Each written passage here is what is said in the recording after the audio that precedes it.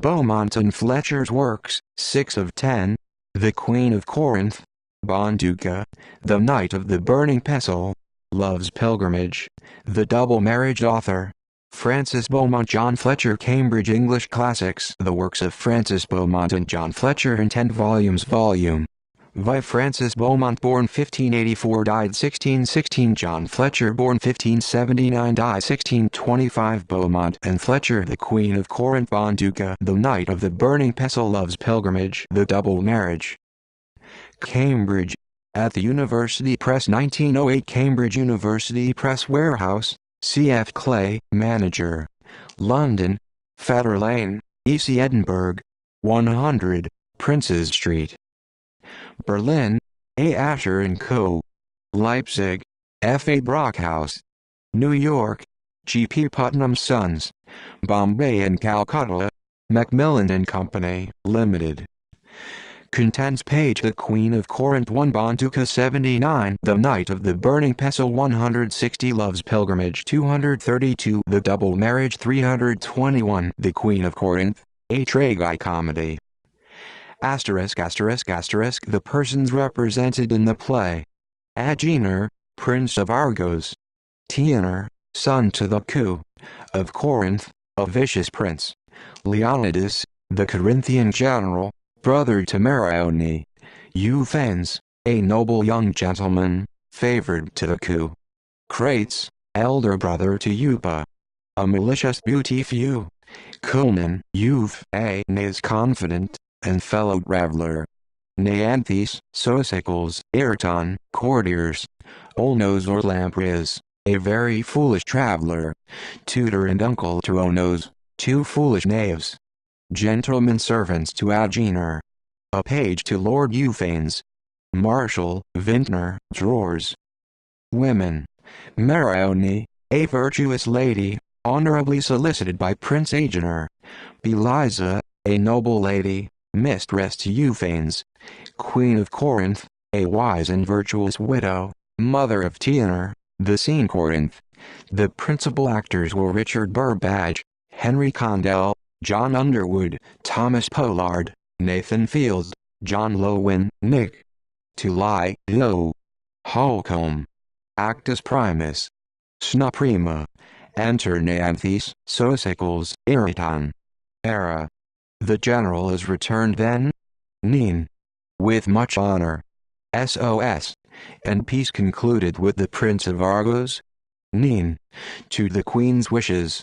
The conditions signed so far beyond her hopes, to the advantage of Corinth, and the good of all her subjects, that though Leonidas our brave general ever came home of fair and great example, he never yet returned, or with less loss or more deserved honor. Era. Have you not heard the motives to this general good? Neen. The main one was admiration first in young Agenor, for by that name we know the Prince of Argos of our Leonidas' wisdom and his valor, which though an enemy, first in him bred wonder. That liking, love succeeded that, which was followed by a desire to be a friend upon what terms soever. To such goodness, they had an interview, and that their friendship might with our peace be ratified, 'twas concluded, Agenor yielding up all such strong places as he held in our territories, should receive, with the sufficient dower, paid by the Queen, the fair Marion, for his wife. Era. But how proves the Queen of this? Since we well know, nor was her Highness ignorant, that her son the Prince Thener made love to this lady, and in the noblest way. Neen.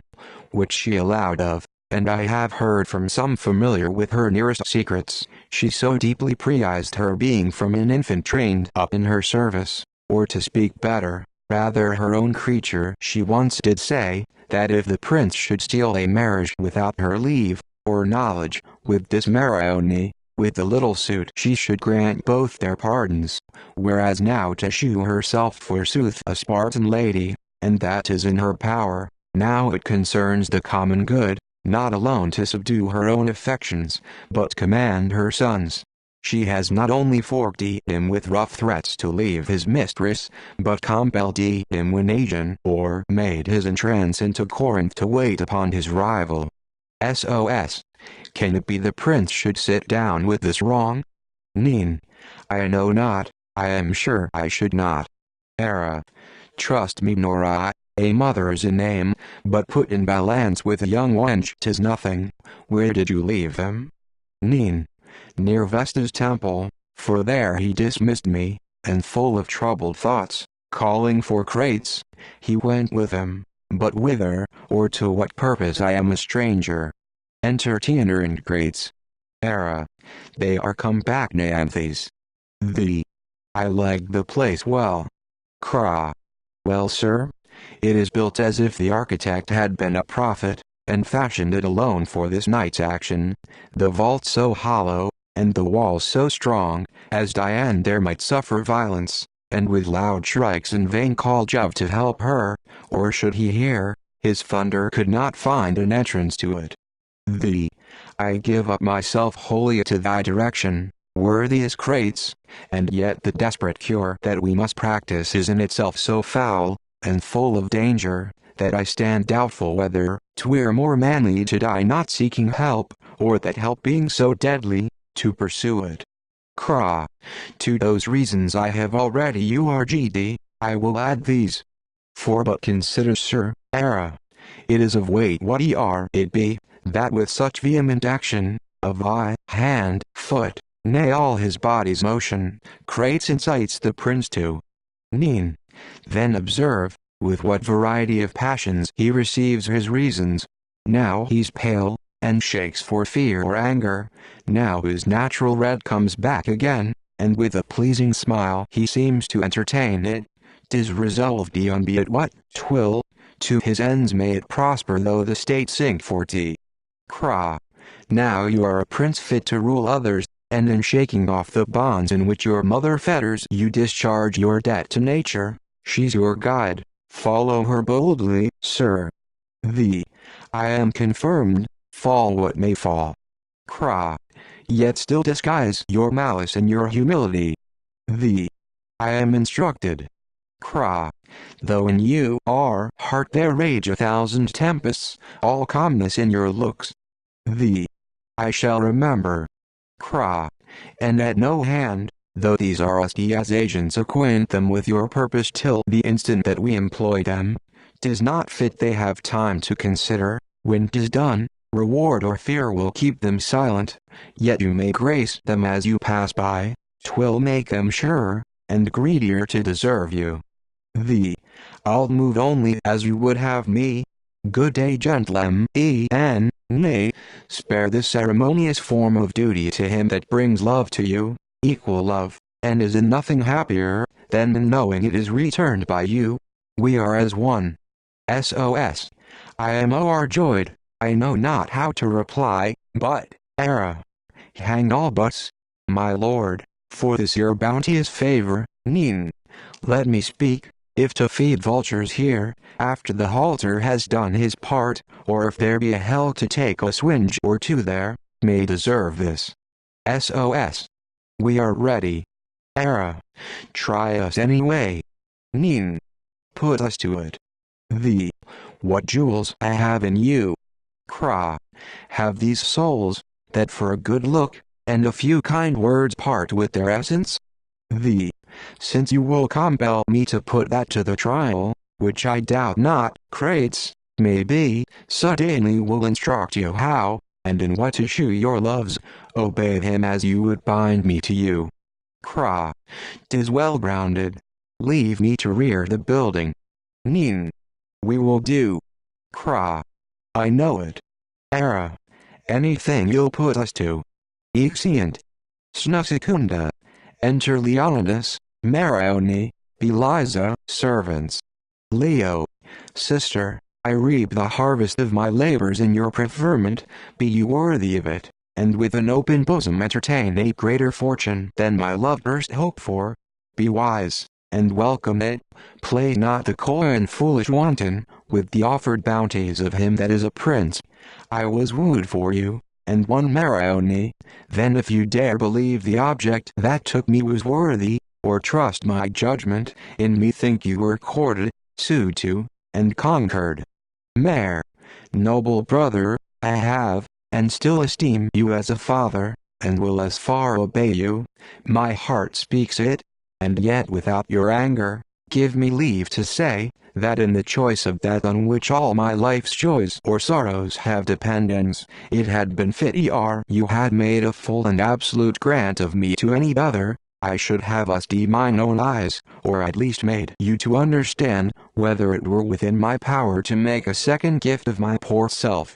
Leo, I know what 'tis you point at, the Prince Thenoar's love. Let not that cheat you. His vows were but mere courtship, all his service but practice how to entrap a credulous lady. Or grant it serious, yet you must remember he's not to love, but where the queen his mother must give allowance, which to you is barred up, and therefore study to forget that ever you cherished such a hope. Mare. I would I could. Leo. But brave Agenor, who has come in person to celebrate this marriage, for your love forgives the forfeit of 10,000 lives, that must have fallen under the sword of war had not this peace been made, which general good both Count Rezo to his affection to you. O happy sister, ask this noble lady your bosom friend, since I fail in my credit what Agenor's name, above all princes that Greece is proud of, carries, and with luster. Bell. Indeed fame gives him out for excellent, and friend, I doubt not but when you shall see him and sir, he'll so appear to you. Art sure 'tis he? Sir, as I live Madam, Bell. Virtue enables me to contain my joy. 'Tis my Euphens. Sir. Yes. Bell. And he's in health? Sir. Most certainly Madam. Bell. I'll see him instantly. So prithee tell him. Exit sir. Mare. I yield myself too weak in argument to oppose you, you may lead me whither you please. Leo. 'Tis answered like my sister, and if in him you find not ample cause to pray for me, and daily on your knees, conclude I have no judgment. Mare. May it prove so, friend, shall we have your company? Bell. 2 hours hence I will not fail you. Leo. At your pleasure Madam. X. Leo. And Mare. Enter Euphens. Bell. Could I in one word speak 1,000 welcomes, and hearty ones you have 'em, fie, my hand, we stand at no such distance, by my life the parting kiss you took before your travel is yet a virgin on my lips, preserved ye with as much care as I would do my fame to entertain your wished return. Youth. Best lady, that I do honor you, and with as much reason as ever man did virtue, that I love you, yet look upon you with that reverence as holy men behold the sun, the stars, the temples, and their gods, they all can witness, and that you have deserved this duty from me, the life, and means of life, for which I owe you, commands me to profess it, since my fortune affords no other payment. Bell. I had thought, that for the trifling courtesies, as I call them, though you give them another name you had made ample satisfaction and acceptance, and therefore did presume you had brought home some other language.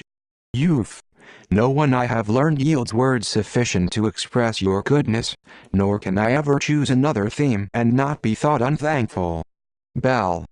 Pray you no more as you respect me. Youth. That charm is too powerful for me to disobey it. 'Tis your pleasure, and not my boldness Madam. Bell. Good Euphens, believe I am not one of those weak ladies that, barren of all inward worth, are proud of what they cannot truly call their own, their birth or fortune, which are things without them, nor in this will I imitate the world, whose greater part of men think when they give they purchase bondmen, not make worthy friends. By all that's good I swear, I never thought my great estate was an addition to me, or that your wants took from you. Youth.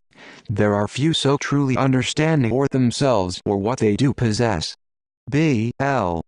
Good Euphens, where benefits are ill conferred, as to unworthy men, that turn them to bad uses, the bestower for wanting judgment how, and on whom to place them, is partly guilty, but when we do favors to such as make them grounds on which they build their noble actions, there we improve our fortunes to the most fair advantage.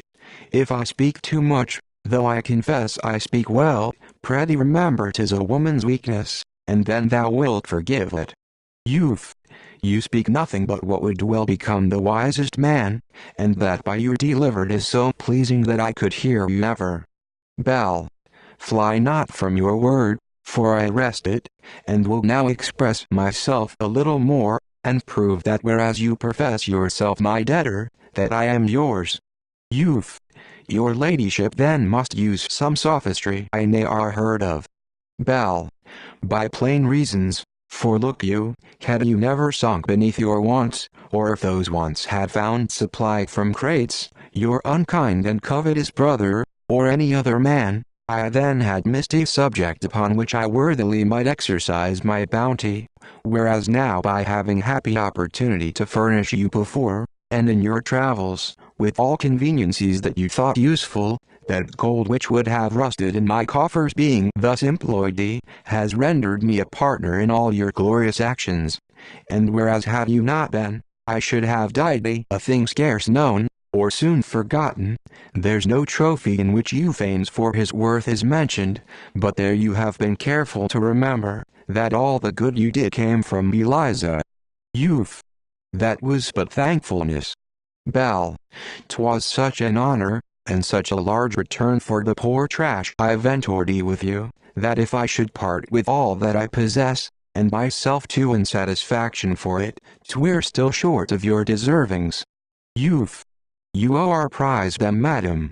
Bell, the queen herself hath given me gracious thanks in your behalf, for she hath heard you feigns how gallantly you have maintained her honor in all the courts of Greece, and rest assured, though yet unknown, when I present you to her, which I will do this evening, you shall find that she intends good to you.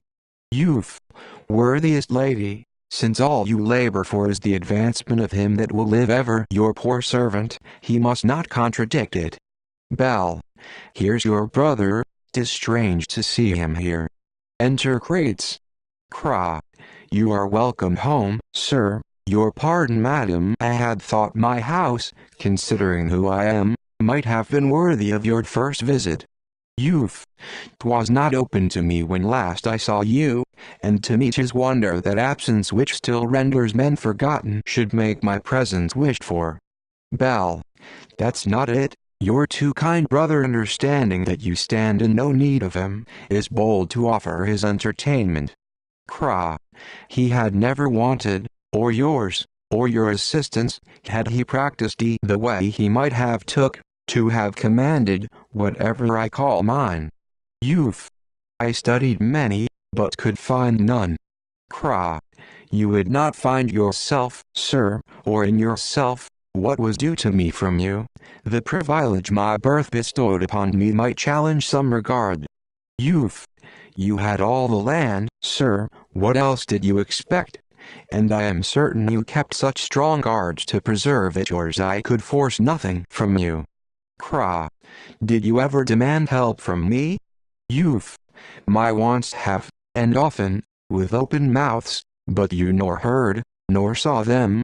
Maybe you looked I should petition to you as you went to your horse, flatter your servants, to play the brokers for my furtherance, soothe your worst humors, act the parasite on all occasions, write my name with theirs that are but 1 degree removed from slaves, be drunk when you would have me, then wench with you, or play the pander, enter into quarrels although unjustly grounded, and defend them because they were yours.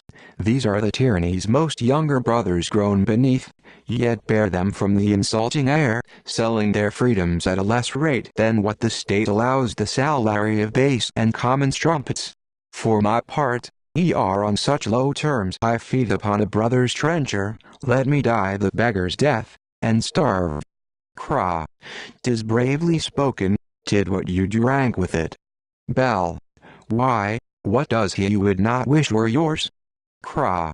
I'll tell you, lady, since you rise up his advocate, and boldly, for now I find, and plainly in whose favor my love and service to you was neglected. For all your wealth, nay, add to that your beauty, and put your virtues in, if you have any, I would not yet be pointed at, as he is, for the fine courtier, the woman's man, that tells my lady stories, dissolves riddles, ushers her to her coach, lies at her feet at solemn masques, applauding what she laughs at, reads her asleep bonnets, and takes his oath upon her pantoffles, that all excellence in other madams do but zany hers, these you are perfect in, and yet these take not or from your birth and freedom.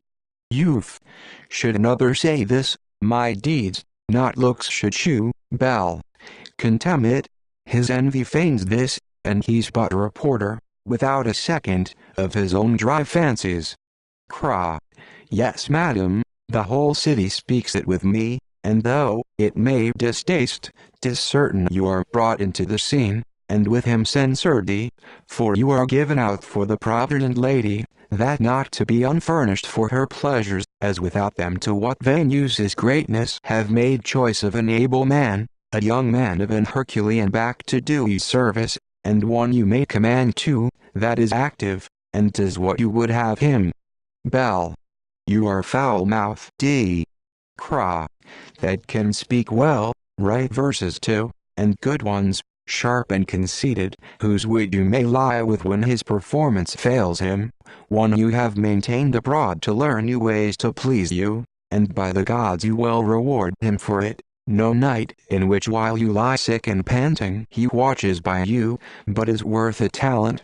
No conference in your coach, which is not paid with a scarlet suit, this the poor people mutter, though I believe, for I am bound to do so, a lady of your youth, that feeds high too, and a most exact lady, may do all this out of a virtuous love, the last bought visored that leisure purchased ye. Youth. Not a word beyond this, the reverence I owe to that one womb in which we both were embryons, makes me suffer what's past, but if continued. Bell. Stay your hand, the queen shall write my honor. Cra. Let him do it, it is but marrying him, and for your anger know that I slight it, when your goddess here is weary of your sacrifice, as she will be. Bell. Be not moved, I know the rancor of his disposition, and turn it on himself by laughing at it, and in that let me teach you. Youth. I learn gladly. Exeunt. Snutertia. Enter Neanthes, Soci, CLS, and Aretin severally. Nin. You are met unto my wishes, if you ever desert true mirth so far as to adventure to die with the extremity of laughter, I come before the object that will do it, or let me live your fool. SOS. Who is T. Neanthes? NEA. Lamprias the usurer's son. Era. Lamprias? The youth of 56. SOS.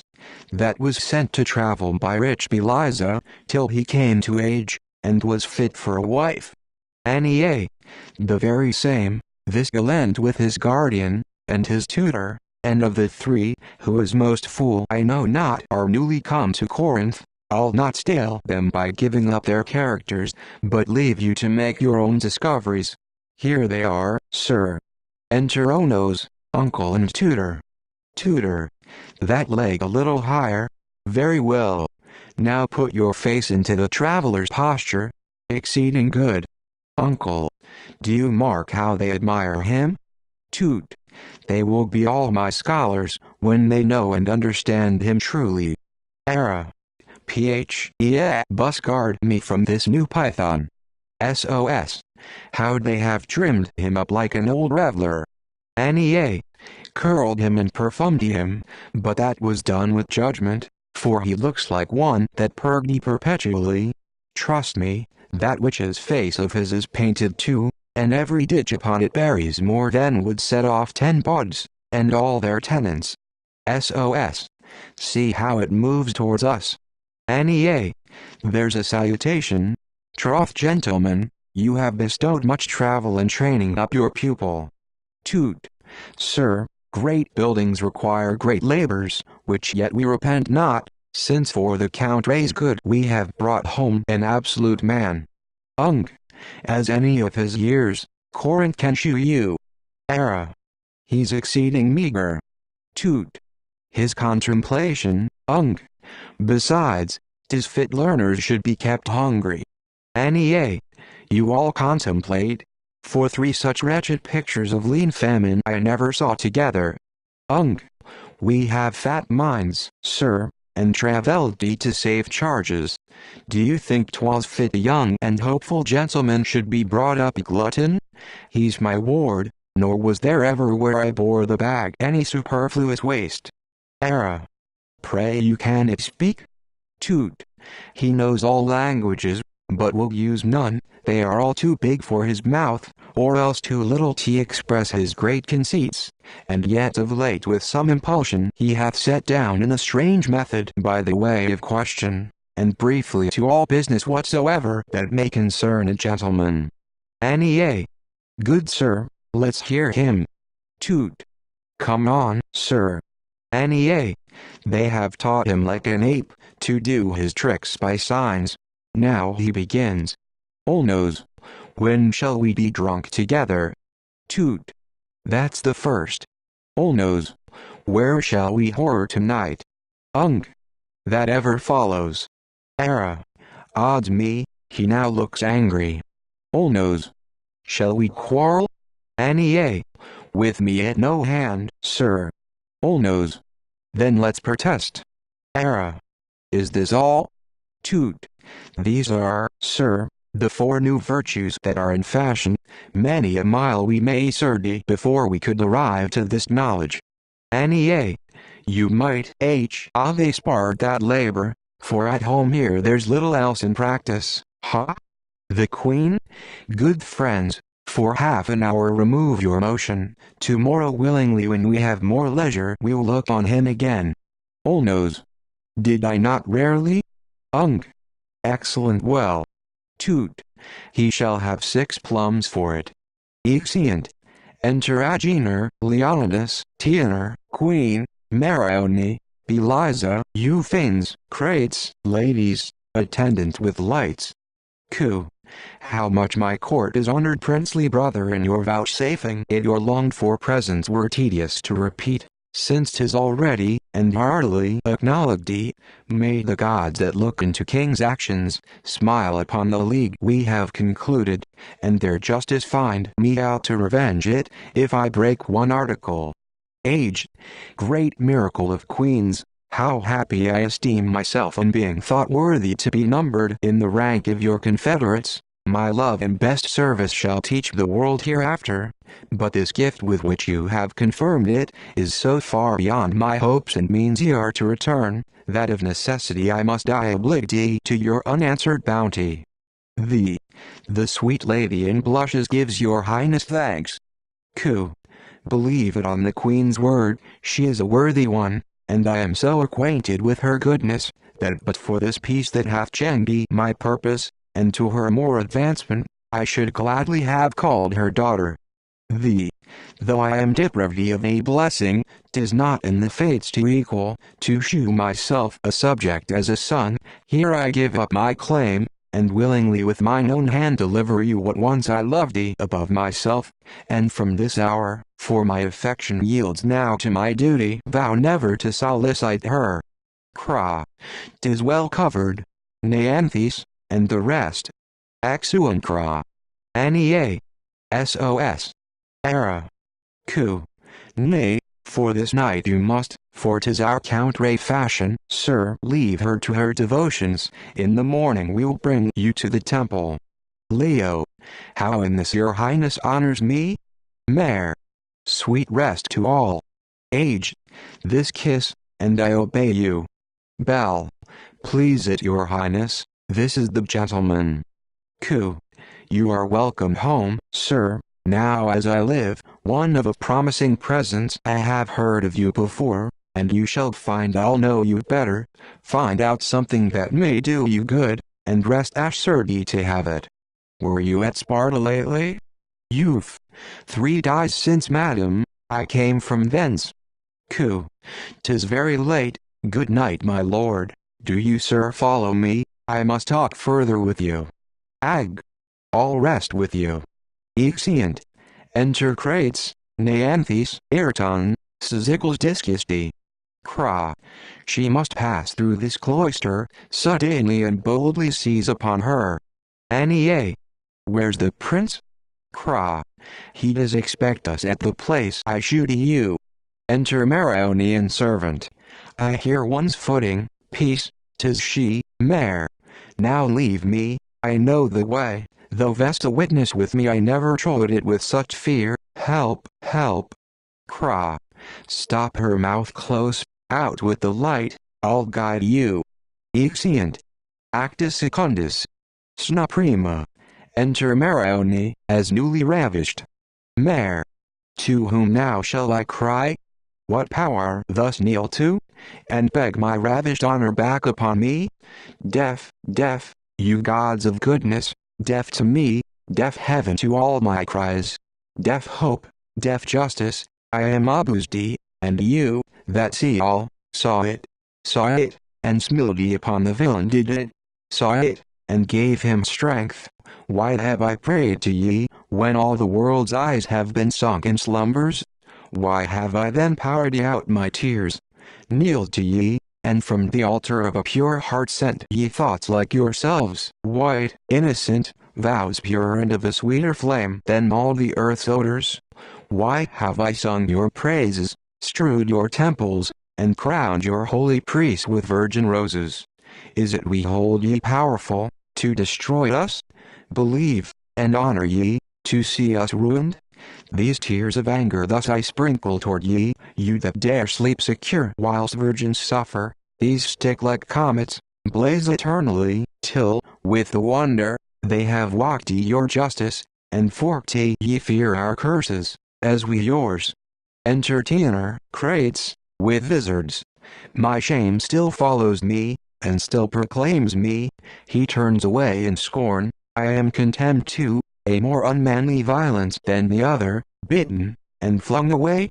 What ye are, you are, sir, you that have abused me, and now most basely and sacrilegiously robbed this fair temple. I fling all these behind me, but look upon me, but one kind loving look, be what you will, so from this hour you will be mine, my husband, and you his hand in mischief. I speak to you too, counsel him nobly now.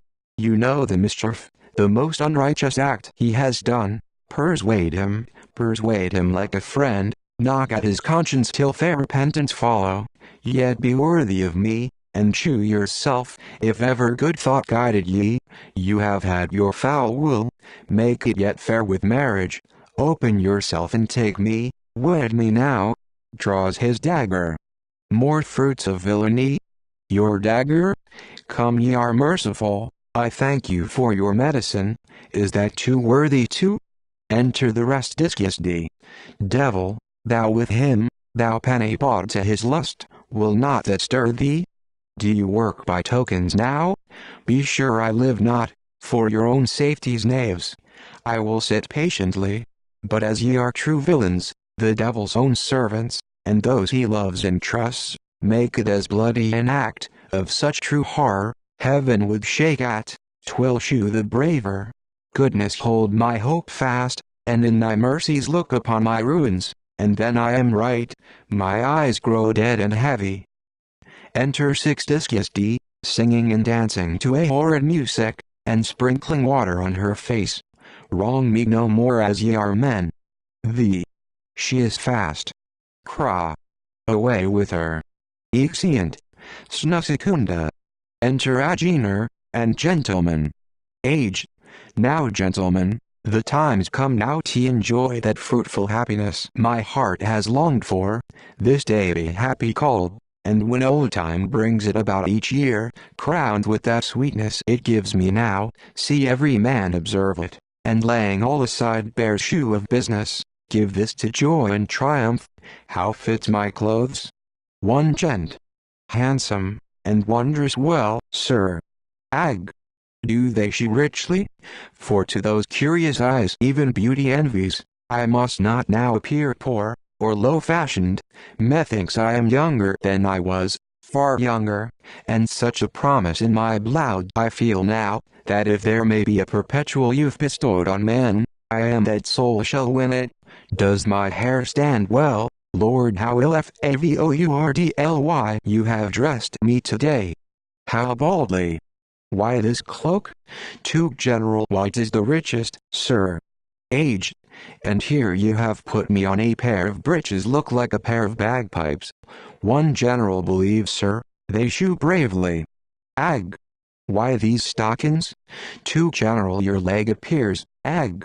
Pew, I would have had 'em peach color, all young, and knew about me, and this scarf here a goodly thing. You have tricked me like a puppet. One general I'll undertake to rig forth a whole navy, and with less labor than one man in love. They are never pleased. Two general methinks he looks well.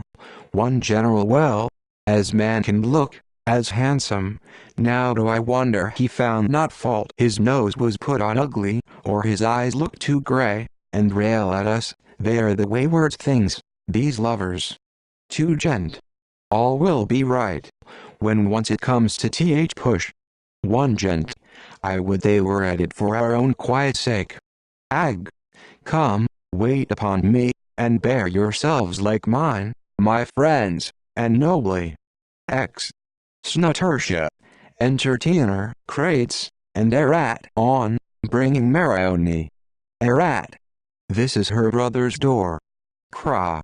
There lay her down then. Lay her along. She is fast still. Era. As forgetfulness. Cra.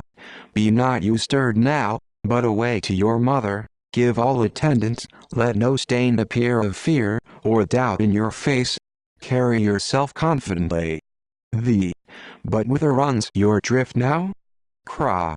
When she wakes, either what's done will shew a mere dream to her, and carry no more credit, or say she find it, say she remember all the circumstances, 20 to 1 the shapes in which they were acted, the horrors, and the still affrights we shooty her, rising in wilder figures to her memory will run her mad, and no man guess the reason, if all these fail, and that she rise up perfect, and so collect herself. Believe this, sir, not knowing who it was that did this to her, nor having any power to guess, the thing done to being the utter undoing of her honor if it be known, and to the world's eye published, especially at this time when fortune courts her, she must and will conceal it, nay, forget it. The woman is no Lucrece. Get you gone, sir, and as you would have more of this sport, fear not. I am confirmed. Farewell. Cra. Farewell. Away, sir. Disperse yourselves, and as you love his favor, and that crowns it, gold, no tongues amongst ye. You know your charge, this way goes no suspicion. X. Enter Agener, and Leonid A.S., with two gent. Ag. You are stirring early, sir. Leo. It was my duty to wait upon your grace. Ag. How fares your sister, my beauteous mistress? What is she ready yet? Leo. No doubt she lose no time, sir. Young maids in her way tread upon thorns, and think an hour an age till the priest has done his part, that theirs may follow. I saw her not since yesterday evening. But sir, I am sure she is not slack. Believe me, your grace will find a loving soul. Ag.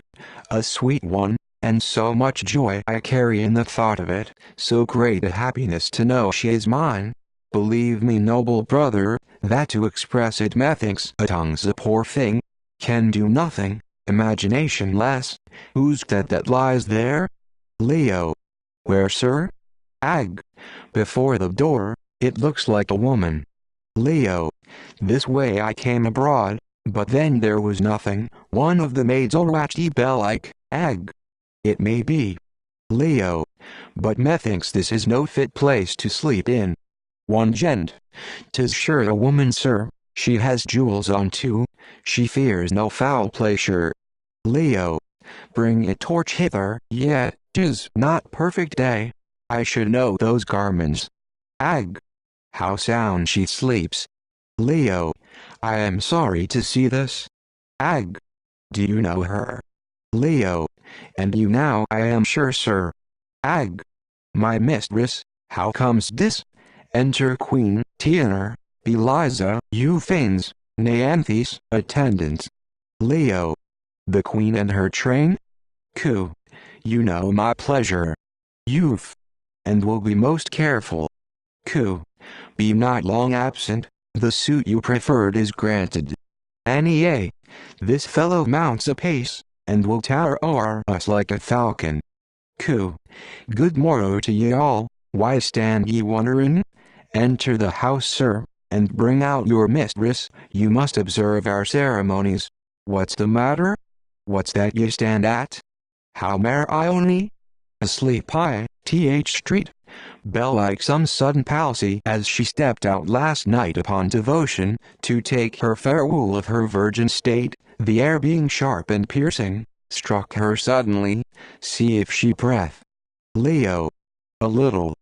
Q. Wake her then, 'tis sure a fit. Ag. She wakes herself, give room to her. Q. See how the spirits struggle to recover, and strongly reinforce their strength. For certain this was no natural sleep. V. I am of your mind, madam. Q. No, son, it cannot be. V. Pray heaven no trick in tea. Good soul, she little merits such a mischief. Q. She is broad awake now, and her sense clears up, 'twas sure fit. Stand off. Mare. The Queen, my love here, and all my noble friends. Why, where am I? How am I tranked and moped? Ith street. Heaven bless me, shame to my sex. Oh, th ground too? Oh, I remember, Leo. How wild she looks. Ag. Oh, my cold heart, how she trembles. Mare. Oh, I remember, I remember. Q. What's that? Mare.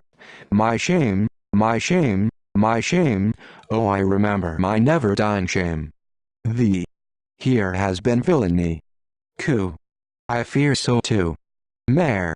You are no furies, are ye? No horrid shapes sent to affright me? Ag. No, sweet, we are your friends. Look up, I imagine her, oh my Marione, that loves you dearly, and come to marry ye. Leo. Sister, what ail ye? Speak out your griefs, and boldly. Ag. Something sticks here will choke ye else. Mare. I hope it will. Q. Be free, lady, you have your loving friends about ye. A.G. Dear Marione, by the unspotted love I ever bore ye, by thine own goodness, Mare. Oh, 'tis gone, sir, I am now I know not what. Pray ye look not on me, no name is left me, nothing to inherit but that detested, base, and branded, Ag. Speak it, and how? Diseases of most danger, their causes once discovered, are easily cured. My fair Marione. Mare. I thank your love, sir. When I was fair Marione, unspotted, pure, and unblasted in the bud you honored, white as the heart of truth, then Prince Agenor, even then I was not worthy of your favor. Wretch that I am, less worthy now of pity. Let no good thing come near me, virtue fly me. You that have honest and noble names despise me, for I am nothing now but a main pestilence able to poison all. Send those unto me that have forgot their names, ruined their fortunes, despised their honors, those that have been virgins ravished and wronged, and yet dare live to tell it. V. Now it appears too plain. Mare. Send those sad people that hate the light, and curse society, whose thoughts are graves, and from whose eyes continually their melting souls drop out. Send those to me, and when their sorrows are most excellent, so full that one grief more cannot be added, my story like a torrent shall devour 'em. Hark, it must out. But pray stand close together, and let not all the world hear. Leo. Speak it boldly. Mare. And royal lady, think but charitably, your grace has known my breeding. Q. Prithee speak it. Mare. Is there no stranger here? Send off your servants, and yet it must be known. I shake. Ag. Sweet mistress. Mare. I am Abusd, basely abused. Do you guess yet? Come close, I'll tell ye plainer. I am wordy, ravished, and robbed of honor. Leo. Oh the devil. Ag. What hellish slave was this? The. A wretch, a damned wretch. Do you know the villain, lady? Mare. No. The. Not by guess? Mare. Oh no.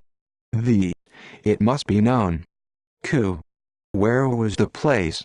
Mare. I know not neither. Ag. Oh heaven, is this the happy time? My hope to this come? Leo. Neither the man nor circumstances. The. His tongue, did you not hear his tongue? No voice?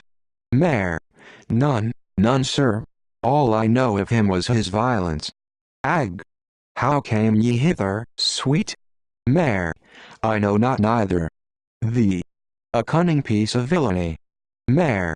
All I remembered is only this, going to Vesta's temple to give the goddess my last virgin prayers. Near to that place I was suddenly surprised by 5 or 6 discus, and from thence violently to my dishonor held. That act performed, brought back, but how, or whether, till I walked here. This is so monstrous, the gods cannot suffer it. I have not read in all the villainies committed by the most obdurate rascals, an act so truly impious. Leo. Would I knew him. He must be known, the devil cannot hide him. Coo. If all the art I have, or power can do it, he shall be found, and such a way of justice inflicted on him, a lady wronged in my court, and this way robbed, and ruined. Be contented, madam, if he be above ground I will have him. Ag. Fair virtuous maid, take comfort yet and flourish, in my love flourish. The stain was forked upon ye, none of your wills, nor yours. Rise, and rise mine still, and rise the same white, sweet, fair soul, I loved ye, take me the same. Mare. I kneel and thank ye, sir, and I must say ye are truly honorable, and dare confess my will, yet still a virgin, but so unfit and weak a cabinet to keep your love and virtue in am I now, that have been forked and broken, lost my luster, I mean this body, so corrupt a volume for you to study goodness and honor. I shall entreat your grace, confer that happiness upon a beauty sorrow never saw yet, and when this grief shall kill me, as it must do, only remember yet ye had such a mistress, and if ye then dare shed a tear, yet honor me. Good gentlemen, express your pities to me, in seeking out this villainy, and my last suit is to your grace, that I may have your favor to live a poor recluse nun with this lady, from court and company, till heaven shall hear me, and send me comfort, or death and my misery. Coo. Take your own will, my very heart bleeds for thee. Ag. Farewell Marione, since I have not thee, I'll wed thy goodness, and thy memory. Leo. And I her fair revenge. Away. Let's follow it, for he is so rank wind we cannot miss him. Exeunt. Snukhorda. Enter Crates and Conan. Cra. Conan, you are welcome home, ye are wondrous welcome, is this your first arrival? Company. Sir, but now I reached the town. Cra. Where once more welcome then. Company. I thank ye, noble sir. Cra. Pray ye do me the honor to make my poor house first, con. Pray sir excuse me, I have not seen mine own yet, nor made happy these longing eyes with those I love there. What's this, a tavern? Cra. It seems so by the outside. Company. Step in here then, and since it offers itself so freely to us, a place made only for liberal entertainment, let's seek no further, but make use of this, and after the Greek fashion, to our friends crown a round cup or two. Enter vintner and drawer. Cra. Your pleasure, sir. Drawers, who waits within? Draw. Anon, sir. Vint. Look into the lily pot. Why mark there, You are welcome, gentlemen. Heartily welcome, my noble friend. Cra. Let's have good wine, mine host, and a fine private room. Vint. Will ye be there, sir? What is tea you'll drink? I'll draw your wine myself. Questions, ye knaves. Why, when? Enter drawer. Draw. Anon, sir. Vint. Chios, or lebos, Greek. Cra. Your best and neatest. Vint. I'll draw ye that shall dance. Cra. Away, be quick then. Exit vintner. Con. How does your brother, sir, my noble friend the good Euphanes? In all my course of travel I met not with a gentleman so furnished in gentleness and courtesy. Believe, sir, so many friendly offices I received from him, so great, and timely, and enjoyed his company in such an open and a liberal sweetness, that when I dare forget him, cra. He's in good health, sir, but you will find him a much altered man, grown a great courtier, sir. Company. He's worthy of it. Cra. A man drawn up, that leaves no print behind him of what he was. Those goodnesses you speak of that have been in him, those that you call freedoms, societies, and sweetness, look for now, sir, you'll find no shadows of them left, no sound, the very air he has lived in altered. Now behold him, and you shall see a thing walk by, look big upon ye, and cry for place. I am the Queen's, give room there. If you bow low, maybe he'll touch the bonnet, or fling a forced smile at ye for a favor. Company. He is your brother, sir. Cra. These forms put off, which travel, and court holy water sprinkle on him, I dare accept, and know him. You'll think it strange, sir, that even to me his natural brother, and one by birth he owes a little honor to. Enter vintner with wine.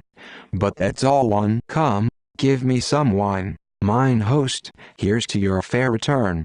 Con. I wonder at it, but sure he has found a nature not worth owning in this way, else I know his tender carried. I thank ye, sir. And now durst I presume for all you tell me of these alterations, and stops in his sweet nature, which till I find so, I have known him now so long, and looked so through him, you must give me leave to be a little faithless. I say for all these, if you please to venture I'll lay the wine we drink, let me send for him, even I that am the poorest of his fellowship. But by a boy of house too, let him have business, let him attend the Queen, nay let his mistress hold him betwixt her arms, he shall come to me, and shall drink with me too, love me, and heartily, like a true honest man bid me welcome home. I am confident. Cra. You will lose. Con. You will stand to th wager? Cra. With all my heart. Con. Go boy, and tell Euphanes. Boy. He's now gone up the street, sir, with the great train of gallants. Cra. What think you now, sir? Con. Go, and overtake him. Commend my love unto him. My name is Conan, tell him I am new arrived, and where I am, and would request to see him presently. Ye see I use old dudgeon phrase to draw him. Cra. I'll hang in quarter when you draw him hither.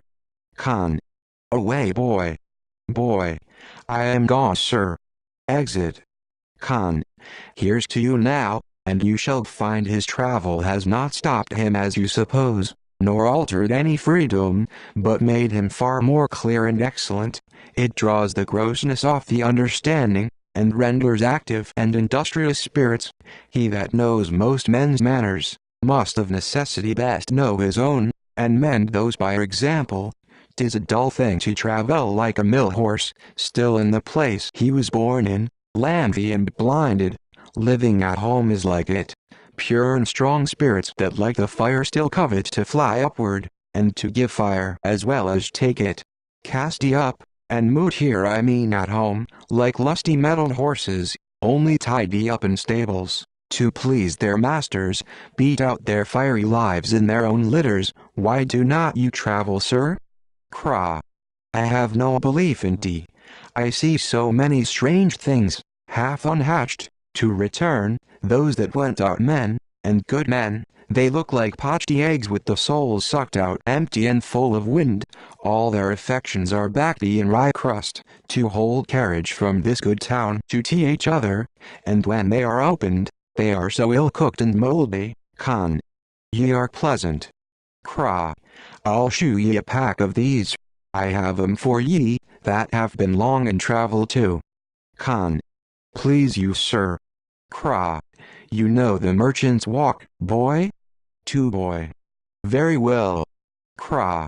And you remember those gentlemen were here the other day with me? To boy. Yes. Cra.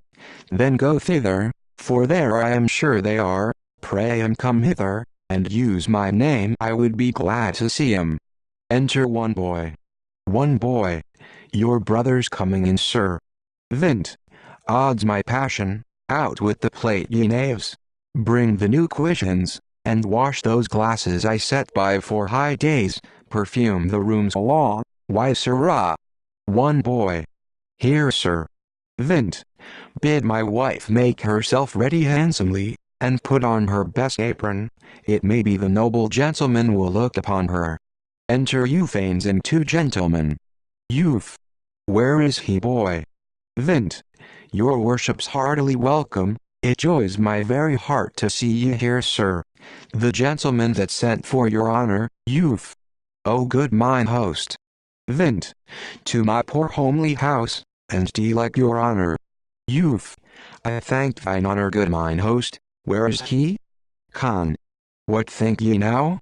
My best Euphanes. Youth. Conan, welcome my friend, my noble friend. How is it? Are you in safety come, in health? Con. All health, all safety, riches, and all that makes content and happiness. Now I am here I have. How have you fared, sir? Youth. Well, I thank heaven, and never near a friend to catch at great occasion. Con. Indeed I joy in thee. Youth. Nor am I for myself born in these fortunes. In truth I love my friends. Con. You were noble ever. Cra. I thought you had not known me. Youth. Salutes Cra. Youth. Yes, ye are my brother, my elder brother too. Would your affections were able but to ask that love I owe to ye, and as I give, preserve it. Here, friend Conan, to your fair welcome home. Con. Dear sir, I thank ye. Fill it to th brim, boy, crates. Cra. I'll pledge you, but for that glorious comet lately fired. Con. Fie, sir, fie. Youth. Nay, let him take his freedoms, he stirs not me I vow to ye, much less stains me. Cra. Sir, I cannot talk with that neat traveling tongue. Con. As I live, he has the worst belief in men abroad. Enter the 2. Boy. I am glad I am come home. 2. Boy. Here are the gentlemen. Cra. Oh, let 'em enter.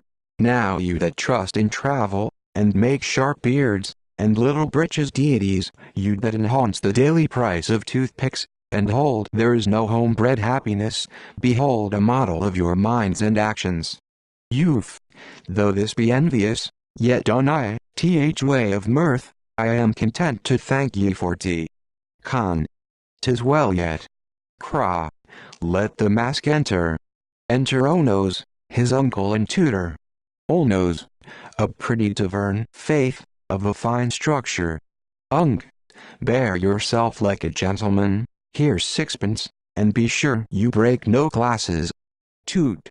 Hark ye pupil, go as I taught you, hang more upon your hems, and put your knees out bent, there, yet a little.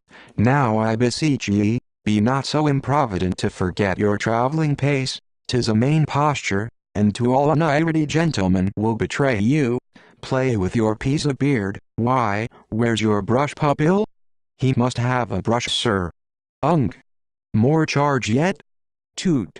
Here, take mine, these elements of travel he must not want, sir. Unk. Ma foi, he has had some 19 pence in elements, what would you more? Toot. Durus Meherkle Pater. Con. What Monsieur knows, the very pomp of travel? Sir, as I live you have done me the greatest kindness, oh my fair sir, Lamprey, the careful uncle to this young hopeful issue. Monsieur Tutor too, the father to his mind, see come, let's hug boys, why what a bunch of travel do I embrace now, methinks I put a girdle about Europe, how has the boy profited? He has enough sir, if his too fiery metal do not mar it. Con. Is he not thrifty yet? Toot. That's all his fault, too bounteous-minded being underage too, a great consumer of his stock and pippins, had ever a hot stomach. Con. Come hither Olnose, will you love me for this fine apple? Olnose. We. Con. And will ye be early by me sometimes? Olnose. Faith I will. Con. That's a good boy. Pray give not the child so much fruit, he's of a raw complexion. Youth. You Monsieur Hardy G.E., do you remember me? Do you remember when you and your consort travelled through Hungary? Con. He's in that circuit still. Youth. Do you remember the cantel of immortal cheese ye carried with ye, the half-cold sea-abedge in a leather sack hell, and those invincible eggs that would lie in your bowls a fortnight together, and then turn to bedstaves, your sour milk that would choke an Irish man, and bread was backed in SARS time for the army? Con. Providence, Providence. Toot. The soul of travel. Youth. Can the boy speak yet? Toot. Yes, and as fine a gentleman, I thank my able knowledge, he has arrived at, only a little sparing of his language, which every man of observation, and of as many tongues. Toot. Pray be content sir, you know you are for the bodily part, the purse, I for the muggleton, the mind. Youth. Come hither spring all. That in the Almain tongue signifies the gentleman. Youth. What think you of the forms of Italy or Spain? Olnose. I love mine own Count Ray Pippin. Toot. Nobly answered, born for his Count Ray first. Youth. A great philosopher. What horses do you prefer? Olnose. The white horse sir, there where I lie, honest and a just beast. Toot. O caput libitum. A child to say this, are these figures for the mouths of infants? Con. Olnose, what wenches? Come, tell me true. I cannot speak without book. Con. When shall we have one? Ha!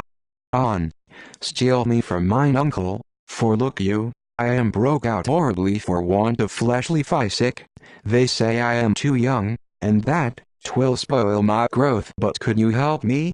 Con. Meet me tomorrow man, no more. Youth. You think now ye have opened such a shame to me of travel, by shooting these thin cubs, ye have honored us against your will, proclaimed us excellent. 3 frails of sprats carried from Mard to Mard, are as much meat as these 2 more use travelled. A bunch of blotted fools, methinks your judgment should look abroad sometimes without your envy. Cra. Such are most of you, so I take my leave, and when you find your women's favor fail, 'tis 10 to 1 you all know yourself, and seek me upon a better muster of your manners. Con. This is not handsome sir. Youth. Pray take your pleasure, you wound that wind as much, cra. Come you with me, I have business for you presently. There's for your wine, I must confess I lost it.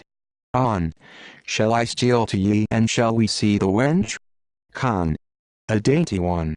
And have a dish of pippins? Con. What a peck man.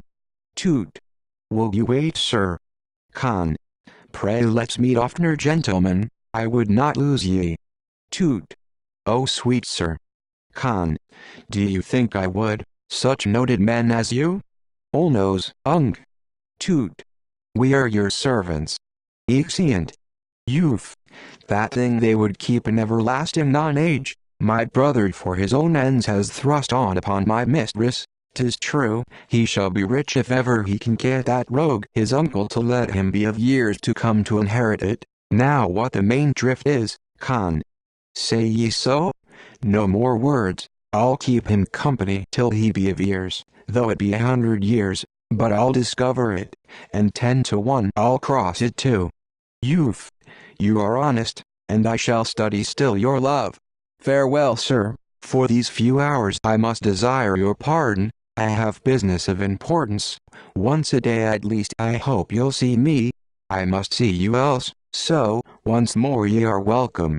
Khan. All my thanks, sir, and when I leave to love you, life go from me. Exua N.T. Actus Tertius. Sna prima. Entertainer and crates. Cra. Why, sir, the kingdom's his, and no man now can come to Corinth or from Corinth go without his license.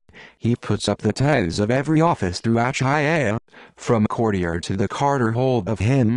Our lands, our liberties, nay very lives are shut up in his closet, and let loose but at his pleasure. Books, and all discourse have now no patron, nor direction, but glorified Euphanes. Our cups are guilty that quench our thirst, if not unto his health. Oh, I could eat my heart, and fling away my very soul for anguish. Gods, nor men should tolerate such disproportion. And yet is he beloved, whether it be virtue, or seeming virtue which he makes the cloak to his ambition. Cra. Be it which it will, your highness is too tame, your eyes too filmed to see this, and sit still. The lion should not tremble to hear the bellowing of the bull. Nature excuse me, though he be my brother, you are my country's father, therefore mine. One parallel line of love I bend on him, all lines of love and duty meet in you as in their center. Therefore hear, and weigh what I shall speak. You know the queen your mother did, from a private state your father raised, so all your royalty you hold from her.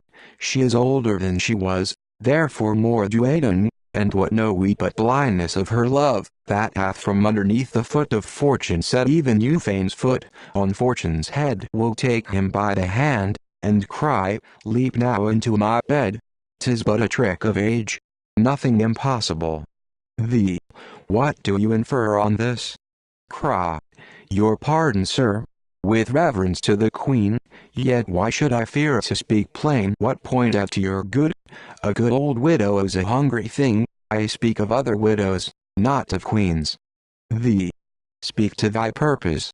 Cra. I approach it, sir, should young Euphanes clasp the kingdom thus, and please the good old lady some one night, what might not she be wrought to put on you, quite to supplant your birth? Neither is she past children as I take it. Crates, thou shalt treat me, thou, that dost hate thy brother for my love, in my love find one. Henceforth be my brother, this guy and I will fell beneath the earth. I will shine out, and melt his artful wings. Euphanes, from my mother's sea of favors spreads like a river, and runs calmly on, secure yet from my storms.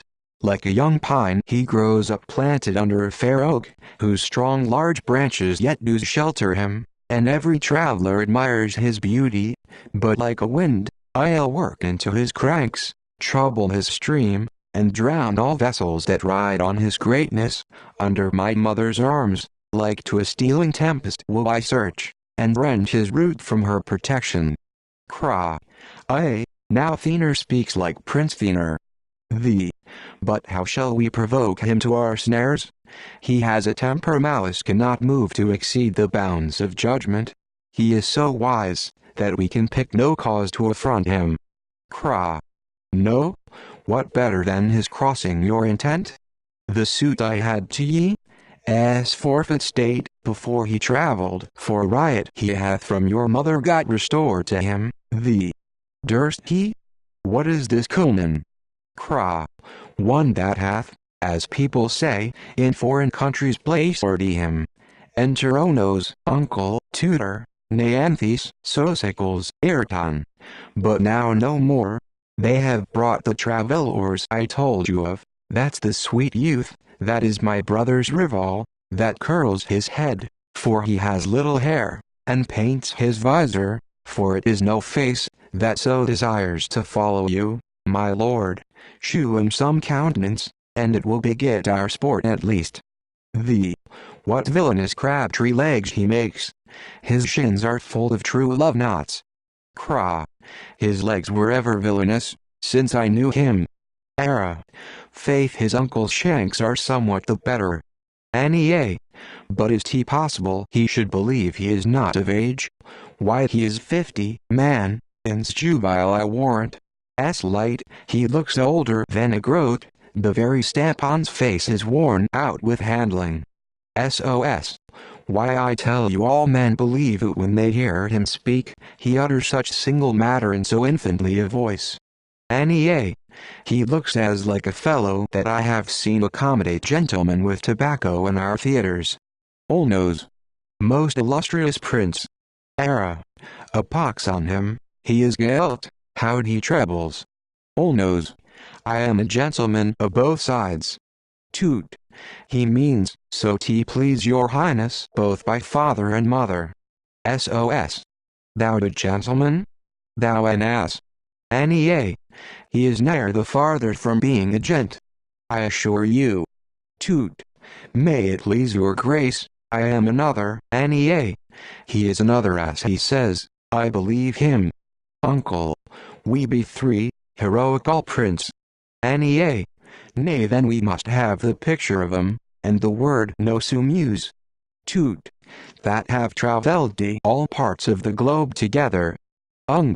For my part, I have seen the vicissitude of fortune before. Nose.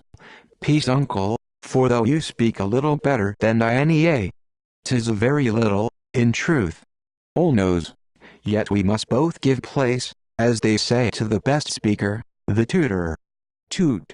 Yet since it hath pleased your radiance to decline so low, as on us, poor and unworthy dunghills, what a stinking knave's this. Toot. Our peregrination was ne'er so facilitated, as since we entered the line of your gracious favor, under whose beamy aspect, and by which infallible mathematical compass, may we but hereafter presume to sail, our industries have reached their determination and period, and we shall voluntarily sacrifice our lives to your resplendent eyes, both the altars and fires of our devoted offerings. Nose. O divine tutor! Craw. Can you hold, sir? He has spoken this very speech to some whore in Corinth. A plague on him for a fustian dictionary. On my conscience, this is the Ulyssean traveler that sent home his image riding upon elephants to the great Mogul. SOS. The same. His weight is so huge, naught but an elephant could carry him. So heavy, you mean? These three are and that Fins ain't one fool tripartite, that was discovered. SOS. Or a treatise of famine divided into 3 branches. The prince speaks. I thank ye for your loves, but as I told you, I have so little means to do for those few followers I have already, that I would have none shipwreck themselves, and fortune, upon my barren shelf, sue to you Fins. For he is prince, and queen, I would have no man curse me in his old age. Craw. Alas, sir, they desire to follow you but afar off, the farther off the better. Toot.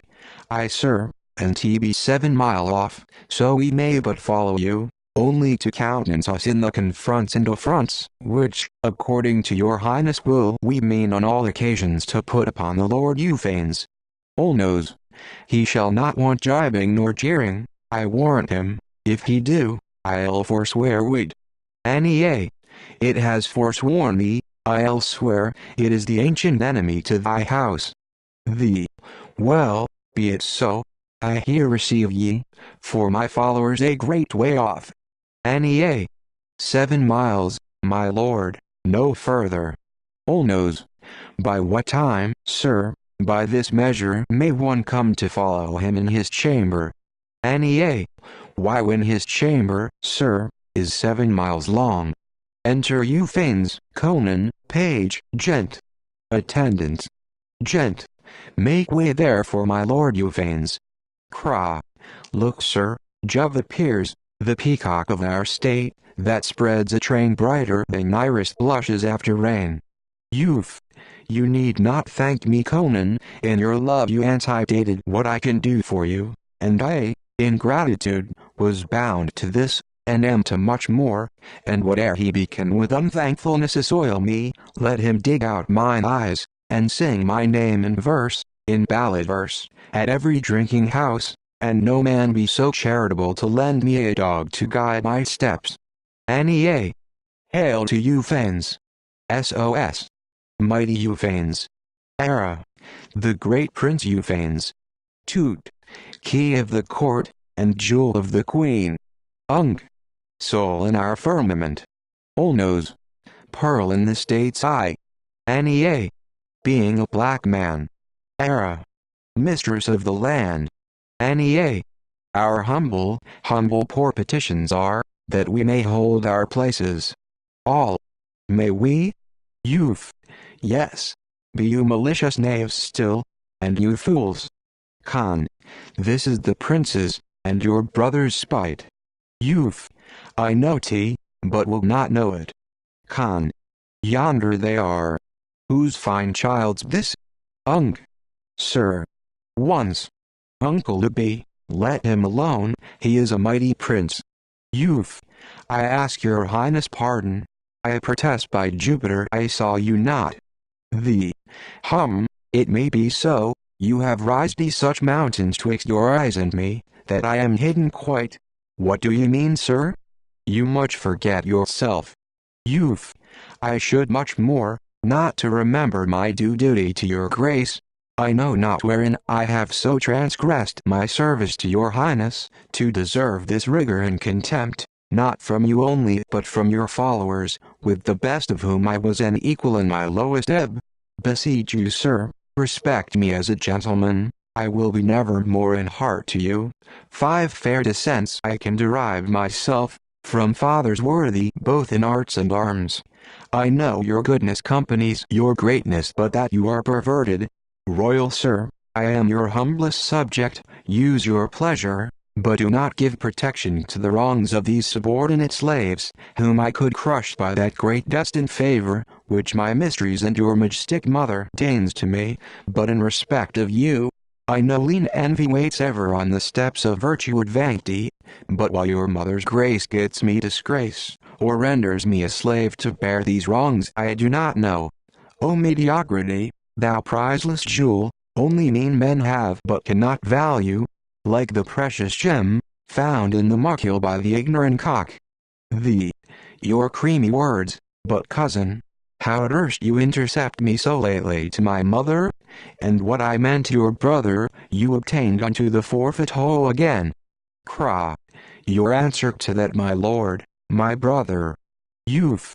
May I perish if e'er I heard you intended such a suit, though 'twould have stuck an ignominious brand upon your highness, to have given your servant a gentleman's whole state of worth and quality, confiscate only for a youthful brawl. Your rudiments are too saucy. Teach your page. Con. Aye, so are all things but your flatterers. Olnos. Hold you your prating. Con.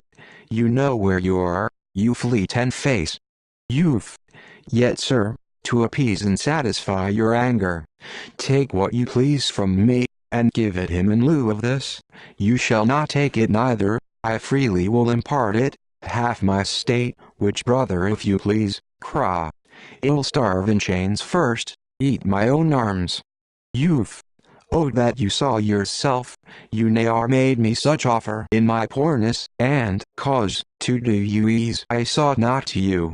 You thus malign me, yet your nature must not corrupt mine, nor your rude examples lead me. If mine can mend you, I shall joy. You know I fear you not. You have seen me proved a man in every way of fortune.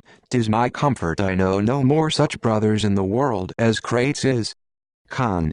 Nor I such as you feigns. The temper of an angel reigns in me. Youth.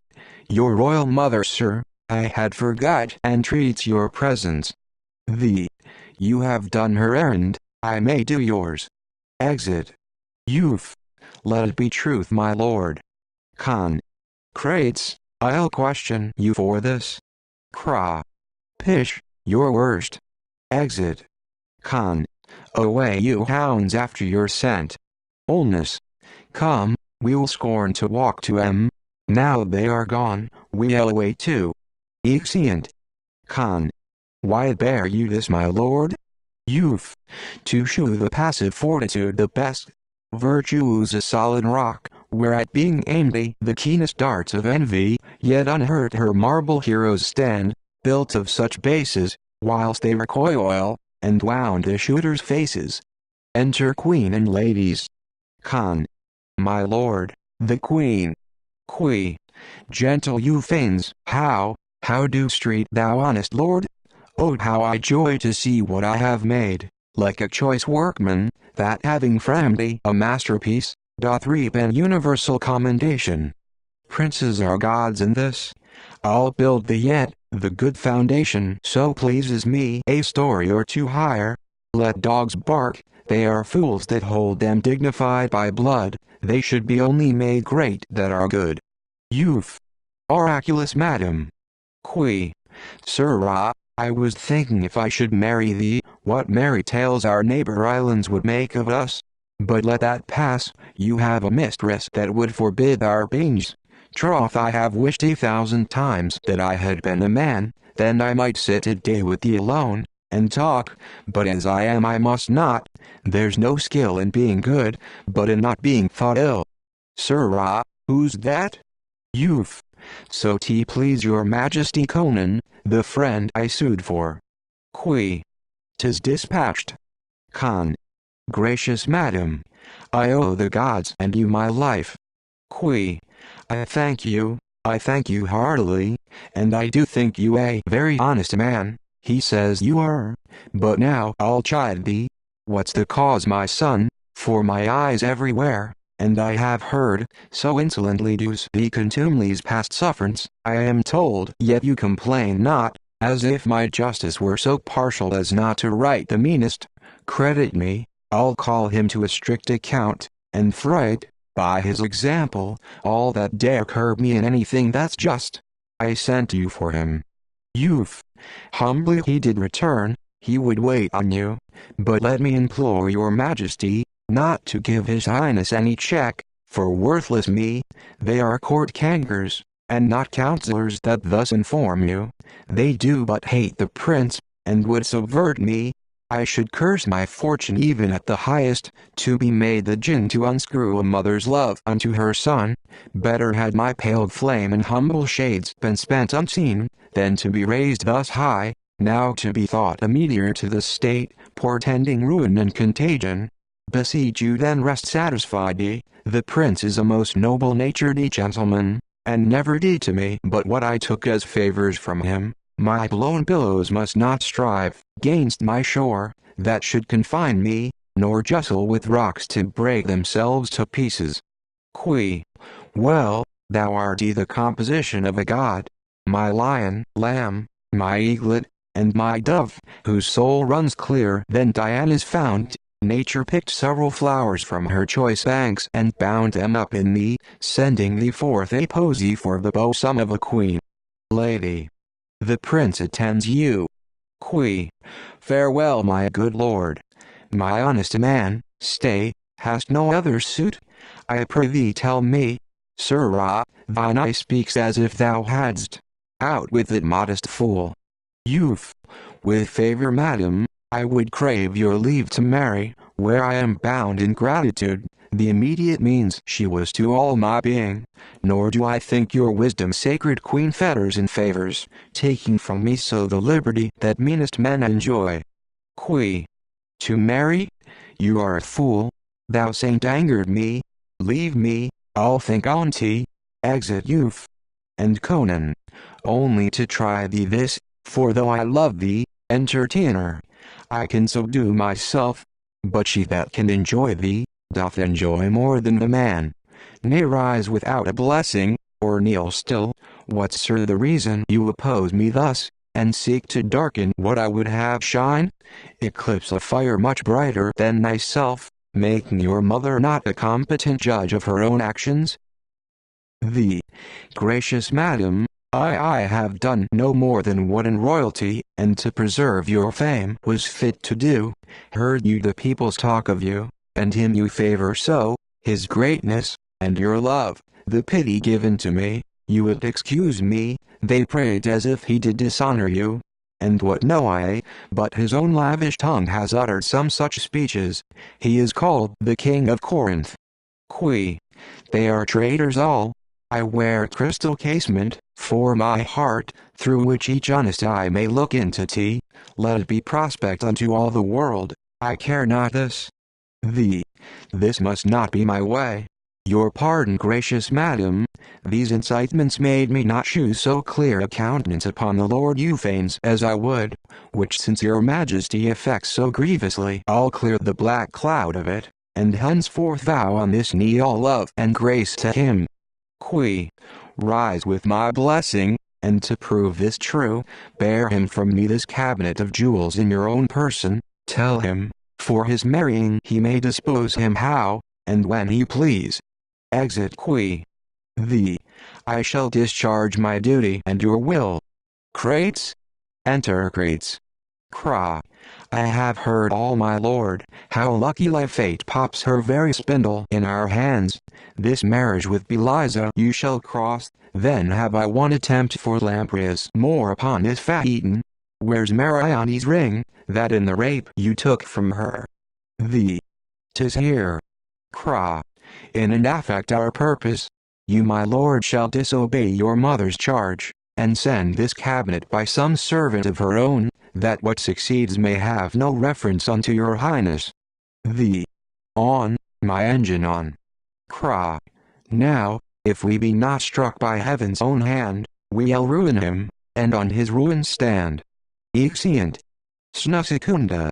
Enter Agenor, Leonidas, Marione, Beliza. A sad song. Weep no more, nor sigh nor groan, sorrow calls no time that's gone, violets plucked, the sweetest rain makes not fresh nor grow again.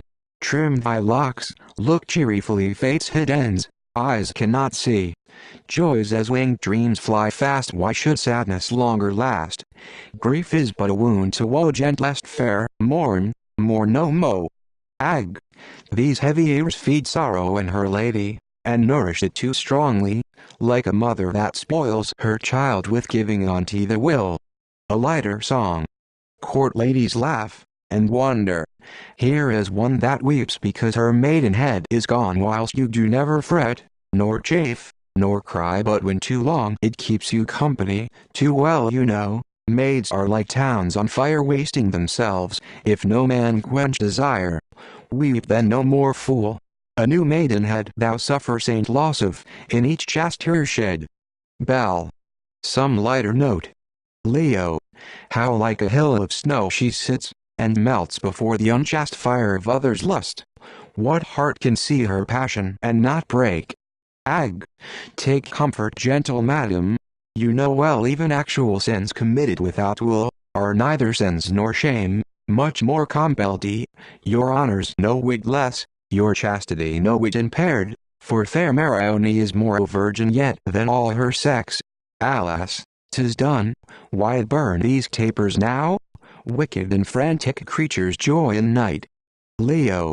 Imagine fair Marione had dreamed she had been ravished, would she sit thus then excruciate? Mare. Oh. Bell. Fie, how fond is this? What reason for this surfeit of remorse? How many that have done ill and proceed, women that take degrees in wantonness, commence, and rise in rudiments of lust, that feel no scruple of this tenderness? Mare. Pish. Bell. Nor are you matchless in mishap, even I do bear an equal part of misery. That love, beloved, a man in the crown of men, whom I have friended, and how raised is better that all do know and speak it than myself.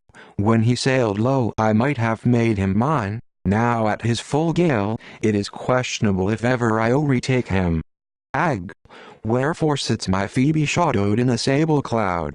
Those pearly drops which thou let's fall like beads, numbering on them thy vestal orisons, alas, are spent in vain.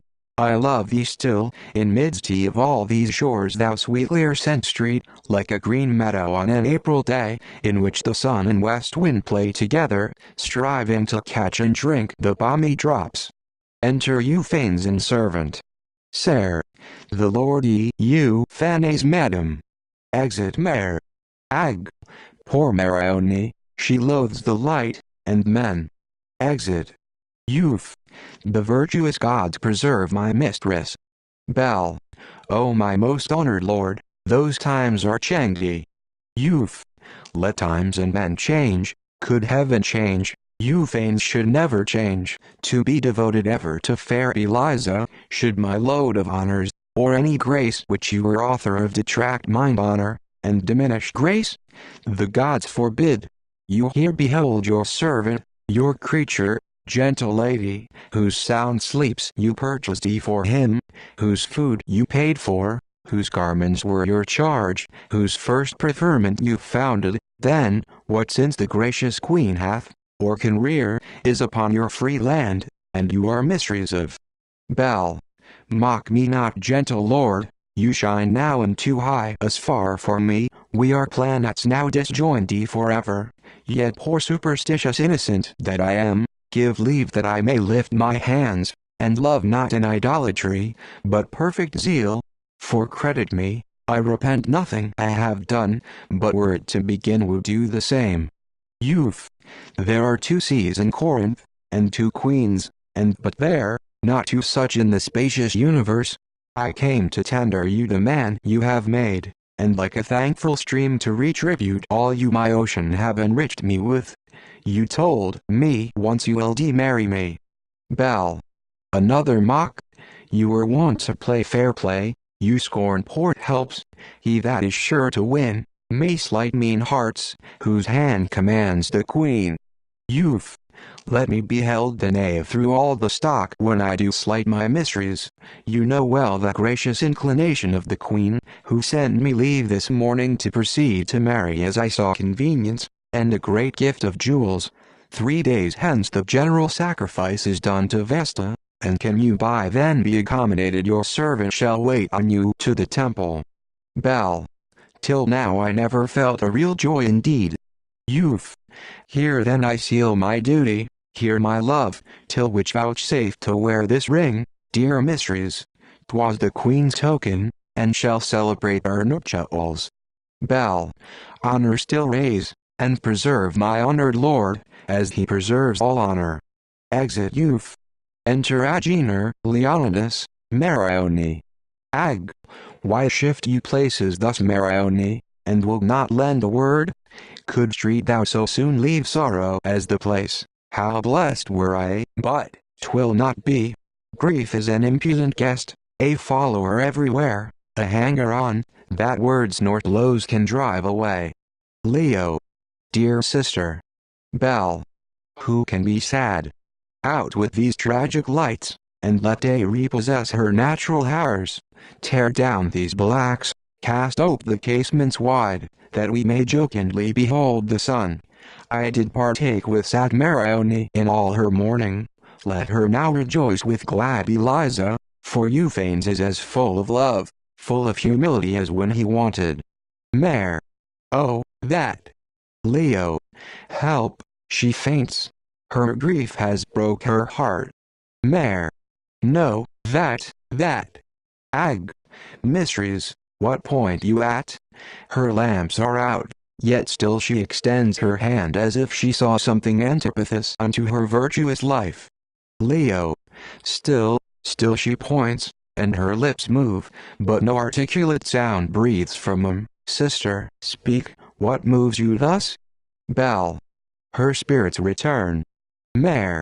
Oh, hide that fatal ring, where had it you, Eliza? Bell. What hid fate depends on it. Euphane gave it me as holy pledge of future marriage. Mare. Then is Euphane the foul ravisher? Let me speak this and die.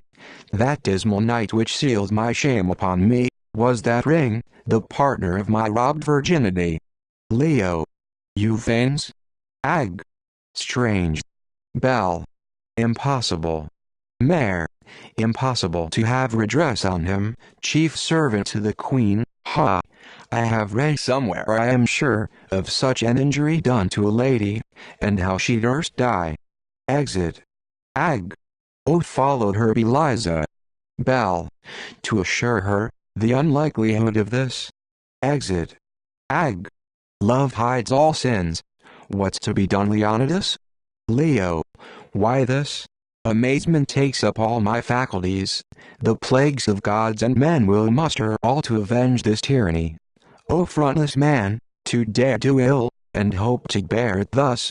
First let's implore, then cure. Ag. Who can trust the gentle looks and words of two facd men? Like Corinth's double torrent, you and I will rush upon the land, nor shall the queen defend this villain in his villainy. Lust's violent flames can never be withstood nor quenched, but with as violent streams of blood. Exeunt. Actus cordis. Sna prima. Enter Crates, uncle, tutor, and Olnos. Olno. Thinks he to carry her and live. Cra.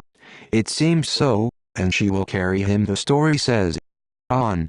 Well, have I for this thou fair but falsest fair stretched this same simple leg over the sea? What though my bashfulness, and tender years, durst ne reveal my affection to thy teeth? Deep love ne retaught less, and, say they, love's bit the deeper dipped, the sweeter still is it. Toot. Oh, see the power of love. He speaks in rhyme. Cra. Oh, love would make a dog howl in rhyme. Of all the lovers yet I have heard or read, this is the strangest. But his guardian, and you his tutor, should inform him better, thinks he, that love is answered by instinct. Toot. He should make means, for certain, sir, his bashfulness undoes him, for from his cradle age had a shameful face. Thus walks he night and day, eats not a bit, nor sleeps one jot, but's grown so humorous, drinks ale, and takes tobacco, as you see, wears a stiletto at his codpiece close, stabs on the least occasion, strokes his beard, which now he puts ith posture of a T. The Roman T or T-beard is the fashion, and twyful doth express the enamored courtier, as full as your fore-carving traveller. On. Oh, black clouds of discontent envelop me, garters fly off. Goat hatband, bind the brows of some dull citizen that fears to ache, and leg appear now in simplicity without the ings of a courtier. Burst thee, you tons, burst, your bachelor is wormed. Cra. A worm-eaten bachelor thrt indeed. On. And devil melancholy possesses me now. Ung. Cross him not in this fit, I advise you, sir. On. Dye crimson rose, that didst adorn these cheeks, for itch of love is now broke forth on me. Ung. Poor boy, 'tis true, his wrists and hands are scabby. On. Burn eyes out in your sockets, sink and stink, teeth I will pick you to the very bones, hang hair like hemp, or like the island curs, for never powder, nor the crisping iron shall touch these dangling locks. Oh, ruby lips, love hath to you been like wine vinegar, now you look wan and pale. Lips, ghosts ye are, and my disgrace sharper than mustard seed. Cra. How like a chandler he does vent his passions, ricem teneatus? On. Well sung the poet, love is a golden bow, full of dreams, that ripened breaks, and fills us with extremes. Toot. A gold buble, pupil, oh gross solecism to chaster ears that understand the Latin. On. I will not be corrected now, I am in love, revenge is now the cud that I do chaw, I'll challenge him. Cra.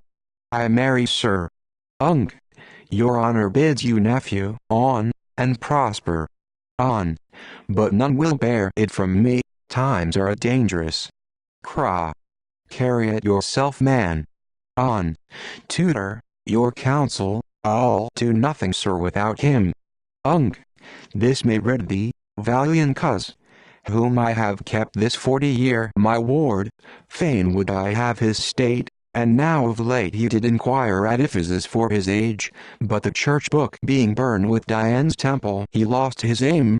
I have tried to famish him, marry he live oth stones, and then for poisons, he is an antidote, gainst all of 'em. He sprung from Mithridates. He is so dry and hot, he will eat spiders faster than a monkey. His maw unhurt keeps quicksilver like a bladder. The largest dose of camphire, opium, harms not his brain. I think his squeal's as empty as a sucked egg. Vitriol and oil of tartar he will eat toasts of. Henbane I am sure and hemlock I have made his pot herbs often. Craw. If he refuse you, yours is then the honor. If he accept, he being so great, you may crave both to choose the weapon, time, and place, which may be 10 years hence, and Calicut, or underneath the line to avoid advantage. On. I am resolved. Toot. By your favor pupil, whence shall this challenge rise? For you must ground it on some such fundamental base, or matter as now the gentry set their lives upon. Did you e'er cheat him at some ordinary, and durst he say so, and be angry? If thus, then you must challenge him. Hath he called your horror, though she be, beside yours, 20 men's? Your honor, reputation is touched then, and you must challenge him. Has he denied on 30 damies to accommodate money, though he have broke 60 before to you? Here you must challenge him. Durst he ever shun to drink 2 pots of ale wi' ye? Or to wench the weighty business otherwise impertinently? He is a proud lord, and you may challenge him. Has he familiarly disliked thee your yellow starch, or said your doublet was not exactly Frenchified thee? Or that report in fair terms was untrue? Or drawn your sword, cried 'twas ill-mounted? Has he given the lion circle, or oblique, or semicircle, or direct parallel? You must challenge him. On. He never gave my direct apparel the lion's life. Toot. But for the crown of all, has he refused thee to pledge your mistress' health though he were sick? Enter Neanthes and page. And craved ye your pardon? You must challenge him, there's no avoiding, one or both must drop. On. Exquisite tutor. Neen. Crates, I have sought you long, what make you here fooling with these 3 farthings, while the town is all in uproar, and the prince our master, seized by Leonidas, and Agenor carried in prisoner kept at the castle, flanks the west part of the city, where they vow to hold him, till your brother, Lord Euphanes be rendered to him, with his life to satisfy the rape, by him suspected to marry Ione. The queen refuses to deliver him, pawning her knowledge for his innocency, and dares them do their worst on Prince Thenor, the whole state's in combustion. Craw. Fat all ring. Ung. What will become of us? Nea. And she hath given commission to Euphanes and Conan, who have levied men already with violence to surprise the tower, and take 'em. What will you do? Craw. Along we ye, and prevent a farther mischief, gentlemen, our intents we must defer, you are the prince's followers. Nea. Will ye walk with us? Ung. You shall pardon us. Toot. We are his followers afar off you know, and are contented to continue so. Exit Crates and Olnos. Sir boy. Page. Sir fool? A challenge to my lord? How dar street thou, or thy ace here think of him, ye crow pick heads, which your thin shoulders bear as does the poles on Corinth bridge the traitors, while you 3 ninepence you talk of my lord, and challenges? You shall not need. Come draw, his page is able to swinge 3 such whelps, uncle, why stand ye off? Long man advance. Olnos. Light, what have we done tutor? Toot. He is a boy, and we may run away with honor. Page. That you shall not, and being a boy I am fitter to encounter a child-in-law as you are, under 20. Thou 60 sought, and that's a child again I grant you. Ung. Nephew, here's an age. Boys are turned men, and men are children. Page. Away you peasants with your bought gentry. Are not you he, when your fellow passengers, your last transportment being assailed by a galley hid yourself I the cabin, and the fight done peeped above hatches, and cried, have we taken, or are we ta'en? Come, I do want a slipper, but this shall serve, swear all as I would have you, or I will call some dozen brother pages, they are not far off I am sure, and we will blanket you until you piss again. All. Nay, we will swear sir. Page. 'Tis your best course. First, you shall swear never to name my lord, or hear him named hereafter, but bareheaded. Next, to begin his health in every place, and never to refuse to pledge it, though you serve it to the death. Lastly, to hold the poorest, littlest page in reverence, to think him valianter, and a better gentleman than you three stamped together, and to give him wine and tobacco wheresoever you meet, and the best meat if he can stay. All. We swear it loyally. Page. Then I dismiss you true ligerman to the Panterful. I had more articles, but I have business and cannot stay now. So adieu dear monsieur, trace noble and trace puissant. Ung. Adieu monsieur. On. Of Austria's service and commandment. Toot. I told you pupil, you'll repent this foolery. On. Who, I repent? You are mistaken tutor, I never repented anything yet in my life, and scorn to begin now. Come, let's be melancholy. Exeunt. Snusicunda. Enter Queen, Euphranes, Conan, lords. Lord. Where better treat with them? Qui. I will note treaties with a league breaker and a rebel. Shall I article with a traitor? Be compelled to yield an innocent unto their fury whom I have proved so to you? Youth. Gracious Queen, though your own godlike disposition would succor virtue, and protect the right, yet for the public good, for the dear safety of your most royal only son, consent to give me up the sacrifice to their malice. My life is aimed at, and 'twere better far the blood of 20,000 such as I purpled our seas, than that your princely son should be endangered. Qui. Still well said, honest fool, were their demand but one hair from thy head, by all the gods, I'll scorn 'em, were they here, the majesty that dwells upon this brow should strike 'em on their knees. As for my son, let 'em no more dare than they'll answer. I an equal mother to my Count Ray am, and every virtuous son of it is son unto my bosom, tender as mine own. Con. Oh, you are heavenly madam, and the gods can suffer nothing past to injure you. The life that Conan promised, he stands now ready to pay with joy. Qui. Farewell both, success attend you. You have sold ears been, tam artiquam mercurio, if you bring not peace bring me their heads. Con. I will put fair for one. Exeunt we. Lords. Youth. Double the guard upon her highness person. Conan. You must perform a friendly part, which I shall counsel you. Con. I am your servant. Exeunt. Snutertia. Entertainer, Agener, Leonidas above. Leo. Make good that fortification, and the watch keep still upon the battlements. Royal sir, weigh but our injuries, we have told you fully the manner and the matter hails us thus, nor shall this upstart mushroom-bred ith knight, sit brooding underneath your mother's wings his damned impieties. Ag. For yourself brave prince, fear nothing that this face of arms presents, we ask the ravisher, and have no means to win him from your most indulgent mother but by this practice.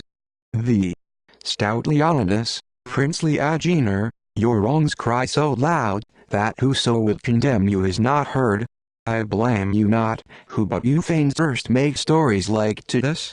My wrongs as strong ask my revengeful arm to strengthen yours.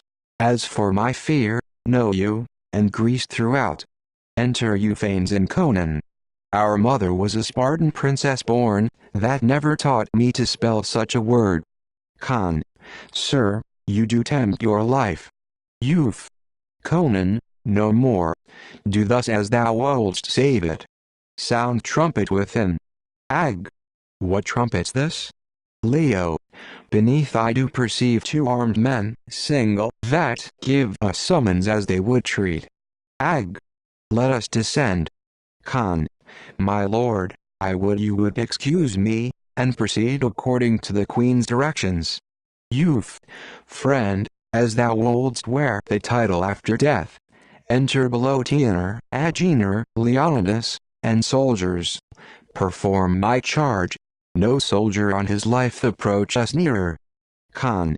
Safety to both the princes, loyalty to you Lord General, the Queen, your mistress as well as ours, though not to fear, to cut civil dissension from her land, and save much guiltless blood, that uproar ever thirst, and for the safeguard of her son, by me, as you demand, hath sent the Lord Euphranes to plead his own cause, or to suffer death as you shall find him worthy, so delivering the prince back, I shall leave him to your guard. Leo. The queen is good and gracious. Kiss her hand. Ag. And seal our duties, sir, depart in peace. Thee. O sir, you now perceive, when in the scales nature, and fond affection weigh together, one poises like a feather, and you know my lords what's to be done. Youth. Your highness is unarmed, please you to use mine, and to lead the army back to your mother, Conan, march you with them. Con. I will my lord, but not so far as not to bring you help if danger look upon you. Exit. Youth. Why do you look so strangely, fearfully, or stay your deathful hand? Be not so wise to stop your rage. Look how unmoved lie, here I give myself my count-raised sacrifice, an innocent sacrifice. Truth laughs at death, and terrifies the killer more than killed. Integrity thus armless seeks her foes, and never needs the target nor the sword, bow, nor envenomed shafts. Leo. We are amazed, not at your eloquence, but impudence, that dare thus front us. Ag. Kill him, who knows not the iron forehead that bold mischief wears. Leo. Forbear while Agenor, I do tremble, and something sits like virtue in his face, which the gods keep. Youth. Agenor, strike Leonidas you that have purchased fame on certain grounds, lose it on supposition? Smear your hands in guiltless blood, laugh at my martyrdom. But yet remember, when posterity shall read your volumes filled with virtuous acts, and shall arrive at this black bloody leaf, noting your foolish barbarisms, and my wrong, as time shall make it plain what follows this deciphering any noble deed of yours shall be quite lost, for men will read no more. Leo. Why? Dare you say you are innocent? Youth.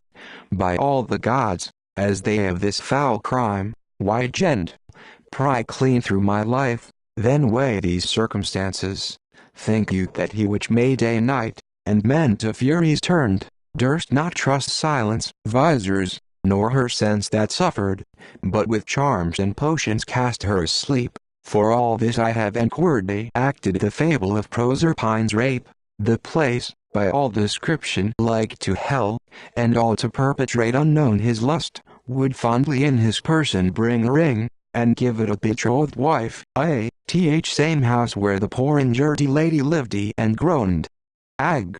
Hell gives us art to reach the depth of sin, but leaves us wretched fools, when we are in. Youth. Had it given me that art, and left me so, I would not thus into the lion's jaws have thrust myself defenseless for your good, the prince's safety, or the commonweal's. You know the queen denied me, and sent us commanders to surprise you, and to raise this tower down. We had power enough to do it, or starve you, as you saw, and not to tender my person to your wrath, which I have done, knowing my heart as pure as infant's sleep. Leo. What think you, sir? Ag. No harm I am sure. I weep. Youth.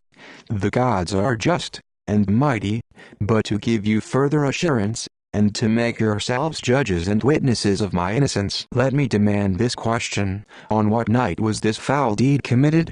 Ag. on the eve before our marriage meant. Youth. Leonidas, your rage being off, that still drowns memory. Where was yourself and I that very night, and what our conference? Leo. By the gods 'tis true, both in her highness chamber conferring even of this match until an hour of day, and then came I to call you. We are shamed. Ag. Utterly lost, and shamed. Youth. Neither be cheered ye, he that could find this out, can pardon it, and know this ring was sent me from the queen, how she came by it, yet is not enquired thee, deeper occurrence hang on t, and pray heaven that my suspicions proved as false as yours, which, for the world, till I have greater proof I dare not utter what, nor whom they touch, only this build upon, with all my nerves I'll labor with ye, till time waken truth. Ag. There are our swords, sir, turn the points on us. Leo. Punish rebellion, and revenge your wrong. Youth. Sir, my revenge shall be to make your peace, neither was this rebellion, but rash love. Enter Conan. Company. How's this? Unarmed left, now found doubly armed? And those that would have slain him at his feet? O truth, thou art a mighty conqueress. The queen, my lord, perplexed in care of you, that, cross to her command, hazard yourself in person, here is come into the field, and like a leader, marches in the head of all her troops, vows that she will demolish each stone of this proud tower. Be you not safe? She chafes like storms in groves, now sighs, now weeps, and both sometimes, like rain and wind commixed, abjures her son forever, lest himself do fetch you off in person, that did give yourself to save him of your own free will, and swears he must not, nor is it to live. Youth. Oh, she's a mistress for the gods. Ag. And thou a godlike servant fit for her. Leo. Wide Greece may boast, because she cannot boast thy like. Youth. Thus Conan tell her highness. Company. My joy flies. Eub. Let's toward her march. Stern drums speak gentle peace. Leo. We are prisoners, lead us. Ne'er was known a president like this. One unarmed man suspected to captive with golden words, truth being his shield, so many armed with swords. X. Enter, at one door Queen, Tenor, Crates, Conan, lords, soldiers, at another Euphanes, with two swords. Agenor, Leonidas, soldiers. Euphanes presents Leonidas on his knees to the queen. Agenor bareheaded, makes show of sorrow to the queen, she stamps, and seems to be angry at the first. Euphanes persuades her, lays their swords at her feet, she kisses him, gives them their swords again, they kiss her hand and embrace, the soldiers lift up Euphanes, and shout. Tenor and Crates discovered, Conan whispers with Crates, Euphanes with Agenor, and Leonidas observes it, who seemed to promise something. Euphanes directs his page somewhat. Ixion all but Tenor and Crates. We are not lucky, Crates, this great torrent bears all before him. Cra. Such an age as this shall ne'er be seen again. Virtue grows fat, and villainy pines. The Furies are asleep. Mischief, gainst goodness aimed, is like a stone, unnaturally forked up an eminent hill whose weight falls on our heads and buries us. We springe ourselves, we sink in our own bogs. What's to be done? Cra. Repent and grow good. Pish. 'Tis not the fashion, fool, till we grow old. The people's love to him now scares me more than my fond mother's, both which, like two floods bearing Euphanes up, will overflow me, and he is worthy, would he were in heaven, but that hereafter. Crates help me now, and henceforth be at ease. Cra. Your will, my lord? Belize to marry him forthwith. I long to have the first touch of her too, that will a little quiet me. Cra. Fie, sir, you'll be the tyrant to virginity, to fall but once is manly, to persevere beastly, and desperate. Cross me not, but duty, are not the means, the place, the instruments the very same? I must expect you suddenly. Exit. Cra. I must obey you. Who is an evil once a companion can hardly shake him off, but must run on. Here I appointed Conan to attend him, and his sword, he promised to come single. Enter Conan and page. To avoid prevention, he is a man on's word. Company. You are well met, Crates. Cra. If we part so, Conan. Company. Come, we must do these mutual offices, we must be our own seconds, our own surgeons, and fairly fight, like men, not on advantage. Cra. You have an honest bosom. Company. Yours seems so. Cra. Let's pair our swords. You are a just gentleman. Company. You might be so. Now shake hands if you please, though 't be the cudgel fashion, 'tis a friendly one. Cra. So, stand off. Page.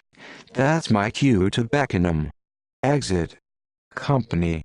Crates, to expostulate your wrongs to me were to doubt of 'em, or wish your excuse in words, and so return like maiden knights. Yet freely thus much I profess, your spleen and rugged carriage toward your honored brother hath much more stirred me up, than mine own cause, for I did ne'er affect these bloody men, but hold 'em fitter be made public hangmen, or butchers called, than valiant gentlemen. 'Tis true stamped valor does upon just grounds, yet for whom justlier should I expose my life than him, unto whose virtue I owe all. Cra. Conan, you think by this great deed of yours to insinuate yourself a lodging nearer unto my brother's heart.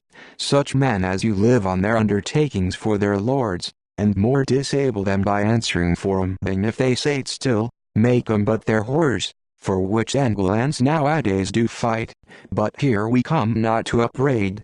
What men seem, the rash world will judge. But what they are heaven knows.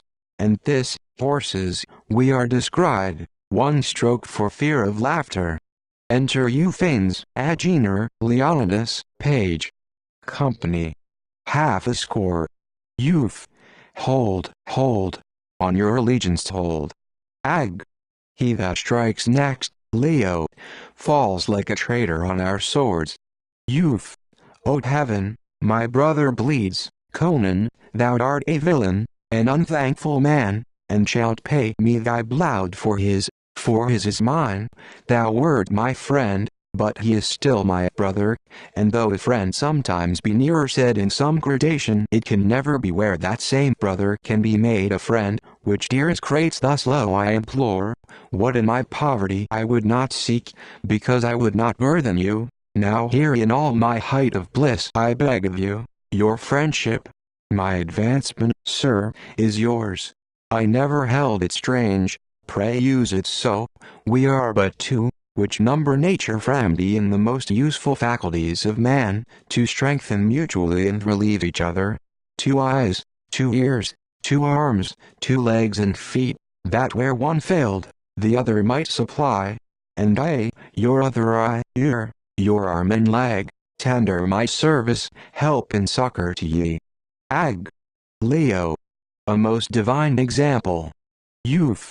For dear brother, you have been blind, and lame, and deaf to me, now be no more so. In humility I give ye the duty of a younger brother, which take you as a brother, not a father, and then you'll pay a duty back to me. Cra. Till now I have not wept these 30 years. Youth. Discording brothers are like mutual eggs supplanting one another. He that seeks aid from a stranger and forsakes his brother, does but like him that madly lops his arm, and to his body joins a wooden one, cuts off his natural leg, and trusts a crutch, plucks out his eye to see with spectacles. Cra. Most dear Euphanes, in this crimson floud wash my unkindness out. You have overcome me, taught me humanity and brotherhood, full well knew nature thou wert fitter far to be a ruler o'er me than a brother, which henceforth be. Jove surely did descend when thou wert gotten in some heavenly shape and greet my mother, as the poets tell of other women. Ag. Be this holy day. Leo. And noted ever with the wit is stone. Company. And pardon me, my lord, look you, I bleed faster than crates. What I have done I did to reconcile your loves, to both a friend, which my blood ciment, never to part or end. Ag. Most worthy Conan. Leo. Happy rise, this day contracts more good than a whole age hath done. Youth. Royal Agenor, brave Leonidas, you are main causes, and must share the fame. Cra.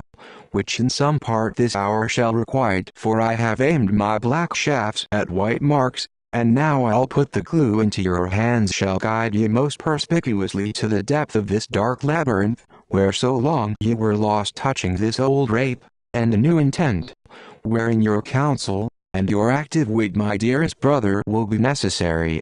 Youth. My prophecy is come, proved my hopes true Agenor shall have right, and you no wrong, time now will pluck her daughter from her cave, let's hence to prevent rumor. My dear brother, nature's divided streams the highest shelf will overrun at last, and flow to itself. Exeunt. Actus Quintus. Sna prima. Enter Crates, Euphines, Neanthes, Sosicles, Ayrton. Youth. I have won the lady to it, and that good which is intended to her, your faith only in secrecy must make perfect. Think not, sir, I speak as doubting it, for I dare hazard my soul upon the trial. Cra.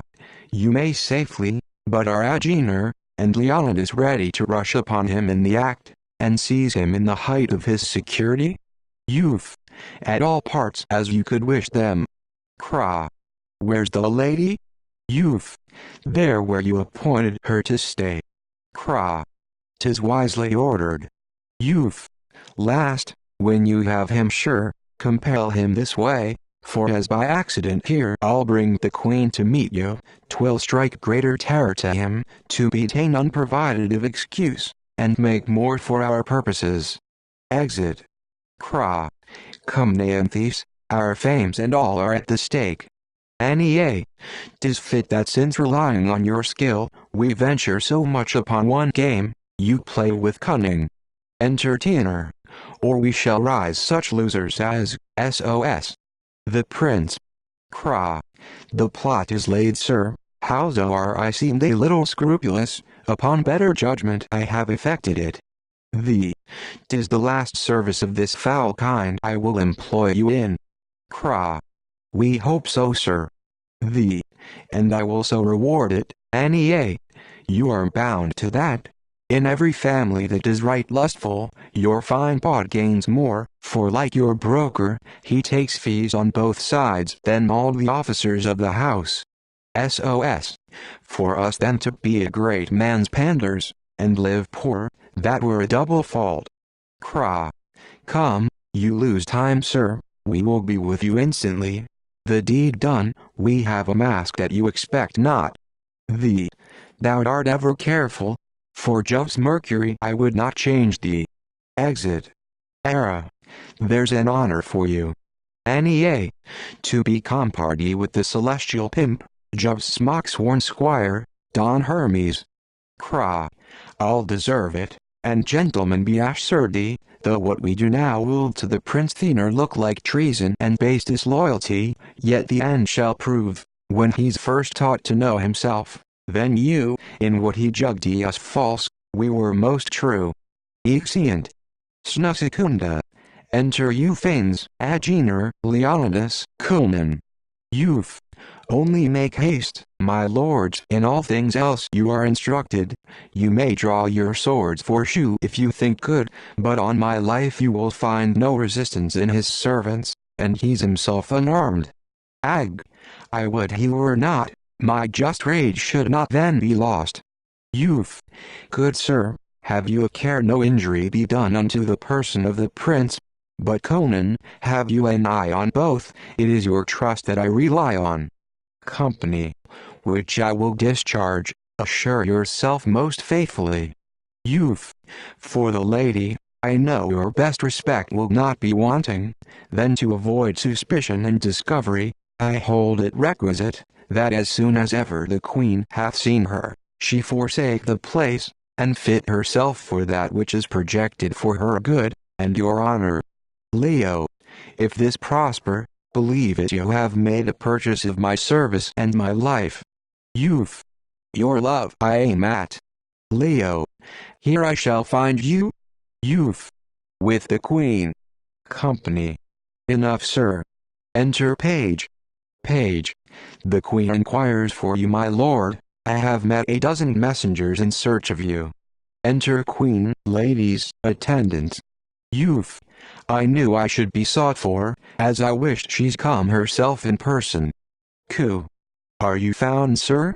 I wonder where you spend your hours, methinks since I so love your company, and professed is the best comfort this life yields me, mine should not be tedious to you. Youth.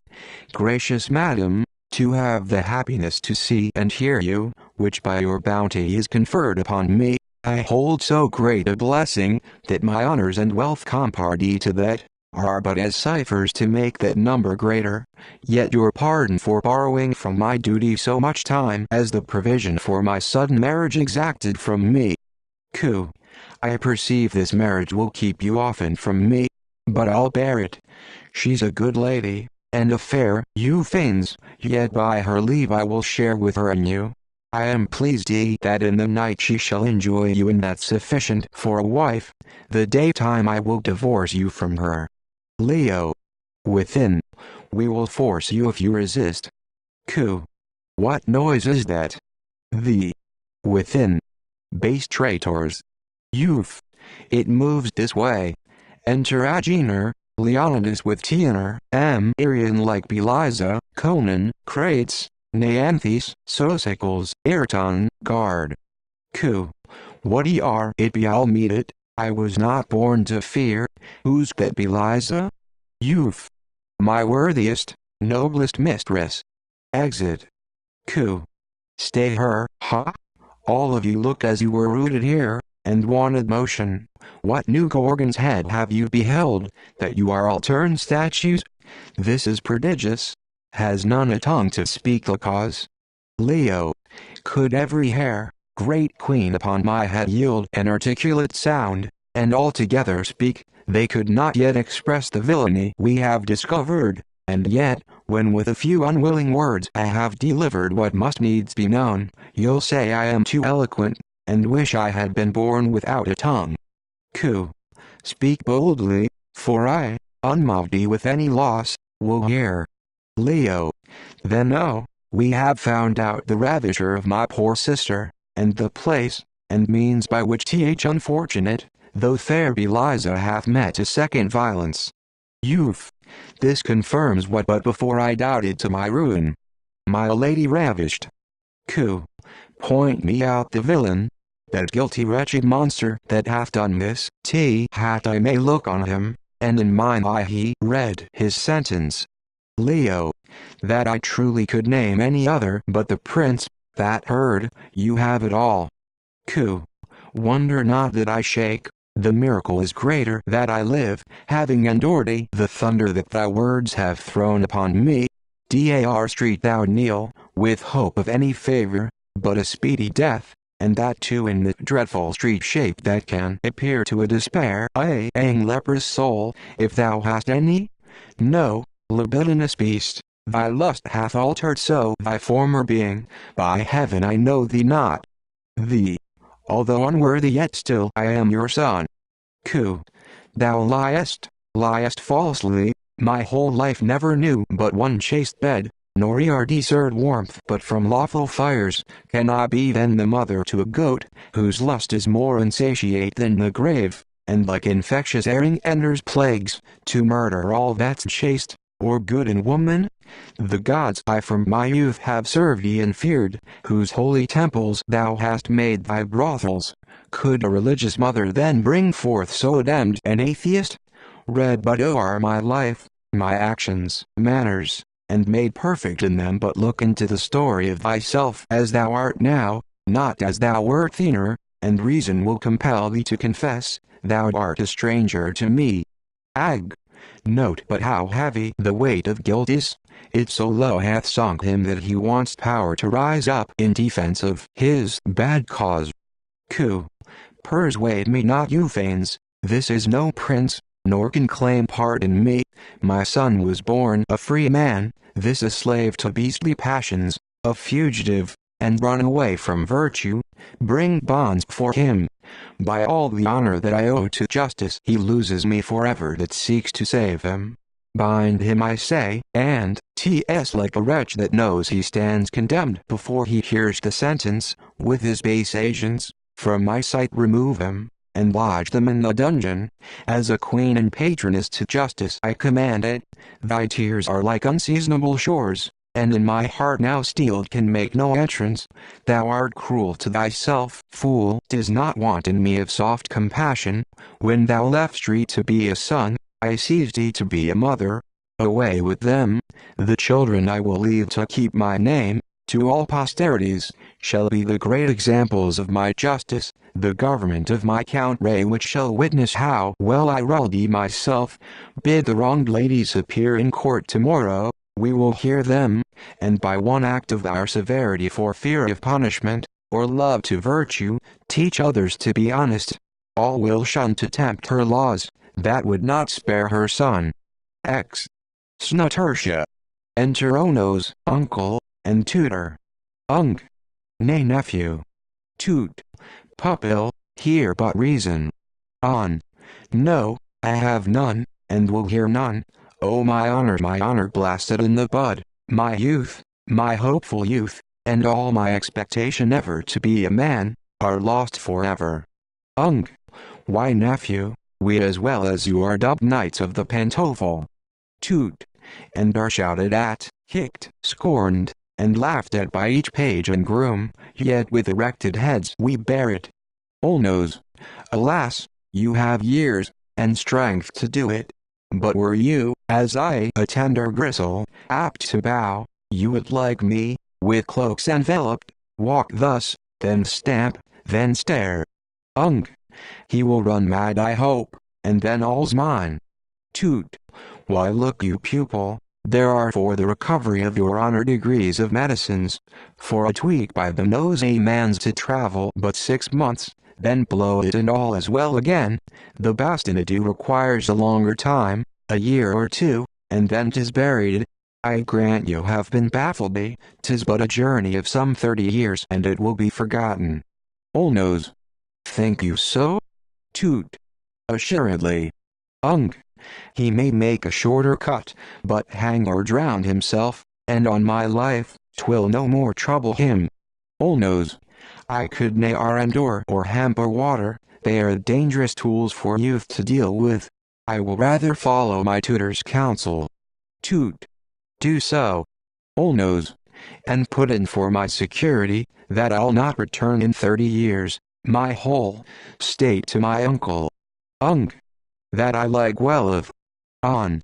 Still provided, uncle, that at my coming home you will allow me to be of age, that I may call to account this page that hath abused me. U.N.C. 'Tis a match. On. Then Corinth, thus the bashful Lamprias takes leave of thee, and for this little time of 30 years, will labor all he can, though he goes young forth, to come home a man. X. Snukhorda. Enter Euphanes and Marshal. Youth. Are your prisoners ready? March. When it shall please the queen to call them forth, my lord. Youth. Pray you do me the favor to tell me how they have borne themselves this night of their imprisonment. March. Gladly, sir. Your brother with the other courtiers willingly received all courtesies I could offer, eat, and drank, and were exceeding merry, so dissembling their guilt, or confident in their innocence, that I much wondered at it. But the prince, that, as born highest, should have grokked his fall with greatest courage, is so sunk with sorrow, that to a common judgment he would seem to suffer like a woman. But to me, that from the experience I have had of many look further in him, I do find the deep consideration of what's past, more frights him than any other punishment. Youth. That is indeed true magnanimity, the other but a desperate bastard valor. March. One pressed to him, and notwithstanding the queen's strict command, having your lordship's promise to secure me, offered to free him from his bonds, which he refused. with such a sorrow, mixed with scorn that it amazed me, yet I urged his highness to give one reason for tea. He briefly answered that he had sat in judgment on himself, and found that he deserved them, that he was a ravisher, and so to suffer like one, which is the reason of my tears. He addeth, for verty not I again should break the laws, by scorning all their rigor can inflict, I should die smiling. Youth, I forbear to wonder that you were moved that saw this. I am struck with the relation so. 'Tis very well. See all things ready. I do wish I could send comfort to the prince. Be ready with him. 'Tis in the queen's breast only which for us are brought in, to search into her sauciness, to determine what she thinks fit. Enter Leonidas with Marione, in white, Euphanes with Beliza, in black, Queen, Agenor, Conan, Marshal, with Thea, Anne, or, Crates, Sosicles, Ayrton, lords, ladies, guard. Lord, make way there for the Queen. Qui. Read first the law, and what our ancestors have in this case provided to deter such like offenders. To you gentle ladies this only, would I could as well give comfort, as bid you be secure from fear or doubt of our displeasure, be as confident as if your plea were, gainst a common man, to have all right from us. I will not grieve for what's not worth my pity. Read the law. Clerk reads, Lycurgus the 19th against rapes. It is provided, and publicly enacted and confirmed, that any man of what degree soever, offering violence to the chastity of a virgin, shall, ipso facto, be liable to her accusation, and according to the said law be censured, ever provided, that it shall be in the choice of the said virgin so abused, either to compel the offender to marry her without a dowry, if so she will be satisfied, or demanding his head for the offense, to have that accordingly performed. Q. You hear this? What do you demand? Mayor. The benefit the law allows me. Bell. For the injury done to mine honor, I require his head. Mayor. I likewise have an eye upon mine honor, but knowing that his death cannot restore it I ask him for my husband. Bell. I was ravished, and will have justice. Mayor. I was ravished too, I kneel for mercy. Bell. I demand but what the law allows me. Mayor. That which I desire is by the same law warranted. Bell. The rape on me hath made a forfeit of his life, which in revenge of my disgrace I plead for. Mayor. The rape on me gives me the privilege to be his wife, and that is all I sue for. Age. A doubtful case. Leo. Such pretty lawyers, yet I never saw nor read of. Youth. May the Queen favor your sweet plea, madam. Bell. Is that justice? Shall one that is to suffer for rape be by rape defended? Look upon the public enemy of chastity, this lustful satire, whose enmity desires the ruin of one wretched virgin's honor would not suffice, and shall the rack of two be his protection? Maybe I was ravished for his lust only, thou for his defense. O fine evasion! Shall with such a slight your justice be deluded? Your laws cheated? And he that for one fact deserved ye to die, for sinning often, find impunity? But that I know thee I would swear thou wert a false impostor, and suborned to this, and it may be thou art Marione, for hadst thou suffered truly what I have done, thou wouldst like me complain, and call for vengeance, and our wrongs being equal, I alone should not desire revenge, but be it so, if thou prevail, even he will punish it, and foolish mercy shew thee to him undo thee. Consider, fool, before it be too late, what joys thou canst expect from such a husband, to whom thy first, and what's more, forked embraces, which men say heighten pleasure, were distasteful. Mayor. 'Twas in respect, that then they were unlawful, unblessed by Hymen, and left stings behind them, which from the marriage bed are ever banished. Let this court be then the image of Jove's throne, upon which grace and mercy still attend, to intercede between him and his justice, and since the law allows as much to me as she can challenge, Let the milder sentence, which best becomes a mother and a queen, now overcome, nor let your wisdom suffer in doing right to her. I in my wrong endure a second ravishment. Bell, you can free him only from that which does concern yourself, not from the punishment that's due to me. Your injuries you may forgive, not mine. I plead mine own just wreak, which will right both. Where that which you desire robs me of justice, 'tis that which I appeal to. Mare, bloody woman, dost thou desire his punishment? Let him live then. For any man to marry where he likes not is still a lingering torment. Bell, for one rape one death's sufficient, that way cannot catch me.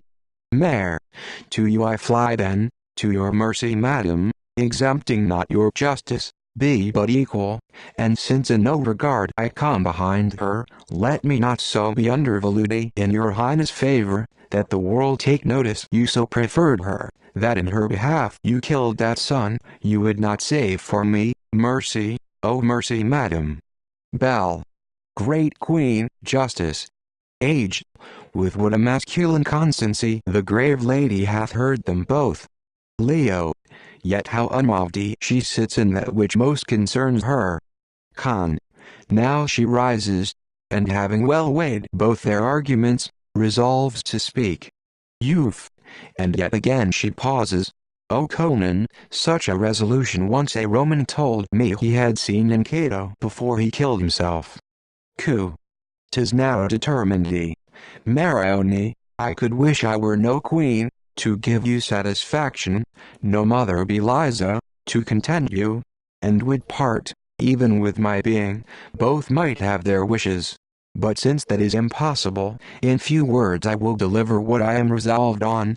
The end for which all profitable laws were made, looks two ways only, the reward of innocent good men, and the punishment of bad delinquents. Ours, concerning rapes, provided that same latter clause of marriage for him that had fallen once, not then foreseeing mankind could prove so monstrous, to tread twice a path so horrid.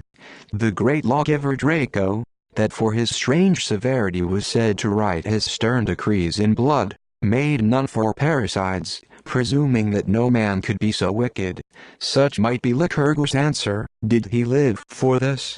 But since I find that in my Zana, which was not doubted in any else, I will add to it, he cannot marry both, but for both die, both have their full revenge. You see Beliza, you have your wish. With you Marione I'll spend a tear or two, so heaven forgive thee. Upon my knees I do approve your judgment, and beg that you would put it into act with all speed possible, only that I may, having already made peace with myself, part so with all the world. Princely Agenor, I ask your pardon.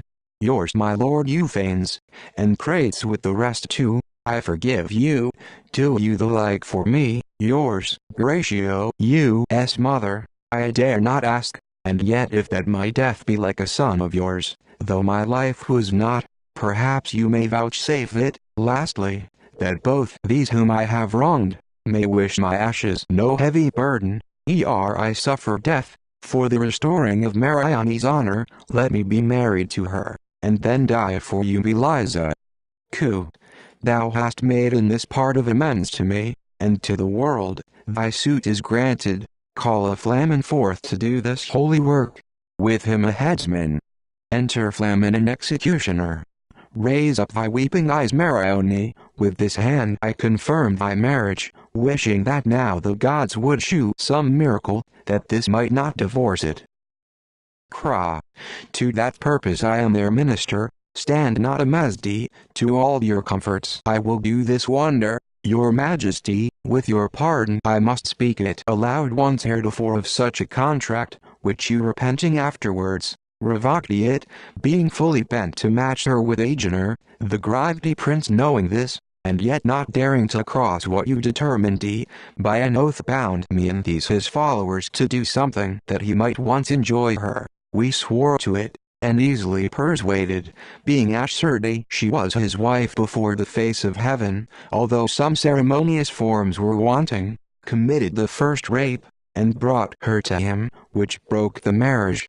But when we perceived he purposed to abuse our ready service in the same kind, upon it chased Beliza, holding ourselves less tightly to him than goodness. I made discovery of it to my brother, who can relate the rest. Youth. It is most true. Coup. I would it were, youth. In every circumstance it is upon my soul, for this known to me, I won Marione in my lady's habit, to be again, but willingly surprised, but with Agener, and her noble brother, with my approved friend Conan, with such speed she was pursued, that the lewd act scarce ended. The prince, assured he had enjoyed Beliza, for all the time Marione's face was covered, was apprehended and brought to your presence, but not till now discovered. In respect I hoped the imminent danger of the prince, to which his loose unquenched heats had brought him, being pursued unto the latest trial, would work in him compunction, which it has done, and these two ladies in their feigned contentions, to your delight I hope have served as maskers to their own nuptials. Coup. My choice was worthy when first I looked on thee, as thou hast ordered all shall be done, and not the meanest that plaid in this unexpected comedy, but shall partake our bounty. And my lord, that with the rest you may seem satisfied, if you dare venture on a queen, not yet so far in debt to years, but that she may bring you a lusty boy, I offer up myself and kingdom, during my life to you. Ag. It is a blessing which I durst not hope for, but with all joy receive. All. We all applaud it. Coup. Then on unto the temple, where the rites of marriage ended, we'll find new delights. Exeunt. Here endeth the Queen of Corinth. Bonduca, a tragedy.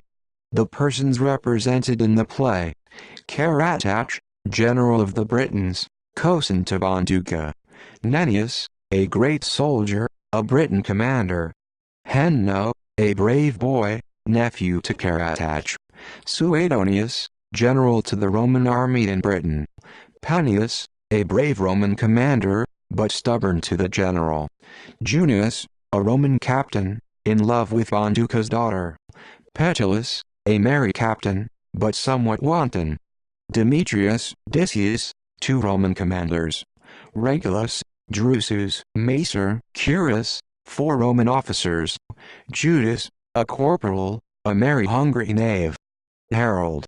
Druids. Soldiers. Women. Bonduca, queen of the Iceni, a brave virago, by Prosuidagus. Her two daughters. The scene Britain. The principal actors were Richard Burbage, Henry Condell, William Egglestone, Nick Tully, William Osler, John Lowen, John Underwood, Richard Robinson. Actus primus. Sna prima. Enter Bonduca, daughters, Henno, Nennius, soldiers. Bond. The hardy Romans, O ye gods of Britain, the rust of arms, the blushing shame of soldiers, are these the men that conquered by inheritance? The fortune makers? These the Julians. Enter Caratach, that with the sun measure the end of nature, making the world but one Rome and one Czar? Shame, how'd they flee? Czar's soft soul dwells in 'em, their mothers got 'em sleeping, pleasure nursed 'em, their bodies sweat with sweet oils, love's allurements, not loose tie arms. Dare they send these to seek us, these Roman girls? Is Britain grown so wanton? Twice we have beat 'em, Nennius scattered 'em, and through their big bond, Germans, on whose pikes the honor of their actions sit in triumph, made themes for songs to shame 'em, and a woman beat 'em, Nennius, a woman beat these Romans. Car. So it seems, a man would shame to talk so. Bond. Who's that? Car. I. Bond. Cozen, do you grieve at my fortunes? Car. No, Bonduca, if I grieve, 'tis at the bearing of your fortunes. You put too much wind to your sail. Discretion and hardy valor are the twins of honor, and nursed together, make a conqueror, divided, but a talker. 'Tis a truth, that Rome has fled before us twice, and rooted, a truth we ought to crown the gods for, lady, and not our tongues. A truth is none of ours, nor in our ends, more than the noble bearing, for then it leaves to be a virtue, lady, and we that have been victors, beat ourselves, when we insult upon our honor's subject. Bond. My valiant cozen, is it foul to say what liberty and honor bid us do, and what the gods allow us? Car. No, Bonduca, so what we say exceed not what we do. Ye call the Romans fearful, fleeing Romans, and Roman girls, the lees of tainted pleasures. Does this become a doer? Are they such? Bond. They are no more. Car. Where is your conquest then? Why are your altars crowned with wreaths of flowers, the beasts with gilt horns waiting for the fire, the holy druids composing songs of everlasting life to victory? Why are these triumphs, lady? For a May game? For hunting a poor herd of wretched Romans? Is it no more? Shut up your temples, Britons, and let the husbandman redeem his heifers.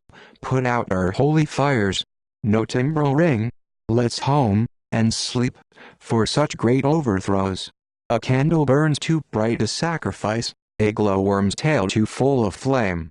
O Nennius, thou hadst a noble uncle knew a Roman, and how to speak him, how to give him weight in both his fortunes. Bond. By. I think ye dote upon these Romans, Caratach. Car. Witness these wounds. I do. They were fairly given. I love an enemy. I was born a soldier, and he that in the head-on's troop defies me, bending my manly body with his sword, I make a mistress. Yellow-tressed Hymen they are tidy, a longing virgin with more joy, than I am married to that man that wounds me, and are not all these Romans? 10 struck battles I sucked these honored scars from, and all Roman. 10 years of bitter nights and heavy marches, when many a frozen storm sung throughout my cuirass, and made it doubtful whether that or I were the more stubborn metal, have I wrought throughout, and all to try these Romans. 10 times a night I have sombed the rivers, when the stars of Rome shot at me as I floated, and the billows tumbled their watery ruins on my shoulders, charging my battered sides with troops of agues, and still to try these Romans, whom I found, and if I lie, my wounds be henceforth backward, and be you witness, gods, and all my dangers as ready, and as full of that I brought, which was not fear nor flight, as valiant, as vigilant, as wise, to do and suffer, ever advanced as forward as the Britons, their sleeps as short, their hopes as high as ours. Ay, and as subtle, lady. 'Tis dishonor, and followed, will be impudence, Bonduca, and grow to no belief, to taint these Romans. Have not I seen the Britons, Bond? What? Car. Disheartened, run, Bonduca, not the quick rack swifter, the virgin from the hated ravisher not half so fearful, not a flight drawn home, a round stone from a sling, a lover's wish ye are made that haste that they have. By. I have seen these Britons, that you magnify, run as they would have outrun time and roaring basely for mercy, roaring, the light shadows, that in a thought skir o'er the fields of corn, halted on crutches to 'em. Bond. O ye powers, what scandals do I suffer? Car. Yes, Bonduca, I have seen thee run too, and thee, Nennius, yea, run apace, both. Then when Panius the Roman girl, cut through your armed carts, and drive 'em headlong on ye down the hill, then when he hunted ye like Briton foxes, more by the scent than sight, then did I see these valiant and approved men of Britain, like boding owls, creep into tods of ivy, and hoot their fears to one another nightly. Nen. And what did you then, Caratach? Car. I fled too, but not so fast. Your jewel had been lost then, young Hengo there.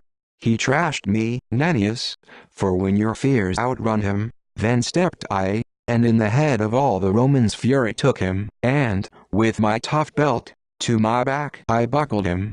Behind him, my sure shield, and then I followed. If I say I fought 5 times in bringing off this bud of Britain, I lie not, Nennius. Neither had ye heard me speak this, or ever seen the child more, but that the son of virtue, Pentheus seeing me steer through all these storms of danger, my helm still in my hand, my sword my prow, turned to my foe my face, he cried out nobly, Go Britain, bear thy lion's whelp safely, thy manly sword has ransomed thee, grow strong, and let me meet thee once again in arms, then if thou stand street, thou art mine. I took his offer, and here I am to honor him. Bon. O cousin, from what a flight of honor hast thou checked me? What wouldst thou make me, Caratach? Car. See, lady, the noble use of others in our losses. Does this afflict ye?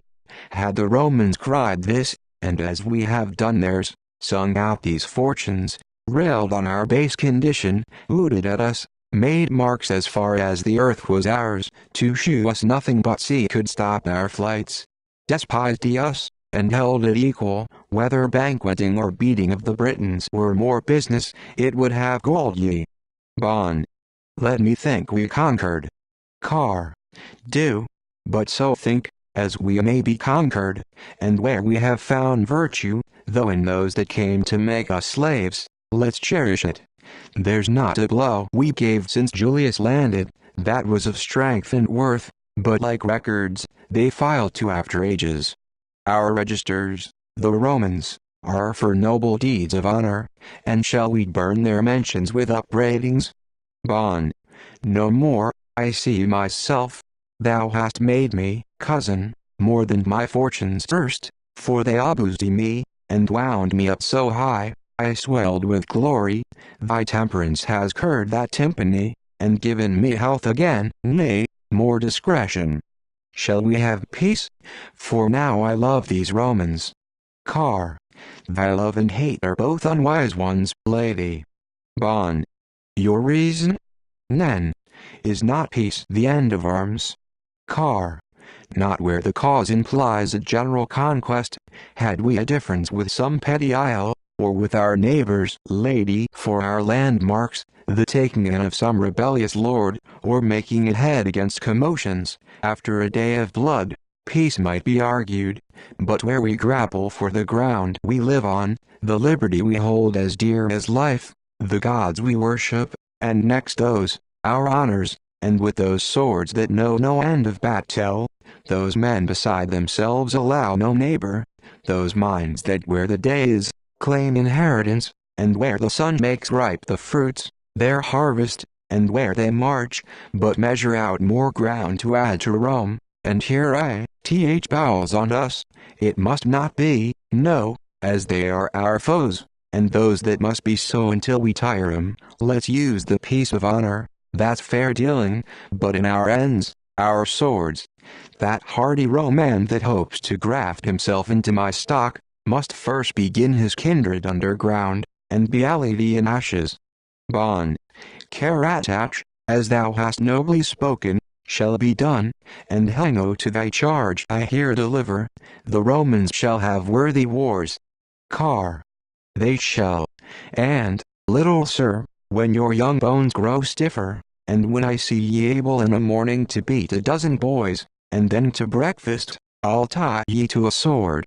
Hang. And what then, uncle? Car. Then ye must kill, sir, the next valiant Roman that calls ye knave. Hen. And must I kill but one? Car. 100, boy, I hope. Hen. I hope 500. Car. That's a noble boy. Come, worthy lady, let's to our several charges, and henceforth allow an enemy both weight and worth. Exeunt. Snusicunda. Enter Junius and Petilius, 2 Roman captains. Pet. What ails thou, man? Dost thou want meat? June. No. Pet. Clothes? June. Neither. For heaven's love, leave me. Pet. Drink? June. Ye tire me. Pet. Come, 'tis drink. I know 'tis drink. June. 'Tis no drink. Pet. I say 'tis drink. For what affliction can light so heavy on a soldier, to dry him up as thou art, but no drink? Thou shalt have drink. June. Predipatilius, pet. And by mine honor, much drink, valiant drink. Never tell me, thou shalt have drink. I see, like a true friend, into thy wants. 'Tis drink, and when I leave thee to a desolation, especially of the dry nature, hang me. June. Why do you do this to me? Pet. For I see, although your modesty would fain conceal it, which sits as sweetly on a soldier, as an old sigh saddle. June. What do you see? Pet. I see as far as day, that thou wants ain't drink. Did I not find thee gaping like an oyster for a new tide? Thy very thoughts lie bare like a low ebb. Thy soul that rid in sack, lies moored for want of liquor. Do but see into thyself. For by I do, for all thy body's chipped and cracked like timber for want of moisture. What is tea thou wants there, Junius, and if it be not drink? June. You have too much on tea. Pet. It may be a whore too. Say it be. Come, me share, thou shalt have both. A pretty valiant fellow, die for a little lap and lechery? No, it shall ne'er be said in our country, thou die dsto, th Chenkov. Here, thou noble Roman, the son of her that loves a soldier, hear what I promised for thee.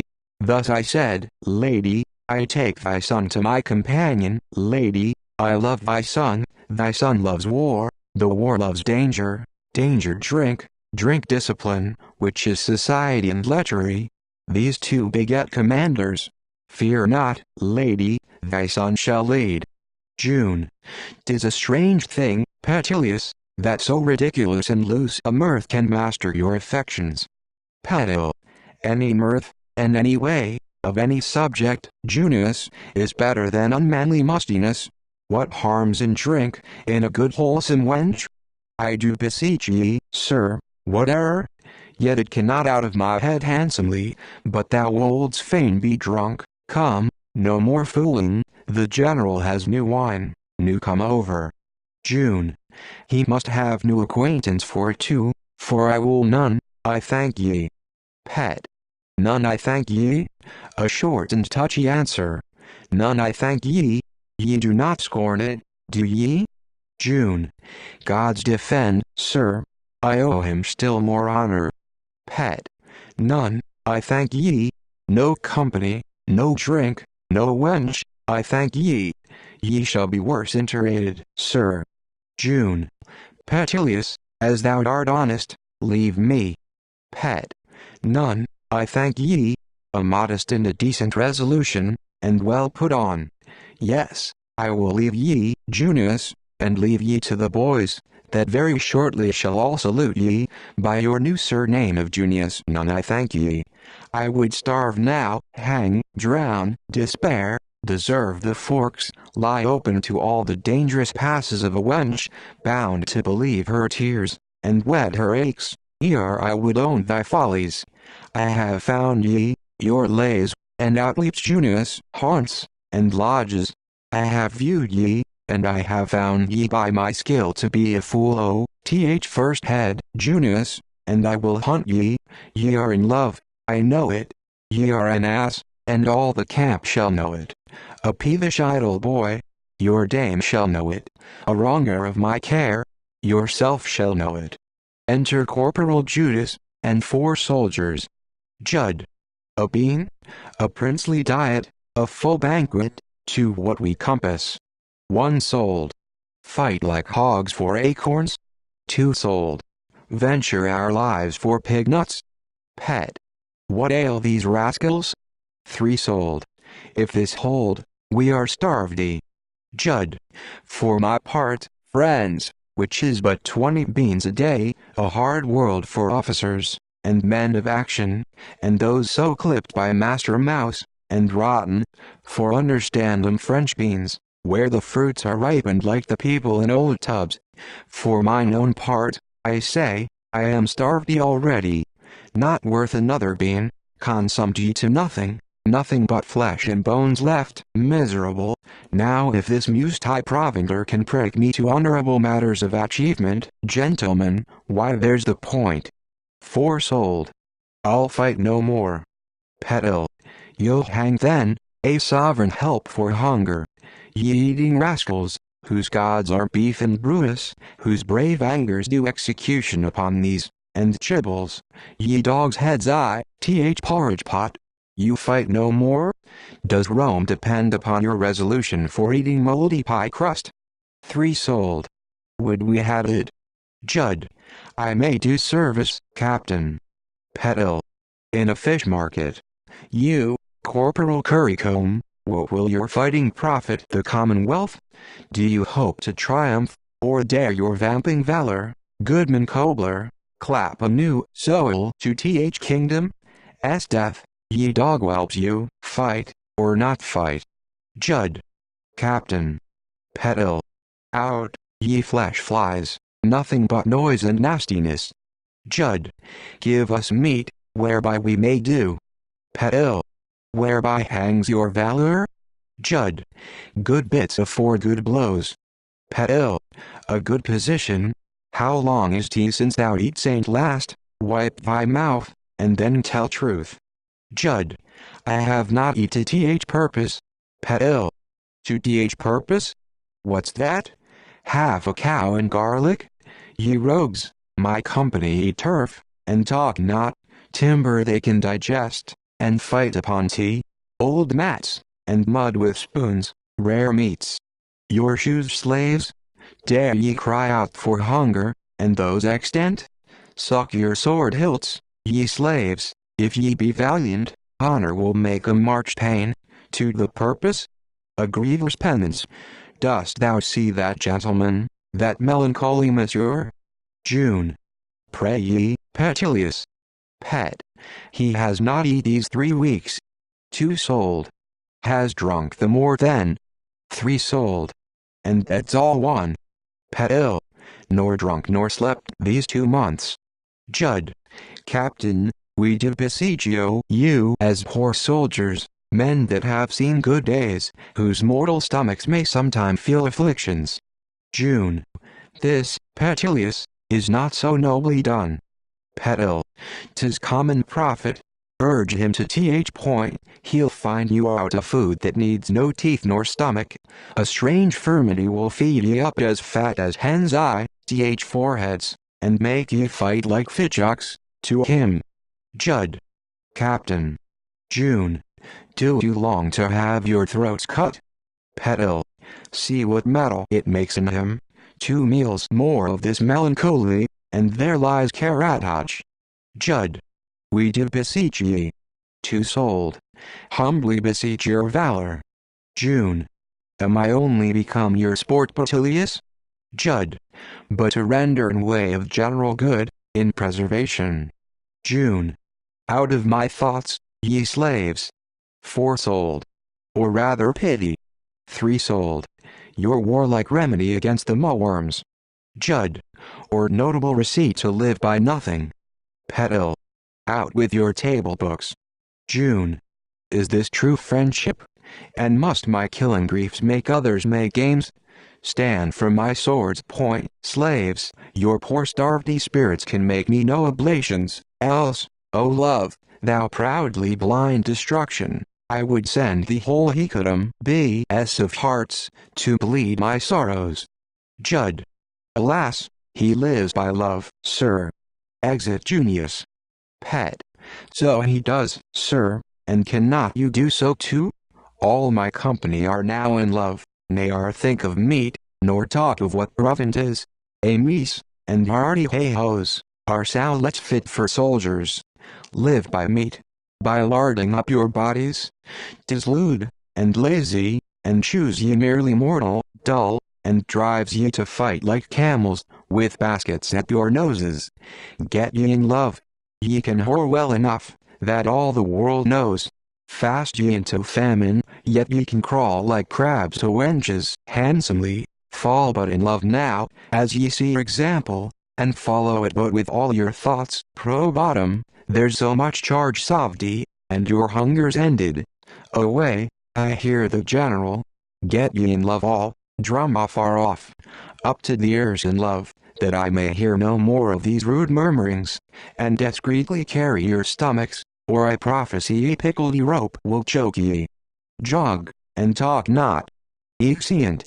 Enter Suetonius, Demetrius, Decius, drum, colors. Swote. Demetrius is the messenger dispatched to Panus, to command him to bring up the Volans regiment. Dem. He's there by this time. Swote. And for the horse well viewed we brought from Mona. December. The troops are full, and lusty. Swote. Good Bertilius, look to those eating rogues, that bawl for victuals, and stop their throats a day or two, provision waits but the wind to reach us. Pet. Sir, already I have been tampering with their stomachs, which I find as deaf as adders to delays. Your clemency hath made their murmurs, mutinies, nay, rebellions, now, and they want but mustard. They are in uproars, no oil but candy, Lusitanian figs and wine from Lesbos now can satisfy 'em. The British waters are grown dull and muddy, the fruit disgustful, oranges must be sought for, and apples from the Happy Isles. The truth is, they are more curious now in having nothing, than if the sea and land turned up their treasures. This lost the colonies, and gave Bonduca, with shame we must record it, time and strength to look into our fortunes, great discretion to follow offered victory, and last, full pride to brave us to our teeth, and scorn our ruins. Swote. Nay, chide not, good Bertilius, I confess my will to conquer Mona, and long stay to execute that will, laden these losses. All shall be right again, and as a pine rent from Ida by a sweeping tempest, jointed again, and made a mast, defies those angry winds that split him, so will I, piety to my never failing strength and fortune, steer throughout these swelling dangers, plow their prides up, and bear like thunder through their loudest tempests. They keep the field still. Dem. Confident and full. Pet.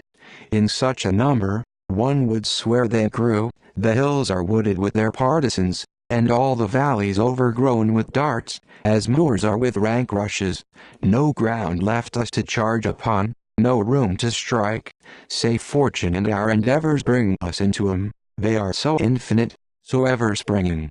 We shall be killed with killing, of desperate women, that neither fear or shame ye are found, the devil has ranked amongst a multitudes. Say the men fail, they'll poison us with their petticoats. Say they fail, they have priests enough to pray us into nothing. Swet. These are imaginations, dreams of nothing, the man that doubts or fears. December 1 am free of both. Dem. The self-same I. Petal. And I as free as any, as careless of my flesh, of that we call life, so I may lose it nobly, as indifferent as if it were my diet. Yet, noble general, it was a wisdom learned from you. I learned it, and worthy of a soldier's care, most worthy, to weigh with most deliberate circumstance the ends of accidents, above their offers, how to go on and get, to save a Roman, whose one life is more worth in way of doing, than millions of these painted wasps, how viewing to find advantage out, how, found, to follow it with counsel and discretion, lest mere fortune should claim the victory. Swet.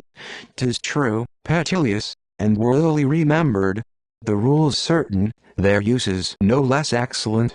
But where time cuts off occasions danger, time and all tend to a present peril, 'tis required our swords and manhoods be best counselors, our expeditions, presidents.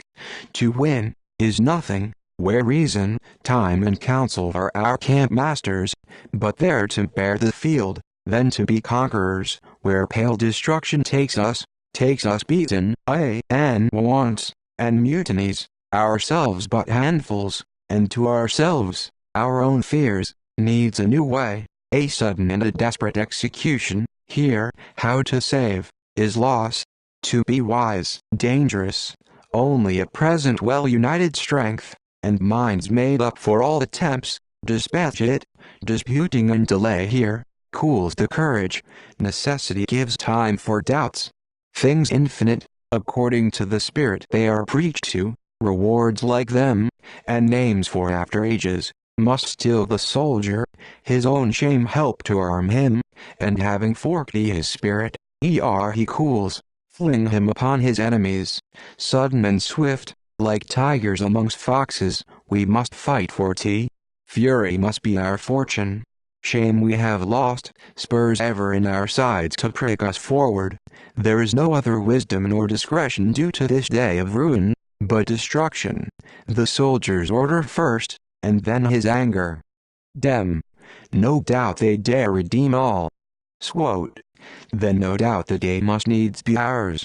That the proud woman is infinite in number, better likes me, than if we dealt with squadrons. Half her army shall choke themselves, their own swords dig their graves. I'll tell ye all my fears, one single valor, the virtues of the valiant Caratoch more doubts me than all Britain. He's a soldier so forged out, and so tempered for great fortunes, so much man thrust into him, so old in dangers, so fortunate in all attempts, that his mere name fights in 1,000 men, himself and millions, to make him Roman. But no more. Petilius, how stands your charge? Petil. Ready for all employments, to be commanded to, sir. Swot. 'Tis well governed. Tomorrow we'll draw out, and view the cohorts. Meantime, all apply their offices. Where's Junius? Petil. In's cabin, sicko, mumps, sir. Swot. How? Petil. In love, indeed in love, most lamentably loving, to the tune of Queen Dido. December. Alas poor gentleman. Swot.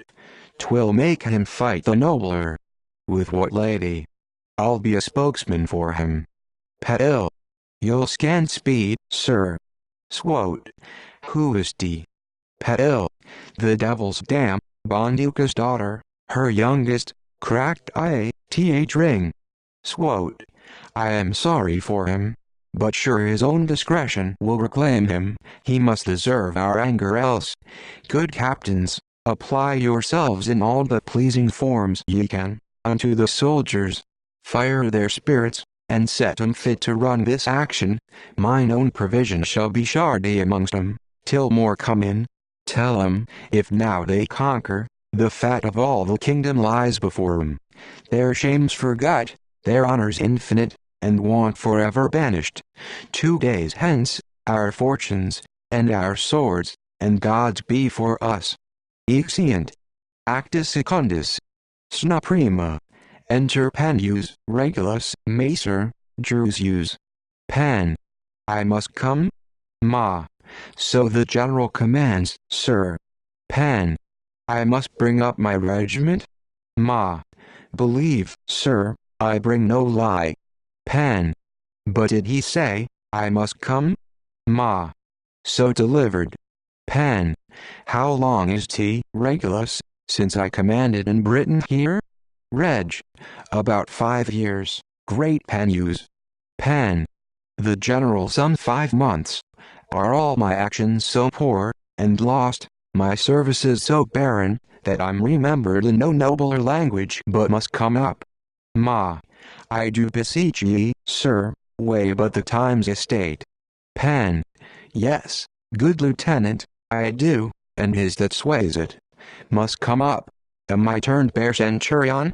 Must, and shall, fit ambassadors to court my honor? Ma. Sir, Pan.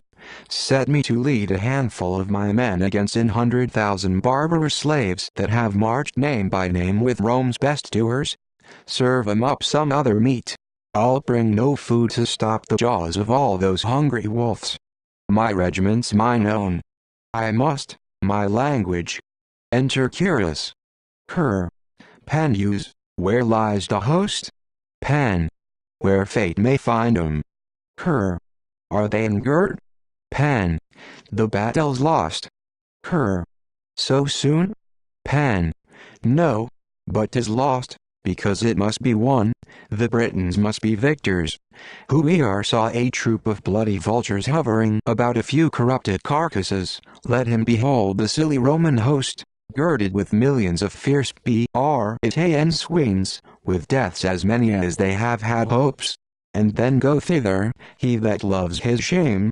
I scorn my life, yet dare not lose my name. Do not you hold it a most famous end, when both our names and lives are sacrificed for Rome's increase? Pen. Yes, curious. But mark this too. What glory is there, or what lasting fame can be to Rome or us? What full example, when one is smothered with a multitude, and crowded in amongst a nameless press, honor got out of flint, and on their heads whose virtues, like the sun, exhaled all valors, must not be lost in mists and fogs of people, noteless, and out of name, but rude and naked. Nor can Rome task us with impossibilities, or bid us fight against a flood.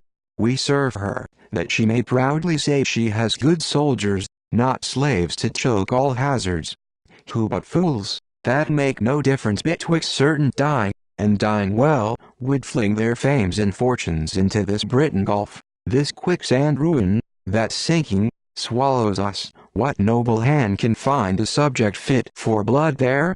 Or what sword room for his execution? What air to cool us, but poison with their blasting breaths and curses, where we lie buried quick above the ground, and bear with laboring sweat, and breathless pain, killed like to slaves, and cannot kill again? True. Use, mark anti-ant wars, and know that then captains weighed 100,000 men. Use, mark anti-ant wisdom, and you'll find then, he gave the overthrow that solved his men. I must not go. The soldiers are desirous, their eagles all drawn out, sir. Who drew up, Regulus? Ha? Speak. Did you whose bold will durst attempt this? Drawn out. Why, who commands, sir? On whose warrant durst they advance? I keep mine own obedience. True. 'Tis like the general cause, their love of honor, relieving of their wants. Without my knowledge? Am I no more? My place but at their pleasures? Come, who did this? True. By. Sir, I am ignorant. Drum softly within, then enter, soldiers with drum and colors. What am I grown a shadow? Hark, they march, one will know, and will be myself. Stand, disobedience. He that advances 1 foot higher, dies 40. Run thorough the regiment upon your duties, and charge 'em on command. Beat back again, by. All TTHM all else. We'll do our best. Exuent Use and Regulus. Back. Cease your bowling drums there, I'll beat the tubs about your brains else. Back. Do I speak with less fear than thunder to ye? Must I stand to beseech ye? Home, ha? Do ye stare upon me? Are those minds I molded, those honest valiant tempers I was proud to be a fellow to, those great discretions made your names feared and honored, turned to wildfires? O gods, to disobedience? Command, farewell, and be ye witness with me, all things sacred, I have no share in these men's shames. March, soldiers, and seek your own sad ruins. Your old Use dares not behold your murders. Sold. Captain. 2 sold. Captain. 3 sold. Dear honored Captain. 2 dear loved ye soldiers, which made ye weary of me, and heaven yet knows, though in your mutinies, I dare not hate you. Take your own wills. 'Tis fit your long experience should now know how to rule yourselves. I wrong ye, in wishing ye to save your lives and credits, to keep your necks whole from the axe hangs o'er ye. Alas, I much dishonored ye. Go, seek the Britons, and say ye come to glut their sacrifices, but do not say I sent ye. What ye have been, how excellent in all parts, good, and governed, is only left of my command, for story. What now ye are, for piety. Fare ye well. Enter Drusus and Regulus. Dru. O turn again, great Penus. See the soldier in all points apt for duty. Reg. See his sorrow for his disobedience, which he says was haste, and haste he thought to please you with. See Captain, the toughness of his courage turned to water. See how his manly heart melts. Pen. Go, beat homeward, there learn to eat your little with obedience, and henceforth strive to do as I direct ye. Ixian soldiers. Ma. My answer, sir. Pen. Tell that great general my companies are no faggots to fill breaches, myself no man that must, or shall, can carry, bid him be wise. And where he is, he's safe then, and when he finds out possibilities, he may command me. Commend me to the captains. Ma. All this I shall deliver. Pen. Farewell, Macer. Exit Penus. Cur. Pray gods this breed no mischief. Reg. It must needs, if stout Suetonius win. For then his anger, besides the soldier's loss of due and honor, will break together on him. True. He's a brave fellow, and but a little hide his haughtiness, which is but sometimes neither. On some causes he shews the worthiest Roman this day living. You may, good Curius, to the general make all things seem the best. Cur. I shall endeavor. Pray for our fortunes, gentlemen. If we fall, this one farewell serves for a funeral. The gods make sharp our swords, and steel our hearts. We dare, alas, but cannot fight our parts. Exeunt. Snusicunda. Enter Junius, Petilius and Herald observing Junius. Petil. Let him go on, stay, now he talks. June. Why should I love mine enemy? What is beauty? Of what strange violence, that like the plague, it works upon our spirits. Blind they feign him, I am sure, I find it so. Petil. A dog shall lead ye. June. His fond affections blind her. Petil. Hold ye there still. June. It takes away my sleep. Petil. Alas, poor chicken. June. My company, content, almost my fashion. Petil. Yes, and your way too, if you follow it. June. 'Tis sure the plague, for no man dare come near me without an antidote. 'Tis far worse, hell. Petil. Thou art damned without redemption then. June. The way to tea strewed with fair western smiles, and April blushes, led by the brightest constellations, eyes, and sweet proportions, envying heaven, but from thence no way to guide, no path, no wisdom bring us. Petil. Yes, a smart water, Junius. June. Do I fool? Know all this, and fool still? Do I know further, that when we have enjoyed our ends, we lose 'em, and all our appetites are but as dreams we laugh at in our ages? Petil. Sweet philosopher. June. Do I know on still, and yet know nothing? Mercy gods, why am I thus ridiculous? Petil. Motley on thee, thou art an arrant ass. June. Can red and white, an eye, a nose, a cheek. Petil. But one cheek, Junius? And half facd mistress? June. With the little trim, that wanton fools call fashion, thus abuse me? Take me beyond my reason? Why should not I dote on my horse well trapped, my sword well hatched? They are as handsome things, to me more useful, and possible to rule too. Did I but love, yet, 'twere excusable, my youth would bear it, but to love there, and that no time can give me, mine honor dare not ask. She has been ravished, my nature must not know.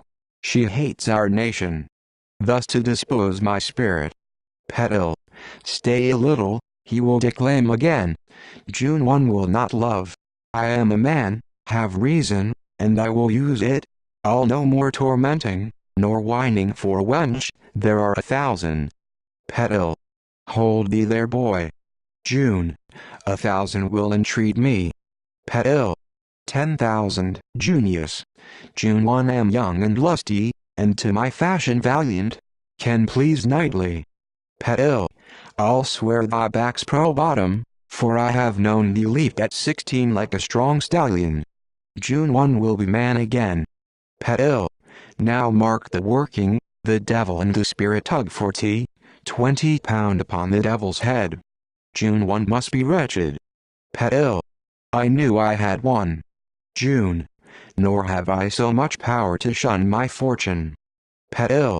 I will hunt thy fortune with all the shapes imagination breeds, music. But I will fright thy devil. Stay, he sings now. Song, by Junius, and Petilius, after him in mock age. June. Must I be thus opposed? Pedil. Yes, marry must ye. Let's follow him close. Oh, there he is, now read it. Herald reads. It is the general's command, that all sick, persons old and unable, retire within the trenches. He that fears his liberty, to leave the field, fools, boys, and lovers must not come near the regiments, for fear of their infections, especially those cowards they call lovers. June. Ha? Pedil. Read on. Herald. If any common soldier love an enemy, he's whipped and made a slave. If any captain, cast, with loss of honors, flung out O.T.H. army, and made unable ever after to bear the name of a soldier. June. V. Consume ye all, rogues. Exit June. Pedil. Let this work. H has something now to chew upon. He's gone, come, shake no more. Her. Well, sir, you may command me, but not to do the like again for Europe. I would have given my life for a bent twopence. If I are read to lovers whilst I live again, or come within their confines. Pedil. There's your payment, and keep this private. Her. I am schooled for talking. Exit Herald. Enter Demetrius. Pedil. How now, Demetrius, are we drawn? Dem. 'Tis doing. Your company stands fair. But pray ye, where's Junius? Half his command are wanting, with some 40 that Decius leads. Pedil. Hunting for victuals. Upon my life freebooting rogues, their stomachs are like a widow's lust, ne are satisfied. Dem. I wonder how they dare stir, knowing the enemy master of all the country. Pedil. Resolute hungers know neither fears nor faiths, they tread on ladders, ropes, gallows, and overdo all dangers. Dem. They may be hanged though. Pedil. There's their joyful supper, and no doubt they are at it. Dem. But for heaven's sake, how does young Junius? Pedil. Drawing on, poor gentleman. Dem. What, to his end? Pedil. To th end of all flesh, woman. Dem. This love has made him a stout soldier. Pedil. Oh, a great one, fit to command young goslings. But what news? Dem. I think the messengers come back from Penuse. By this time, let's go now. Pedil. What will you say now if he deny to come, and take exceptions at some half-syllable, or sound delivered with an ill accent, or some style left out? Dem. I cannot think he dare. Pedil. He dare speak treason, dare say what no man dares believe, dares do. But that's all. I'll lay you my black armor to 20 crowns, he comes not. Dem. Done. Pedil. You'll pay. Dem. I will. Pedil. Then keep thine old use Penuse, be stubborn and vainglorious, and I thank thee. Come, let's go pray for 6 hours. Most of us I fear will trouble heaven no more. 2 good blows struck home at 2 commanders of the Britons, and my part's done. Dem. I do not think of dying. Pedil. 'Tis possible we may live. But Demetrius, with what strange legs, and arms, and eyes, and noses, let carpenters and coppersmiths consider. If I can keep my heart whole, and my windpipe, that I may drink yet like a soldier. Dem. Come, let's have better thoughts. Mine's on your armor. Petal. Mine's in your purse, sir. Let's go try the wager. Exeunt. Snuttersha. Enter Judas and his 4 companions, halters about their necks. Bonduca, her daughters, Nennius following. Bon. Come, hang them presently. Nen. What made your rogueships harrying for victuals here? Are we your friends? Or do you come for spies? Tell me directly, would you not willingly be hanged now? Do not ye long for tea? Judd. What say ye? Shall we hang in this vein? Hang we must, and 'tis as good to dispatch it merrily, as pull an arse like dogs to tea. 1 sold. Anyway, so it be handsome. 3 sold. I had as lief, 'twere toothsome too, but all agree, and I'll not out boys. 4 sold. Let's hang pleasantly. Judd. Then pleasantly be it, Captain. The truth is, we had as lief hang with meat in our mouths, as ask your pardon empty. Bon. These are brave hungers. What say you to a leg of beef now, sirrah? Judd. Bring me acquainted with it, and I'll tell ye. Bon. Torment 'em wenches.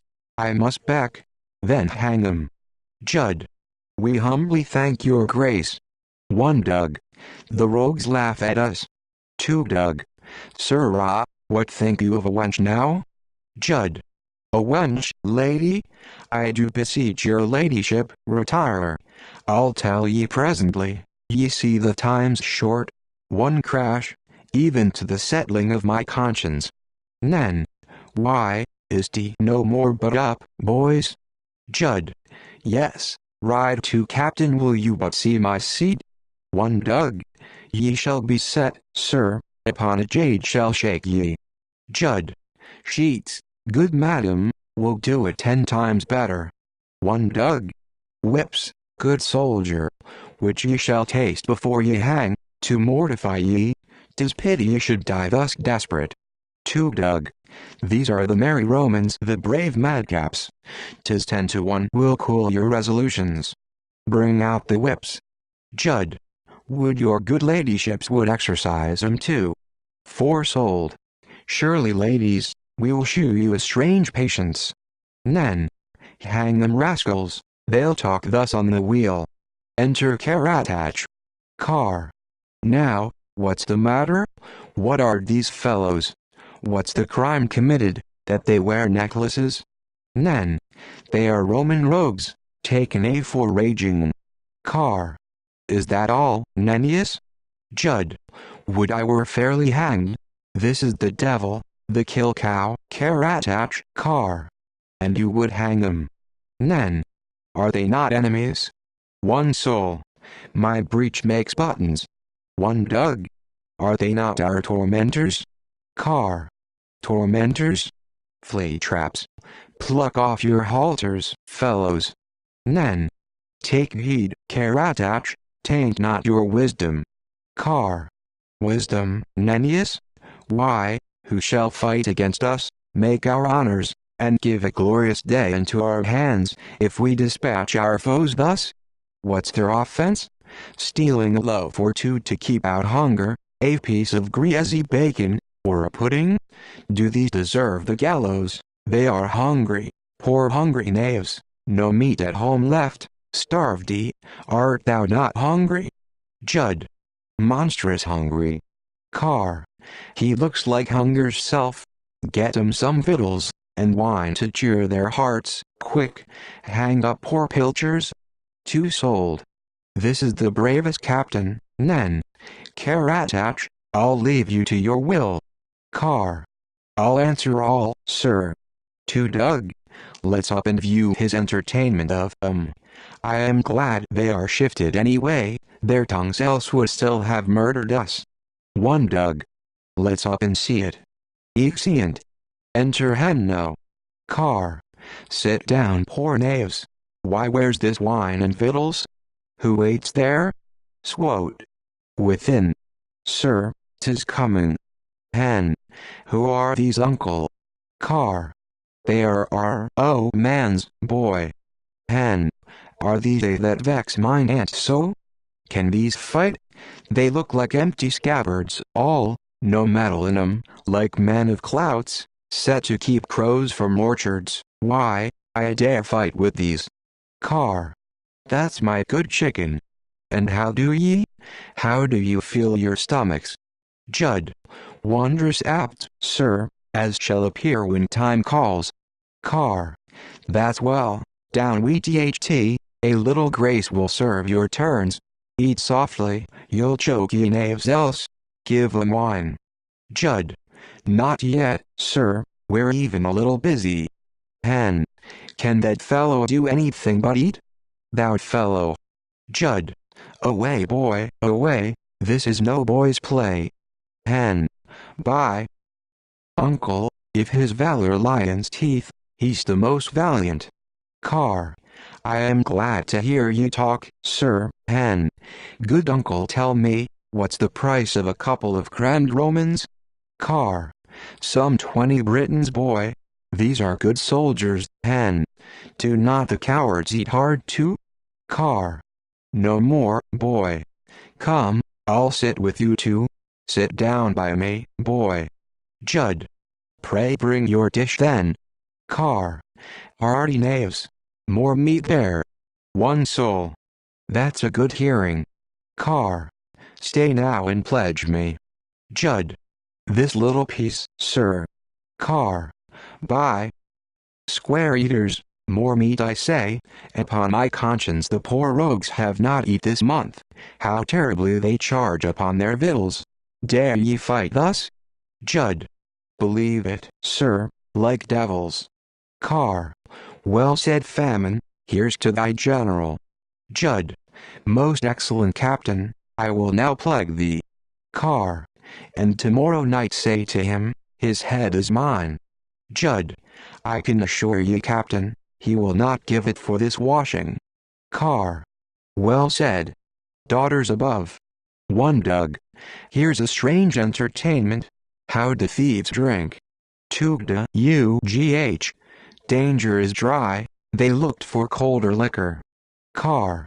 Fill 'em more wine, give 'em full bowls. Which of you all now in recompense of this good, dare but give me a sound knock in the battle? Judd. Delicate captain, to do thee a sufficient recompense, I'll knock thy brains out. Car. Do it. Hen. Thou Dar Street as well be damned, thou knock his brains out. Thou skin of man? Uncle, I will not hear this. Judd. Tie up your whelp. Hen. Thou kill my uncle? Would I had but a sword for thy sake, thou dried dog. Car. What a mettle this little vermin carries. Hang. Kill mine uncle? Car. He shall not, child. Hen. He cannot. He's a rogue, an only eating rogue. Kill my sweet uncle? Oh, that I were a man. Judd. By this wine, which I will drink to Captain Junius, who loves the Queen's most excellent Majesty's little daughter most sweetly, and most fearfully I will do it. Hang. Uncle, I'll kill him with a great pen. Car. No more, boy. I'll pledge thy captain. To ye all good fellows. To Doug. In love with me? That love shall cost your lives all. Come, sister, and advise me. I have here a way to make an easy conquest of 'em, if fortune favor me. Car. Let's see ye sweat tomorrow, blood and spirit, boys, this wine turned to stern valor. One sold. Hark ye, Judas, if he should hang us after all this. Judd. Let him. I'll hang like a gentleman and a Roman. Car. Take away there, they have enough. Judd. Captain, we thank you heartily for your good cheer, and if we meet tomorrow, one of us pays for tea. Car. Get 'em guides, their wine has overmaster, diem. Enter second daughter, and a servant. To Doug. That hungry fellow with the red beard there, give it him, and this, to see it well delivered. Car. Farewell, knaves. Speak nobly of us, keep your words tomorrow. Enter a guide. And do something worthy your meat. Go, guide 'em, and see 'em fairly onward. Judd. Meaning me, sir? Serve. The same. The youngest daughter to the queen interrupts ye to give this privately to Captain Junius, this for your pains.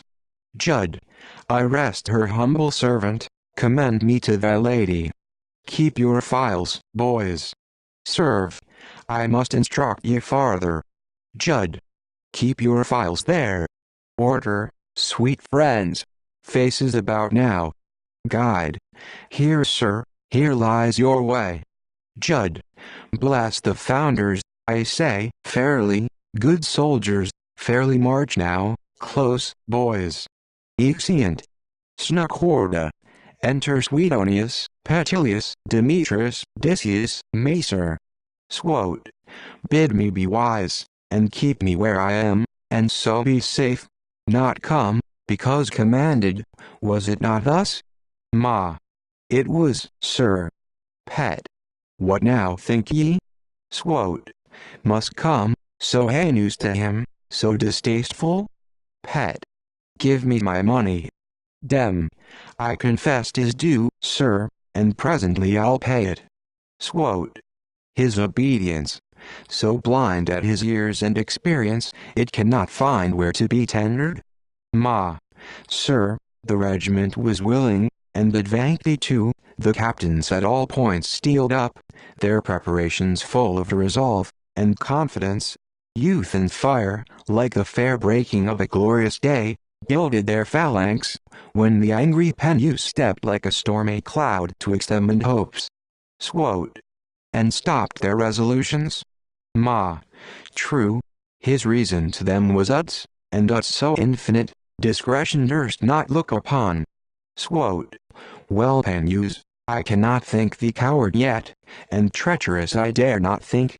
Thou hast lopped a limb off from me, and let it be thy glory, thou waste stubborn, thy wisdom, that thou left'st thy general naked, yet ere the sun set, I shall make thee see, all valor dwells not in thee, all command in one experience. Thou wilt too late repent this, and with I must come up, had been thy blessing. Petil. Let's force him. Swote. No, by no means. He's a torrent we cannot easily stem. Petil. I think, a traitor. Swote. No ill words. Let his own shame first revile him. That wine I have, see it, Demetrius, distributed amongst the soldiers, to make 'em high and lusty. When that's done, Petilius, give the word through, that the eagles may presently advance. No man discover, upon his life, the enemy's full strength, but make it of no value. Decius, are your starved people yet come home? December 1 hope so. Swote. Keep 'em in more obedience. This is no time to chide. I could be angry else, and say more to ye. But come, let's order all, whose sword is sharpest, and valor equal to his sword this day, shall be my saint. Petil. We shall be holy all then. Exeunt. Enter Judas and his company. Judd. Captain, I have brought them off again, the drunken-nest slaves. December. Confound your rogueships. I'll call the general, and have ye hanged all. Judd. Pray who will you command then? December. For you, sirrah, that are the ringleader to these devices, whose maw is never crammed, I'll have an engine. Judd. A wench, sweet captain. December. Sweet Judas, even the forks, where ye shall have 2 lictors with 2 whips hammer your hide. Judd. Captain, good words, fair words, sweet words, good captain. If you like not us, farewell, we have employment. December. Where hast thou been? Judd. There where you dare not be with all your valor. December. Where's that? Judd. With the best good fellow living. One souled. The king of all good fellows. December. Who's that? Judd. Caratach. Shake now, and say, we have done something worthy, mark me, with Caratach. By this. Caratach, do you as much now and you dare? Sweet Caratach. Ye talk of a good fellow, of true drinking, well, go thy wise old Caratoch, besides the drink captain, the bravest running banquet of black puddings, pieces of glorious beef. December. How scapt ye hanging? Judd. Hanging's a dog's death, we are gentlemen, and I say still, old Caratoch. December. Belike then, you are turned rebels all. Judd. We are Roman boys all, and boys of metal. I must do that captain, this day, this very day. December. Away, ye rascal. Judd. Fair words, I say again. December. What must you do, sir? Judd. I must do that my heartstrings yearn to do, but my words past. December. What is it? Judd. Why, kill Caratoch. That's all he asked us for our entertainment. December. More than you'll pay. Judd. Would I had sold myself unto the skin, I had not promised it, for such another Caratoch. December. Come fool, have ye done your count-race service? Judd. I have brought that to Captain Junius. December. How? Judd. I think we'll do all. I cannot tell, I think so. December. How? To Junius? I'll more enquire of this. You'll fight now? Judd. Promise. Take heed of promise, Captain. December. Away, and rank then. Judd. But hark ye, Captain, there is wine distributing, I would fain know what share I have. December. Begone, ye have too much. Judd. Captain, no wine, no fighting. There's one called Caratoch that has wine. December. Well, sir, if you'll be ruddy now, and do well. Judd. Do excellent. December. Ye shall have wine, or anything. Go file. I'll see you have your share. Drag out your dormice, and stow 'em somewhere, where they may sleep handsomely. They'll hear a hunts up shortly. Judd. Now I love thee, but no more forks nor whips. December. Deserve 'em not then. Up with your men, I'll meet ye presently, and get 'em sober quickly. Judd. Arm, bullies. All's right again and straight. And which is more wine, more wine. Awake ye men of Memphis, be sober and discreet, we have much to do, boys. Exeunt. Actus tertius. Sna prima. Enter a messenger. Mess. Prepare therefore the sacrifice, the queen comes. Music. Enter in solemnity the druids singing, the second daughter strewing flowers. Then Bonduca, Nennius, and others. Bond. Ye powerful gods of Britain, hear our prayers. Hear us, you great revengers, and this day take pity from our swords, doubt from our valors. Double the sad remembrance of our wrongs in every breast, the vengeance due to those make infinite and endless. On our pikes this day pale terror sit, horrors and ruins upon our executions. Claps of thunder hang on our armed carts, and, for our troops despair and death, shame beyond these attend 'em. Rise from the dust, ye relics of the dead, whose noble deeds our holy druids sing. Arise, ye valiant bones, let not base earth oppress your honors, whilst the pride of Rome treads on your stocks, and wipes out all your stories. Nen, thou great Tyranns, whom our sacred priests, armed with dreadful thunder, plucked ye on high above the rest of the immortal gods, send thy consuming fires, and deadly bolts, and shoot 'em home, stick in each Roman heart a fear fit for confusion, blast their spirits, dwell in 'em to destruction, thorough their phalanx strike, as thou, Strik street a proud tree, shake their bodies, make their strengths totter, and their topless fortunes unroot and reel to ruin. One Doug. O thou God, thou fear God, if ever to thy justice insulting wrongs, and ravishments of women derive from thee, their shames, the sufferings of those that daily fill thy sacrifice with virgin incense, have access, now hear me, now snatch thy thunder up, now on these Romans, despisers of thy power, of us defacers, revenge thyself, take to thy killing anger, to make thy great work full, thy justice spoken, and utter rooting from this blessed isle of what Rome is or has been. Bon. Give more incense, the gods are deaf and drowsy, no happy flame rises to raise our thoughts. Pour on. To Doug. See heaven, and all you powers that guide us, see, and shame we kneel so long for pity over your altars, since 'tis no light oblation that you look for, no incense offering, will I hang mine eyes. And as I wear these stones with hourly weeping, so will I melt your powers into compassion. This tear for Prasutagus, my brave father, ye gods, now think on Rome, this for my mother, and all her miseries. Yet see, and save us, but now ye must be open wide.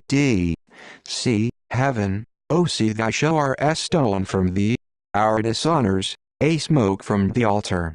O sister, our dishonors, can ye be gods, and these sins smothered? Bon. The fire takes. Car. It does so, but no flame rises. Cease your fearful prayers, your whinings, and your tame petitions. The gods love courage armed with confidence, and prayers fit to pull them down. Weak tears and troubled hearts, the dull twins of cold spirits, they sit and smile at. Hear how I salute them.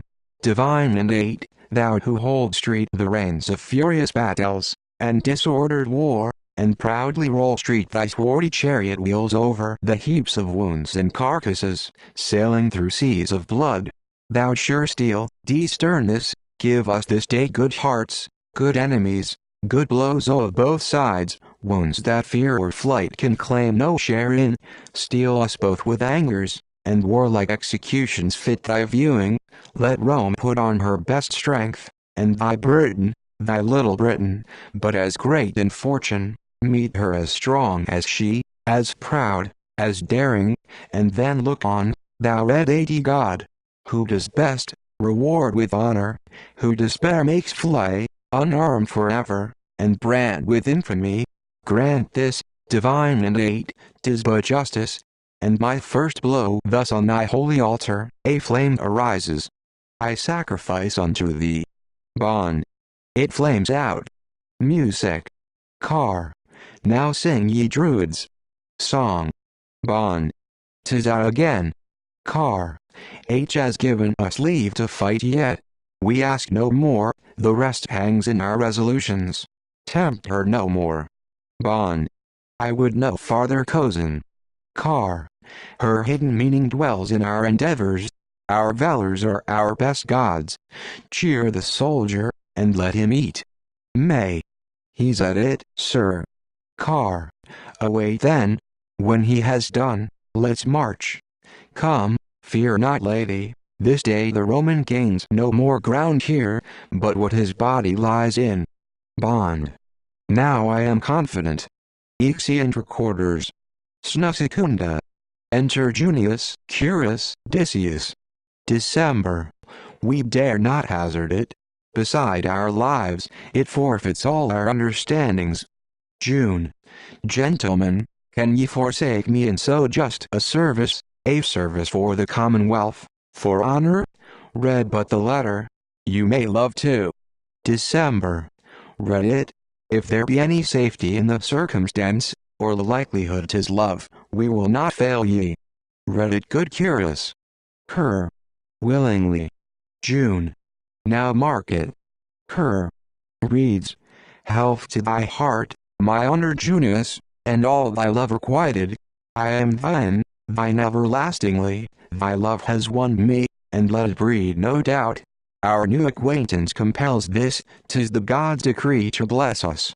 The times are dangerous to meet. Yet fail not, by all the love thou bearst me I conjure thee, without distrust of danger, to come to me, for I have purposed a delivery both of myself and fortune this blessed day into thy hands, if thou thinkst good, to shew thee how infinite my love is, even my mother shall be thy prisoner, the day yours without hazard. For I beheld your danger like a lover, a just effector of thy faith. Thy goodness, I know, will use us nobly, and our marriage if not redeem, yet lessen Rome's ambition. I'm weary of these miseries. Use my mother, if you intend to take her with all honor, and let this disobedience to my parents be laid on love, not me.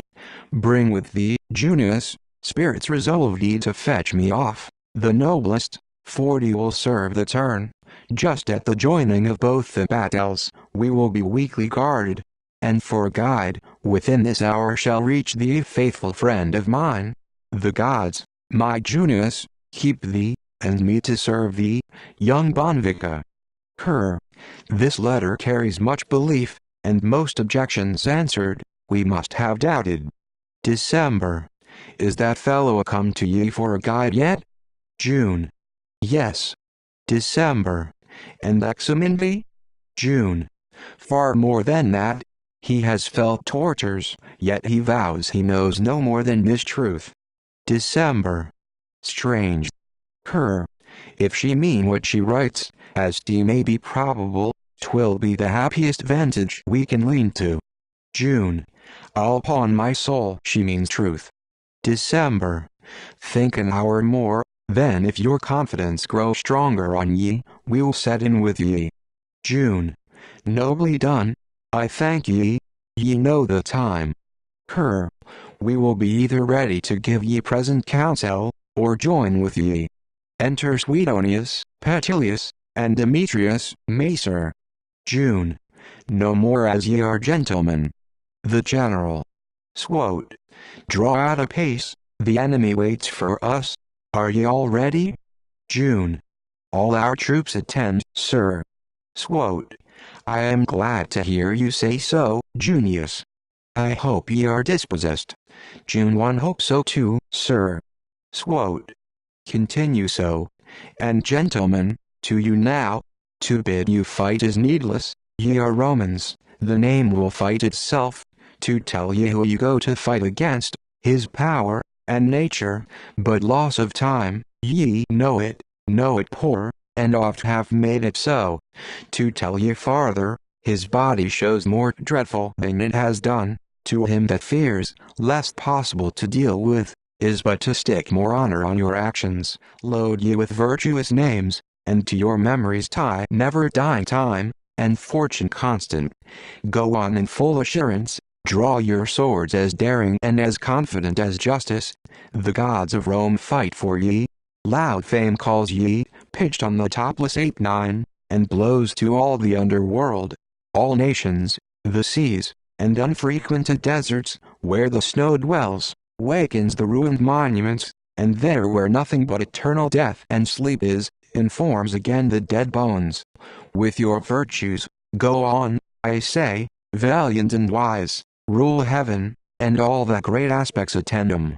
Do but blow upon this enemy, who, but that we want foes, cannot deserve that name, and like a mist, a lazy fog, before your burning valors you'll find him fly to nothing. This is all. We have swords, and are the sons of anti-ant Romans, heirs to their endless valors. Fight and conquer. Dem. 'Tis done. Petil. That man that loves not this day, and hugs not in his arms the noble danger, may he die fameless and forgot. Swote. Sufficient. Up to your troops, and let your drums beat thunder. March close, and sudden like a tempest. All executions march. Done without sparkling of the body. Keep your phalanx sure lindy, and pikey together. Your pikes forward, and so march like a moving fort. Ere this day run, we shall have ground to add to Rome. Well won. Exeunt. Snutertia. Enter Caratach and Nennius. Nen. The Roman is advanced from you on hill's brow. We may behold him, Caratach. A march. Drums within at one place afar off. Car. Let's thither. I see the dust fly. Now I see the body. Observe 'em, Nennius, by. A handsome body, and of a few, strongly and wisely jointed. Suetonius is a soldier. Nen. As I take it, that's he that gallops by the regiments, viewing their preparations. Car. Very likely. He shews no less than general. See how bravely the body moves, and in the head how proudly the captains stick like plumes. He comes apace on. Good Nennius go, and bid my stout lieutenant bring on the first square body to oppose him, and as he charges, open to enclose him, the queen move next with hers, and wheel about, to gain their backs, in which I'll lead the vanguard. We shall have bloody crowns this day, I seek by T. Hast thee good Nennius? I'll follow instantly. Exit Nennius. How close they march, as if they grew together. March. No place but Lindy alike. Sure from oppression, they will not change this figure. We must charge 'em, and charge 'em home at both ends, van and rear, drums in another place afar off. They never totter else. I hear our music, and must attend it. Hold good sword, but this day, and bite hard where I hound thee, and hereafter I'll make a relic of thee, for young soldiers to come like pilgrims to, and kiss for conquests. Exit. Snuckhorda. Enter Junius, Curus, and Decius. June. Now is the time, the fellow stays. December. What think ye? Cur. I think 'tis true. June. Alas, if 'twere a question, if any doubt or hazard fell into T, do ye think mine own discretion so self-blind, my care of you so naked, to run headlong? December. Let's take Petilius with us. June. By no means. He's never wise but to himself, nor courteous, but where the end's his own. We are strong enough, if not to many. Behind yonder hill the fellow tells me she attends, weak guarded, her mother and her sister. Car. I would venture. June. We shall not strike 5 blows for T, way the general good may come. December. Away, all with ye, but with what doubt? June. Fear not, my soul for all. Exeunt. Alarms, drums and trumpets in several places afar off, as at a main battle. Snuquinta. Enter Drusus and Panus above. True. Here you may see 'em all, sir, from this hill the country shews off level. Pan. Gods defend me, what multitudes they are, what infinites. The Roman power shews like a little star Hegde with a double hollow. Now the knell rings, loud shouts. Hark how they shout to th battle, how the air totters and reels, and rends a pieces, Drusus, with the huge volleyed clamors. True. Now they charge. O gods, of all sides, fearfully. Pan.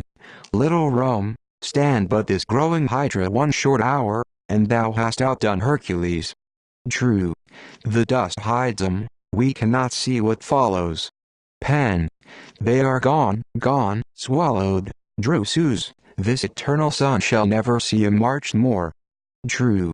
O turn this way, and see a model of the field, some 40, against 400. Pan. Well fought, bravely followed. O nobly Charged again, Charged home too. Drusus, they seem to carry it. Now they charge all loud. Close, I say. They follow it. Ye gods, can there be more in men? More daring spirits? Still they make good their fortunes. Now they are gone too, forever gone. See Drusus at their backs a fearful ambush rises. Farewell valors, excellent valors. O Rome, where's thy wisdom? True. They are gone indeed, sir. Pan. Look out toward the army, I am heavy with these slaughters. True. 'Tis the same still, covered with dust and fury. Enter the 2 daughters, with Junius, Curus, Decius, and soldiers. 2 Doug. Bring them in, tie 'em, and then unarm 'em. 1 Doug. Valiant Romans, ye are welcome to your loves. 2 Doug. Your death, fools. December. We deserve 'em, and women do your worst. 1 Doug. Ye need not beg it. 2 Doug. Which is kind Junius. Serve. This. 2 Doug. Are you my sweetheart? It looks ill on T. How long is T, pretty soul, since you and I first loved thee? Had we not reason to dote extremely upon one another? How does my love, this is not he, my chicken could prate finely, sing a love song? June. Monster. To Doug. Oh, now it courts. June. Armed with more malice than he that got thee has the devil. To Doug. Good. Proceed, sweet chick. June 1 hate thee, that's my last. To Dog. Nay, and ye love me, forward, no? Come sister, let's prick our answers on our arrows' points, and make 'em laugh a little. Ye damned leechers, ye proud improvident fools, have we now caught ye? Are ye ith news? Since ye are such loving creatures, we will be your cupids. Do ye see these arrows? We'll send them to your wanton livers, goats. One da. Oh, how I'll trample on your hearts, ye villains, ambitious saltish slaves. Rome's master sins, the mountain rams top your hot mothers. 2. Doug. Dogs, to whose brave founders assault or gave suck. Thieves, honors hangmen, do ye grin? Perdition take me forever, if in my fell anger, enter Karatach. I do not outdo all example. Car. Where are these ladies? Ye keep noble quarter, your mother thinks ye dead or taken. Upon which, she will not move her batel. Sure these faces I have beheld and known, they are Roman leaders, how came they here? 2. Doug. A trick, sir, that we usd, a certain policy conducted unto our snare, we have done ye no small service, these usd as we intend, we are for th batel, car. As you intend? Taken by treachery? 1. Doug. Is t not allowed? Car. Those that should gild our conquest, make up a batel worthy of our winning, catched up by craft? 2. Doug. By any means that's lawful, L. Car. A woman's wisdom in our triumphs? Out, ye sluts, ye follies, from our swords filch our revenges basely? Arm again, gentlemen, soldiers, I charge you help 'em. 2. Doug. By uncle, we will have vengeance for our rapes. Car. By. You should have kept your legs close then. Dispatch there. 1. Dog.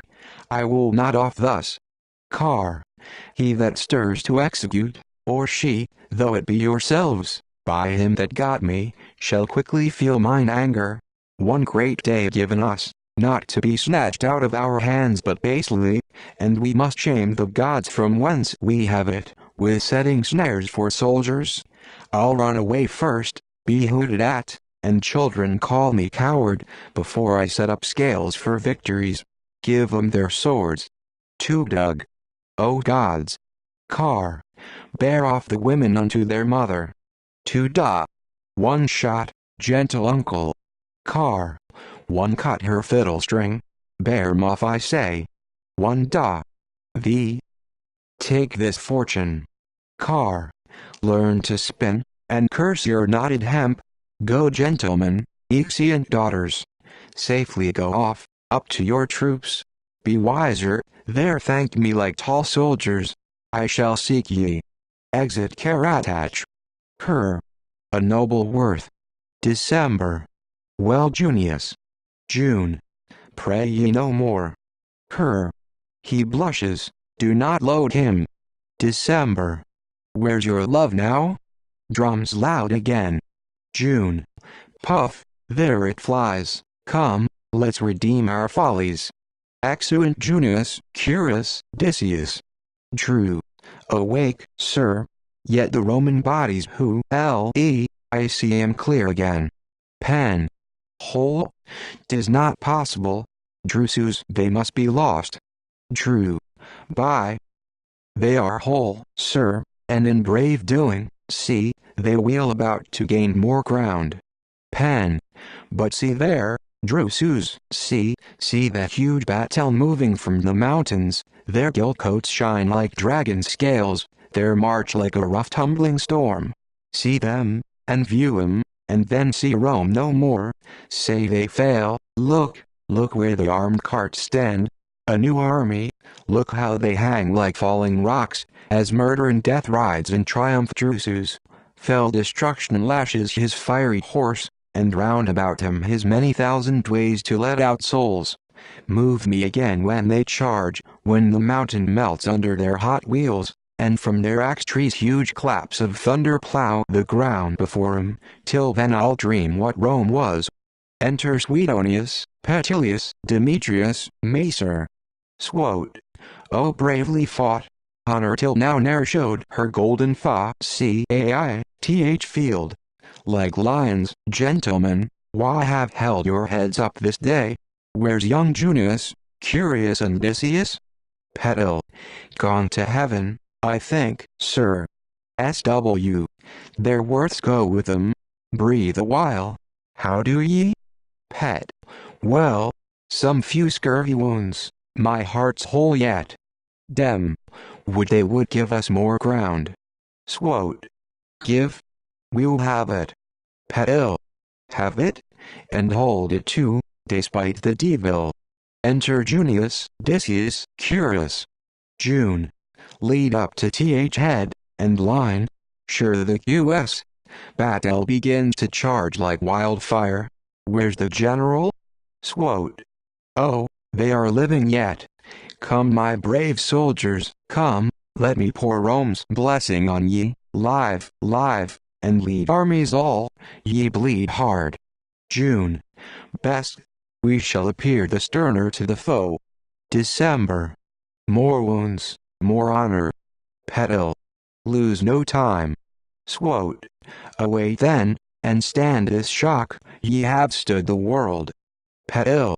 We'll grow to tea. Is not this better than lows ye loving? June 1 and myself, Petilius. Petil. 'Tis I love thee. Exeunt Romans. Enter Bonduca, Caratach, daughters, Nennius. Car. Charge 'em th flanks. Oh, ye have plaid the fool extremely, the mad fool. Bond. Why cozen? Car. The woman fool. Why did you give the word unto the carts to charge down, and our people engross before the enemy? We pay for tea, our own swords cut our throats. Why? On tea, why do you offer to command? The divil, and his dam too, who bid you meddle in men's affairs? Exeunt Queen, and see. Bond. I'll help all. Car. Home and spin woman, spin, go spin, ye trifle. Open before there, or all's ruin. How, shouts within. Now comes the tempest, on ourselves, by. Victoria within. O woman, scurvy woman, beastly woman. Exeunt. True. Victoria. Pen. How's that, Drusus? True. They win. Oh look, sir, for heaven's sake look, the Britons fly. Victoria. Enter Suetonius, soldiers, and captains. Swote. Soft, pursue it soft. Excellent soldiers, close, my brave fellows, honorable Romans. Oh, cool thy mettle, Junius, they are ours, the world cannot redeem 'em. Stern Petilius, govern the conquest nobly, soft, good soldiers. Exeunt. Enter Bonduca, daughters, and Britons. Bond. Shame, whither fly ye unlucky Britons? Will ye creep into your mother's wombs again? Back, cowards! Hares, fearful hares, doves in your angers! Leave me? Leave your queen desolate? Her hapless children. Enter Caratach and Henno, to Roman rape again in fury? Car. Fly, ye buzzards, ye have wings enough, ye fear. Get thee gone, woman, loud shout within. Shame tread upon thy heels. All's lost, Hierarch, how the Romans ring our knells. Extension. Bond. And see. Pen. Good uncle, let me go too. Car. No boy, fortune's mine, I must not leave thee. Get behind me. Shake not. Enter Petilius, Junius, Decius. I'll breach ye, if ye do boy, come, brave Romans, all is not lost yet. June. Now I'll thank thee, Caratach. Fight. Drums. Car. Thou art a soldier. Strike home, home, have at ye. Pen. His blows fall like huge sledges on an anvil. December 1 am weary. Pet. So am I. Car. Send more swords to me. June. Let's sit and rest. Sit down. True. What think ye now? Pen. O Drusus, I have lost mine honor, lost my name, lost all that was my light. These are true Romans, and I a Briton coward, a base coward. Guide me where nothing is but desolation, that I may never more behold the face of man, or mankind know me. O blind fortune, hast thou abused me thus? True. Good sir, be comforted. It was your wisdom ruled ye. Pray ye go home, your day is yet to come, when this great fortune shall be but foil unto it. Retreat. Pen. Fool, fool, coward. Exit Panius and Drusus. Enter Suetonius, Demetrius, soldiers, drum and colors. Swote. Draw in, draw in. Well have you fought, and worthy Rome's noble recompense. Look to your wounds, the ground is cold and hurtful. The proud queen has got a fort, and there she and her daughters defy us once again. Tomorrow morning we'll seek her out, and make her know, our fortunes stop at no stubborn walls. Come, sons of honor, true virtue's heirs, thus hatched with Briton blood, let's march to rest, and set in gules like suns. Beat a soft march, and each one ease his neighbors. Exeunt. Actus Quartus. Sna prima. Enter Petilius, Junius, Decius, Demetrius singing. Petil. Smooth was his cheek, December, and his chin it was sleek, June. With hope, he has done wooing. Dem. Junius was this captain's name, a lad for a lass's viewing, Pet. Full black his eye, and plump his thigh, December. Made up for love's pursuing, Dem. Smooth was his cheek, Petil, and his chin it was sleek, June. With hope, he has done wooing. Petil. O my vexed thief, art thou come home again? Are thy brains perfect? June. Sound as bells. Petil. Thy backworm quiet, and cast his sting, boy? June.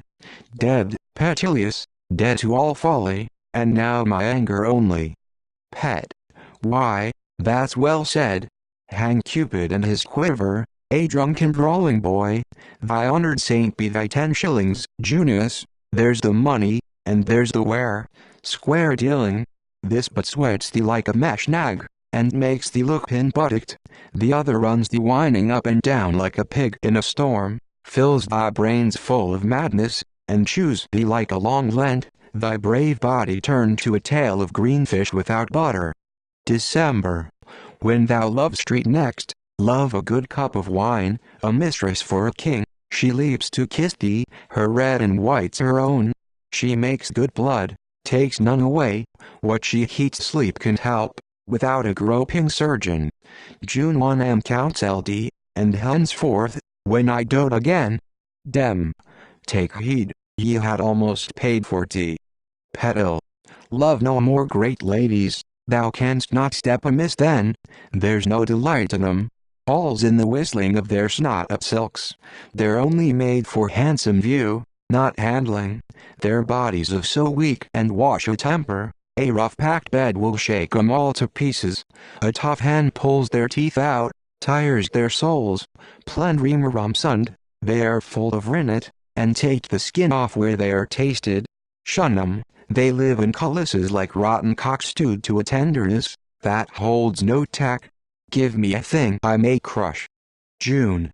Thou speak saint truly, the wars shall be my mistress now. Petil. Well chosen, for she's a bouncing lass, she'll kiss thee at night, boy, and break thy payday, th morning. June.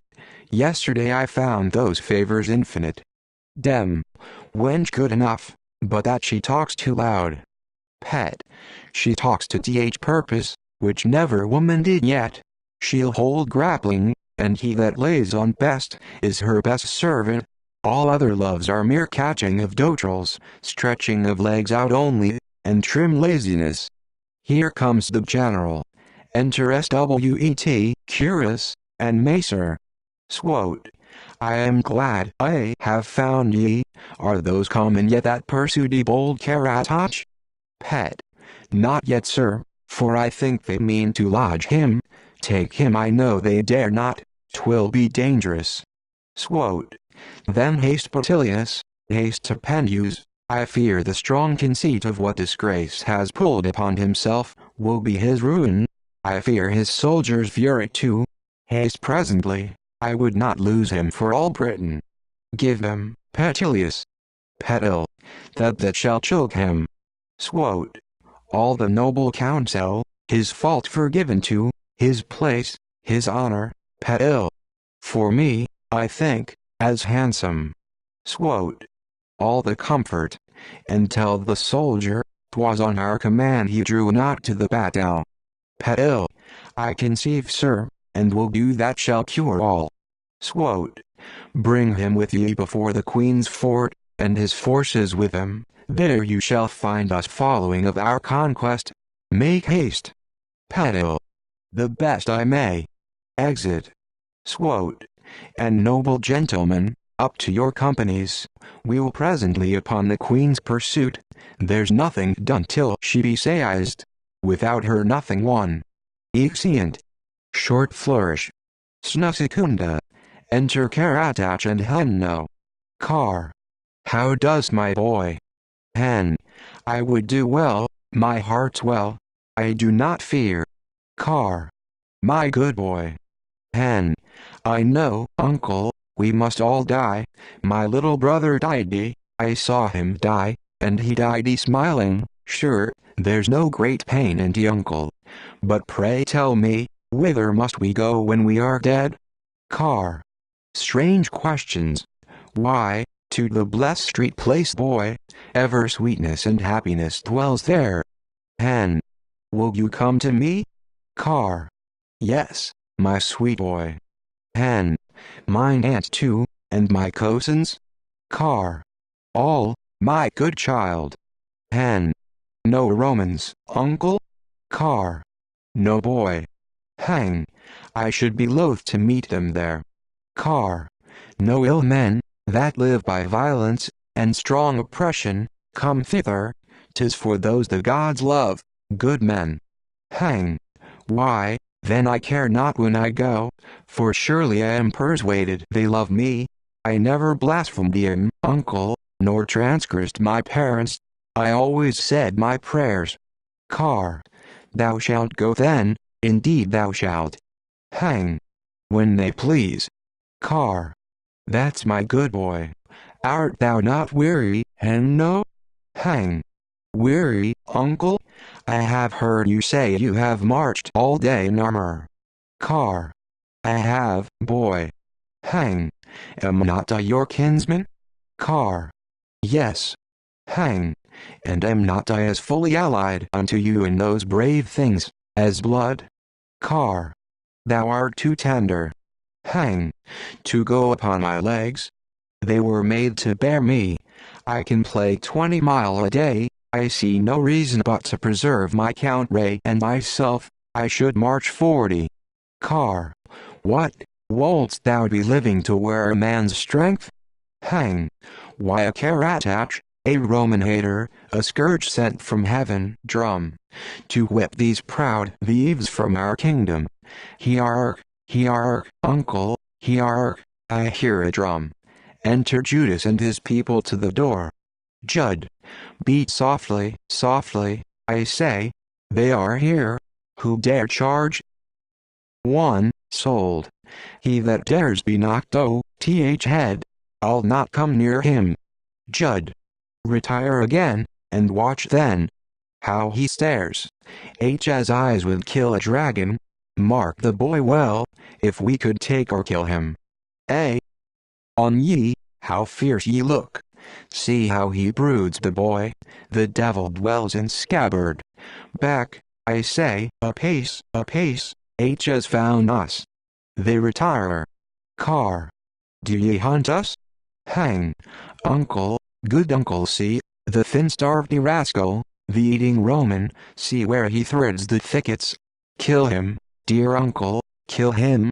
One good blow to knock his brains into his breech. Strikes head off, that I may Pison's face. Car. Do ye make us foxes?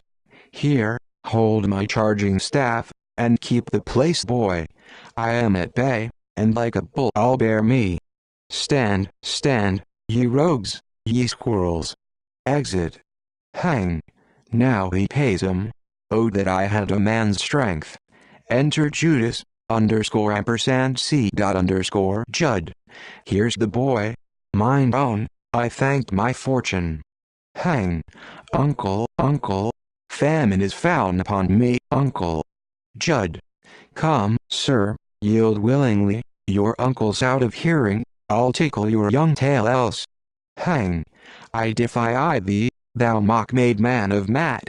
Charge home, sirrah. Hang thee, base slave, thou Shack Street Judd. Upon my conscience the boy will beat me. How it looks, how bravely, how confident the worm is. A scab boy to handle me thus? Yield or I cut thy head off. Hang. Thou Dar Street not cut my finger. Here 'tis, touch it. Judd.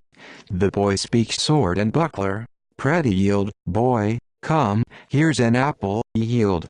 Hang. Bye. He fears me. I'll give you sharper language. When, ye coward, when come ye up? Judd.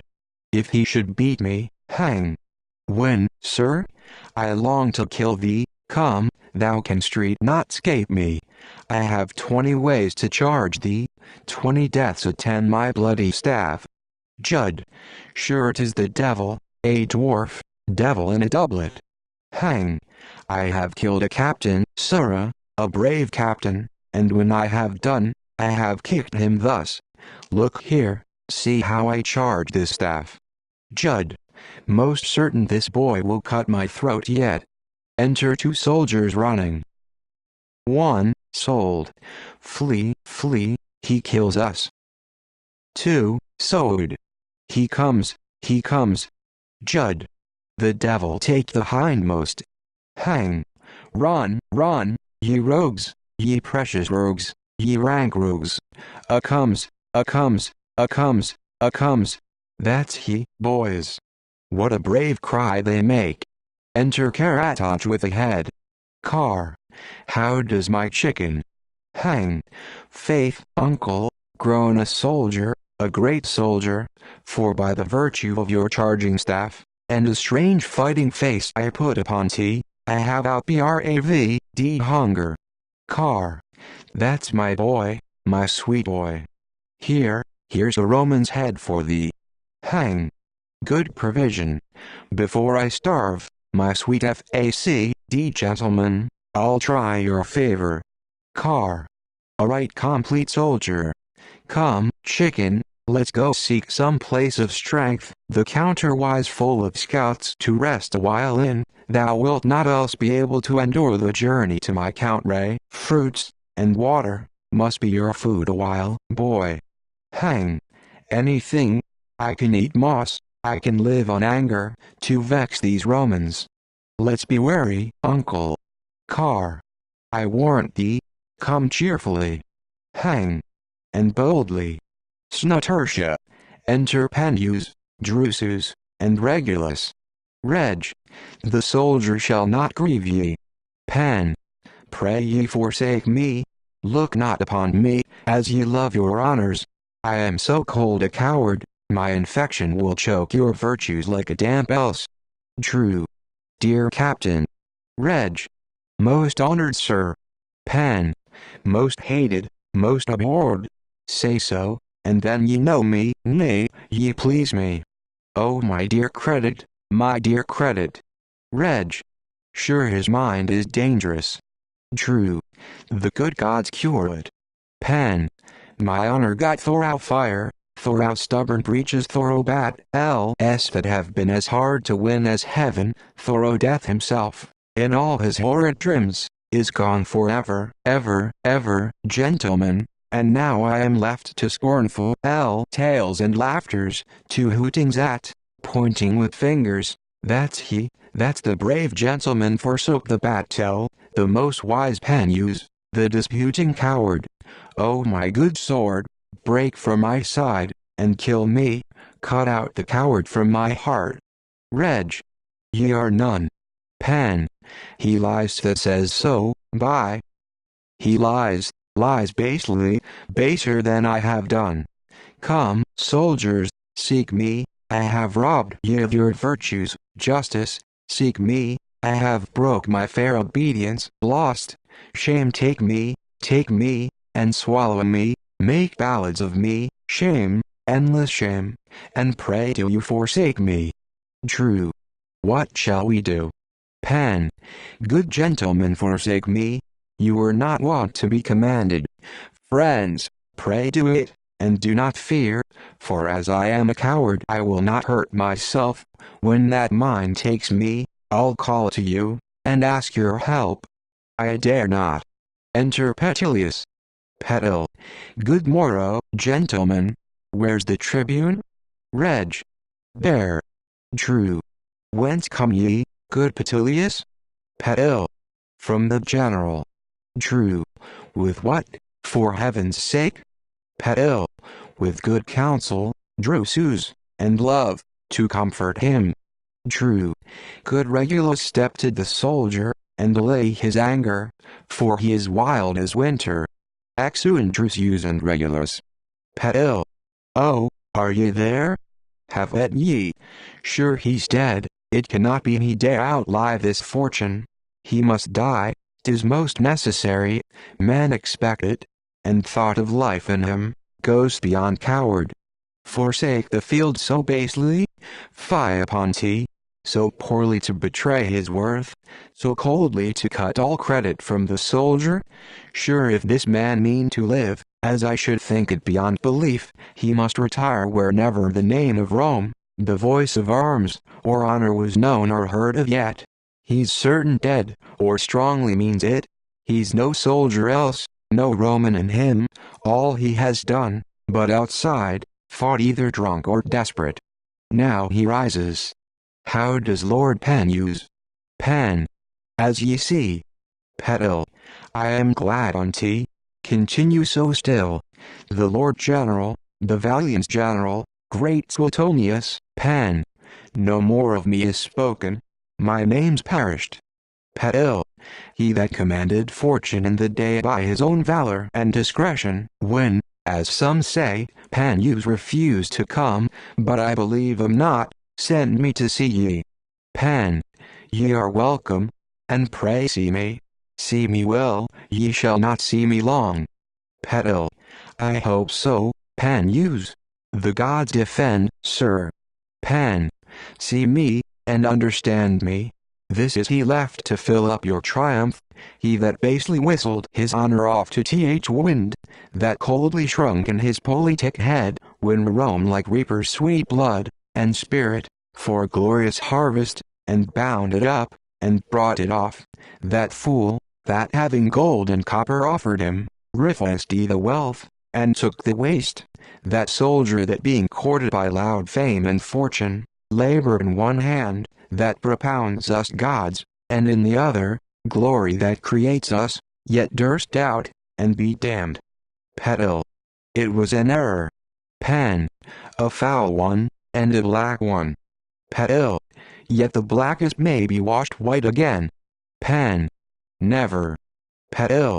Your leave, sir, and I beseech ye note me, for I love ye, and bring along all comfort. Are we gods, allied to no infirmities? Are our natures more than men's natures? When we slip a little out of the way of virtue, are we lost? Is there no medicine called sweet mercy? Pen. None, Petilius. There is no mercy in mankind can reach me, nor is it fit it should. I have sinned beyond it. Petal. Forgiveness meets with all faults. Pan. 'Tis all faults, all sins I can commit, to be forgiven. 'Tis loss of whole man in me, my discretion to be so stupid, to arrive at pardon. Petal. Oh, but the general, Pan. He's a brave gentleman, a valiant, and a loving, and I dare say he would, as far as honor durst direct him, make even with my fault, but 'tis not honest, nor in his power, examples that may nourish neglect and disobedience in whole bodies, and totter the estates and faiths of armies, must not be plaid withal, nor out of pity make a general forget his duty, nor dare I hope more from him than is worthy. Petal. What would ye do? Pan. Die. Petal. So would sullen children, women that want their wills, slaves, disobedient, that fear the law, die. Fie, great captain! You a man to rule men, to have 1,000 lives under your regiment, and let your passion betray your reason? I bring you all forgiveness, the noblest kind commends, your place, your honor. Pan. Prithee no more, 'tis foolish. Didst not thou? By thou didst, I overheard thee, there where thou standst now, deliver me for rascal, poor, dead, cold coward, miserable, wretched, if I outlive this ruin? Petal. I. Pan. And thou saint it nobly, like a true man, a soldier, and I thank thee, good Bertilius, thus I thank thee. Petal. Since ye are so justly made up, let me tell ye, 'tis fit ye die indeed. Pan. Oh, how thou lov'st treat me! Petal. For say he had forgiven ye, say the people's whispers were ta'en again, the time run out for wonder, what must your own command think, from whose swords ye have taken off the edges, from whose valors the due and recompense of arms, nay, made a doubtful either they knew obedience? Must not these kill ye? Say they are one to pardon ye, by mere miracle brought to forgive ye. What old valiant soldier, what man that loves to fight, and fight for Rome, will ever follow you more? Dare ye know these ventures? If so, I bring ye comfort. Dare ye take it? Pan. No, Petilius, no. Petal. If your mind serve ye, ye may live still. But how? Yet pardon me, you may outwear all too, but when? And certain there is a mercy for each fault, if tamely ye man will take tea upon conditions. Pan.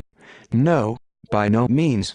I am only thinking now, sir, for I am resolved to go of a most base death, fitting the baseness of my fault. I'll hang. Petal. Ye shall not. Were a gentleman I honor, I would else flatter ye, and force ye live, which is far baser. Hanging? 'Tis a dog's death, an end for slaves. Pan. The fitter for my baseness. Petal. Besides, the man that's hanged, preaches his end, and sits a sign for all the world to gape at. Pan. That's true. I'll take a fitter poison. Petal. No, 'tis equal ill. The death of rats and women, lovers, and lazy boys, that fear correction, die like a man. Pan. Why my sword then? Petal. Aye, if your sword be sharp, sir, there's nothing under heaven that's like your sword. Your sword's a death indeed. Pan. It shall be sharp, sir. Petal. Why Mithridates was an errant to die by poison, if all Bosphorus could lend him swords. Your sword must do the deed. 'Tis shame to die choked, fame to die and bleed. Pan. Thou hast confirmed me, and, my good Bertilius, tell me no more I may live. Petal. 'Twas my commission, but now I see in a nobler way, a way to make all even. Pan. Farewell, captain. Be a good man, and fight well. Be obedient, command thyself, and then thy men. Why shakest thou? Petal. I do not, sir. Pan. I would thou hadst, Petilius. I would find something to forsake the world with worthy the man that dies, a kind of earthquake through all stern valors but mine own. Petal. I feel now a kind of trembling in me. Pen. Keep it still, as thou love Saint Virtue, keep it. Petal. And brave captain, the great and honored Penuse. Pen. That again, oh how it heightens me. Again, Petilius. Petal. Most excellent commander. Pen. Those were mine, only mine. Petal. They are still. Pen. Then to keep 'em forever falling more, have at ye heavens, ye everlasting powers, I am yours. The work's done, kills himself. That neither fire nor age, nor melting envy shall ever conquer. Carry my last words to the great general, kiss his hands and say, my soul I give to heaven, my fault to justice which I have done upon myself, my virtue, if ever there was any in poor Penuse, made more, and happier, light on him. I faint, and where there is a foe, I wish him fortune. I die, lie lightly on my ashes, gentle earth. Petal. And on my sin. Farewell, great penny. Noise within. The soldier is in fury. Now I am glad 'tis done before he comes. This way, for me, the way of toil, for thee, the way of honor. Exit. Enter Drusus and Regulus with soldiers. Soad. Kill him, kill him, kill him. Dru. What will ye do? Reg. Good soldiers, honest soldiers. Soad. Kill him, kill him, kill him. Dru. Kill us first. We command too. Reg. Valiant soldiers, consider but whose life ye seek. O Drusus, bid him be gone, he dies else. Shall Rome say, ye most approved soldiers her dear children devoured the fathers of the fight? Shall rage and stubborn fury guide those swords to slaughter of their own, to civil ruin? True. Oh let 'em in. All's done, all's ended. Regulus, Penuse has found his last eclipse. Come, soldiers, come, and behold your miseries. Come bravely, full of your mutinous and bloody angers, and here bestow your darts. O only Roman, O father of the wars. Reg. Why stand ye stupid? Where be your killing furies? Whose sword now shall first be sheathed in Penuse? Do ye weep? Howl out, ye wretches, ye have cause. However, who shall now lead ye fortunate? Whose valor preserve ye to the glory of your Count Ray? Who shall march out before ye, coyed and courted by all the mysteries sage of war, care, counsel, quick experience, and victory twin to him? Who shall beget ye deeds beyond inheritance to speak your names, and keep your honors living, when children fail, and time that takes all with them, build houses for ye to oblivion? True. O ye poor desperate fools! No more now, soldiers. Go home, and hang your arms up, let rust rot 'em, and humble your stern valors to soft prayers, for ye have sunk the frame of all your virtues, the sun that warmed your bloods is set forever. I'll kiss thy honored cheek. Farewell, great Penuse, thou thunderbolt, farewell. Take up the body, tomorrow morning to the camp convey it, there to receive due ceremonies. That eye that blinds himself with weeping, gets most glory. Exeunt with the dead march. Snuck horda. Enter Suetonius, Junius, Decius, Demetrius, Curus, and soldiers. Bonduca, 2 daughters, and Nennius, above. Drum and colors. Swote. Bring up the catapults and shake the wall, we will not be outbraved thus. Nen. Shake the earth, ye cannot shake our souls. Bring up your rams, and with their armed heads, make the fort totter, ye do but rock us into death. Exit Nennius. June. See, sir, see the Icenian queen in all her glory from the strong battlements proudly appearing, as if she meant to give us lashes. December. Yea, I'll, queen. Bond. I am unacquainted with that language. Roman. Swote. Yield, honored lady, and expect our mercy. Exit Odysseus. We love thy nobleness. Bond. I thank ye say well, but mercy and love are sins in Rome and hell. Swote. Ye cannot scape our strength. Ye must yield, lady, ye must adore and fear the power of Rome. Beyond. If Rome be earthly, why should any knee with bending adoration worship her?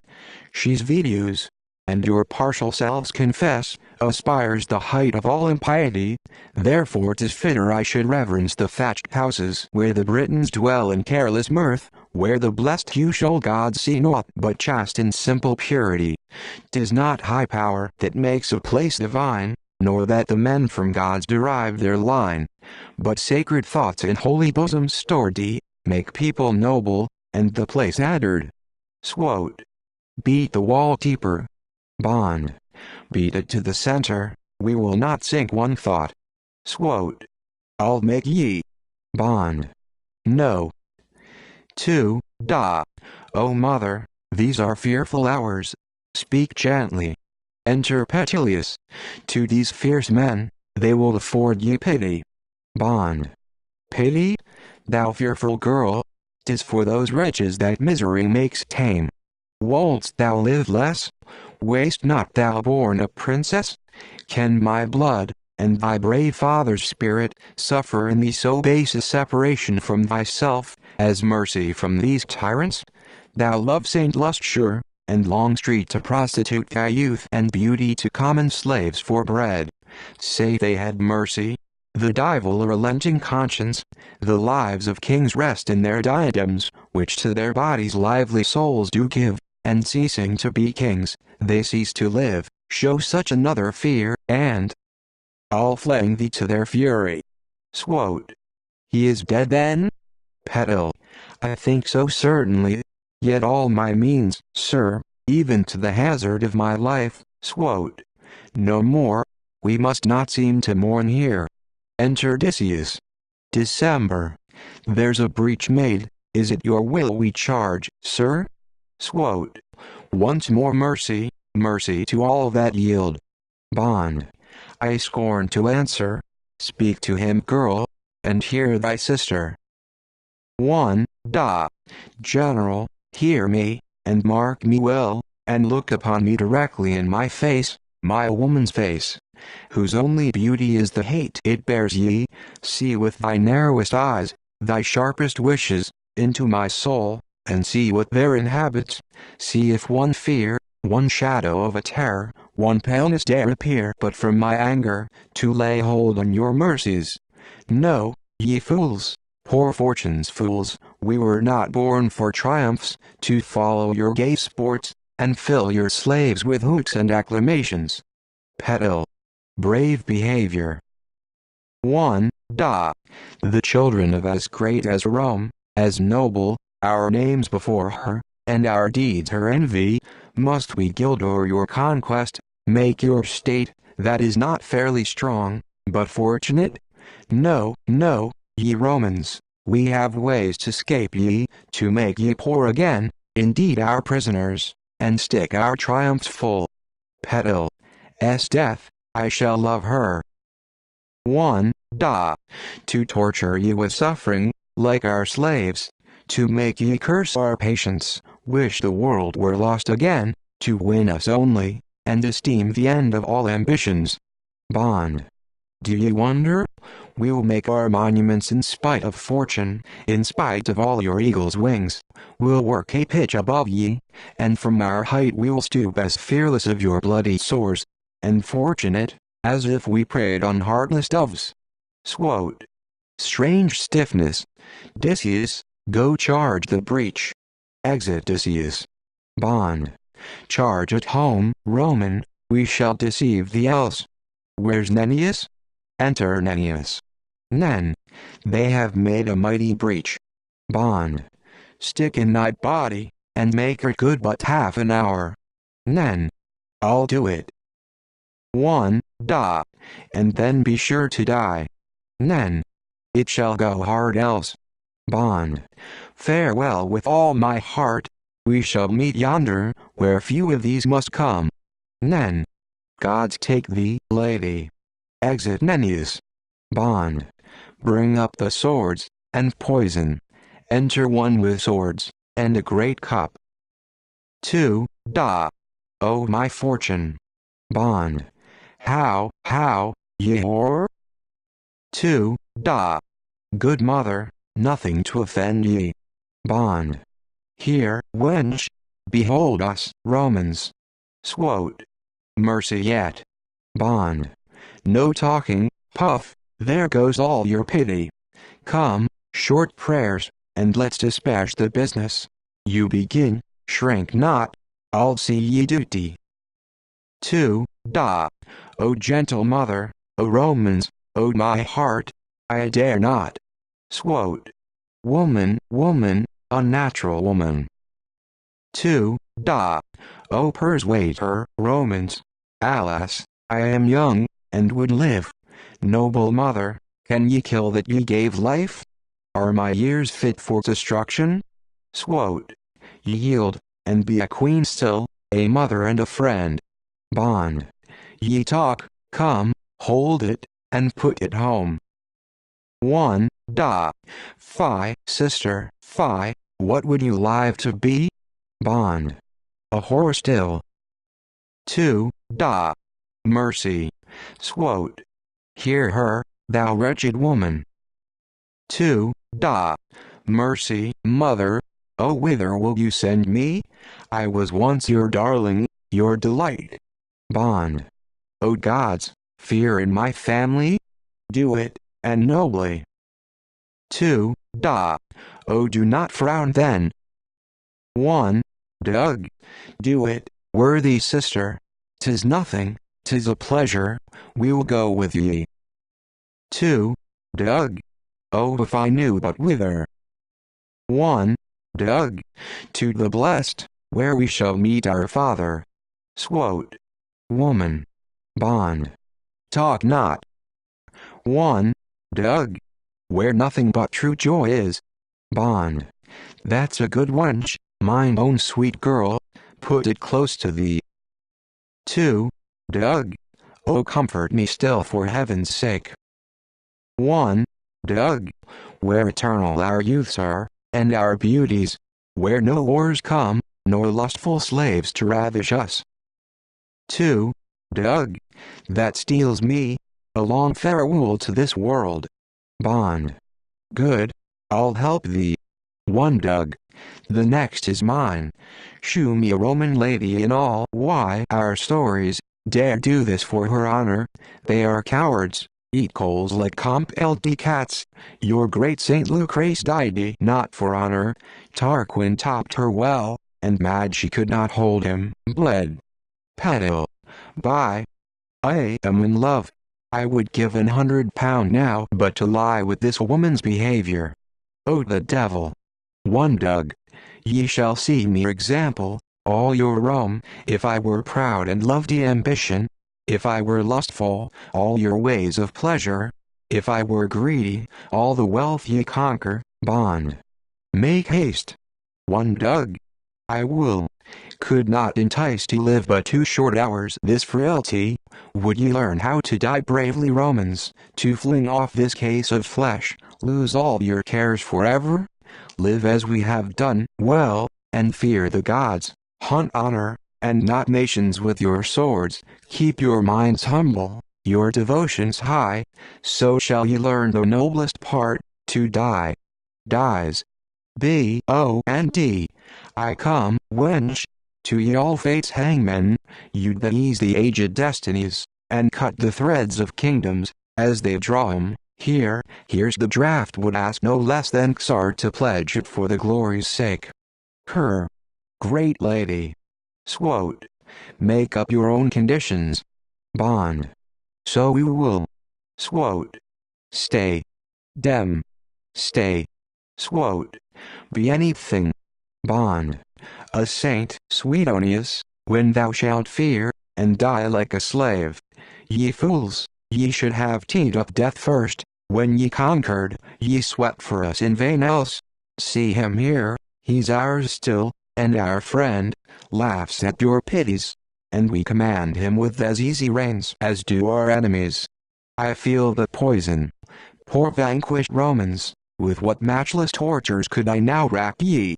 But I pity ye, desiring to die quiet, nay, so much I hate to prosecute my victory, that I will give ye counsel ere I die. If you will keep your laws and empire whole, place in your Roman's flesh, a Briton soul. Dies. Enter Odysseus. Swote. Desperate and strange. December. 'Tis one, sir, and the Britons all put to th sword. Swote. Give her fair funeral. She was truly noble, and a queen. Pet. Take it, a love mange grown upon me? What, a spirit? June 1 am glad of this, I have found ye. Petal. In my belly, oh how it tumbles. June. Ye good gods, I thank ye. Exeunt. Actus Quintus. Sna prima. Enter Caratage upon a rock, and Henno by him, sleeping. Car. Thus we afflicted Britons climb for safeties, and to avoid our dangers, seek destructions. Thus we awake to sorrows. O thou woman, thou agent for adversities, what curses this day belong to thy improvidence? To Brittany by thy means, what sad millions of widows' weeping eyes?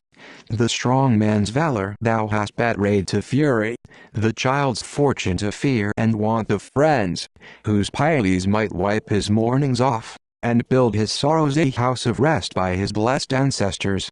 The virgins thou hast robbed of all their wishes, blasted their glowing hopes, turned their songs, their mirthful marriage to funerals. The land thou hast left a wilderness of wretches. The boy begins to stir. Thy safety made, would my soul were in heaven. Hang. O noble uncle, look out. I dreamed we were bedridey. A soft dead march within. Car. No harm, boy. 'Tis but thy emptiness that breeds these fancies. Thou shalt have meat anon. Hang. A little, uncle, and I shall hold out bravely. What are those? Look, uncle, look. Those multitudes that march there? They come upon us stealing by. Car. I see him, and prithee be not fearful. Hang. Now ye hate me, would I were dead. Car. Thou no saint I love thee dearly. Hang. Did I e'er shrink yet, uncle? Were I a man now, I should be angry with ye. Enter Drusus, Regulus, and soldiers, with Penus's hearse, drums and colors. Car. My sweet chicken, see, they have reached us, and as it seems they bear some soldier's body, by their solemn gestures, and sad solemnities, it well appears to be of eminence. Most worthy soldiers, let me entreat your knowledge to inform me what noble body that is which you bear with such a sad and ceremonious grief, as if you meant to woo the world and nature to be in love with death. Most honorable excellent Romans, by your anti-and valors, as ye love fame, resolve me. Sold. 'Tis the body of the great Captain Penus, by himself made cold and spiritless. Car. O stay, ye Romans, by the religion which you owe those gods that lead ye on to victories, by those glories which made even pride a virtue in ye. True. Stay.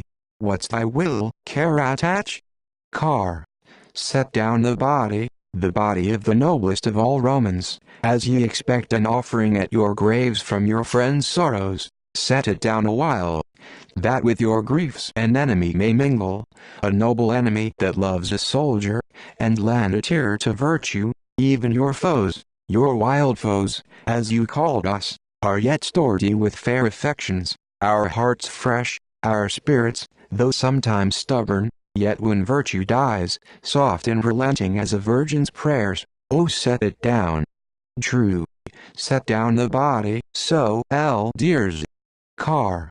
Thou hallowed relic, thou rich diamond cut with thine own dust, thou for whose wide fame the world appears too narrow, man's all thoughts, had they all tongues, too silent. Thus I bow to thy most honored ashes, though an enemy, yet friend to all thy worths.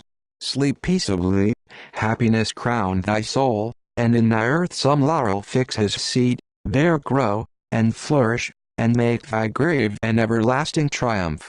Farewell all glorious wars, now thou art gone, and honest arms adieu, all noble battles maintained in thirst of honor, not of blood, farewell forever. Hang! Was this Roman, uncle, so good a man? Car! Thou never knew Street thy father. Hang! He died deep before I was born. Car! This worthy Roman was such another piece of endless honor, such a brave soul dwelt in him, their proportions and faces were not much unlike. Boy, excellent nature, see how it works into his eyes, mine own boy. Hang!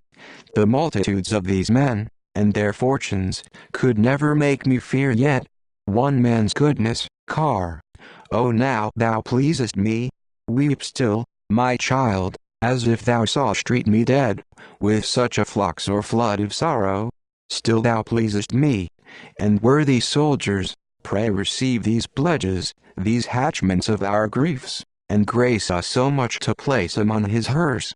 Now if ye please, bear off the noble burden, raise this pile high as Olympus, make heaven to wonder to see a star upon earth outshining theirs, and ever loved, ever living be thy honored and most sacred memory.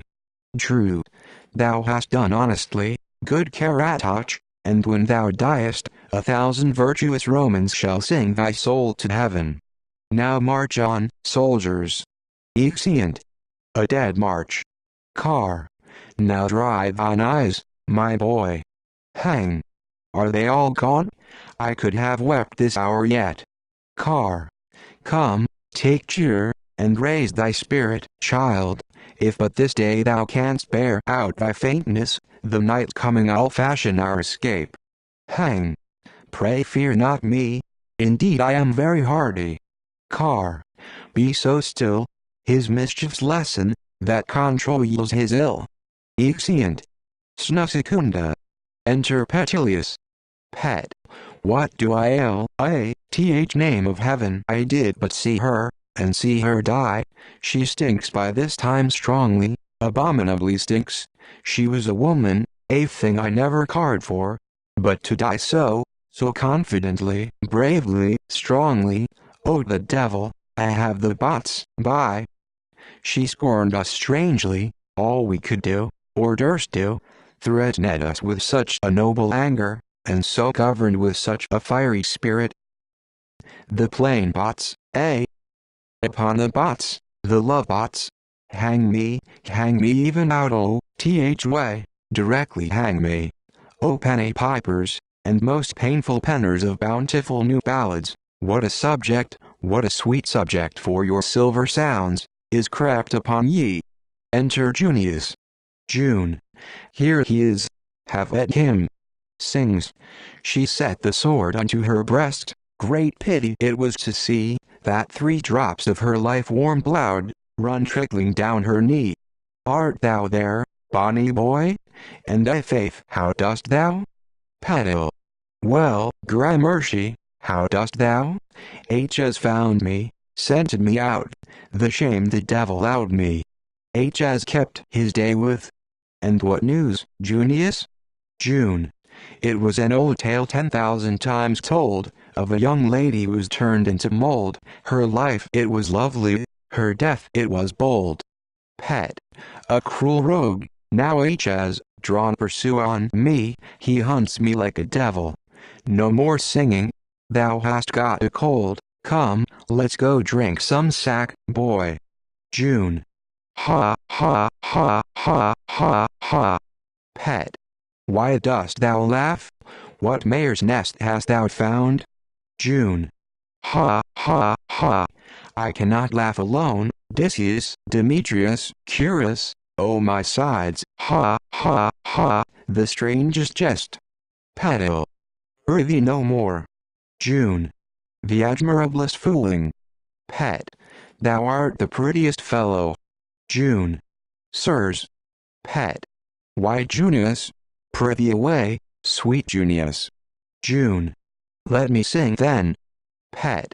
Whoa, here's a stir now. Sing a song o' sixpence, by, if prithee. Auntie, Junius. June one must either sing, or laugh. Pet. And what's your reason? June. What's that to you? Pet. And I must whistle. June. Do so. Oh, I hear 'em coming. Pet. I have a little business. June. Thou shalt not go, believe it. What a gentleman of thy sweet conversation. Pet. Captain Junius, sweet captain, let me go with all celerity. Things are not always one, and do not question, nor jeer, nor jibe, none of your doleful ditties, nor your sweet conversation. You will find that I may be angered. June. By no means, Petilius. Anger a man that never knew passion? 'Tis most impossible. A noble captain, a wise and generous gentleman. Pet. Tom Puppy. Leave this way to abuse me. I have found ye, but for your mother's sake I will forgive ye. Your subtle understanding may discover, as you think, some trim toy to make you merry, some straw to tickle ye. But do not trust to tea. Why are a young man, and may do well. Be sober, carry yourself discreetly.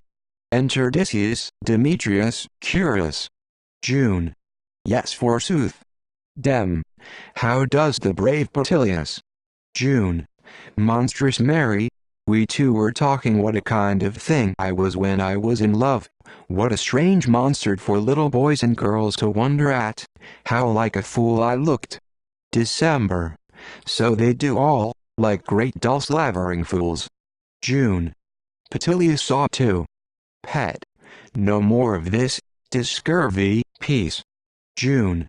How nastily, indeed, how beastly all I did became me. How I forgot to blow my nose. There he stands, an honest and a wise man.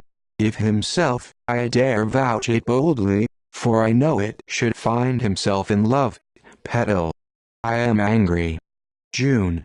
Surely his wise self would hang his beastly self, his understanding self so maul his ass self. December.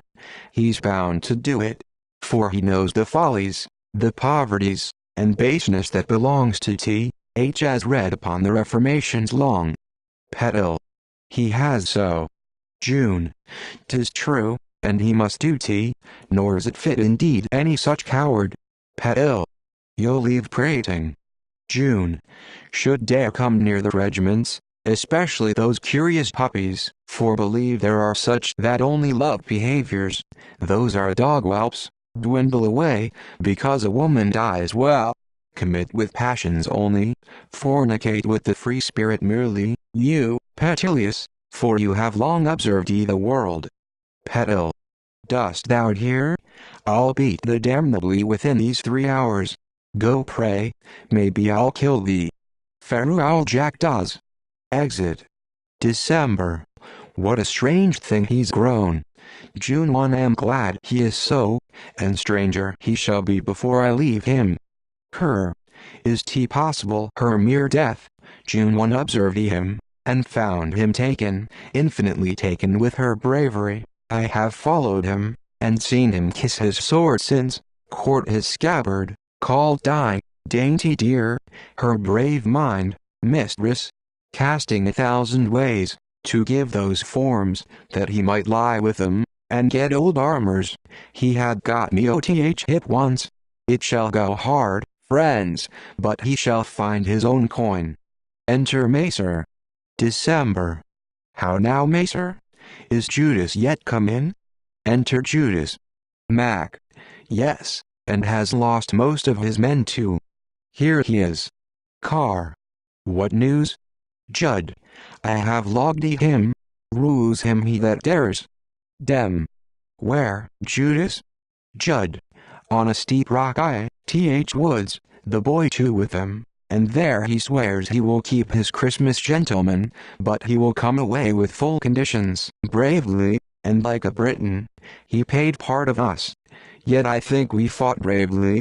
For mine own part, I was for several times at half-sword with him, twice stood his partisan.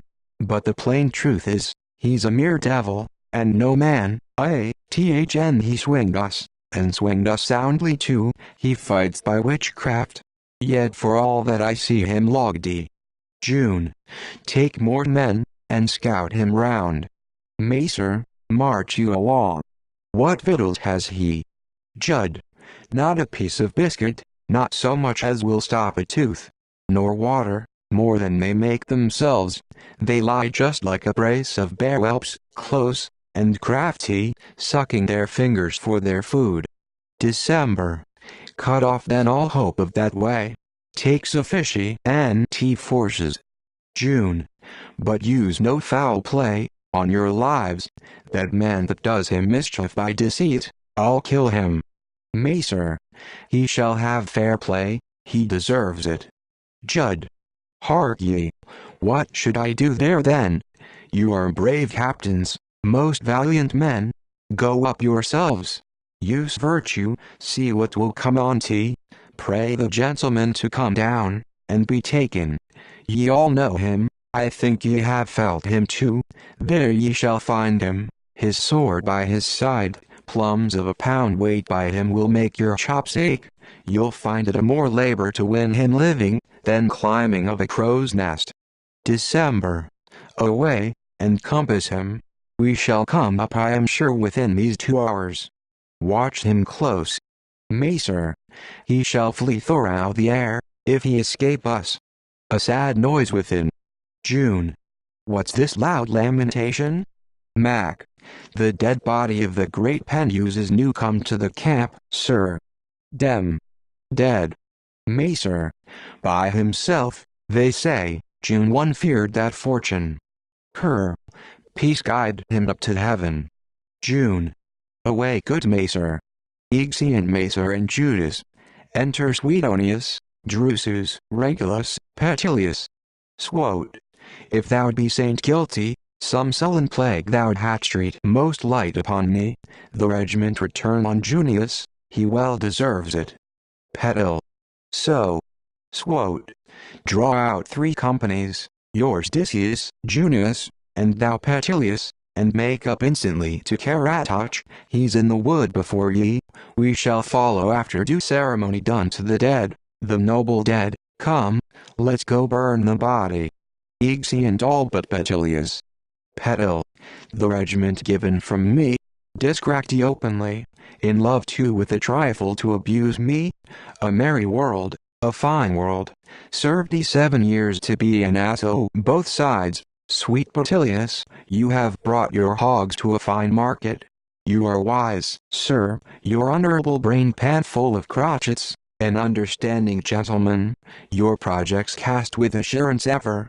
Wouldst not thou now be banged about the pate? Petilius answered to that sweet soldier, surely, surely, I think ye would. Pulled by the nose, kicked. Hang thee, thou art the errant street rascal. Trust thy wisdom with anything of weight. The wind with feathers. Out ye blind puppy. You command? You govern?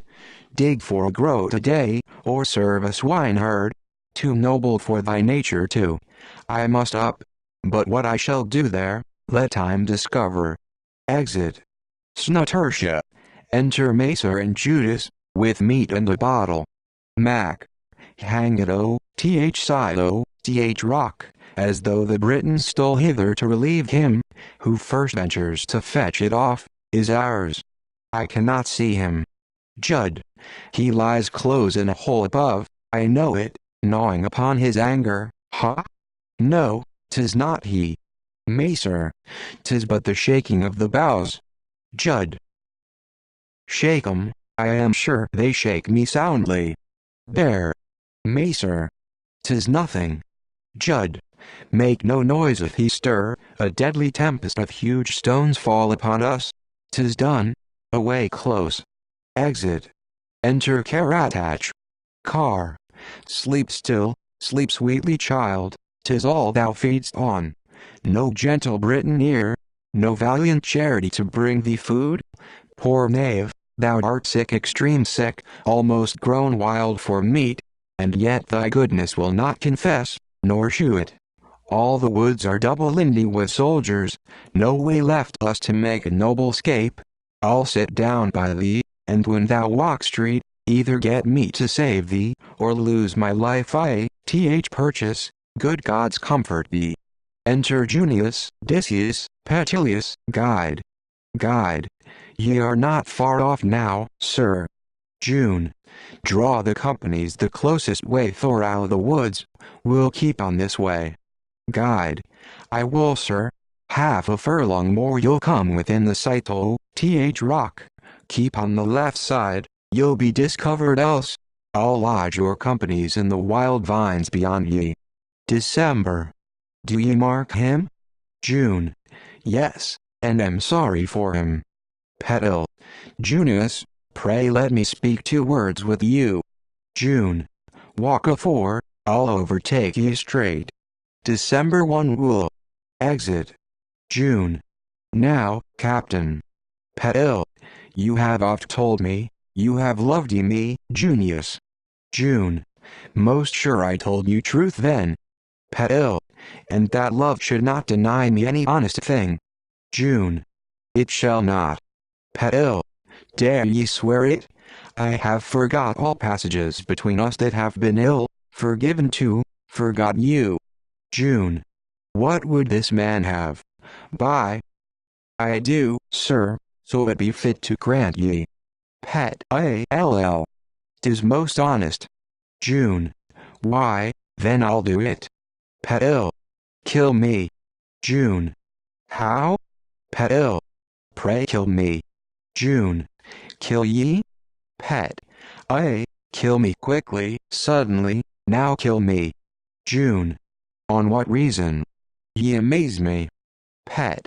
If ye do love me, kill me, ask me not why, I would be killed, and by you. June.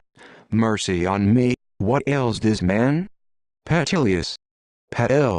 Pray ye dispatch me, ye are not safe whilst I live. I am dangerous, troubled extremely, even to mischief. Junius, an enemy to all good men. Fear not, 'tis justice. I shall kill you else. June. Tell me but the cause, and I will do it. Petil. I am distracted, my service slighted, and unrewarded by the general, my hopes left wild and naked. Besides these, I am grown ridiculous, an ass, a folly I dare not trust myself with. Prithee kill me. June. All these may be redeemed as easily as you would heal your finger. Petil. Nay, June. Stay, I'll do it, you shall not need your anger. But first, Petilius, you shall unarm yourself. I dare not trust a man so bent to mischief. Petil. There's my sword, and do it handsomely. June. Yes, I will kill ye, believe that's certain, but first I'll lay before ye the most extreme fool ye have played in this, the honor purposed ye for ye, the great honor the general intended ye. Petil. How? June. And then I'll kill ye, because ye shall die miserable. No sir, the regiment was given me, but till time called ye to do some worthy deed, might stop the people's ill thoughts of ye, for Lord Penuse, I mean his death. How soon this time's come to ye, and hasted by Suetonius? Go, says he, Junius and Decius, and go thou Petilius, distinctly, thou Petilius, and draw up, to take stout care at Toch.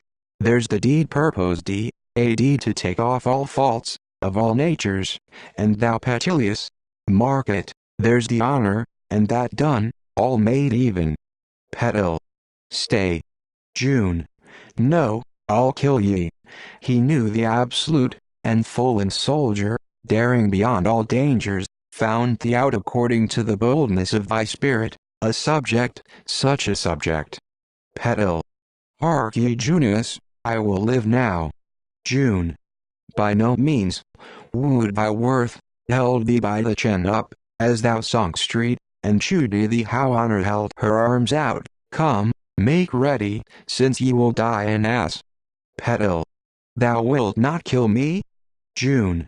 But I will, sir. I'll have no man dangerous live to destroy me afterward. Besides, you have gotten honor enough, let young men rise now. Nay, I do perceive too by the general, which is one main cause ye shall die. How are he carry it, such a strong doting on ye, that I fear you shall command in chief. How are we paid then? Come, if you will pray, dispatch it. Petal. Is there no way? June. Not any way to live, Petal. I will do anything, redeem myself at any price. Good Junius, let me but die upon the rock, but offer my life up like a soldier. June. You will seek then to outdo every man. Petal. Believe it, Junius, you shall go stroke by stroke with me. June. You'll leave off too, as you are noble, and a soldier, forever these mad fancies. Petal. Dare ye trust me? By all that's good and honest. June. There's your sword then, and now come on a new man. Virtue guides thee. Exeunt. Enter Karatach, and Hemno on the rock. Car. Courage, my boy, I have found meat. Look, Hango, look where some blessed Briton, to preserve thee, has hung a little food and drink. Cheer up, boy, do not forsake me now. Henno. Oh, uncle, uncle, I feel I cannot stay long. Yet I'll fetch it, to keep your noble life. Uncle, I am heart whole, and would live. Car. Thou shalt, long I hope. Hen. But my head, uncle, methinks the rock goes round. Enter Macer and Judas. Ma. Mark 'em well, Judas. Judd. Peace, as you love your life. Hen. Do not you hear the noise of bells? Car. Of bells, boy? 'Tis thy fancy, alas, thy body's full of wind. Hen. Methinks, sir, they ring a strange sad knell, a preparation to some near funeral of state. Nay, weep not, mine own sweet uncle, you will kill me sooner. Car. Oh, my poor chicken. Hen. Fie, faint-hearted uncle, come, tie me in your belt, and let me down. Car. I'll go myself, boy. Hen. No. No, as ye love me, uncle, I will not eat it, if I do not fetch it, the danger only I desire. Pray tie me. Car. I will, and all my care hang o'er thee. Come, child, my valiant child. Hen. Let me down apace, uncle, and ye shall see how like a dog I'll whip it from all their policies, for 'tis most certain a Roman train, and ye must hold me sure to, you'll spoil all else. When I have brought it, uncle, we'll be as merry. Car. Go I, th name of heaven, boy. Hen. Quick, quick, uncle, I have it. Oh. Judas shoots Hango. Car. What ails street thou? Hen. Oh, my best uncle, I am slain. Car. I see ye, and heaven direct my hand. Destruction. Karatach kills Judas with a stone from the rock. Go with thy coward soul. How dost thou, boy? O villain, pocky villain. Hen. O uncle, uncle, oh how it pricks me. Am I preserve thee for this? Extremely pricks me. Car. Coward, rascal coward, dogs eat thy flesh. Hen. Oh, I bleed hard.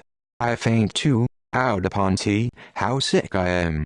The lean rogue, uncle. Car. Look, boy, I have laid him sure enough. Hen. Have ye knocked his brains out? Car. I warrant thee for stirring more. Cheer up, child. Hen. Hold my sides hard. Stop, stop, O wretched fortune, must we part thus? Still I grow sicker, uncle. Car. Heaven look upon this noble child. Hen. I once hoped I should have lived to have met these bloody Romans at my sword's point, to have revenged my father, to have beaten 'em. Oh, hold me hard. But uncle, Car. Thou shalt live still, I hope, boy. Shall I draw it? Hen. Ye draw away my soul then, I would live a little longer. Spare me, heavens, but only to thank you for your tender love. Good uncle, Good noble uncle, weep not. Car. Oh my chicken, my dear boy, what shall I lose? Hen. Why, a child, that must have died. However, had this scap be me, favor or famine, I was born to die, sir. Car. But thus unblown, my boy? Hen. I go the straighter my journey to the gods.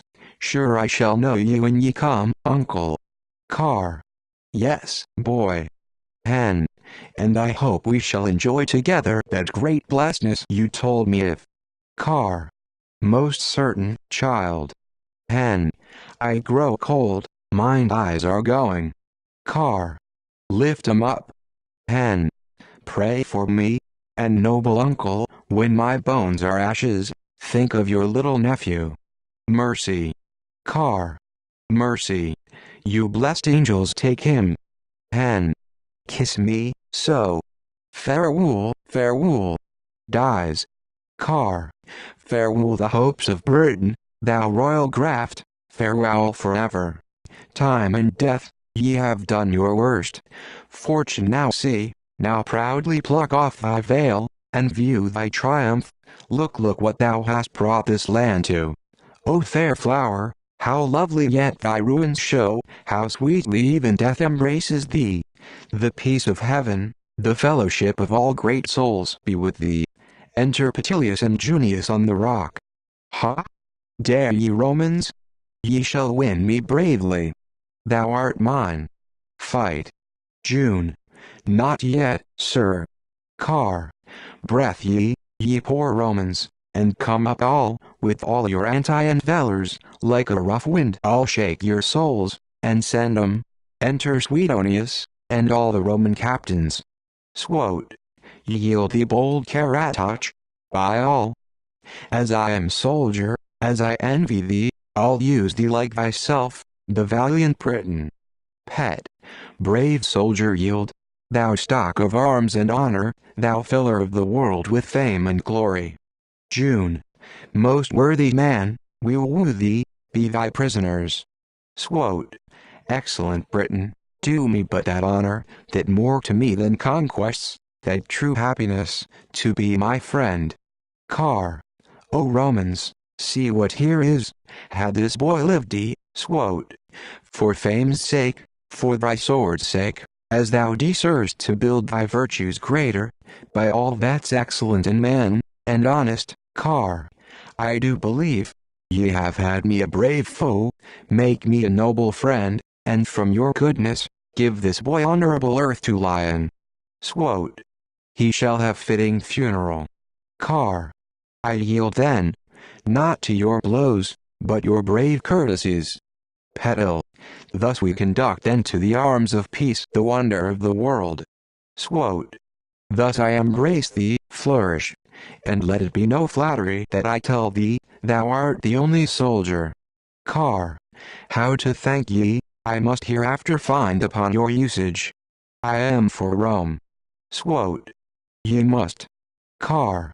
Then Rome shall know the man that makes her spring of glory grow. Swote. Petilius, you have shown much worth this day, redeemed much error, ye have my love again, preserve it. Junius, with you I make him equal in the regiment. June. The elder and the nobler, I'll give place, sir. Swote. Ye shew a friend's soul. Asterisk asterisk asterisk march on, and through the camp in every tongue, the virtues of great Caratoch be sung. Exeunt. The Knight of the Burning Pestle. To the readers of this comedy, gentlemen, the world is so nice in these our times, that for apparel, there is no fashion, for music, which is a rare art, though now slighted, no instrument, for diet, none but the French kick shoes that are delicate, and for plays, no invention but that which now runneth an invective way, touching some particular persons, or else it is contemned before it is thoroughly understood. This is all that I have to say, that the author had no intent to wrong anyone in this comedy, but as a merry passage, here and there interlaced it with delight, which he hopes will please all, and be hurtful to none. The Prologue. Where the bee can suck no honey, she leaves her sting behind. And where the bear cannot find ergonum to heal his grief, he blasteth all other leaves with his breath. We fear it is like to fare so with us, that seeing you cannot draw from our labor's sweet content, you leave behind you a sour mislike, and with open reproach blame our good meaning, because you cannot reap the wonted mirth. Our intent was at this time to move inward delight, not outward lightness, and to breed, if it might be, soft smiling, not loud laughing, knowing it, to the wise to be a great pleasure, to hear counsel mixed with wit, as to the foolish to have sport mingled with rudeness. They were banished the theatre of Athens, and from Rome hissed, that brought parasites on a stage with abish actions, or fools with uncivil habits, or courtesans with immodest words. We have endeavored to be as far from unseemly speeches, to make your ears glow, as we hope you will be free from unkind reports, or mistaking the author's intention, who never aimed at any one particular in this play, to make our cheeks blush. And thus I leave it, and thee to thine own censure, to like, or dislike. Vale. The actors' names. The prologue. Then a citizen, the citizen's wife, and Ralph her man, sitting below amidst the spectators. A rich merchant. Jasper his apprentice. Master Humphrey, a friend to the merchant. Luce, the merchant's daughter. Mistress Mary Thought, Jasper's mother. Michael, a second son of Mistress Mary Thought. Old M. Mary Thought. A squire. A dwarf. A tapster. A boy that danceth and singeth. An host. A barber. 2 knights. A captain. A sergeant. Soldiers. Enter prologue. From all that's near the court, from all that's great within the compass of the city walls, we now have brought our scene. Enter citizen. Sit. Hold your peace, good man, boy. Pro. What do you mean, sir? Sit. That you have no good meaning. These 7 years there hath been plays at this house. I have observed it. You have still girds at citizens, and now you call your play The London Merchant. Down with your title, boy, down with your title. Pro.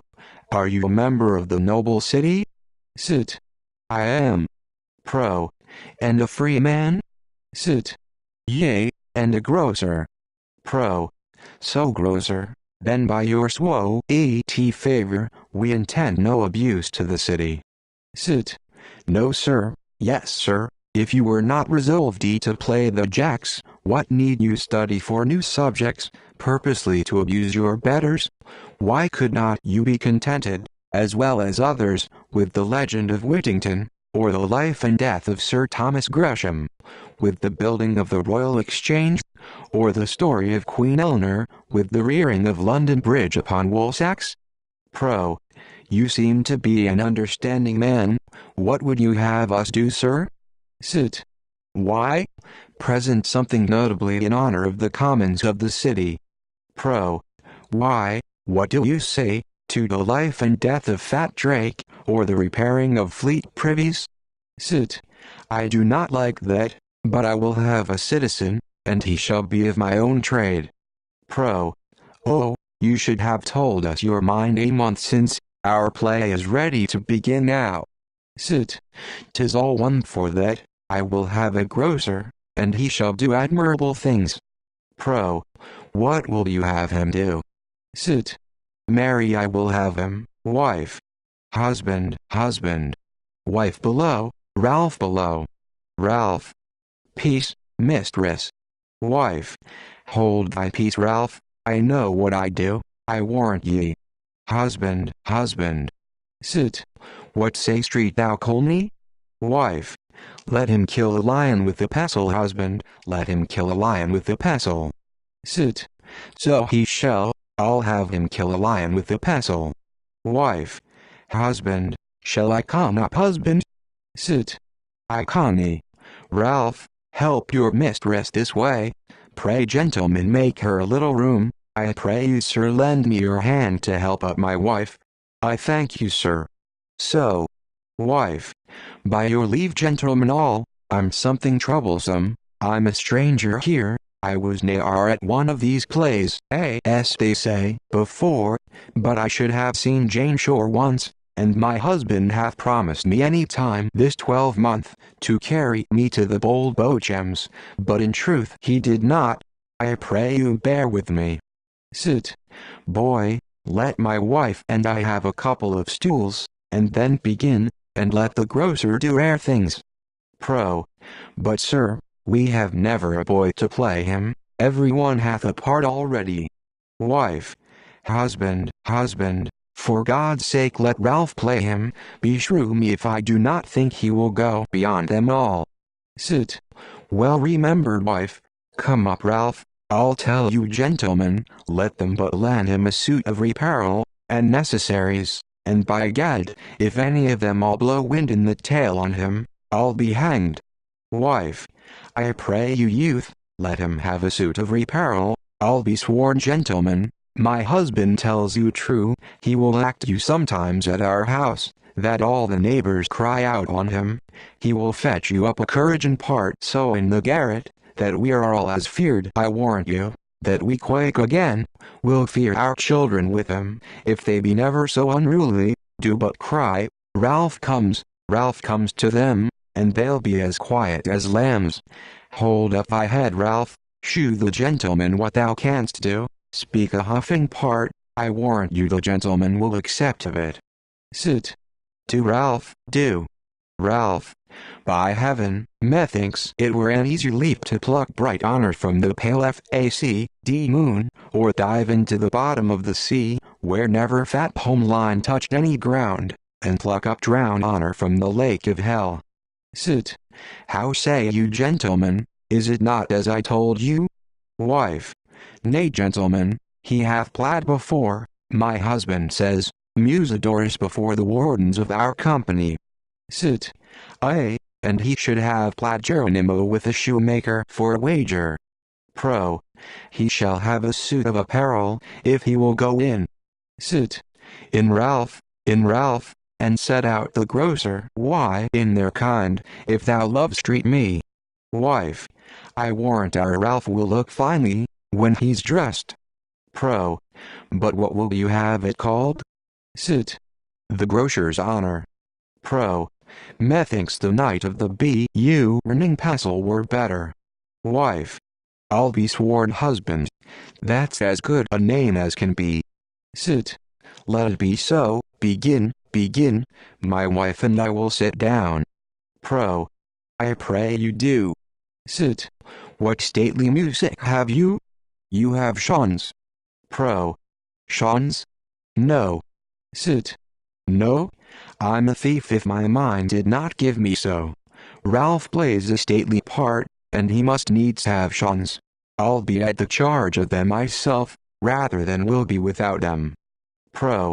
So you are like to be. Sit. Why and so I will be, there's 2 shillings, let's have the weights of Southwark, they are as rare fellows as any are in England, and that will fetch them all o'er the water, with a vengeance, as if they were mad. You shall have them. Will you sit down then? Sit. Aye, come wife. Wife. Sit you merry all gentlemen, I'm bold to sit amongst you for my ease. From all that's near the court, from all that's great within the compass of the city walls, we now have brought our snay, fly far from hence all private taxes, immodest phrases, what ye are may but shew like vicious, for wicked mirth never true pleasure brings, but honest minds are pleased with honest things. Thus much for that we do, but for Ralph's part you must answer for yourself. Sit. Take you no care for Ralph, he'll discharge himself I warrant you. Wife. I faith gentlemen, I'll give my word for Ralph. Actus primus. Sna prima. Enter merchant and Jasper his man. Merch.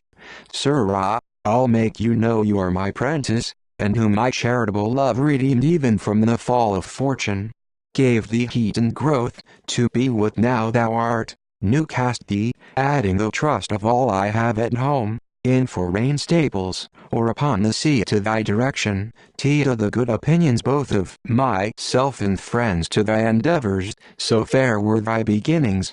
But with these as I remembered you had never charge to love your master's daughter, and even then, when I had found a wealthy husband for her, I take it, sir, you had not. But however, I'll break the neck of that commission, and make you know you are but a merchant's factor. Jasp. Sir, I do liberally confess I am yours, bound both by love and duty to your service, in which my labor hath been all my profit. I have not lost in bargain, nor delighted to wear your honest gains upon my back, nor have I given a pension to my blood, or lavishly in play consumed your stock. These, and the miseries that do attend them, I dare with innocence proclaim are strangers to all my temperate actions. For your daughter, if there be any love to my deservings, born by her virtuous self, I cannot stop it, nor am I able to refrain her wishes. She's private to herself, and best of knowledge, whom she'll make so happy as to sigh for. Besides, I cannot think you mean to match her unto a fellow of so lame a presence, one that hath little left of nature in him. Mare. 'Tis very well, sir, I can tell your wisdom how all this shall be cured. Jasp. Your care becomes you. Merc. And thus it shall be, sir, I here discharge you, my house, and service, take your liberty, and when I want a son I'll send for you. Exit. Jasp. These be the fair rewards of them that love. O you that live in freedom never approve that travel of a mind led by desire. Enter Luce. Luce. Why how now friend, struck with my father's thunder. Jasp. Struck, and struck dead, unless the remedy be full of speed and virtue. I am now, what I expected long, no more your father's. Luce.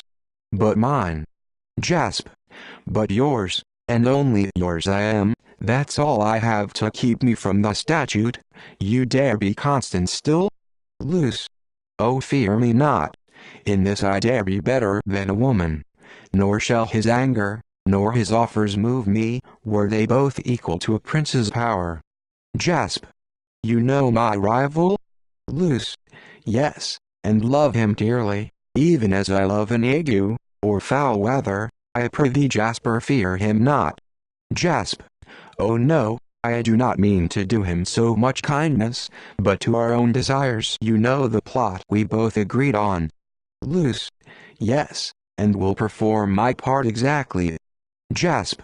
I desire no more. Farewell, and keep my heart, 'tis yours. Luce. I take it, he must do miracles, makes me forsake it. Exeunt. Sit. Fie upon 'em little infidels, what matters here now? Well, I'll be hanged for a halfpenny, if there be not some abomination knavery in this play. Well, let 'em look to tea, Ralph must come, and if there be any tricks of brewing, wife, let 'em brew and bake to husband, a God's name, Ralph will find all out I warrant you, and they were older than they are. I pray my pretty youth, is Ralph ready? Boy. He will be presently. Wife. Now I pray you make my commendations unto him, and withal, carry him this stick of liquors, tell him his mistress sent it him, and bid him bite a piece, 'twill open his pipes the better, say. Enter merchant, and Master Humphrey. Mare. Come, sir, she's yours, upon my faith she's yours, you have my hand, for other idlets between your hopes and her. Thus, with the wind, they are scattered, and no more.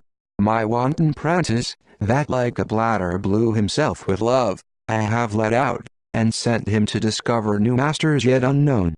Humph. I thank you, sir, indeed I thank you, sir, and ere I stir, it shall be known however you do deem, I am of gentle blood and gentle seam. Mare. Oh sir, I know it's certain.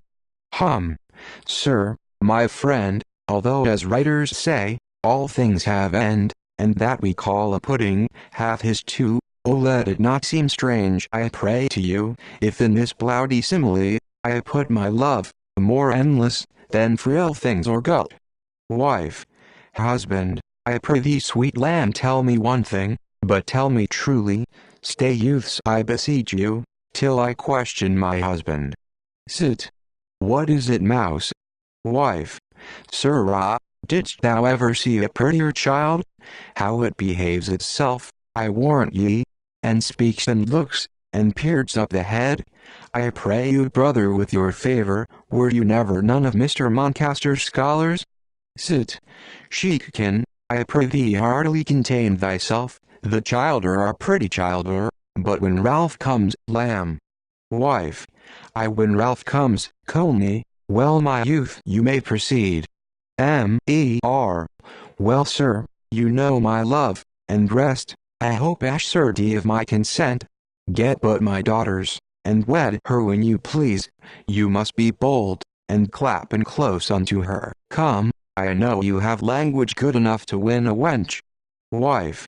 A horse one tyrant, hath been an old stringer in his days, I warrant him.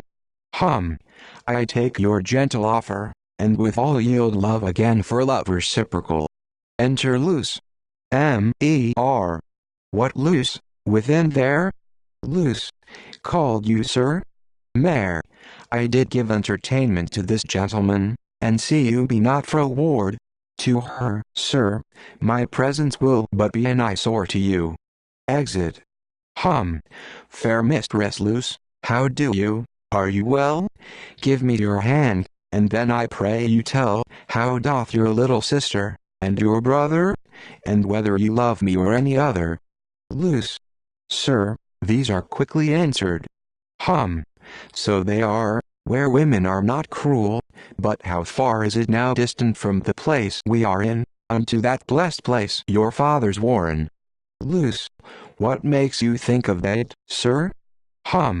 Even that face, for stealing rabbits whilome in that place, God Cupid, or the keeper, I know not whether, unto my cost and charges brought you thither, and there began.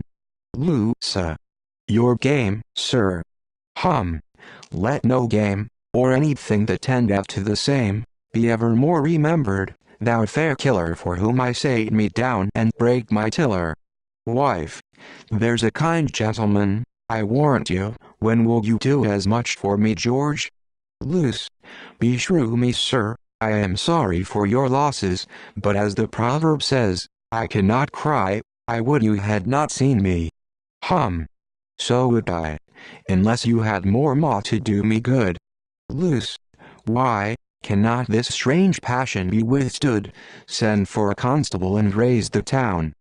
Oh no, my valiant love will batter down millions of constables, and put to flight, even that great watch of midsummer day at night. Luce.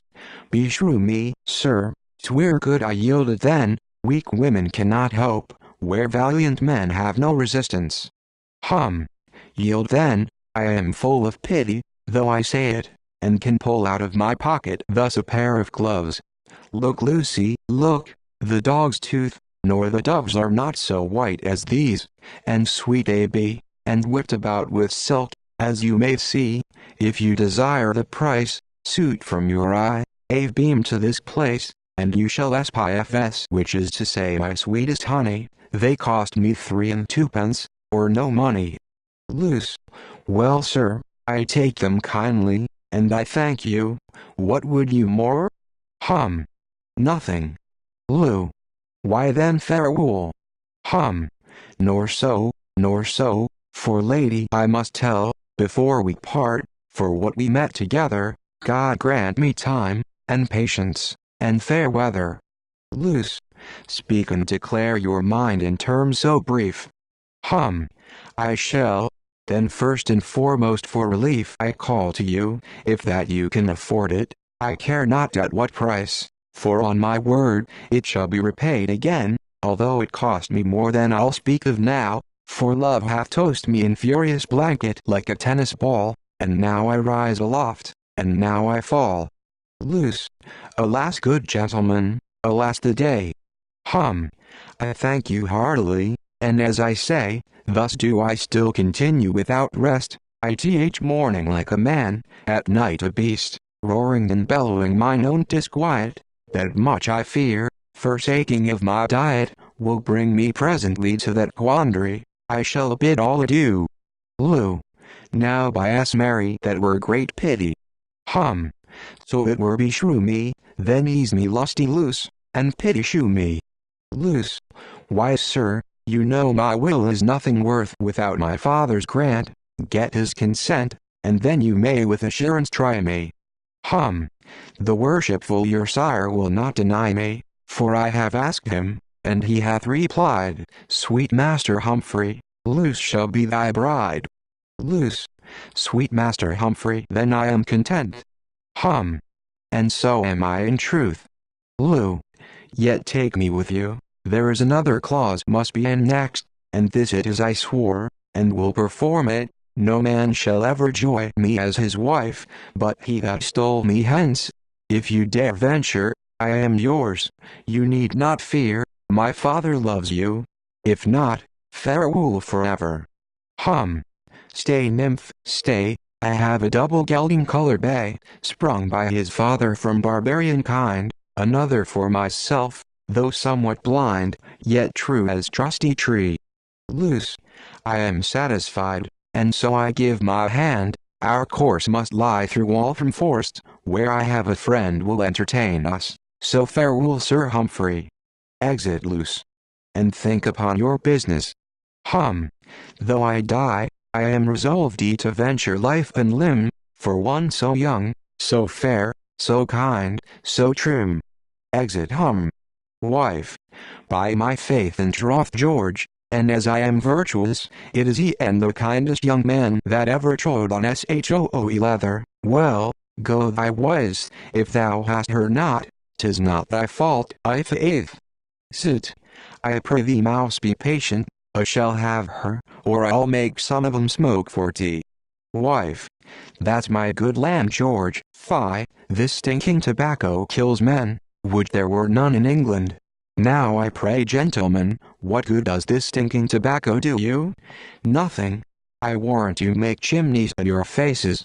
Oh husband, husband, now there's Ralph, there's Ralph. Enter Ralph, like a grok, Aaron's shop, with two prentices, reading Pomeran of England. Sit. Peace, fool, let Ralph alone. Hark you, Ralph, do not strain yourself too much at the first piece. Begin, Ralph. Ralph. Then Pomeran and Trenu, snatching their lances from their dwarfs, and clasping their helmets, galloped amain after the giant, and Pomeran, having gotten a sight of him, came posting amain, saying, Stay, traitor, who's thief, for thou mightst not so carry away her, that is worth the greatest lord in the world. And with these words gave him a blow on the shoulder, that he struck him besides his elephant, and Trenu's coming to the knight that had Agricola behind him, set him soon besides his horse, with his neck broken in the fall, so that the princess, getting out of the throng, between joy and grief said, All happy knight, the mirror of all such as follow arms, now may one be well assured of the love thou bearest me. I wonder why the kings do not raise an army of 14 or 1500,000 men, as big as the army that the Prince of Portugal brought against Rossicler, and destroy these giants. They do much hurt to wandering damsels, that go in quest of their knights. Wife.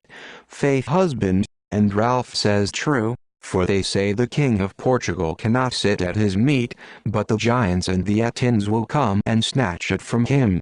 Sit. Hold thy tongue, on Ralph. Ralph. And certainly those knights are much to be commended, who neglecting their possessions, wander with a squire and a dwarf through the deserts, to relieve poor ladies. Wife. Aye, by my faith are they, Ralph, let 'em say what they will, they are indeed. Our knights neglect their possessions well enough, but they do not the rest. Ralph. There are no such courteous and fair well-spoken knights in this age. They will call one the son of a whore, that Pomeran of England would have called fair sir, and one that Rossicler would have called right beauteous damsel, they will call damned bitch. Wife. I'll be sworn will they, Ralph, they have called me so 100 times about a scurvy pipe of tobacco. Ralph. But what brave spirit could be content to sit in his shop with a fluppet of wood, and a blue apron before him selling Mithridate and dragon's water to visited houses, that might pursue feats of arms, and through his noble achievements, procure such a famous history to be written, of his heroic prowess? Sit. Well said, Ralph. Some more of those words, Ralph. Wife. They go finely, by my troth. Ralph. Why should not I then pursue this course, both for the credit of myself and our company? For amongst all the worthy books of achievements, I do not call to mind that I yet read of a grosser errant. I will be the said knight. Have you heard of any that hath wandered unfurnished of his squire and dwarf? My elder prentice T.A.M. shall be my trusty squire, and little George my dwarf, hence my blue apron. Yet in remembrance of my former trade, upon my shield shall be portrayed a burning pestle, and I will be called the Knight of the Burning Pestle. Wife. Nay, I dare swear thou wilt not forget thy old trade, thou wert ever meek. Ralph. Tim. Anon. Ralph. My beloved squire, and George my dwarf, I charge you that from henceforth you never call me by any other name, but the right courteous and valiant Knight of the Burning Pestle, and that you never call any female by the name of a woman or wench, but fair lady, if she have her desires. If not, distressed damsel, that you call all forests and heaths, deserts, and all horses palfreys. Wife. This is very fine. Faith do the gentleman like Ralph, think you, husband? Sit. I warrant thee, the players would give all the shoes in their shop for him. Ralph. My beloved squire Tim, stand out, admit this were a desert, and over it a knight-errant's pricking, and I should bid you inquire of his intents, what would you say? Tim. Sir, my master sent me to know whither you are riding. Ralph. No, thus, fair sir, the right courteous and valiant Knight of the Burning Pestle, commanded me to inquire upon what adventure you are bound, whether to relieve some distressed damsel, or otherwise. Sit. Worse and blockhead cannot remember. Wife. I faith, and Ralph told him on't before, all the gentlemen heard him, did he not, gentlemen? Did not Ralph tell him on't? George. Right courteous and valiant Knight of the Burning Pestle, here is a distressed damsel, to have a halfpenny worth of pepper. Wife. That's a good boy. See, the little boy can hit it, by my troth it's a fine child. Ralph. Relieve her with all courteous language, now shut up shop, no more my prentice, but my trusty squire and dwarf, I must bespeak my shield, and arming pestle. Sit. Go thy ways, Ralph, as I am a true man, thou art the best on them all. Wife. Ralph. What say you, mistress? Wife. I prithee come again quickly, sweet Ralph. Ralph. By and by. Exit Ralph. Enter Jasper and his mother, Mistress Mary thought. Mist. Mare. Give thee my blessing? No, I'll never give thee my blessing, I'll see thee hanged first. It shall ne'er be said I gave thee my blessing, thou art thy father's own son, of thee right blood of the merry thoughts. I may curse the time that I knew thy father, he hath spent all his own, and mine too, and when I tell him of it, he laughs and dances, and sings and cries, a merry heart lives long and thou art the wast thrift, and art run away from thy master, that loved thee well, and art come to me, and I have laid up a little for my younger son Michael, and thou think'st to bezzle that, but thou shalt never be able to do it. Come hither, Michael, come, Michael, down on thy knees, thou shalt have my blessing. Enter Michael. Michigan. I pray you, mother, pray to God to bless me. Mist. Mare. God bless thee. But Jasper shall never have my blessing, he shall be hanged first, shall he not, Michael? How sayest thou? Michigan.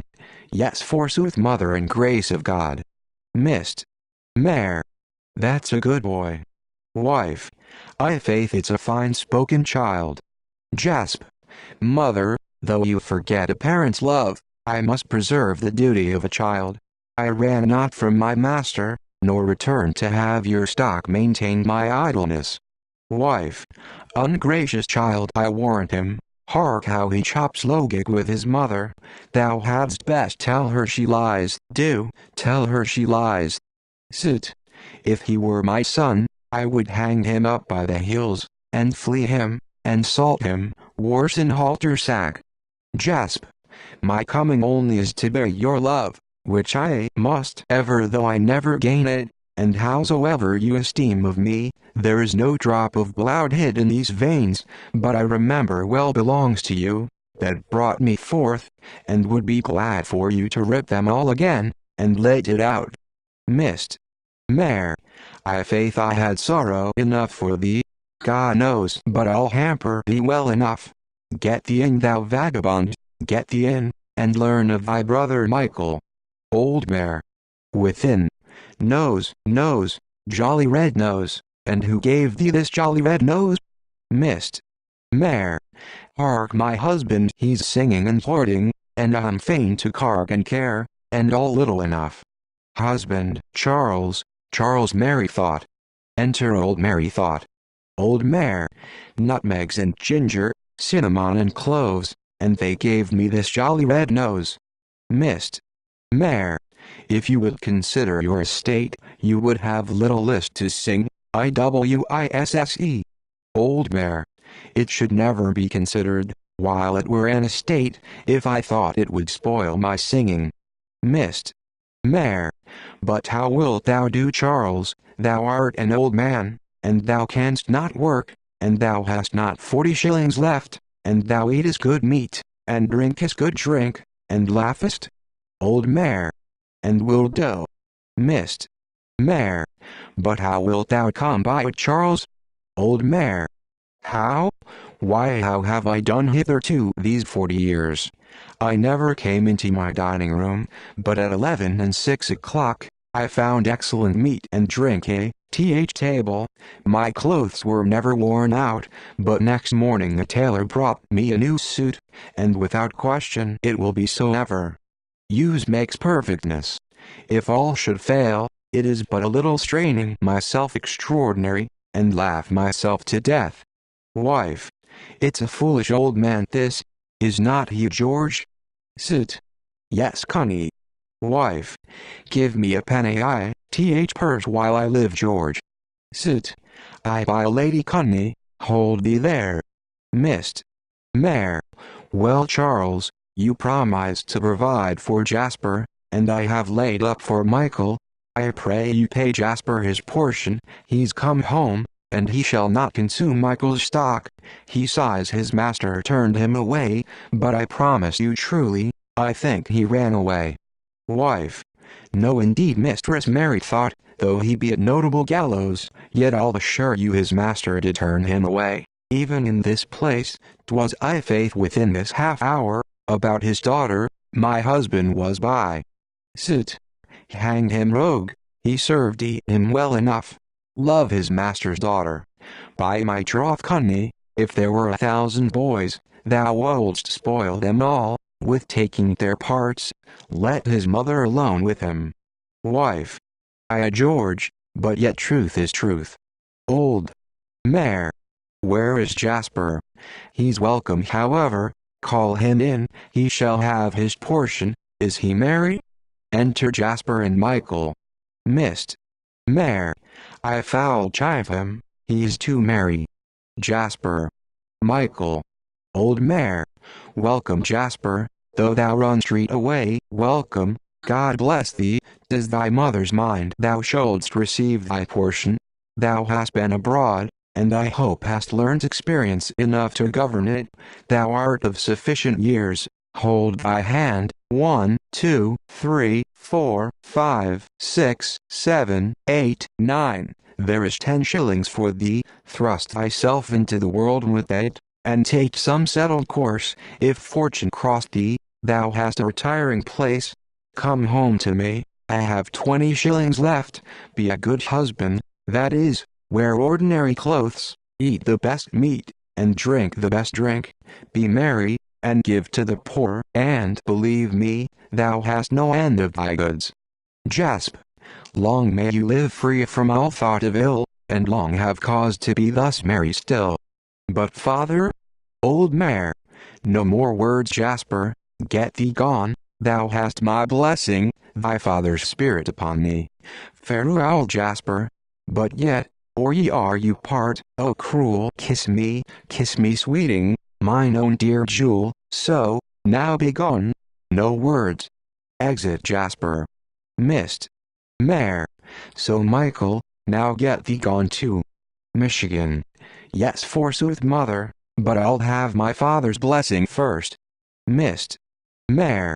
No, Michael, 'tis no matter for his blessing. Thou hast my blessing, begone. I'll fetch my money and jewels, and follow thee. I'll stay no longer with him, I warrant thee. Truly, Charles, I'll be gone too. Old mare. What, you will not? Missed. Mare. Yes, indeed will I. Old mare. Hey ho, farewell Nan, I'll never trust once more again, if I can. Missed. Mare. You shall not think, when all your own is gone, to spend that I have been scraping up for Michael. Old mare. Farewell, good wife, I expected not. All I have to do in this world, is to be merry, which I shall, if the ground be not taken from me, and if it be, when earth and seas from me are reft, the skies aloft for me are left. Exeunt. Boy danceth, music. Finis actus primi. Wife. I'll be sworn he's a merry old gentleman for all that. Hark, hark, husband, hark, fiddles, fiddles, now surely they go finely. They say 'tis present death for these fiddlers to tune their rebecks before the great Turk's grace, is 't not, George? But look, look, here's a youth dances. Now good youth do a turn toe. Sweetheart, I faith I'll have Ralph come, and do some of his gambols. He'll ride the wild mare, gentleman, 'twould do your hearts good to see him. I thank you, kind youth, pray bid Ralph come. Sit. Peace, Connie. Sirrah, you scurvy boy, bid the players send Ralph, or by gods. And they do not, I'll tear some of their periwigs beside their heads. This is all riffraff. Actus secundus. Sna prima. Enter merchant and Humphrey. Merch. And how, faith? How goes it now, son Humphrey? Hum. Right worshipful and my beloved friend and father dear, this matter's at an end. Merch. 'Tis well, it should be so, I'm glad the girl is found so tractable. Hum. Nay, she must whirl from hence, and you must wink, for so I say, the story tells tomorrow before day. Wife. George, dost thou think in thy conscience now, 'twill be a match? Tell me but what thou thinkst, sweet rogue. Thou sayest the poor gentleman, dear heart, how it labors and throbs, I warrant you, to be at rest. I'll go move the father for tea. Sit. No, no, I pray thee sit still, honeysuckle, thou'lt spoil all. If he deny him, I'll bring half a dozen good fellows myself, and in the shutting of an evening knock thee up, and there's an end. Wife. I'll buss thee for that, I faith, boy. Well, George, well, you have been a wag in your days, I warrant you. But God forgive you, and I do with all my heart. Mare. How was it, son? You told me that tomorrow before daybreak, you must convey her hence. Hum. I must, and thus it is agreed, your daughter rides upon a brown bay steed, I on a sorrel, which I bought of Brian, the honest host of the Red Roaring Lion in Waltham situate. Then if you may, consent in seemly sort, lest by delay, the fatal sisters come, and do the office, and then you'll sing another song. Merch. Alas! Why should you be thus full of grief to me, that do as willing as yourself agree to anything so it be good and fair? Then steal her when you will, if such a pleasure content you both, I'll sleep and never see it, to make your joys more full. But tell me why you may not here perform your marriage? Wife. God's blessing o' thy soul, old man, I faith thou art loath to part true hearts. I see has her, George, and I'm as glad on't. Well, go thy ways, Humphrey, for a fair-spoken man. I believe thou hast not thy fellow within the walls of London, and I should say the suburbs too. I should not lie. Why dost not thou rejoice with me, George? Sit. If I could but see Ralph again, I were as merry as mine host, I faith. The cause you seem to ask, I thus declare. Help me, O Muses nine, your daughter sware a foolish oath, the more it was the pity, yet none but myself within this city shall dare to say so, but a bold defiance shall meet him, were he of the noble signs. And yet she sware, and yet why did she swear? Truly I cannot tell, unless it were for her own ease, for sure sometimes an oath, being sworn thereafter, is like cordial broth. And this it was, she swore never to marry, but such a one whose mighty arm could carry, as meaning me, for I am such a one, her bodily away through stick and stone, till both of us arrive at her request, some 10 miles off in the wide Waltham forest. Murch, if this be all, you shall not need to fear any denial in your love. Proceed, I'll neither follow, nor repent the deed. Good night, 20 good nights, and 20 more, and 20 more good nights, that makes 60. Exeunt. Enter Mistress Mary Thought, and her son Michael. Mist. Mare. Come, Michael, art thou not weary, boy? Michigan. No, forsooth, mother, not I. Mist. Mare. Where be we now, child? Michigan. Indeed, forsooth, mother, I cannot tell, unless we be at Mile End. Is not all the world Mile End, mother? Mist. Mare. No, Michael, not all the world, boy, but I can assure thee, Michael, Mile End is a goodly matter. There has been a pitched field, my child, between the naughty spaniels, and the Englishmen, and the spaniels ran away, Michael, and the Englishmen followed. My neighbor Coxstone was their boy, and killed them all with a birding piece. Michigan. Mother, forsooth. Mist. Mare. What says my white boy? Michigan. Shall not my father go with us too? Mist. Mare. No, Michael, let thy father go snick up, he shall never come between a pair of sheets with me again, while he lives. Let him stay at home and sing for his supper, boy.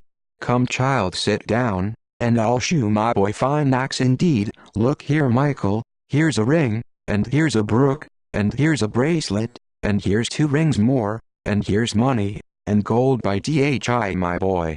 Michigan. Shall I have all this, mother? Mist. Mare. Aye, Michael, thou shalt have all, Michael. Sit. How lickstreet thou this wench? Wife. I cannot tell, I would have Ralph, George.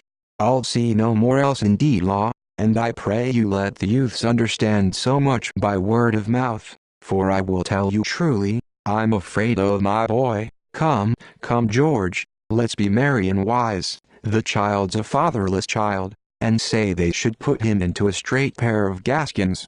'Twere worse than not grass, he would never grow after it. Enter Ralph, squire, and dwarf. Sit. Here's Ralph, here's Ralph. Wife. How do you, Ralph? You are welcome, Ralph, as I may say, it's a good boy. Hold up thy head, and be not afraid, we are thy friends, Ralph. The gentleman will praise thee, Ralph, if thou play I street thy part with audacity. Begin, Ralph, a God's name. Ralph. My trusty squire, unlace my helm, give me my hat. Where are we, or what desart might this be? D.W. Mere of Nig H. Thude. This is, as I take it, the perilous Waltham Down, in whose bottom stands the enchanted valley. Mist. Mare. O Michael, we are betrayed, we are betrayed. Here be giants. Fly, boy, fly. Exeunt mother and Michael. Ralph. Lace on my helm again. What noise is this? A gentle lady flying the embrace of some uncourteous knight. I will relieve her. Go, squire, and say, the knight that wears this pestle in honor of all ladies swears revenge upon that recreant coward that pursues her. Go comfort her, and that same gentle squire that bears her company. Scoo. I go, brave knight. Ralph, my trusty dwarf and friend, reach me my shield, and hold it while I swear, first by my knighthood, then by the soul of Ametes de Gaul, my famous ancestor, then by my sword, the beauteous Brianella girt about me, by this bright burning pestle of mine honor, the living trophy, and by all respect due to distressed damsels, here I vow never to end the quest of this fair lady, and that forsaken squire, till by my valor I gain their liberty. D.W. Heaven bless the knight that thus relieves poor errant gentlewomen. Exit. Wife. I marry Ralph, this has some savournity. I would see the proudest of them all offer to carry his books after him. But George, I will not have him go away so soon. I shall be sick if he go away, that I shall. Call Ralph again, George, call Ralph again. I pray thee, sweetheart, let him come fight before me, and let's have some drums, and trumpets, and let him kill all that comes near him, and thou lovest treat me, George. Sit. Peace, a little bird, he shall kill them all, and they were 20 more on 'em than there are. Enter Jasper. Jasp. Now Fortune, if thou be street not only ill, shew me thy better face, and bring about thy desperate wheel, that I may climb at length and stand. This is our place of meeting, if love have any constancy. O age, where only wealthy men are counted happy, how shall I please thee? How deserve thy smiles, when I am only rich in misery? My father's blessing, and this little coin is my inheritance, a strong revenue, from earth thou art, and to the earth I give thee, there grow and multiply, whilst fresher air speeds that breeds me a fresher fortune. How, illusion! Cascade, what hath the devil coined thee himself before me? 'Tis metal good, it rings well, I am waking, and taking too I hope, now God's dear blessing upon his heart that left it here. 'Tis mine, these pearls, I take it, were not left for swine. Exit. Wife. I do not like that this unthrifty youth should embezzle away the money. The poor gentlewoman his mother will have a heavy heart for it, God knows. Sit. And reason good, sweetheart. Wife. But let him go, I'll tell Ralph a tale, and Zir shall fetch him again with the one eye on, I warrant him, if he be above ground. And besides, George, here be a number of sufficient gentlemen can witness, and myself, and yourself, and the musicians, if we be called in question. But here comes Ralph. George, thou shalt hear him speak, as he were an emperor. Enter Ralph and Dwarf. Ralph. Comes not Sir Squire again? Dwarf. Right courteous knight, your squire doth come, and with him comes the lady. Enter Mistress Mare, and Michael, and Squire, for and the squire of damsels as I take it. Wraith. Madam, if any service or devoir of a poor errant knight may right your wrongs, command it, I am pressed to give you succor, for to that holy end I bear my armor. Mist. Mare. Alas, sir, I am a poor gentlewoman, and I have lost my money in this forest. Ralph. Desart, you would say, lady, and not lost whilst I have sword and lance. Dry up your tears, which ill befits the beauty of that face, and tell the story, if I may request it, of your disastrous fortune. Mist. Mare. Out, alas, I left £1,000, £1,000, and all the money I had laid up for this youth. Upon the sight of your mastership, you looked so grim, and as I may say it, saving your presence, more like a giant than a mortal man. Ralph. I am as you are, lady, so are they all mortal, but why weeps this gentle squire? Mist. Mare. Has he not cause to weep, do you think, when he has lost his inheritance? Ralph. Young hope of valor, weep not, I am here that will confound thy foe, and pay it dear upon his coward head, that dare dignity, distressed squires, and ladies' equity. I have but one horse, on which shall ride this lady fair behind me, and before this courteous squire. Fortune will give us more upon our next adventure. fairly speed beside us squire and dwarf to do us need. Exeunt. Sit. Did not I tell you now what your man would do? By the faith of my body wench, for clean action and good delivery, they may all cast their caps at him. Wife. And so they may, I faith, for I dare speak it boldly, the 12 companies of London cannot match him, timber for timber. Well, George, and he be not inveigled by some of these paltry players, I much marvel. But George, we ha' done our parts, if the boy have any grace to be thankful. Sit. Yes, I warrant you, duckling. Enter Humphrey and Luce. Good mistress Luce, however I in fault am, for your lame horse, you're welcome unto Waltham. But which way now to go, or what to say I know not truly till it be broad day. Luce. Oh, fear not, Master Humphrey, I am guide for this place good enough. Then up and ride, or if it please you, walk for your repose, or sit, or if you will, go pluck a rose, either of which shall be indifferent to your good friend and Humphrey, whose consent is so entangled ever to your will, as the poor harmless horse is to thee. Ill. Luce.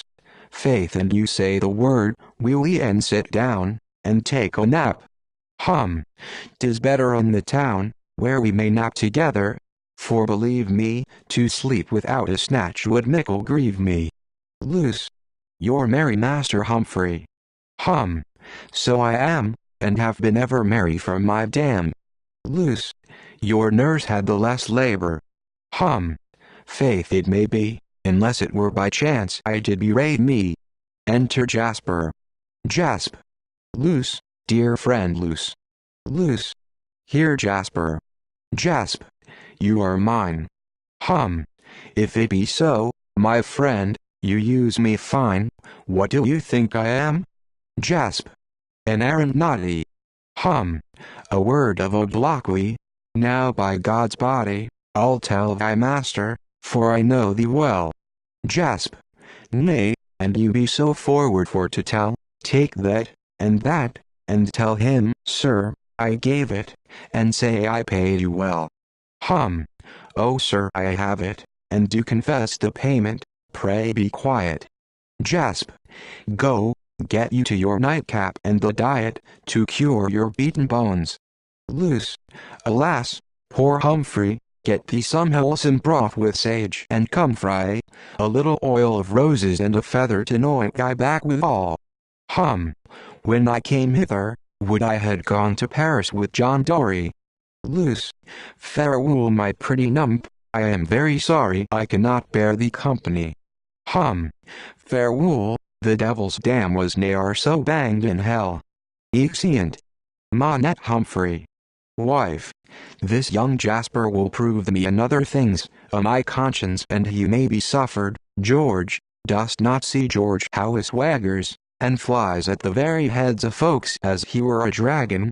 Well, if I do not do his lesson for wronging the poor gentleman, I am no true woman. His friends that brought him up might have been better occupied, I wis, than have taught him these vagaries. He's e'en in the highway to the gallows, God bless him. Sit. You're too bitter, Connie, the young man may do well enough for all this. Wife. Come hither, Master Humphrey, has he hurt you? Now beshrew his fingers for tea. Here, sweetheart, here's some green ginger for thee. Now beshrew my heart, but has Peppermillin's head, as big as a pullet's egg. Alas, sweet lamb, how thy temples beat. Take the piece on him, sweetheart, take the piece on him. Enter a boy. Sit. No, no, you talk like a foolish woman. I'll have Ralph fight with him, and swinge him up well favor. Bligh. Sir Boy, come hither, let Ralph come in and fight with Jasper. Wife. I am beat him well, he's an unhappy boy. Boy. Sir, you must pardon us, the plot of our play lies contrary, and 'twill hazard the spoiling of our play. Sit. Plot me no plots, I'll have Ralph come out, I'll make your house too hot for you else. Boy. Why, sir, he shall, but if anything fall out of order, the gentleman must pardon us. Sit. Go your ways, good man boy. I'll hold him a penny. He shall have his belly full of fighting now. Ho, here comes Ralph. No more. Enter Ralph, Mist, Mary, Michael, Squire, and Dwarf. Ralph. What knight is that, Squire? Ask him if he keep the passage bound by love of lady fair, or else but prank and. Sir, I am no knight, but a poor gentleman, that this same night had stolen from me on yonder green, my lovely wife, and suffered to be seen yet extant on my shoulder. Such a greeting, that whilst I live, I shall think of that meeting. Wife. Ralph, he beat him unmercifully, Ralph, and thou sparse treat him, Ralph, I would thou wert hanged. Sit. No more, wife, no more. Ralph. Where is the caitiff wretch hath done this deed? Lady, your pardon, that I may proceed upon the quest of this injurious knight, and thou fair squire repute me not the worse, in leaving the great venture of the purse. Enter Jasper and Luce, and the rich casket till some better leisure. Here comes the broker hath purloined my treasure. Ralph. Go, squire, and tell him I am here, an errant knight at arms, to crave delivery of that fair lady to her own knight's arms. If he deny, bid him take choice of ground, and so defy I him. Squire. From the knight that bears the golden pestle, I defy I thee, knight, unless thou make fair restitution of that bright lady. Jasp. Tell the knight that sent thee he is an ass, and I will keep the wench, and knock his headpiece. Ralph. Knight, thou art but dead, if thou recall not thy uncourteous terms. Wife. Breaks pate, Ralph, breaks pate, Ralph, soundly. Jasp. Come, knight, I am ready for you, now your pestle. Snatches away his pestle. Shall try with temper, sir, your mortars of. With that he stood upright in his stirrups, and gave the knight of the calfskin such a knock, that he forsook his horse, and down he fell, and then he leaped upon him, and plucking off his helmet. Nay, and my noble knight be down so soon, though I can scarcely go, I needs must run. Exit Humphrey and Ralph. Wife. Run, Ralph, run, Ralph, run for thy life, boy. Jasper comes, Jasper comes. Jasp.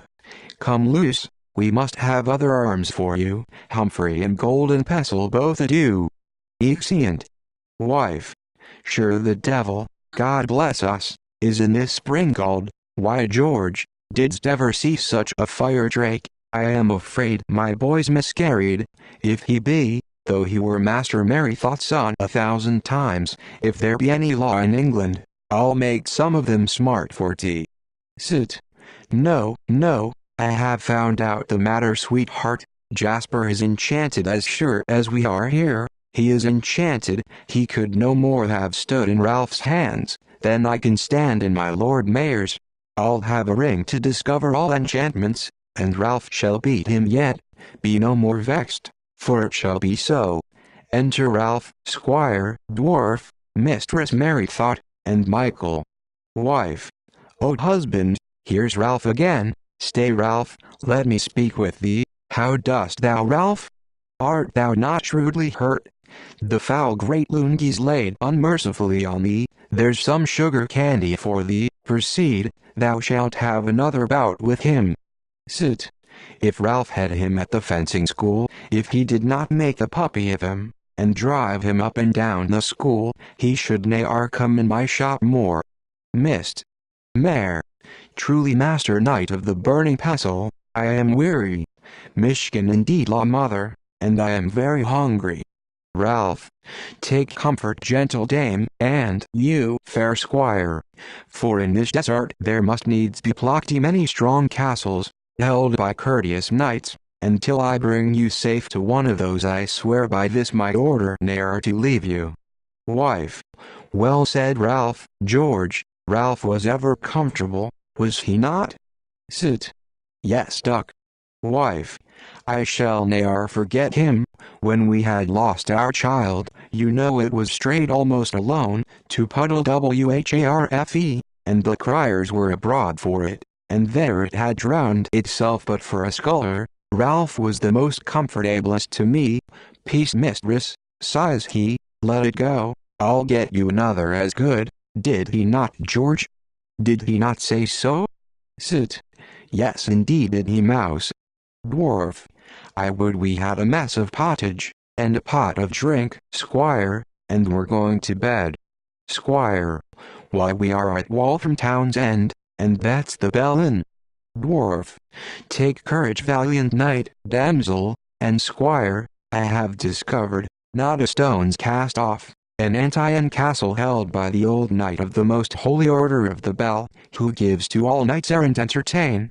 There plenty is of food, and all prepared by the white hands of his own lady dear. He hath 3 squires that welcome all his guests. The first, High Chamberlain, who will see our beds prepared, and bring us snowy sheets, where never footman stretched his buttered hams. The second, High Tapstrow, who will see our pots full filled, and no froth therein. The third, a gentle Squire Oslero Height, who will our palfreys slick with wisps of straw, and in the monger put them oats enough, and never grease their teeth with candle snufffe. Wife, that same dwarf is a pretty boy, but the squire's a groudnold. Ralph, knock at the gates, my squire, with stately lance. Enter Tapster. Tap. Who's there? You're welcome, gentlemen. Will you see a room? Dwarf, right courteous and valiant knight of the burning pestle, this is the Squire Tapstrow. Ralph, fair Squire Tapstrow, I a wandering knight, height of the burning pestle in the quest of this fair lady's casket, and wrought purse, losing myself in this vast wilderness, and to this castle well by fortune brought, where hearing of the goodly entertain your knight of holy order of the Bell, gives to all damsels, and all errant knights, I thought to knock, and now am bold to enter. Tapst, and please you see a chamber, you are very welcome. Exeunt. Wife, George, I would have something done, and I cannot tell what it is. Sit. What is it now? Wife, why George, shall Ralph beat nobody again? Prithee sweetheart let him. Sit. So he shall now, and if I join with him, we'll knock them all. Enter Humphrey and Merchant. Wife, oh George, here's Master Humphrey again now, that lost Mistress Luce, and Mistress Luce's father. Master Humphrey will do somebody's errand, I warrant him. Father, it's true in arms I ne'er shall clasp her, for she is stolen away by your man Jasper. Wife, I thought he would tell him. Mare, unhappy that I am to lose my child, now I begin to think on Jasper's words, who oft hath urged to me thy foolishness, why didst thou let her go, thou love saint her not, that wouldst bring home thy life, and not bring her. Father forgive me, I shall tell you true, look on my shoulders they are black and blue, whilst to and fro fair Luce and I were winding, he came and basted me with the hedge binding. Mare, get men and horses straight, we will be there within this hour, you know the place again? I know the place where he my loins did swaddle, I'll get 6 horses, and to each a saddle. Mare, meantime I'll go talk with Jasper's father. Exeunt. Wife, George, what wilt thou lay with me now, that Master Humphrey has not Mistress Luce yet? Speak George, what wilt thou lay with me? Sit. No Nell, I warrant thee, Jasper is at Puckeridge with her by this. Wife, nay George, you must consider Mistress Lucy's feet are tender, and besides, 'tis dark, and I promise you truly, I do not see how he should get out of Waltham Forest with her yet. Sit. Nay Conny, what wilt thou lay with me that Ralph has her not yet? Wife, I will not lay against Ralph, Honey, because I have not spoken with him. But look George, peace, here comes the merry old gentleman again. Enter old Mary thought. Old Mare, when it was grown to dark midnight, and all were fast asleep, in came Margaret's grimly ghost, and stood at William's feet. I have money, and meat, and drink beforehand, till tomorrow at noon, Why should I be sad? Methinks I have half a dozen jovial spirits within me. I am 3 merry men, and 3 merry men. To what end should any man be sad in this world? Give me a man that when he goes to hanging cries troll the black bowl to me, and a woman that will sing a catch in her travel. I have seen a man come by my door, with a serious face, in a black cloak, without a hat and, carrying his head as if he looked for pins in the street. I have looked out of my window half a year after, and have spied that man's head upon London Bridge. 'Tis vile. Never trust a tailor that does not sing at his work, his mind is of nothing but filching. Wife. Mark this, George, 'tis worth noting. Godfrey my tailor, you know, never sings, and he had 14 yards to make this gown. And I'll be sworn, Mistress Penistone the draper's wife had one made with 12. Old mare. 'Tis mirth that fills the veins with blood, more than wine, or sleep, or food. Let each man keep his heart at ease. No man dies of the disease. He that would his body keep from diseases, must not weep, but whoever laughs and sings, never he his body brings into fevers, gouts, or rheums, or lingeringly his lungs consumes, or meets with aches in the bone, or catarrhs, or griping stone, but contented lives for aye, the more he laughs, the more he may. Wife. Look, George, how sayest thou by this, George? Is he not a fine old man? Now God's blessing of thy sweet lips. When wilt thou be so merry, George? Faith, thou art the frowning'st little thing, when thou art angry, in a country. Enter merchant. Sit. Peace, Connie, thou shalt see him took down too, I warrant thee. Here's Luce's father come now. Old mare. As you came from Walsingham, from the Holy Land, there met you not with my true love by the way as you came. Mare. Oh, Master Mary thought, my daughter's gone, this mirth becomes you not, my daughter's gone. Old mare. Why, and if she be, what care I? Or let her come, or go, or tarry. Murch. Mock not my misery, it is your son, whom I have made my own, when all forsook him, has stolen my only joy, my child away. Old mare. He set her on a milk-white steed, and himself upon a grey. He never turned his face again, but he bore her quite away. Murch. Unworthy of the kindness I have shewn to thee, and thine. Too late, I well perceive thou art consenting to my daughter's loss. Old mare. Your daughter, what stirs here we? Why our daughter? Let her go, think no more on her, but sing loud. If both my sons were on the gallows, I would sing down, down, down. They fall down, and arise they never shall. Murch. Oh, might I behold her once again, and she once more embrace her aged sire. Old mare. Fie, how scurvily this goes. And she once more embrace her aged sire? You'll make a dog on her, will ye? She cares much for her aged sire, I warrant you. She cares not for her daddy, nor she cares not for her mammy. For she is my Lord of Logave's lassie. Murch. For this thy scorn I will pursue that son of thine to death. Old mare. Do, and when you ha killed him, give him flowers I now, Palmer, give him flowers I now, give him red and white, and blue, green, and yellow. Murch. I'll fetch my daughter. Old mare. I'll hear no more of your daughter, it spoils my mirth. Murch.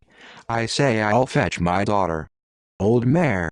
Was never man for lady's sake, down, down, tormented as a poor Sir Guy? De derry down, for Lucy's sake, that lady bright, down, down, as ever man beheld with eye? De derry down. Murch. I'll be riven by heaven. Exeunt. Finis act. Second. Music. Wife. How dost thou like this, George? Sit. Why, this is well, Connie. But if Ralph were hot once, thou shouldst see more. Wife. The fiddlers go again, husband. Sit. I know, but this is scurvy music. I gave the horse on gallows money, and I think he has not got me the weights of Southwark. If I hear him not in, I'll twinge him by the ears. You musicians play Baloo. Wife. No good, George, let's hallock him. Sit. Why, this is it, Cunny. Wife. It's all the better, George. Now, sweet lamb, what story is that painted upon the cloth? The Confutation of St. Paul? Sit. No, lamb, that's Ralph and Lucrece. Wife. Ralph and Lucrece? Which Ralph? Our Ralph? Sit. No, mouse, that was a Tartarian. Wife. A Tartarian? Well, I would the fiddlers had done, that we might see our Ralph again. Actus tertius. Sna prima. Enter Jasper and Luce. Jasp. Come, my dear, though we have lost our way, we have not lost ourselves. Are you not weary with this night's wandering, broken from your rest, and frighted with the terror that attends the darkness of this wild unpeopled place? Luce. No, my best friend, I cannot either fear, or entertain a weary thought, whilst you, the end of all my full desires, stand by me. Let them that lose their hopes, and live to languish amongst the number of forsaken lovers, tell the long weary steps, and number time, start at a shadow, and shrink up their blood, whilst I, passe with all content and quiet, thus take my pretty love, and thus embrace him. Jasp. You have caught me loose, so fast, that whilst I live I shall become your faithful prisoner, and wear these chains forever. Come, sit down, and rest your body, too delicate for these disturbances. So, will you sleep? Come, do not be more able than you are. I know you are not skillful in these watches, for women are no soldiers. Be not nice, but take it. Sleep, I say. Luce. I cannot sleep. Indeed I cannot, friend. Jasp. Why then we'll sing, and try how that will work upon our senses. Luce. I'll sing, or say, or anything but sleep. Jasp. Come, little mermaid, rob me of my heart with that enchanting voice. Luce. You mock me, Jasper. Song. Jasp. Tell me, dearest, what is love? Luce. 'Tis a lightning from above, 'tis an arrow, 'tis a fire, 'tis a boy they call desire. 'Tis a smile doth beguile, Jasp the poor hearts of men that prove. Tell me more, are women true? Luce. Some love change, and so do you. Jasp. Are they fair, and never kind? Luce. Yes, when men turn with the wind. Jasp. Are they froward? Luce. Ever toward those that love, to love anew. Jasp. Dissemble it no more, I see the god of heavy sleep, lay on his heavy mace, upon your eyelids. Luce. I am very heavy. Jasp. Sleep, sleep, and quiet rest crown thy sweet thoughts. Keep from her fair blood distempers, startings, horrors and fearful shapes. Let all her dreams be joys, and chaste delights, embraces, wishes, and such new pleasures as the ravished soul gives to the senses. So my charms have took. Keep her, you powers divine, whilst I contemplate upon the wealth and beauty of her mind. She is only fair, and constant, only kind, and only to the Jasper. O my joys! Whither will you transport me? Let not fullness of my poor buried hopes come up together, and overcharge my spirits.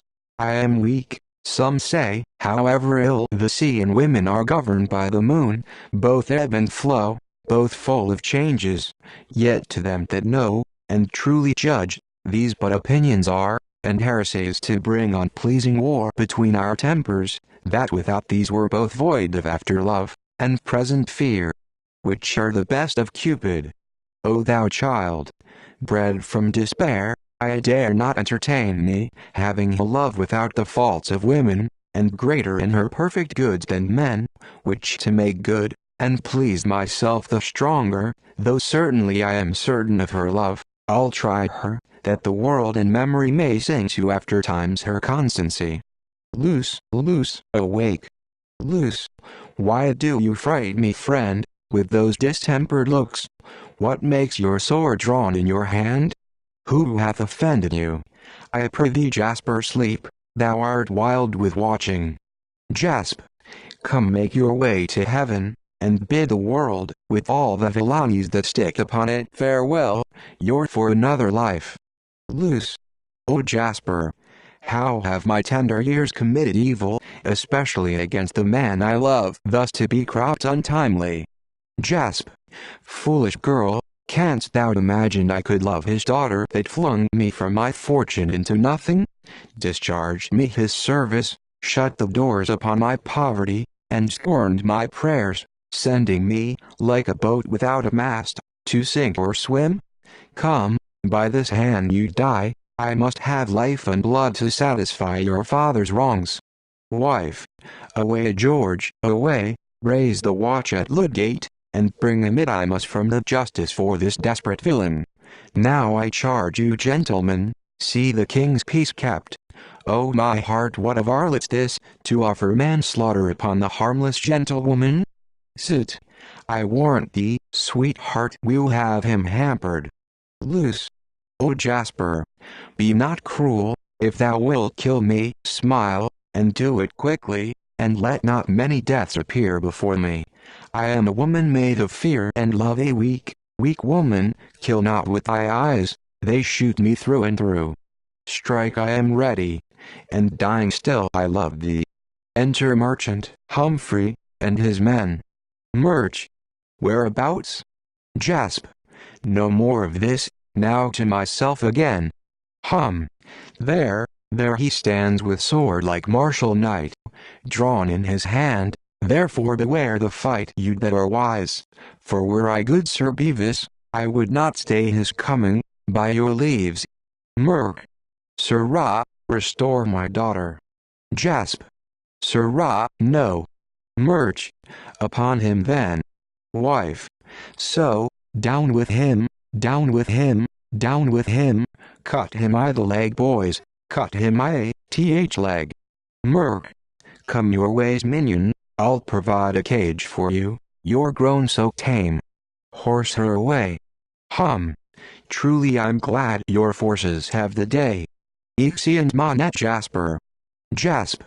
They are gone, and I am hurt, my love is lost, never to get again. O me unhappy!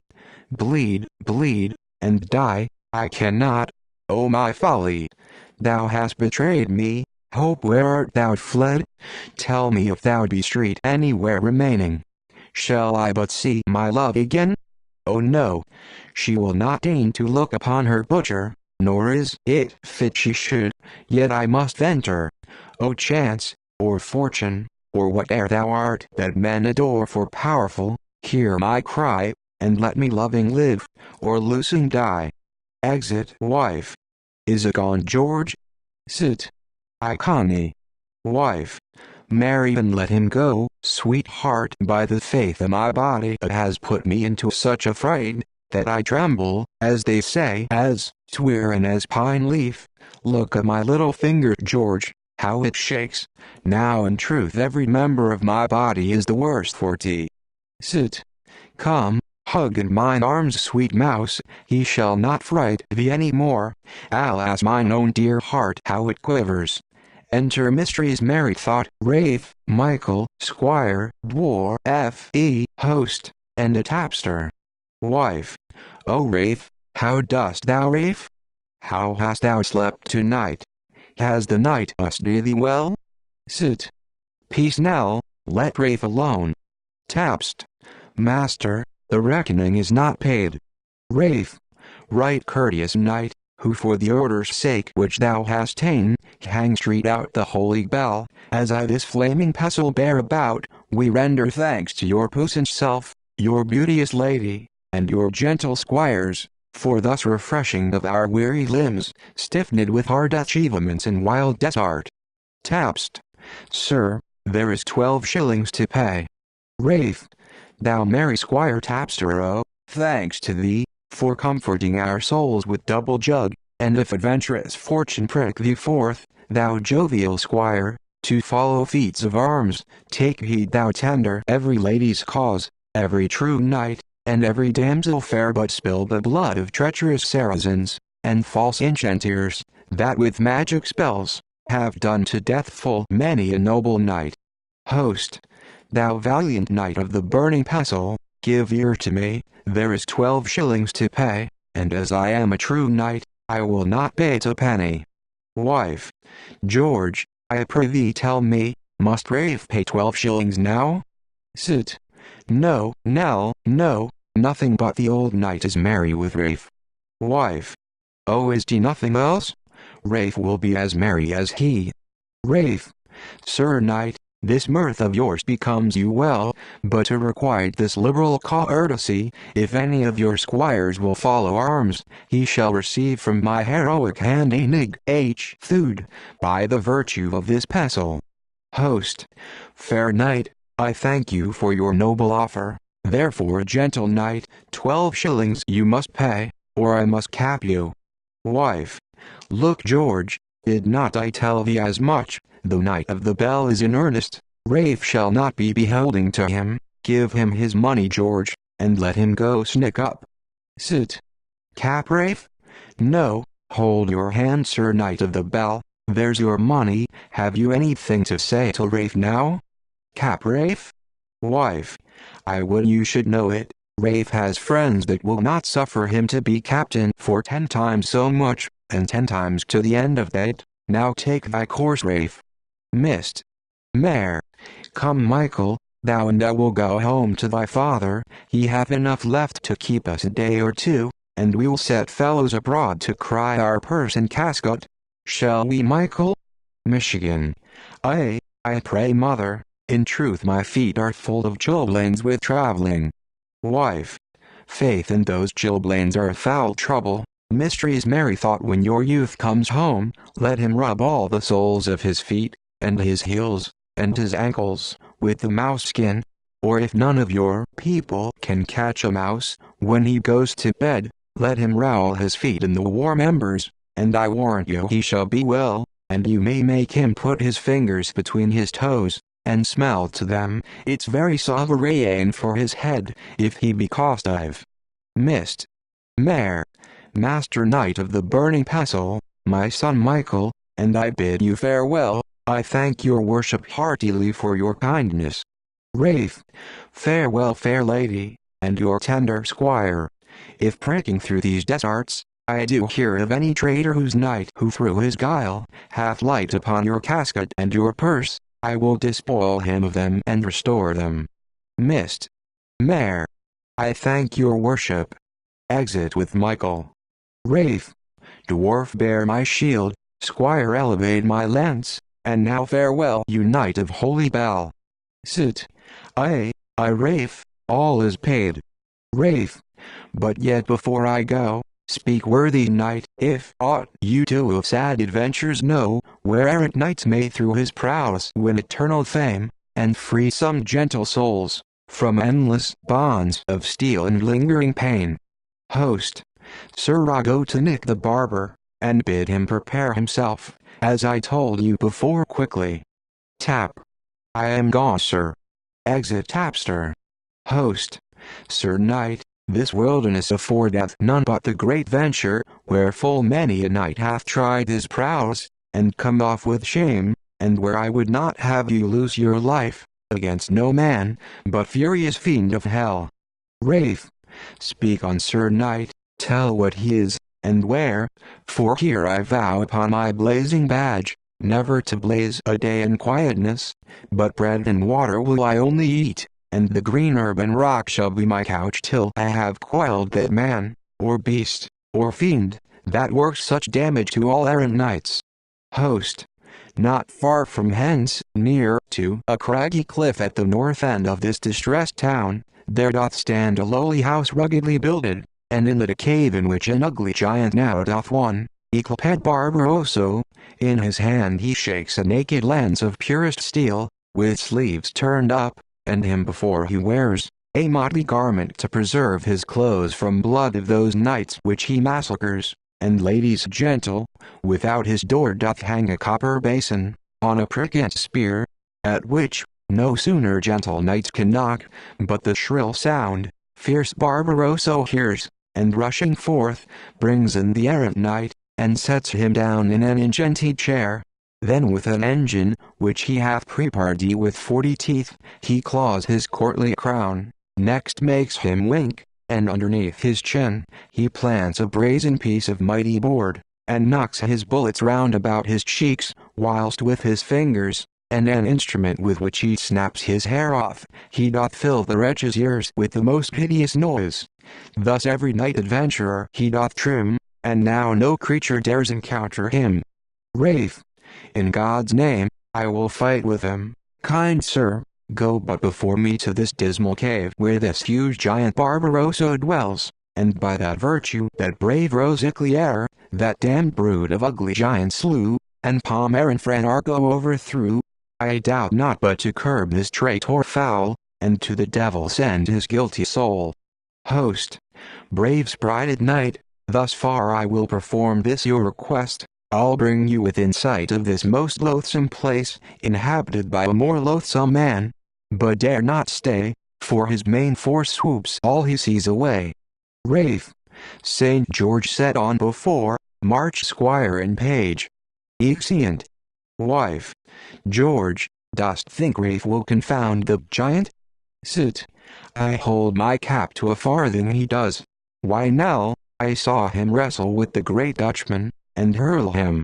Wife, faith and that Dutchman was a goodly man, if all things were answerable to his bigness, and yet they say there was a Scottish man higher than he, and that they two and a knight met, and saw one another for nothing, but of all the sights that ever were in London, since I was married, methinks the little child that was so fair grown about the members, was the prettiest, that and the hermaphrodite.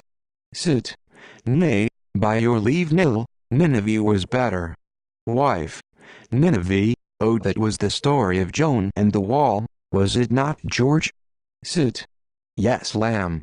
Enter Mysteries Mary T, who GHT. Wife, look George, here comes Mysteries Mary though T again, and I would have Rafe come and fight with the giant, I tell you true I long to see thee. Sit. Good Mistress Mary thought G1, I pray you for my sake, I pray you forbear a little, you shall have audience presently, I have a little business. Wife, Mysteries Mary thought, if it please you to refrain your passion a little, till Rafe have dispatched the giant out of the way, we shall think ourselves much bound to thank you. I thank you good Mysteries Mary thought. Exit Mist. Mary thought. Enter a boy. Sit. Boy, come hither, send away Rafe and this whoreson giant quickly. Boy, in good faith sir we cannot, you'll utterly spoil our play, and make it to be hissed, and it cost money, you will not suffer us to go on with our plots, I pray gentlemen rule him. Sit. Let him come now and dispatch this, and I'll trouble you no more. Boy, will you give me your hand of that? Wife, give him thy hand George, do, and I'll kiss him, I warrant thee the youth means plainly. Boy, I'll send him to you presently. Exit boy. Wife, I thank you little youth, faith the child hath a sweet breath George, but I think it be troubled with the worms, Carduus benedictus and mare's milk were the only thing in the world for tea. Oh Rafe's here George. God send thee good luck Rafe. Enter Rafe, host, squire, and dwarf. Host. Puissant knight yonder his mansion is, lo, where the spear and copper basin are, behold the string on which hangs many a tooth, drawn from the gentle jaw of wandering knights, I dare not stay to sound, he will appear. Exit host. Rafe. Oh faint not heart, Susan my lady dear, the cobbler's maid in Milk Street, for whose sake, I take these arms, oh let the thought of thee, carry thy knight through all adventurous deeds, and in the honor of thy beauteous self, may I destroy this monster Barbarossa, knock squire upon the basin till it break, enter Barba, with the shrill strokes, or till the giant spake. Wife. O George, the giant, now rave for thy life. Bar. What fond unknowing wight is this, that dares, so rudely knock at Barbarossa's cell, where no man comes, but leaves his fleece behind? Rafe, I, traitor whose caitiff, who am sent by fate to punish all the sad enormities thou hast committed against ladies gentle, and errant knights, traitor to God and men, prepare thyself, this is the dismal hour appointed for thee to give strict account of all thy beastly treacherous villainies. Bar, foolhardy knight, full soon thou shalt obey this fond reproach, thy body will I bang, he takes down his pole, and lo upon that string thy teeth shall hang, prepare thyself, for dead soon shalt thou be. Rafe, Saint George for me. They fight. Barba, Gargantua for me. Wife, to him Rafe, to him, hold up the giant, set out thy leg before Rafe. Sit, falsify a blow Rafe, falsify a blow, the giant lies open on the left side. Wife, bear te off still, there boy, oh Rafe's almost down, Rafe's almost down. Rafe, Susan inspire me, now have up again. Wife, up, so Rafe, down with him, Rafe. Sit, fetch him over the hip boy. Wife, there boy, kill, Rafe. Sit, no Rafe, get all out of him first. Rafe, presumptuous man, see to what desperate end thy treachery hath brought thee, the just gods, who never prosper those that do despise them, for all the villainies which thou hast done to knights and ladies, now have paid thee home, by my stiff arm, a knight adventurous. But say, vile wretch, before I send thy soul to sad Avernus, whither it must go, what captives hold'st thou in thy sable cave? Barba, go in and free them all, thou hast the day. Rafe, go squire and dwarf, search in this dreadful cave, and free the wretched prisoners from their bonds. Exit squire and dwarf.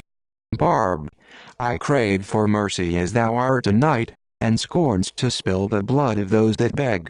Rafe, thou shew no mercy, nor shalt thou have any, prepare thyself, for thou shalt surely die. Enter squire leading one winking, with the basin under his chin. Squire, behold brave knight here is one prisoner, whom this wild man hath used as you see. Wife, this is the first wise word I hear the squire speak. Rafe, speak what thou art, and how thou hast been that I may give him condign punishment.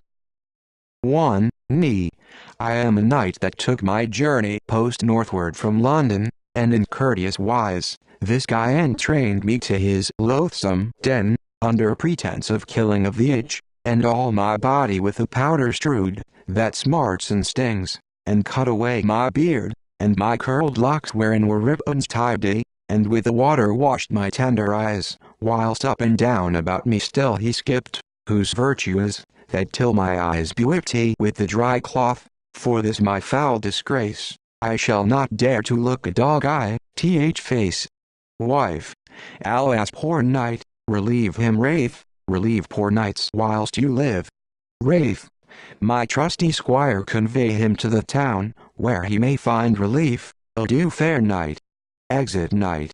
Enter dwarf leading one with a patch o'er his nose. Dwarf, puissant knight of the burning pestle height, see here another wretch, whom this foul beast hath scorched and scored in this inhumane wise. Rafe, speak me thy name, and eke thy place of birth, and what hath been thy usage in this cave. 2. Knight, I am a knight, Sir Pockhole is my name, and by my birth I am a Londoner, free by my copy, but my ancestors were Frenchmen all, and riding hard this way, upon a trotting horse my bones did ache, and I feigned night to ease my weary limbs, light at this cave, when straight this furious fiend, with sharpest instrument of purest steel, did cut the gristle of my nose away, and in the place this velvet plaster stands, relieved me gentle knight out of his hands. Wife, good Rafe relieve Sir Pockhole, and send him away, for in truth his breath stinks. Rafe, convey him straight after the other knight, Sir Pockhole fare you well. 2. Night. Kind sir, good night. Exit. Cries within. Man. Deliver us. Woman. Deliver us. Wife. Hark, George, what a woeful cry there is. I think some woman lies in there. Man. Deliver us. Woman. Deliver us. Wraith. What ghastly noise is this? Speak, Barbarossa, or by this blazing steel thy head goes off. Barb. Prisoners of mine, whom I in diet keep, send lower down into the cave, and in the tub that's heated smoking hot, there may they find them and deliver them. Wraith. Run, squire and dwarf, deliver them with speed. Excellent squire and dwarf. Wife. But will not Raff kill this giant? Surely I am afraid if he let him go he will do as much hurt as ever he did. Citizen. Not so, mouse neither, if he could convert him. Wife. Aye, George, if he could convert him, but a giant is not so soon converted as one of us ordinary people.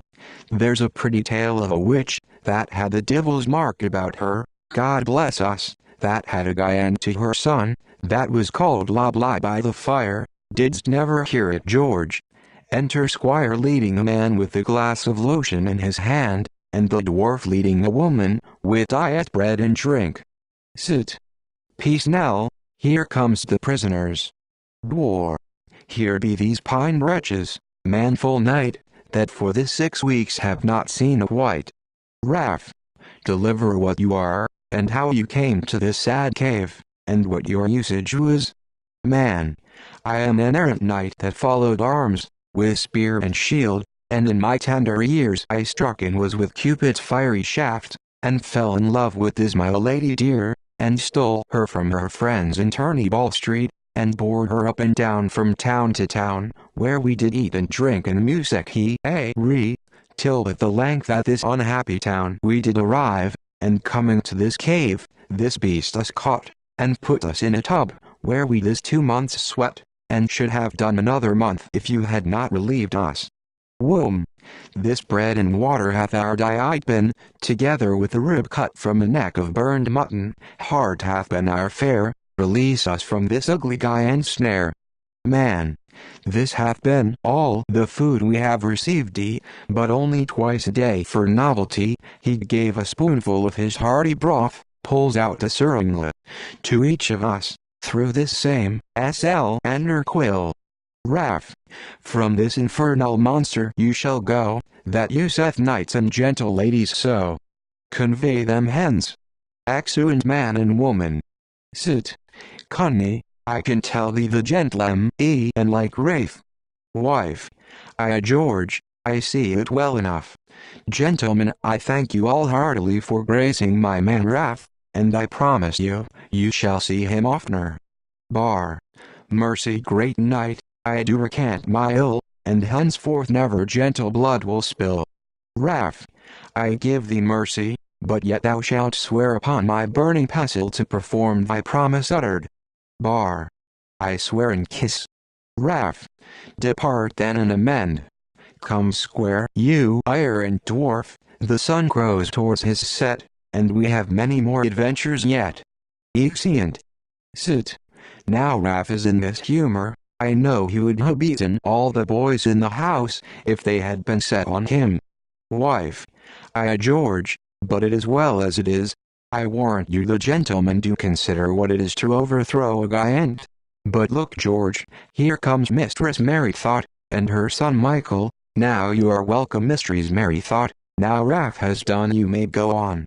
Enter Mistress Merrythought and Michael. Mist. Mare. Mick, my boy. Michigan. I forsooth, mother. Mist. Mare. Be merry, Mick, we are at home now, where I warrant you, you shall find the house flung out of the windows. Hark! Hey dogs, hey, this is the old world wife faith with my husband.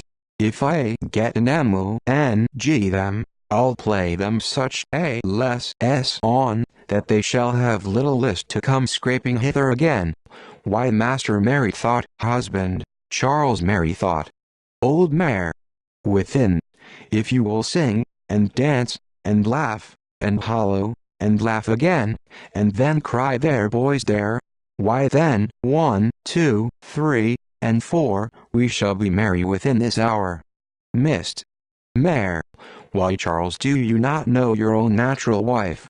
I say, open the door, and turn me out those mangy companions. 'Tis more than time that they were fellow-like with you. You are a gentleman, Charles, and an old man, and father of 2 children, and I myself, though I say it by my mother's side, niece to a worshipful gentleman, and a conductor. He has been 3 times in His Majesty's service at Chester, and is now the 4th time, God bless him, and his charge upon his journey. Old mare, go from my window, love, go. Go from my window, my dear, the wind and the rain will drive you back again, you cannot be lodged here. Hark you, Mistress Mary thought, you that walk upon adventures, and forsake your husband, because he sings with never a penny in his purse, what shall I think myself the worse? Faith no, I'll be merry. You come not here, here's none but lads of mettle, lives of 800 years, and upwards, care never drunk their bloods, nor want made them warble. Hey ho, my heart is heavy. Mist. Mare. Why Mary thought, what am I that you should laugh me to scorn thus abruptly? Am I not your fellow-feeler, as we may say, in all our miseries? Your comforter in health and sickness? Have I not brought you children? Are they not like you, Charles? Look upon thine own image, hard-hearted man, and yet for all this, old mare. Within. Begone, begone my juggy, my puggy, begone my love, my dear. The weather is warm, 'twill do thee no harm, thou canst not be lodged here. Be merry, boys, some light music, and more wine. Wife. He's not in earnest, I hope, George, is he? Sit. What if he be, sweetheart? Wife. Marry, if he be, George, I'll make bold to tell him he's an ignorant old man, to use his bedfellow so scurvily. Sit. What, how does he use her, honey? Wife. Marry, come up, Sir Saucebox, I think you'll take his part, will you not? Lord, how hot are you grown? You are a fine man, and you had a fine dog, it becomes you sweetly. Sit. Nay, prithee, Nell, chide not, for as I am an honest man, and a true Christian grocer, I do not like his doings. Wife. I cry you mercy then, George, you know we are all frail, and full of infirmities. D'ye hear, Master Mary thought, may one crave a word with you? Old mare. Within. Strike up lively, lads. Wife. I had not thought, in truth, Master Mary thought, that a man of your age and discretion, as I may say, being a gentleman, and therefore known by your gentle conditions, could have used so little respect to the weakness of his wife, for your wife is your own flesh, the staff of your age, your yoke-fellow, with whose help you draw through the mire of this transitory world, nay, she's your own rib. And again, old mare, I come not hither for thee to teach, I have no pulpit for thee to preach, I would thou hadst kissed me under the breech, as thou art a lady gay. Wife. Marry, with a vengeance, I am heartily sorry for the poor gentlewoman, but if I were thy wife, I faith, grey beard, I faith, sit. I prithee, sweet honeysuckle, be content. Wife. Give me such words that am a gentlewoman born, hang him, hoary rascal. Get me some drink, George, I am almost molten with fretting, now beshrew his knave's heart for it. Old mare. Play me a light levanto, come, be frolic, fill the good fellow's wine. Mist. Mare. Why, Master Mary thought, are you disposed to make me wait here? You'll open, I hope, I'll fetch them that shall open else. Old mare. Good woman, if you will sing, I'll give you something, if not, song. You are no love for me, Margaret, I am no love for you. Come aloft, boys, aloft. Mist. Mare. Now the churl's far in your teeth, sir. Come, Mick, we'll not trouble him, shall not ding us teeth with his bread and his broth, that he shall not. Come, boy, I'll provide for thee, I warrant thee. I'll go to Master Venter Wowles the merchant, I'll get his letter to mine host of the Bell in Waltham, there I'll place thee with the tapster, will not that do well for thee, Mick? And let me alone for that old cuckoldly knave your father, I'll use him in his kind, I warrant ye. Wife. Come George, where's the beer? Sit. Here love. Wife. This old fornicating fellow will not out of my mind yet. Gentlemen, I'll begin to you all, I desire more of your acquaintance, with all my heart. Fill the gentleman some beer, George. Finis actus dirty. Music. Actus cordis. Sna prima. Boy danceth. Wife. Look George, the little boy's come again, methinks he looks something like the Prince of Orange in his long stocking, if he had a little harness about his neck. George, I will have him dance fading, fading, is a fine jig I'll assure you gentlemen. Begin brother, now a caper's sweetheart, now a turn a toe, and then tumble, cannot you tumble youth? Boy. No indeed forsooth. Wife. Nor eat fire? Boy. Neither. Wife. Why then I thank you heartily, there's 2 pence to buy you points withal.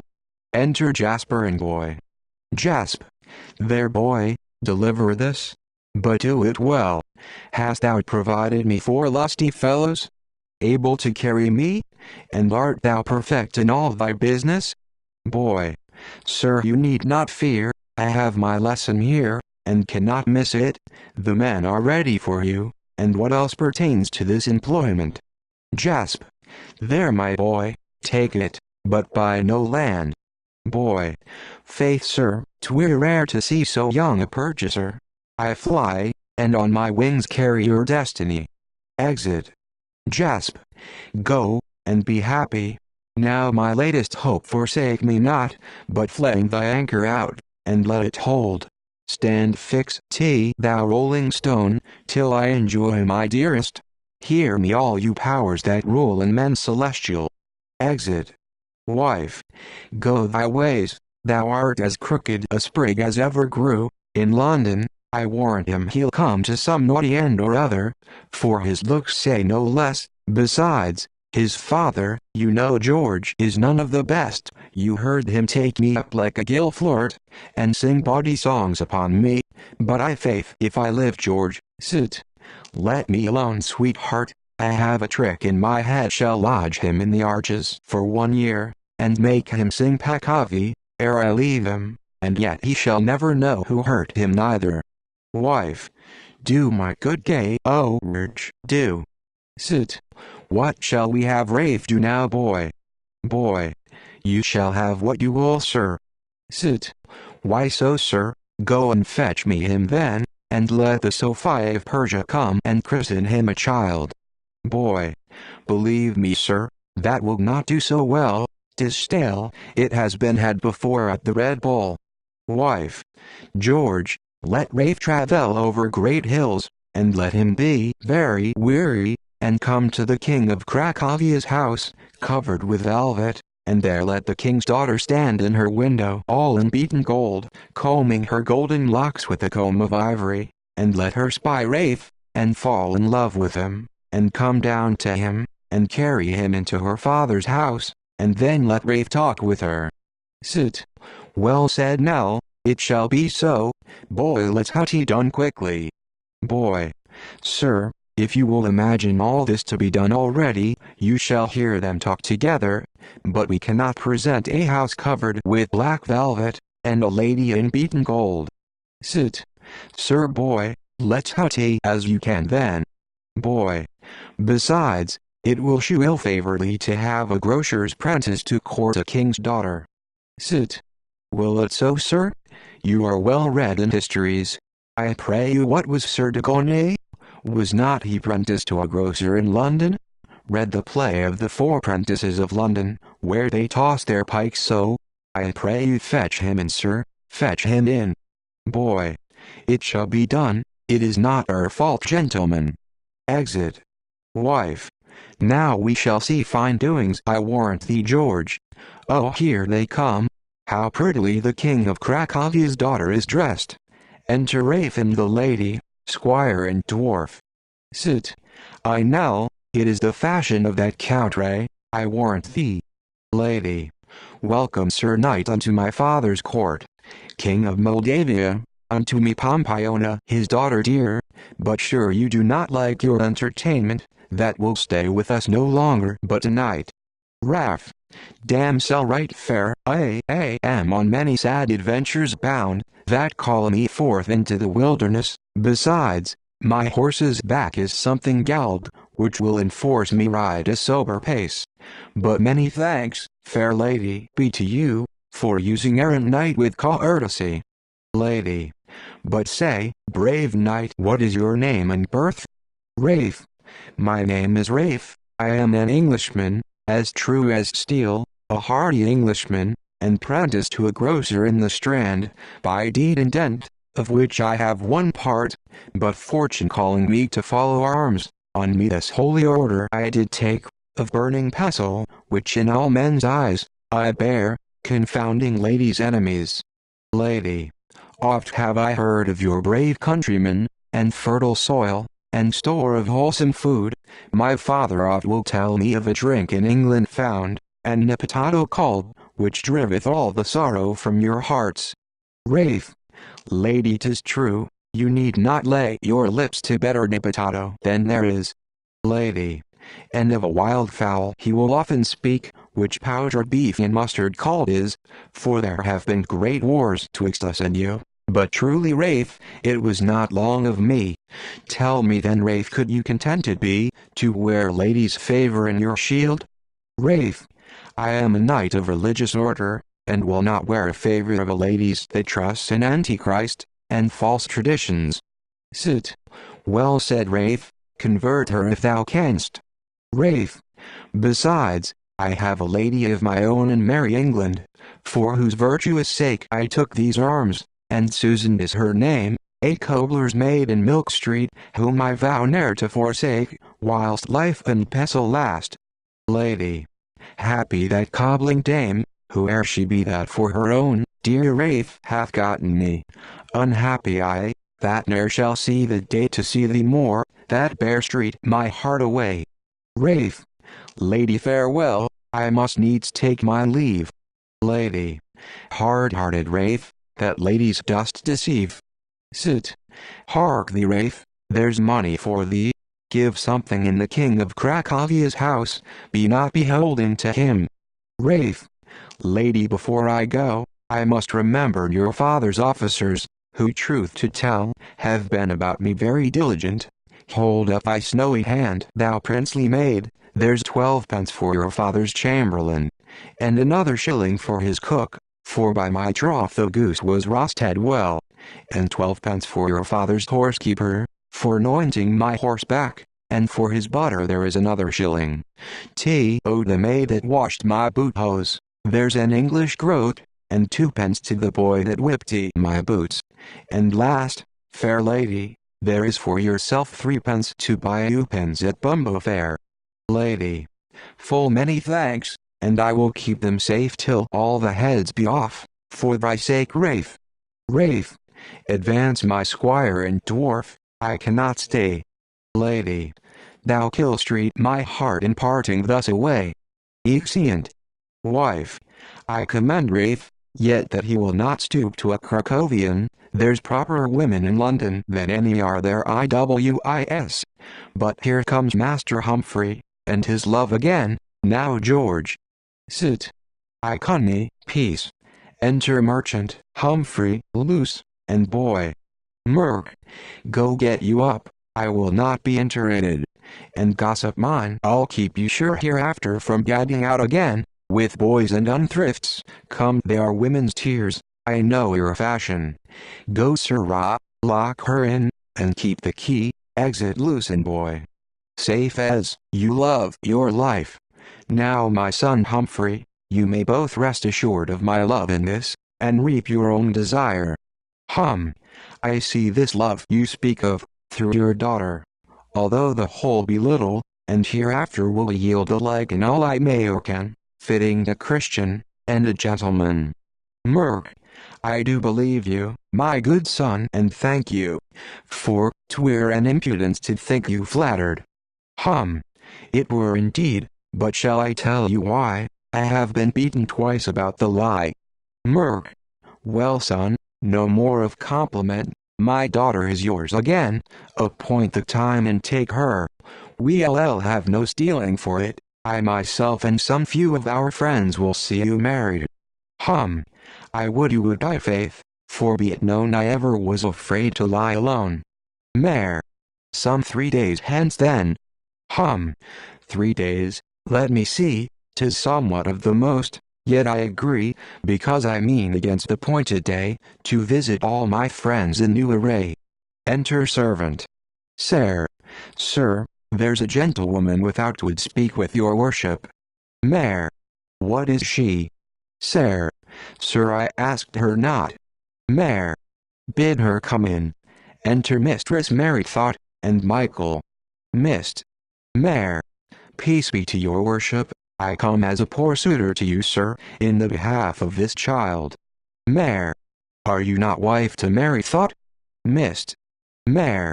Yes truly, would I had ne'er seen his eyes, he has undone me and himself, and his children, and there he lives at home and sings, and hoits, and revels among his drunken companions, but I warrant you, where to get a penny to put bread in his mouth, he knows not, and therefore if it like your worship, I would entreat your letter, to the honest host of the Bell in Waltham, that I may place my child under the protection of his tapster, in some settled course of life.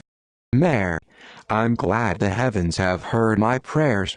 Thy husband when I was ripe in sorrows laughed at me, thy son, like an unthankful wretch, I having redeemed him from his fall, and made him mine, to shew his love again, first stole my daughter, then wronged this gentleman, and last of all, gave me that grief, had almost brought me down unto my grave, had not a stronger hand relieved thee. My sorrows, go, and weep as I did, and be unpitied, for here I profess an everlasting hate to all thy name.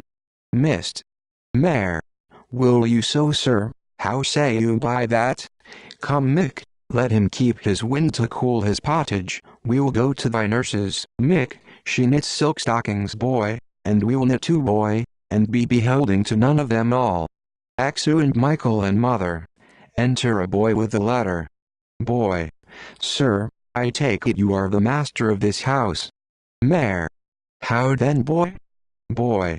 Then to yourself, sir, comes this letter. Mare. From whom, my pretty boy? Boy.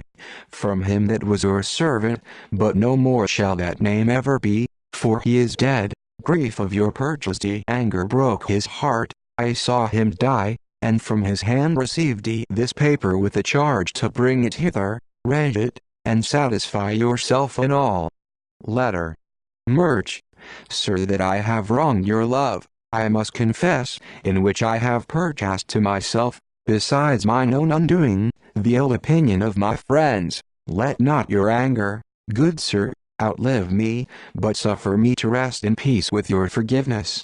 Let my body, if a dying man may so much prevail with you, be brought to your daughter, that she may truly know my hot flames are now buried, and withal, receive a testimony of the zeal I bore her virtue. Farewell forever, and be ever happy. Jasper. God's hand is great in this, I do forgive him, yet am I glad he's quiet, where I hope he will not bite again. Boy, bring the bow, dy, and let him have his will, if that be all. Boy. 'Tis here without, sir. Mare. So, sir, if you please you may conduct it in, I do not fear it. I'll be your usher, boy, for though I say it, he owed me something once, and well did pay it. Exeunt. Enter Luce alone. Luce. If there be any punishment inflicted upon the miserable, more than yet I fail, let it together seize me, and at once press down my soul. I cannot bear the pain of these delaying tortures. Thou that art the end of all, and the sweet rest of all, come, O death, bring me to thy peace, and blot out all the memory I nourish both of my father and my cruel friend. O wretched maid still living to be wretched, to be essay to fortune in her changes, and grow to number times and woes together, how happy had I been, if being born my grave had been my cradle. Enter servant. Sir, by your leave young mistress, here's a boy hath brought a coffin, what I would say I know not, but your father charged me to give you notice, here they come. Enter two bearing a coffin, Jasper in it. Loose, for me I hope 'tis come, and 'tis most welcome. Boy, fair mistress, let me not add greater grief to that great store you have already, Jasper that whilst he lived he was yours, now dead, and here enclosed he, commanded me to bring his body hither, and to crave a tear from those fair eyes, though he deserve not pity, to deck his funeral, for so he bid me tell her for whom he did.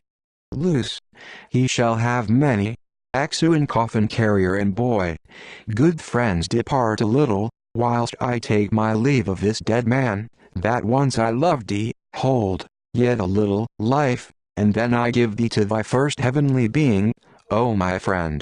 Hast thou deceived me thus, and got before me?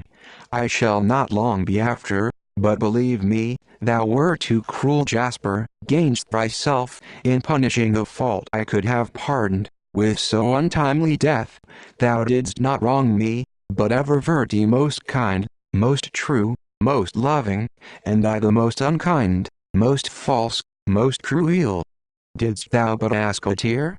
I'll give thee all, even all my eyes can pour down, all my sighs and all myself, before thou goest from me. There are but sparing rites, but if thy soul be yet about this place, and can behold and see what I prepare to deck thee with, I'll go up, borne on the wings of peace, and satisfied. First will I sing thy dirge, then kiss thy pale lips, and then die myself, and fill one coffin and one grave together. Song. Come you whose loves are dead, and whilst I sing weep and wring every hand and every head, bind with cypress and sad yew, ribands black, and candles blue, for him that was of men most true. Come with heavy mourning, and on his grave let him have sacrifice of sighs and groaning, let him have fair flowers white and purple, green and yellow, for him that was of men most true. Thou sable cloth, sad cover of my joys, I lift thee up, and thus I meet with death. Jasp, and thus you meet the living. Loose, save me heaven. Jasp, nay, do not fly me fair, I am no spirit, look better on me, do you know me yet? Loose, O thou dear shadow of my friend. Jasp, dear substance, I swear I am no shadow, feel my hand, it is the same it was, I am your Jasper that's yet living, and yet loving. Pardon my rash attempt, my foolish proof I put in practice of your constancy, for sooner should my sword have drunk my blood, and set my soul at liberty, than drawn the least drop from that body, for which boldness doomed me to anything. If death, I take it and willingly. Loose, this death I'll give you for it. So, now I am satisfied, you are no spirit, but my own truest friend. Why do you come thus to me? Jasp, first, to see you, then to convey you hence. Loose, it cannot be, for I am locked up here, and watched at all hours, that 'tis impossible for me to escape. Jasp, nothing more possible, within this coffin do you convey yourself, let me alone, I have the wits of 20 men about me, only I crave the shelter of your closet a little, and then fear me not, creep in that they may presently convey you hence. Fear nothing, dearest love, I'll be your second, lie close, so, all goes well yet, boy. At hand, sir. Jasp, convey away the coffin, and be wary. Boy, 'tis done already. Jasp, now must I go conjure. Exit. Enter merchant. Merch. Boy. Your servant, sir. Merch. Tune me this kindness, boy. Hold, here's a crown. Before thou bury the body of this fellow, carry it to his old merry father, and salute him from me. and bid him sing, he hath cause. Boy. I will, sir. Merch, and then bring me word what tune he's in, and have another crown, but do it truly. I have fitted him a bargain, now, will vex him. Boy. God bless your worship's health, sir. Merch. Farewell, boy. Exeunt. Enter Master Merrythought. Wife. Ah, old Merrythought, art thou there again? Let's hear some of thy songs. Old Mare. Who can sing a merrier note than he that cannot change a gro at?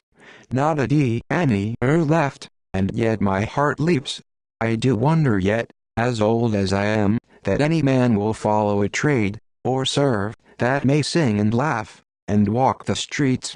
My wife and both my sons are I know not where. I have nothing left, nor know I how to come by meat to supper, yet am I merry still. For I know I shall find it upon the table at 6 o'clock, therefore hang thought I would not be a serving man to carry the cloak bag still, nor would I be a falconer the greedy ox to fill, but I would be in a good house, and have a good master too, I would eat and drink of the best, and no work would I do.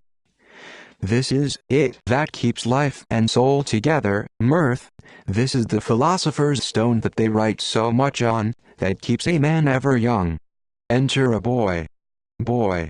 Sir, they say they know all your money is gone, and they will trust you for no more drink. Old Mare. Will they not? Let 'em choose. The best is I have mirth at home, and need not send abroad for that. Let them keep their drink to themselves.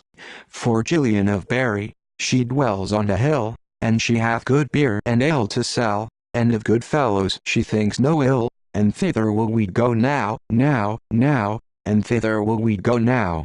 And when you have made a little stay, you need not ask what is to pay, but kiss your hostess and go your way. And thither, and see. Enter another boy. 2. Boy. Sir, I can get no bread for supper. Old Mare. Hang bread and supper, let's preserve our mirth, and we shall never feel hunger, I'll warrant you. Let's have a catch, boy, follow me, come sing this catch.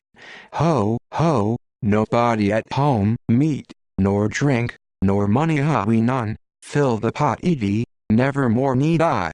Old Mare. So boys enough, follow me, let's change our place and we shall laugh afresh.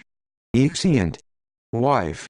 Let him go, George, shall not have any countenance from us, not a good word from any ith company, if I may strike stroke and d. Sit. No more, shall not love. But now, I will have Rafe do a very notable matter now, to the eternal honor and glory of all grocers. Sirrah, you there, boy, can none of you hear? Boy. Sir, your pleasure. Sit. Let Rafe come out on May Day in the morning, and speak upon a conduit with all his scarfs about him, and his feathers, and his rings, and his knacks. Boy. Why, sir, you do not think of our plot, what will become of that then? Sit. Why, sir, I care not what become on't, I'll have him come out, or I'll fetch him out myself. I'll have something done in honor of the city, besides he hath been long enough upon adventures, bring him out quickly, or if I come in amongst you, boy. Well, sir, he shall come out, but if our play miscarry, sir, you are like to pay for tea. Exit. Sit. Bring him away then. Wife. This will be brave, I faith. George shall not he dance the Morais too for the credit of the Strand. Sit. No, sweetheart, it will be too much for the boy. Oh, there he is now, he's reasonable well in apparel, but he has not rings enough. Enter Rafe. Rafe. London, to thee I do present the merry month of May, let each true subject be content to hear me what I say, for from the top of Conduit Head, as plainly may appear, I will both tell my name to you, and wherefore I came here. My name is Rafe, by due descent, though not ignoble I, yet far inferior to the flock of gracious grocery, and by the common counsel of my fellows in the Strand, with gilded staff, and crossed scarf, the May Lord here I stand. Rejoice, O English hearts, rejoice, rejoice, O lovers dear, rejoice, O city, town, and country, rejoice eke every shire, for now the O grand flowers do spring and sprout and seemly sort, the little birds do sit and sing, the lambs do make fine sport, and now the birch and tree doth bud that makes the schoolboy cry, the moor ice rings while hobby horse doth foot it featuously, the lords and ladies now abroad for their disport and play, do kiss sometimes upon the grass, and sometimes in the hay. Now butter with a leaf of sage is good to purge the blood, fly Venus and phlebotomy for they are neither good.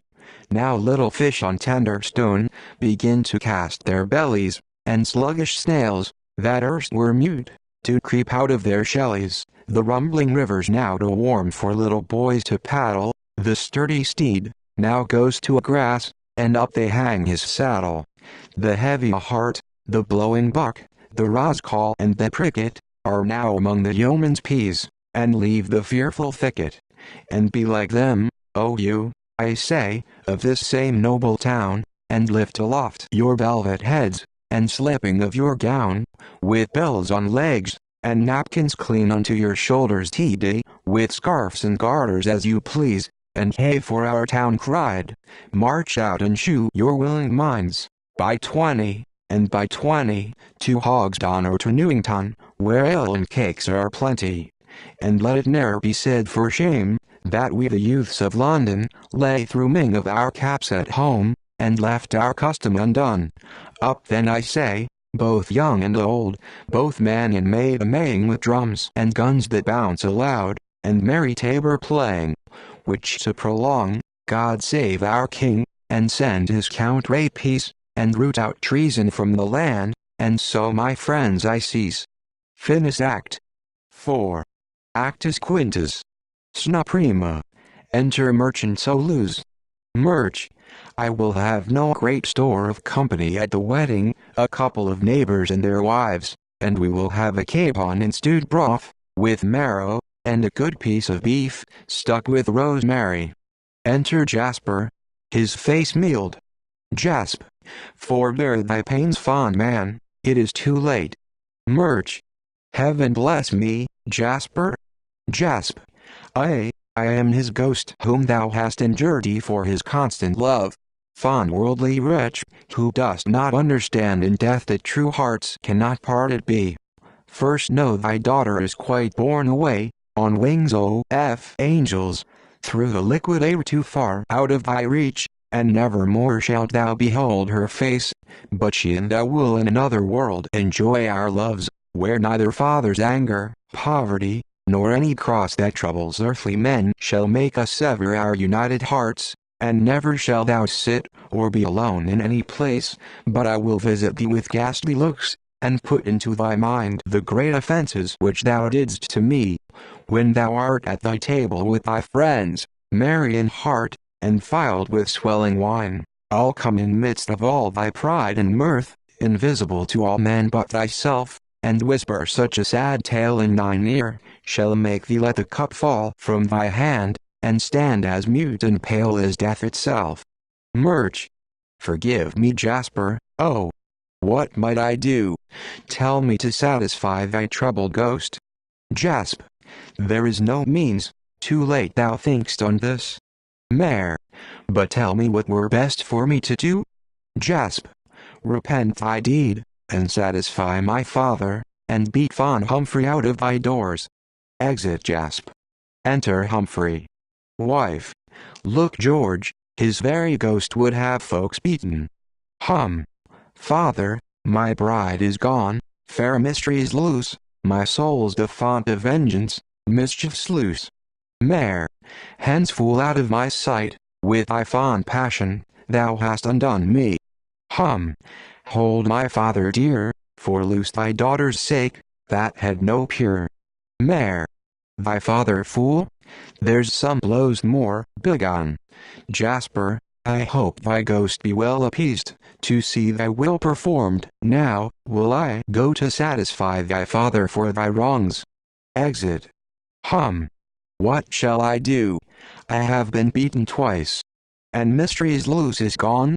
Help me devise, since my true love is gone, I never more, whilst I do live, upon the sky he will pour, but in the dark will wear out my shoe soles in passion, in St. Faith's church under Paul's. Exit. Wife. George, call Rafe hither, if you love me call Rafe hither, I have the bravest thing for him to do. George, prithee, call him quickly. Sit. Rafe, why Rafe boy? Enter Rafe. Rafe. Here sir. Sit. Come hither Rafe, come to thy mysteries boy. Wife. Rafe, I would have thee call all the youths together in battle array, with drums, and guns, and flags, and march to Mile End in pompous fashion, and there exhort your soldiers to be merry and wise, and to keep their beards from burning. Rafe, and then skirmish, and let your flags fly, and cry, kill, kill, kill, my husband shall lend you his jerkin. Rafe, and there's a scarf. For the rest, the house shall furnish you, and we'll pay for tea. Do it bravely Rafe, and think before whom you perform, and what person you represent. Rafe. I warrant you mistress, if I do it not, for the honor of the city, and the credit of my master, let me never hope for freedom. Wife. 'Tis well spoken I faith. Go thy ways, thou art a spark indeed. Sit. Ralph, double your files bravely Ralph. Ralph. I warrant you sir. Exit Ralph. Sit. Let him look narrowly to his service, I shall take him else. I was there myself a pikeman once, in the hottest of the day, wench, had my feather shot ear away, the fringe of my pike burnt off with powder, my pate broken with the scouring stick, and yet I thank God I am here. Drum within. Wife. Hark George, the drums. Sit. Ran, tan, tan, tan, ran, tan, O wench, and thou hadst but seen little Ned of Aldgate, drum Ned, how he made it roar again, and laid on like a torrent, and then struck softly till the ward came up, and then thundered again, and together we go, saw, saw, saw, bounce quoth the guns. Courage my hearts, quoth the captains. St. George, quoth the pikemen, and withal here they lay, and there they lay, and yet for all this I am here wench. Wife. Be thankful for it George, for indeed 'tis wonderful. Asterisk asterisk asterisk. Enter Ralph and his company with drums and colors. Ralph. March fair my hearts. Lieutenant beat the rear up, ancient let your colors fly, but have a great care of the butcher's hooks at Whitechapel, they have been the death of many a fair ancient. Open your files, that I may take a view both of your persons and munition. Surgeon, call a muster. Surg. A stand, William Hamerton Pewterer. Ham. Here captain. Ralph. A corselet and a Spanish pike. 'Tis well, can you shake it with a terror? Ham. I hope so captain. Ralph. Charge upon me, 'tis with the weakest, put more strength William Hamerton, more strength, as you were again. Proceed Sergeant. Surge. George Green Goose, poulterer. Green. Here. Ralph. Let me see your piece, neighbor Green Goose, when was she shot in? Green. And like you master captain, I made a shot even now, partly to scour her, and partly for audacity. Ralph. It should seem so certainly, for her breath is yet inflamed, besides, there is a main fault in the touch-hole, it runs and stinketh. And I tell you moreover, and believe it, 10 such touch-holes would breed the pox in the army. Get you a feather, neighbor, get you a feather, sweet oil, and paper, and your piece may do well enough yet. Where's your powder? Green. Here. Ralph. What in a paper? As I am a soldier and a gentleman, it craves a martial court. You ought to die for tea. Where's your horn? Answer me to that. Green. And tea like you sir, I was oblivious. Ralph. It likes me not it should be so, 'tis a shame for you, and a scandal to all our neighbors, being a man of worth and estimation, to leave your horn behind you. I am afraid, 'twill breed example. But let me tell you no more stand, till I view you all. What's become o''th nose of your flask? One sold. Indeed law captain, 'twas blown away with powder. Ralph, put on a new one at the city's charge. Where's the stone of this piece? Two sold.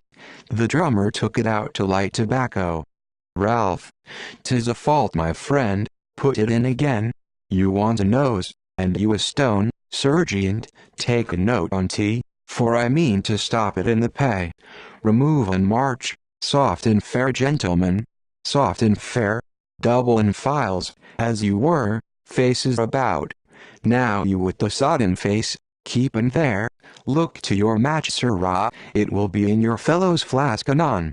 So make a crescent now, advance your pikes, stand and give ear, gentlemen, countrymen, friends, and my fellow soldiers. I have brought you this day from the shops of security, and the counters of content, to measure out in these furious fields, honors by the ell, and prowess by the pound.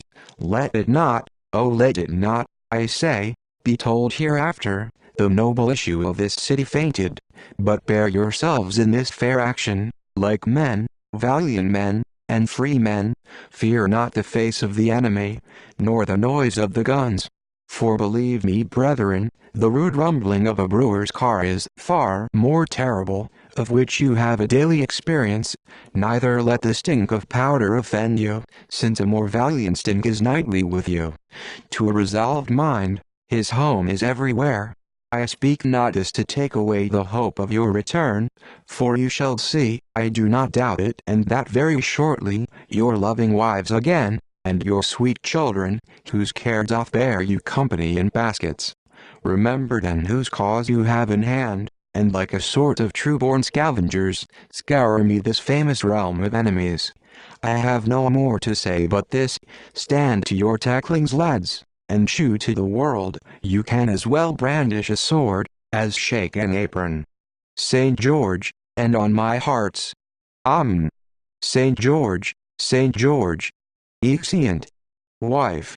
'Twas well done Ralph, I'll send thee a cold capon field, and a bottle of March beer, and, it may be, come myself to see thee. Sit. Nell, the boy hath deceived me much, I did not think it had been in him, he has performed such a matter wench, that if I live, next year I'll have him captain of the gully foist, or I'll want my will. Enter old Mary thought. Old Mare.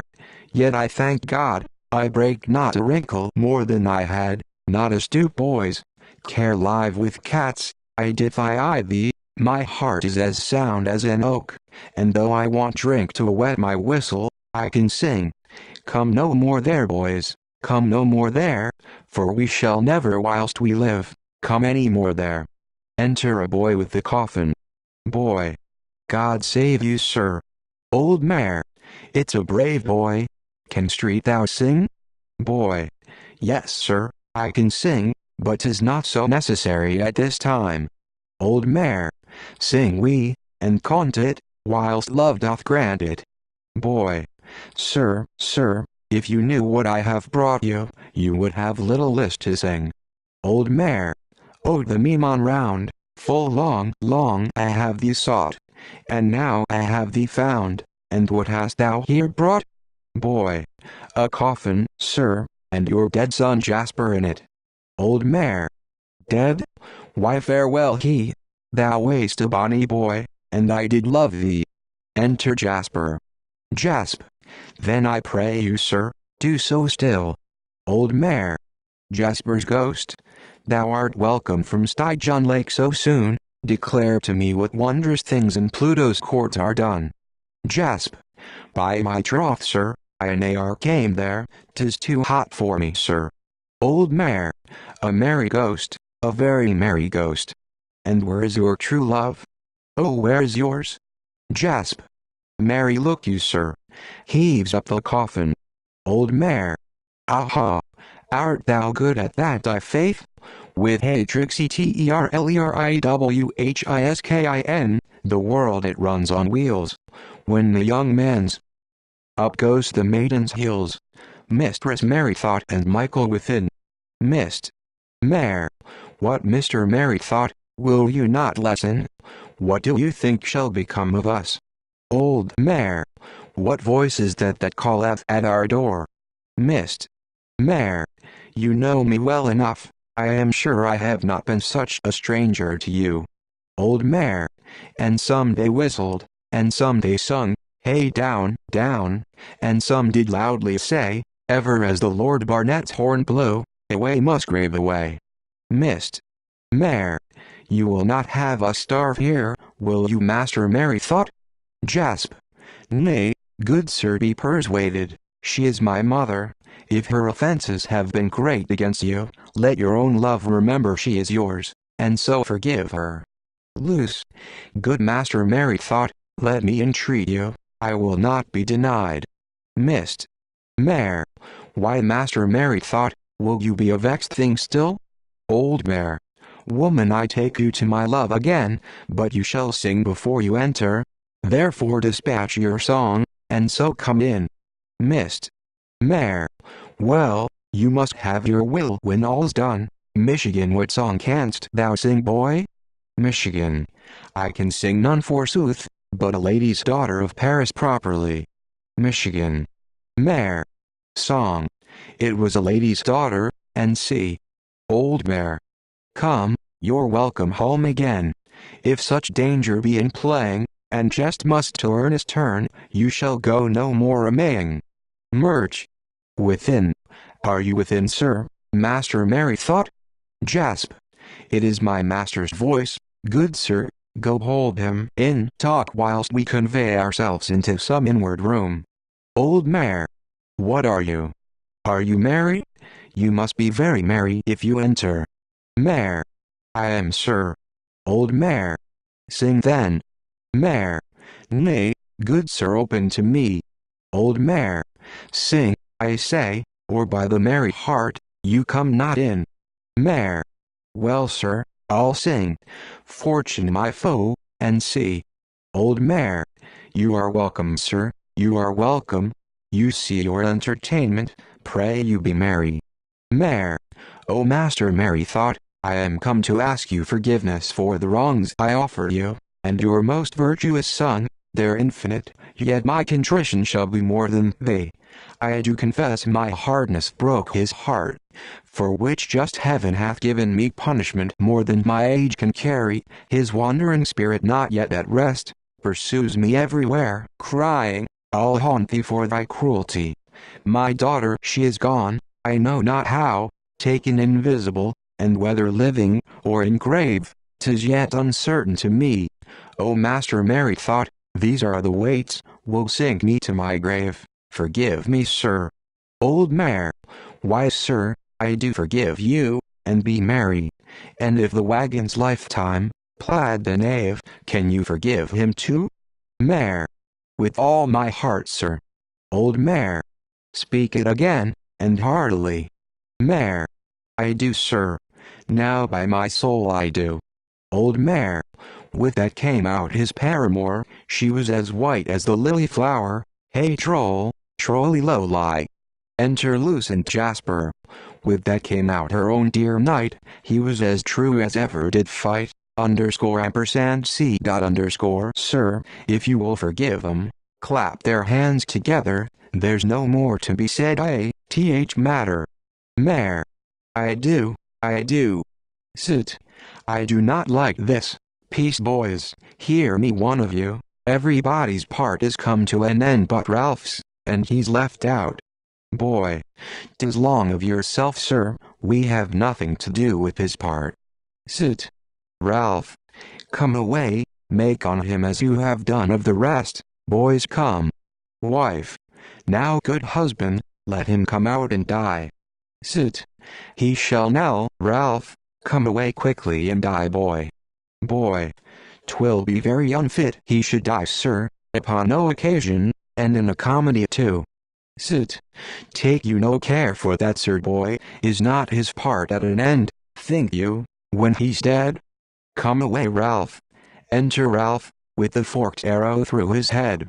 Ralph.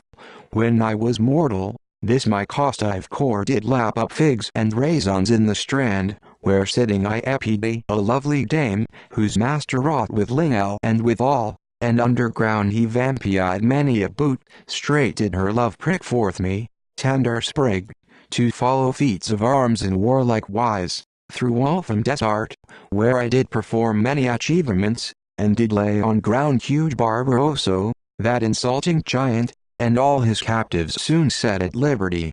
Then honor pricked me from my native soil, into Moldavia, where I gained the love of Pompeiana his beloved daughter, but yet proved he constant to the black-thumbed maid Susan, and scorned Pompeiana's love. Yet liberal I was, and gave her pence, and money for her father's officers. I then returned home, and thrust myself in action, and by all men chosen was Lord of the May, where I did flourish it, with scarfs and rings, and posy in my hand. After this action I preferred was, and chosen city captain at Mile End, with hat and feather, and with leading staff, and trained my men, and brought them all off clear save one man that bewrayed him with the noise. But all these things I Ralph did undertake, only for my beloved Susan's sake. Then coming home, and sitting in my shop with apron blue, Death came unto my stall to cheapen aquavit, but ere I could take the bottle down, and fill a taste, Death caught a pound of pepper in his hand, and sprinkled all my face and body o'er, and in an instant vanished away. Sit, 'tis a pretty fiction I faith. Ralph. Then took I up my bow and shaft in hand, and walked in to more fields, to cool myself, but there grim cruel death met me again, and shot this forked arrow through my head, and now I faint. Therefore be warned by me, my fellows every one, of forked heads. Farewell all you good boys in merry London, ne'er shall we more upon Shrove Tuesday meet, and pluck down houses of iniquity. My pain increaseth, I shall never more hold open, whilst another pumps both legs, nor daub a satin gown with rotten eggs. Set up a stake, oh never more I shall, I die, fly my soul to Grocer's Hall. Oh, _ampersand c._wife. Well said Ralph, dear obeisance to the gentleman, and go your ways. Well said Ralph. Exit Ralph. Old mare. Methinks all we, thus kindly and unexpectedly reconciled, should not part without a song. Merch. A good motion. Old mare. Strike up then. Song. Better music ne'er was known, than the choir of hearts in one. Let each other that hath been troubled with the gall or spleen, learn of us to keep his brow smooth and plain as ours are now. Sing though before the hour of dying he shall rise, and then be crying, Hee-ho, 'tis naught but mirth, that keeps the body from the earth. Exeunt Epilogus. Sit. Come now, shall we go? The play's done? Wife. Nay, by my faith George, I have more manners than so. I'll speak to these gentlemen first.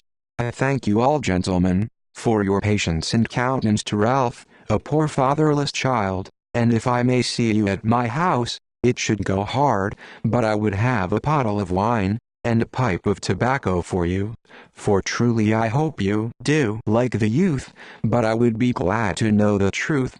I refer it to your own discretions, whether you will applaud him or no, for I will wink, and whilst you shall do what you will, I thank you with all my heart. God give you good night. Come George. Love's Pilgrim, a Mage, a comedy. ***** The persons represented in the play. Governor of Barcelona. Leonardo, a noble Genoese, father to Mark Antonio. Don Zanchio, an old lame angry soldier, father to Leocadia. Alfonso, a choleric don, father to Theodosia. Filippo, son to Alfonso, lover of Leocadia. Mark Antonio, son to Leonardo. Pedro, a gentleman and friend to Leonardo. Rodrigo, general of the Spanish galleys. Incubo, bailiff of Castelbianco. Diego, host of Osuna. Lazaro, ostler to Diego. host of B.A. Barcelona, bailiff of Barcelona, chirurgeons, soldiers, attendants, townsmen, attendants, women, Theodosia, Doug, to Alfonso, Leocadia, Doug, to Don Zanchio, lovesick ladies in pursuit of M. Anton, Eugenia, wife to the governor of Barcelona, hostess, wife to Diego, hostess, wife to the host of Barcelona. The scene Barcelona and the road. Actus primus, sna prima. Entering Cubo the bailiff, Diego the host. Incorporated. Senor Don Diego, and mine host, save thee. Die. I thank you Mr. Bailey. Incorporated. Ode the block. Die. Why, how should I have answered? Incorporated. Not with that negligent rudeness, but I kiss your hand Senor Don in Cubo de Hamber, and then my titles, Master Bailey of Castle Blanco. Thou ne'er wilt have the elegancy of an host. I sorrow for thee, as my friend and gossip. No smoke, nor steam out breathing from the kitchen. There's little life I hearth then. Die. Ay, there, that is his friendship, hearkening for the spit, and sorrow that he cannot smell the pot boil. Incorporated. Strange an end should be so cursed, and not the sign blasted, nor withered. Very strange, 3 days now, and not an egg eat in it, nor an onion. Die. I think they ha strewed the highways with cattle traps, ay, no horse dares pass 'em. I did never know a week of so sad doings, since I first stood to my signpost. Incorporated.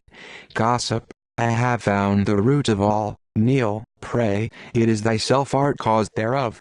Each person is the founder of his own fortune, good or bad. But mend it, call for thy cloak, and rapier. Die. How? Incorporated. Do, call, and put them on in haste. Alter thy fortune, by appearing worthy of her. Dost thou think her good face will know a man in Querpo? In single body, thus, in hose, and doublet the horse boy's garb? Base blank, and half blank Querpo? Did I, or Mr. Dean of Civil our neighbor reach our dignities in Querpo, think street thou, in squirting hose and doublet? Signor, no, there went more to tea. There were cloaks, gowns, cassocks, and other paramenters. Call, I say, his cloak, and rapier here. Enter hostess. Host. What means your worship? Incorporated. Bring forth thy husband's sword. So hang it on, and now his cloak, here cast it up. I mean gossip, to change your luck, and bring you guests. Host. Why? Is there charm in this? Incorporated. Expect. Now walk, but not the pace of one that runs on errands, for want of gravity in host is odious. You may remember gossip, if you please, your wife being then infanta of the gypsies, and yourself governing a great man's mules then me a poor squire at Madrid attending a master of ceremonies, but a man, believe it, that knew his place to the gold weight, and such have I heard him oft say, ought every host within the Catholic king's dominions be in his own house. Die. How? Incorporated. A master of ceremonies, at least vice master, and to do naught in Querpo, that was his maxim. I will tell thee of him, he would not speak with an ambassador's cook, see a cold baked meat from a foreign part in Querpo, had a dog but stayed without, or beast of quality, as an English cow, but to present itself, he would put on his Savoy chain about his neck, the ruff and cuffs of Holland, then the Naples hat with the Rome hat band, and the Florentine aiguette, the Milan sword, the cloak of Genoa, set with Flemish buttons, all his given pieces to entertain them in, and compliment, knock within, with the tame coney, as with the prince that sent it. Die. List. Who is there? Incorporated. A guest and, be thy will. Die. Look spose, cry luck, and we be encountered, ha? Host. Luck then, and good, for 'tis a fine brave guest, with the brave horse. Incorporated. Why now, believe of Quierpo. Enter Theodosia. As you shall see occasion, go, and meet him. Theo. Look to my horse, I pray you, well. Die. He shall, sir. Incorporated. Oh, how beneath his rank and call was that now? Your horse shall be entreated as becomes a horse of fashion, and his inches. Theo. Oh. Incorporated. Look to the cavalier. What ails he? Stay, if it concern his horse, let it not trouble him. He shall have all respect the place can yield him, either of barley, or fresh straw. Die. Good sir, look up. Incorporated. He sinks, somewhat to cast upon him, he'll go away in Quierpo else. Die. What, wife? Oh, your hot waters quickly, and some coal to cast in his sweet face. Host. Alas, fair flower? Die. Does anybody entertain his horse? Host. Yes, Lazaro has him. Enter hostess with a glass of water. Incorporated. Go you see him in person. Host. Sir, taste a little of this, of mine own water, I did distill tea myself. Swo tea lily, look upon me, you are but newly blown, my pretty tulip. Faint not upon your stalk, 'tis firm and fresh, stand up so bold upright, you are yet in growing. Pray you let me have a chamber. Host. That you shall, sir. And where I may be private, I entreat you. Host. For that in troth, sir, we ha no choice. Our house is but a vent of need, that now and then receives a guest, between the greater towns as they come late. Only one room. Incorporated. She means, sir, it is none of those wild, scattered heaps, called inns, where scarce the host is heard, though he wind his horn to his people. Here is a competent pile, wherein the man, wife, servants, all do live within the whistle. Host. Only one room. Incorporated. A pretty modest quadrangle she will describe to you. Host. Wherein stands 2 beds, sir. Enter Diego. We have, and where, if any guest do come, he must of force be logged. That is the truth, sir. Theo. But if I pay you for both your beds, methinks that should alike content you. Host. That it shall, sir. If I be paid, I am paid. Theo. Why, there's a ducat will that make your content? Host. Oh, the sweet face on you. A ducat? Yes, and there were 3 beds, sir, and twice so many rooms, which is one more. You should be private in 'em all, sir. No one should have a piece of a bed with you, not Master Dean of Civil himself, I swear. Though he came naked hither, as once he did when H had liked he have obtained a bed with the Moor and Gael by her master, you shall be as private, as if you lay in's own great house that's haunted, where nobody comes, they say. Theo. I thank you, hostess. Pray you, will you shew me in? Host. Yes, marry will I, sir, and pray that not a flea, or a chink vex you. Exit host. And Theo. Incorporated. You forget supper, gossip. Move for supper. Die. 'Tis strange what love to a beast may do, his horse threw him into this fit. Incorporated. You shall excuse me, it was his being in Quierpo, merely caused it. Die. Do you think so, sir? Incorporated. Most unlucky Quierpo. Naught else, he looks as he would eat partridge, this guest. Heard you am ready in the house? And a fine piece of kid now? And fresh garlic, enter hostess. With sardinia and xanthoil? How now? Has he bespoke, what will he have, a brace, or but one partridge, or a short-legged hen, daintily carbonated? Host. Lass, the dead may be as ready for a supper as he. Incorporated. Ha? Host. He has no mind to eat, more than his shadow. Incorporated. Say you. Die. How does your worship? Incorporated. I put on my left shoe first today, Now I perceive it, and skipped a beat in saying him, or else I could not be thus crossed. He cannot be above 17, one of his years, and have no better a stomach. Host. And in such good clothes too. Die. Nay, these too often make the stomach worse. Wife, that is no reason. Incorporated. I could, at his years, gossips, as temperate as you see me now, have eaten my brace of ducks, with my half goose, my coney, and drink my whole 12 marvdis in wine as easy as I now get down 3 olives. Die. And, with your temperance favor, yet I think your worship would put to tea at 6:30 for a good wager, and the meal in 2. Incorporated. I do not know what mine old mouth can do. I ha not proved it lately. Die. That's the grief, sir. Incorporated. But is he without hope then gone to bed? Host. I fear so, sir. H has locked the door close to him, sure he is very ill. Incorporated. That is with fasting. You should ha told him, gossip, what you had, given him the inventory of your kitchen. It is the pick lock in an inn, and often opens a close barred stomach. What may he be tra? Has he so good a horse? Die. Oh brave Jeannette, as he are your worship saw. Incorporated. And he eats? Die. Strongly. Incorporated. A mighty syllogism. Heaven give me patience. What creatures has he? Host. None. Incorporated.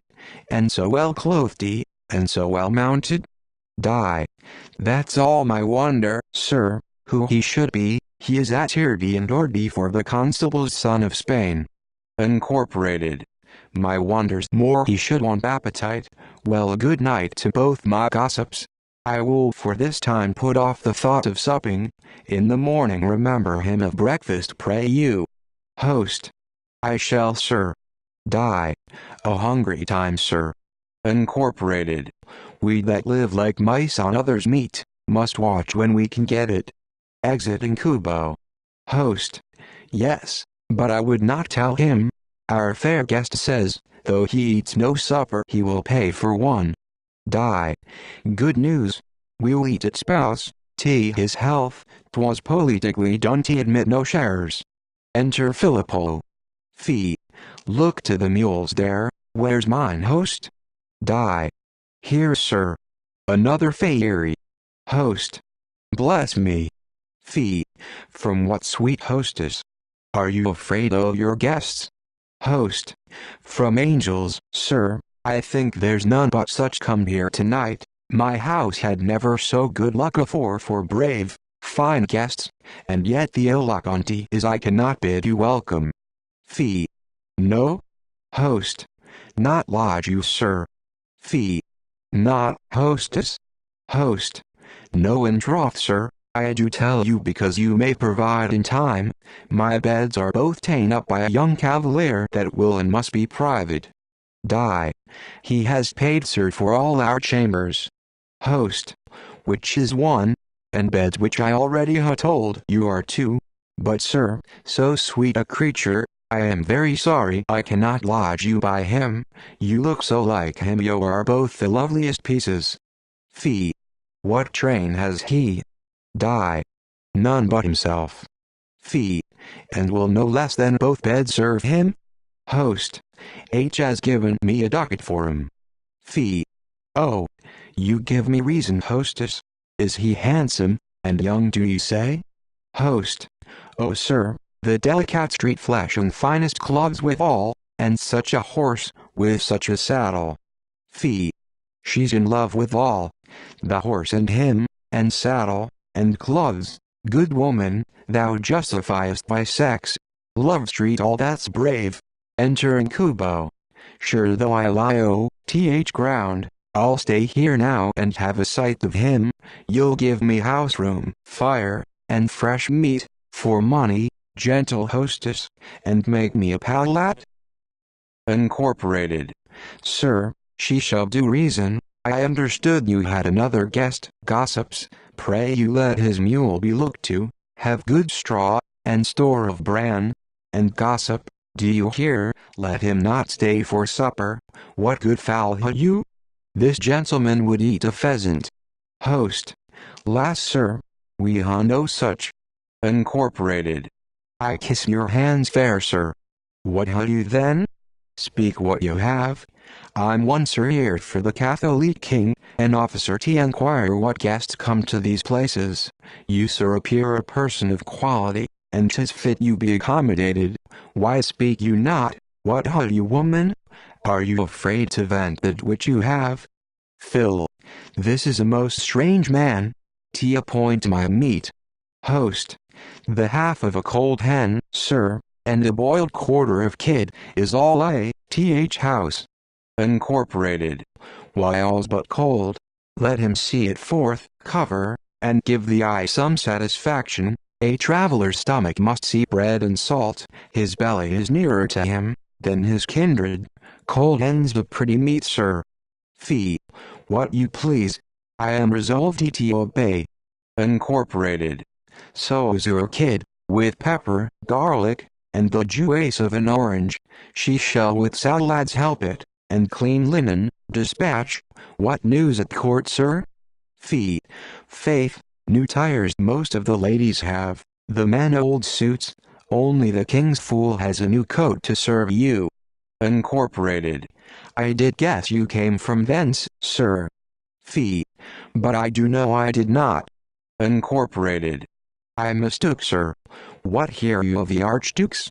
Fee. Troth your question. Enter hostess and servants with table.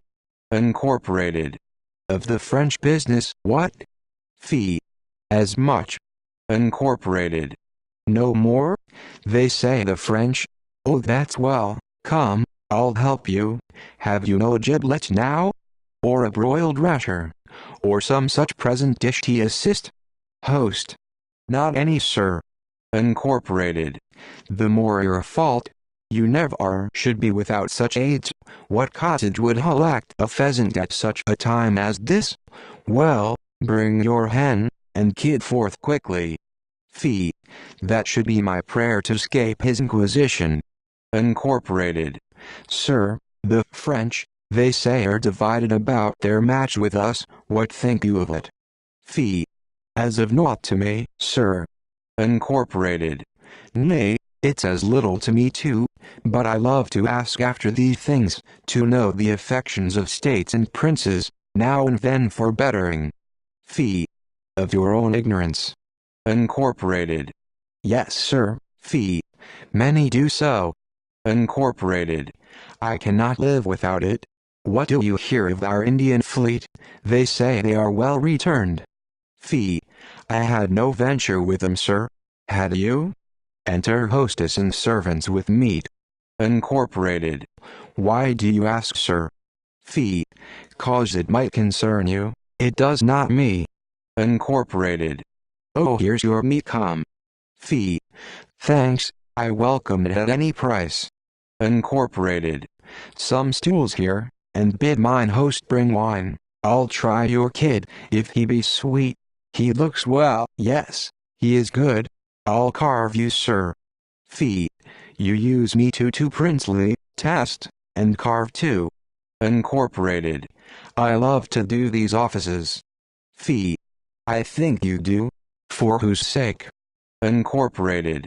For themselves, sir. The very doing of them is a reward. Fee. Had little faith would not believe you, sir. Incorporated. Gossip, some wine. Enter Diego with wine. Die. Here 'tis. And write Saint Martin. Incorporated.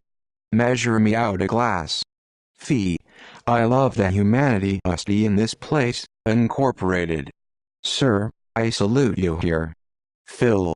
I kiss your hands, sir. Incorporated. Good wine, it will beget an appetite. Fill him, and sit down. Gossip, entertain your noble guest here, as becomes your title. Die. Please you to like this wine, sir? Fee. I dislike nothing, mine host, but that I may not see your concealed guest. Here's to you. Die. In good faith, sir. I wish you as well as him. Would you might see him. Incorporated. and wherefore may he not die? Has locked himself, sir, up, and has hurdy both them beds, oh my wife, at extraordinary rate. Phil. I'll give as much if that will do, T, for one, as he for both. What say you, mine host? The door once open, I'll fling myself upon the next bed to him, and there's an end of me till morning. Noise I will make, none die.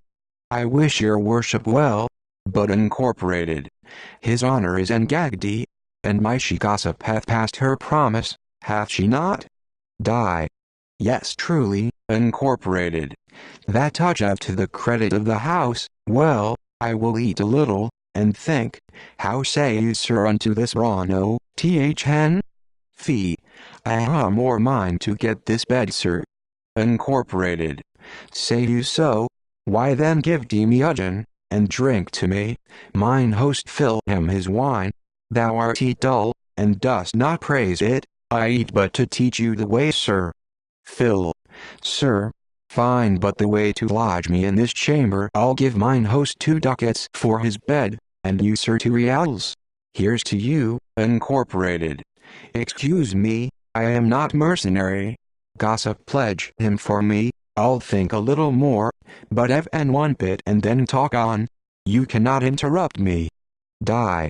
This piece of wine, sir, cost me, incorporated. Stay, I have found this little morsel, and then, here's excellent garlic.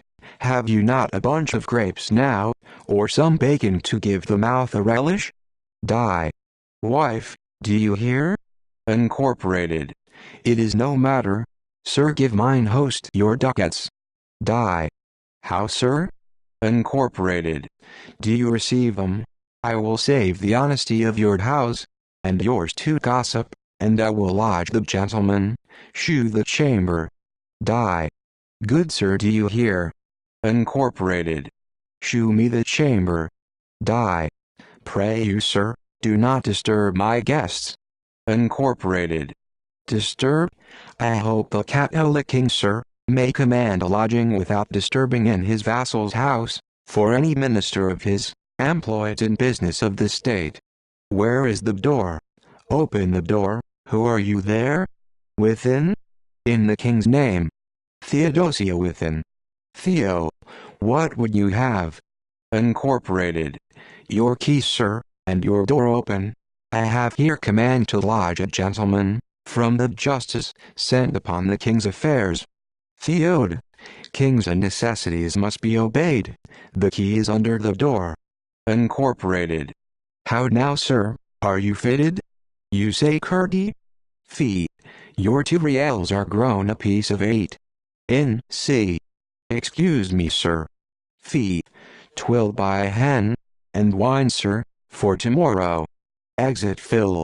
Incorporated. I do kiss your hands, sir.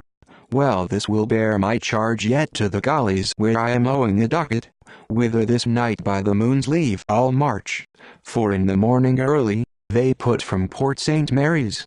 X. Albadiego. Die. Lazaro. Enter Lazaro. How do the horses? Laz. Would go and see, sir, eh? Of all jades, what a clap H has given me, as sure as you live, master. He knew perfectly I cozened him on oats. He looked upon me and then he sneered, as who should say, take heed, sirrah. And when he saw our half-pack, which you know was but an old quart dish, Lord, how he stamped. I thought he had been for joy, when suddenly he cuts me a back caper with his heels and takes me just OTH crupper. Down came I, and all my ounce of oats. Then he neighed out as though he had had a mare by tail. Die. Faith, Lazaro, we are blamed to use the poor dumb servitors so cruelly. Laz. Yonder's this other gentleman's horse keeping Our Lady Eve. The devil a bit H has got since he came in yet. There he stands and looks, but 'tis your pleasure, sir, he shall look lean enough. H has hay before him, but 'tis as big as hemp, and will as soon choke him, unless he eat it buttered. He had 4 shoes and good ones when he came.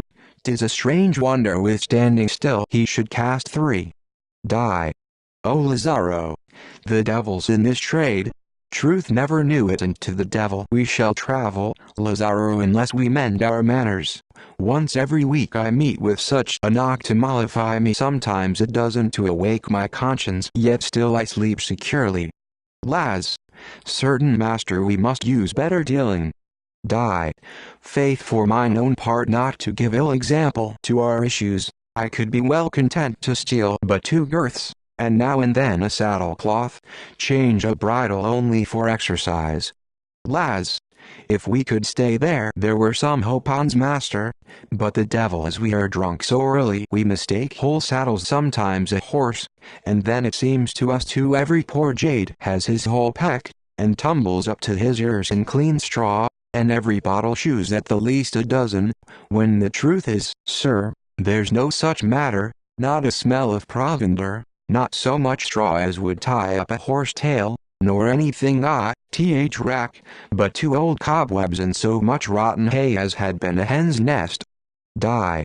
Well, these mistakings must be mended, Lazaro, these apparitions, that abuse our senses, and make us ever apt to sweep the manger but put to nothing, these fancies must be forgot, and we must pray it may be revealed to us whose horse we ought, in conscience, to coosen, and how, and when. A parson's horse may suffer a little greasing in his teeth, 'tis wholesome, and keeps him in a sober shuffle, and his saddle may want a stirrup, and it may be sword his learning lay on one side, and so broke it, as ever Oatson's cloak bag to prevent us, and therefore 'tis a meritorious office to tithe him soundly. Laz, and a grazier may, for those are pinching puck-foists, and suspicious, suffer amiss before his eyes sometimes too, and think he sees his horse eat half a bushel, when the truth is, rubbing his gums with salt, till all the skin come off, he shall but mumble like an old woman that were chewing brawn, and drop 'em out again. Die. That may do well too, and no doubt 'tis but venial, but good Lazaro, have you a care of understanding horses, horses with angry heels, gentlemen's horses, horses that know the world. Let them have me till their teeth ache, and rubbing till their ribs shine like a wench's forehead. They are devils. Laz, and look into our dealings. As sure as we live, these courtiers' horses are a kind of Welsh prophets, nothing can be hid from 'em. For mine own part, the next I cousin of that kind shall be foundered, and of all 4 too. I'll no more such compliments upon my crupper. Die. Steal but a little longer till I am landed to, and we'll repent together, it will not be above 2 dies. Laz, by that time I shall be well again, and I'll forget, sir. Die. Why then I'll stay for the exit. Snusicunda. Enter Theodosi and Filippo on several beds. Theo. Oh. Ho. Oh. Ho. Fee. Ha. Theo. Oh. Oh. Heart. Heart. Heart. Heart. Phil. What's that? Theo. When wilt thou break? Break. Break. Break. Phil. Ha? I would the voice were strong, or I nearer. Theo. Shame, shame, eternal shame? What have I done? Phil. Done? Theo. And to no end, what a wild journey have I more wildly undertaken? Phil. Journey? Theo. How, without counsel, care, reason, or fear? Phil. Whither will this fit carry? Theo. Oh my folly! Phil. This is no common sickness. Theo. How have I left all I should love, or keep? O heaven! Phil. Sir? Theo. Ha? Phil. How do you, gentle sir? Theo. Alas, my fortune! Phil. It seems your sorrow oppresses. Please your goodness, let me bear half, sir. A divided burthen is so made lighter. Theo. Oh. Phil. That sob at rise the fullness of your grief. Theo. Ay, if that grief had not bereft me of my understanding, I should have well remembered where I was, and in what company, and clapped a lock upon this tongue for talking. Phil. Worthy sir, let it not add to your grief, that I have heard a sigh or groan come from you. That is all, sir. Good sir, no more. You have heard too much, I fear. Would I had taken Poppy when I spake it. Fee. It seems you have an ill belief of me, and would have feared much more, had you spoke aught I could interpret. But believe it, sir, had I had means to look into your breast, and ta'en you sleeping here, that so securely I might have read all that your woe would hide, I would not have betrayed you. Theo. Sir, that speech is very noble, and almost would tempt my need to trust you. Phil. At your own election, I dare not make my faith so much suspected as to protest again, nor am I curious to know more than is fit. Theo. Sir, I will trust you, but you shall promise, sir, to keep your bed, and whatso are you here, not to importune more, I beseech you, from me. Fee. Sir, I will not. Theo. Then I am prone to utter. Fee. My faith for it. Theo. If I were wise, I yet should hold my peace. You will be noble? Phil. You shall make me so if you'll but think me such. Theo. I do. Then know you are deceived, he with whom you have talked so long. I am a most unfortunate lost woman. Phil. Ha? Theo. Do not stir, sir. I have here a sword. Phil. Not I, sweet lady. Of what blood, or name? Theo. You'll keep your faith. Phil. I'll perish else. Theo. Believe then of birth too noble for me, so descended. I am as Hamdi, no less than I am affrighted. Phil. Fear not. By all good things, I will not wrong you. Theo. I am the daughter of a noble gentleman born in this part of Spain. My father's name, sir, but why should I abuse that reverence when a child's duty has forsaken me? Phil. All may be mended, in fit time too. Speak it. Theo. Alfonso, sir. Phil. Alfonso? What's your own name? Theo. Any base thing you can invent. Phil. Deal truly. Theo. They call me Theodosia. Phil. Ha? And love is that hath chained you thus? Theo. Ye have observed me too nearly, sir. 'Tis that indeed.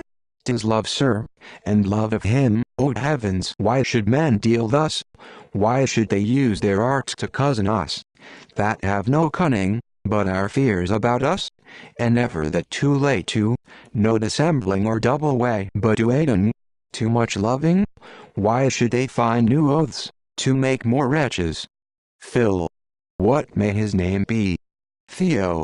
Sir, a name that promises methinks no such ill usage. Mark Antonio, a noble neighbor's son. Now I must desire ye to stay a while, else my weak eyes must answer. Phil. I will. Are ye yet ready? What is his quality? Theo.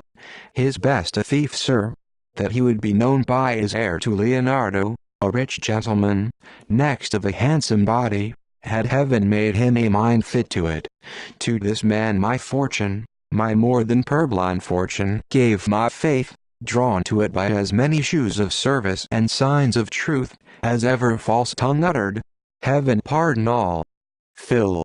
'Tis well said. Forward, lady. Theo. Contracted, sir, and by exchange of rings our souls delivered, nothing left unfinished but the last work, enjoying me, and ceremony. For that I must confess was the first wise doubt I ever made. Yet after all this love, sir, all this profession of his faith, when daily and hourly I expected the blessed priest, he left me like a dream, as all this story had never been, nor thought of. Why, I know not, yet I have called my conscience to confession, and every syllable that might offend I have had in shrift, yet neither love's law senior, nor tie of maiden's duty, but desiring have I transgressed in, left his father too, nor whither he is gone, or why departed can any tongue resolve me. All my hope, which keeps me yet alive, and would persuade me I may be once more happy, and thus shapes me a shame to all my modest sex, is this, sir: I have a brother and his old companion, student in Salamanca, There my last hope, if he be yet alive, and can be loving, is left me to recover him, for which travel in this suit left at home of the dear brothers. Thus as you find me, without fear, or wisdom, I have wandered from my father, fled my friends, and now am only child of hope and danger. You are now silent, sir. This tedious story, that ever keeps me waking, makes you heavy. 'Tis fit it should do so, for that, and I can be but troubles. Phil. No, I sleep not, lady. I would I could. O heaven, is this my comfort? Theo. What ail you, gentle sir? Phil. Oh. Theo. Why do you groan so? Phil. I must. O misery, Theo. But now, sir, you are my comfort. If anything afflict ye, am not I fit to bear a part on't, and by your own rule? Phil. No, if you could heal, as you have wounded me, but 'tis not in your power. Theo. I fear intemperance. Phil. Nay, do not seek to shun me. I must see you. By heaven I must. Ho, there mine host. A candle. Strive not, I will not stir ye. Theo. Noble sir, this is a breach of promise. Phil. Tender lady, it shall be none but necessary. Ho, there, some light for heaven's sake. Theo. Will ye betray me? Are ye a gentleman? Phil. Good woman, Theo. Sir. Enter Diego with a light. Phil. If I be prejudicial to you, curse me. Diag. Ye are early stirring, sir. Phil. Give me your candle, and so good morrow for a while. Diag. Good morrow, sir. Exit. Theo. My brother Don Filippo. Nay, sir, kill me, I ask no mercy, sir, for none dare know me, I can deserve none. As ye look upon me, behold an infinite these foul dishonors, my noble father, then yourself, last all that bear the name of kindred, suffer in me. I have forgot whose child I am, whose sister. Do you forget the pity tied to that? Let not compassion sway you. You will be then as foul as I, and bear the same brand with me, a favorer of my fault. Ye have a sword, sir, and such a cause to kill me in. Phil. Rise, sister, I wear no sword for women, nor no anger while your fair chastity is yet untouched. Theo. By those bright stars, it is, sir. Phil. For my sister I do believe ye, and so near blood has made us with the dear love I ever bore your virtues, that I will be a brother to your griefs too. Be comforted, 'tis no dishonor sister to love, nor to love him you do. He is a gentleman of as sweet hopes, as years, as many promises, as there be growing truths, and great ones. Theo. Oh, sir.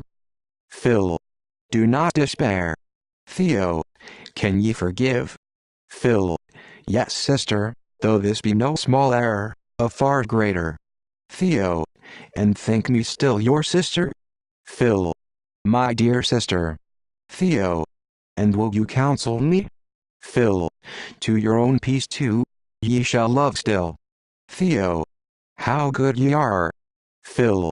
My business, and duty to my father, which now drew me from Salamanca, I will lay aside, and only be your agent to persuade ye to leave both love, and him, and well retire ye. Theo. O gentle brother. Phil. I perceive 'tis folly. Delays in love, more dangerous. Theo. Noble brother.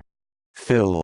Fear not, I'll run your own way, and to help you, love Harvey and rack your passions beyond counsel.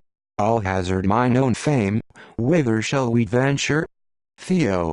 Alas, I know not, sir. Phil. Come, 'tis bright morning, let's walk out, and consider. You'll keep this habit.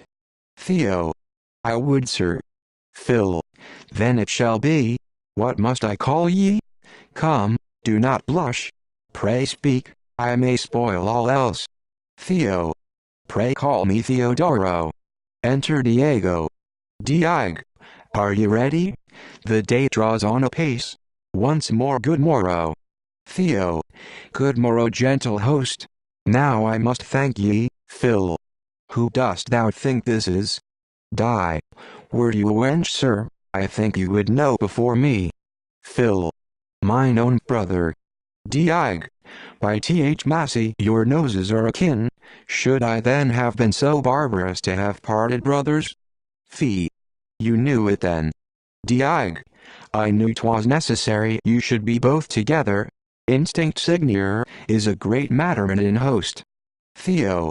I am satisfied. Enter Pedro. Ped. Is not mine host up yet? Fee. Who's that? Die. I'll see. Phil. Sister, withdraw yourself. Ped. Signor Filippo.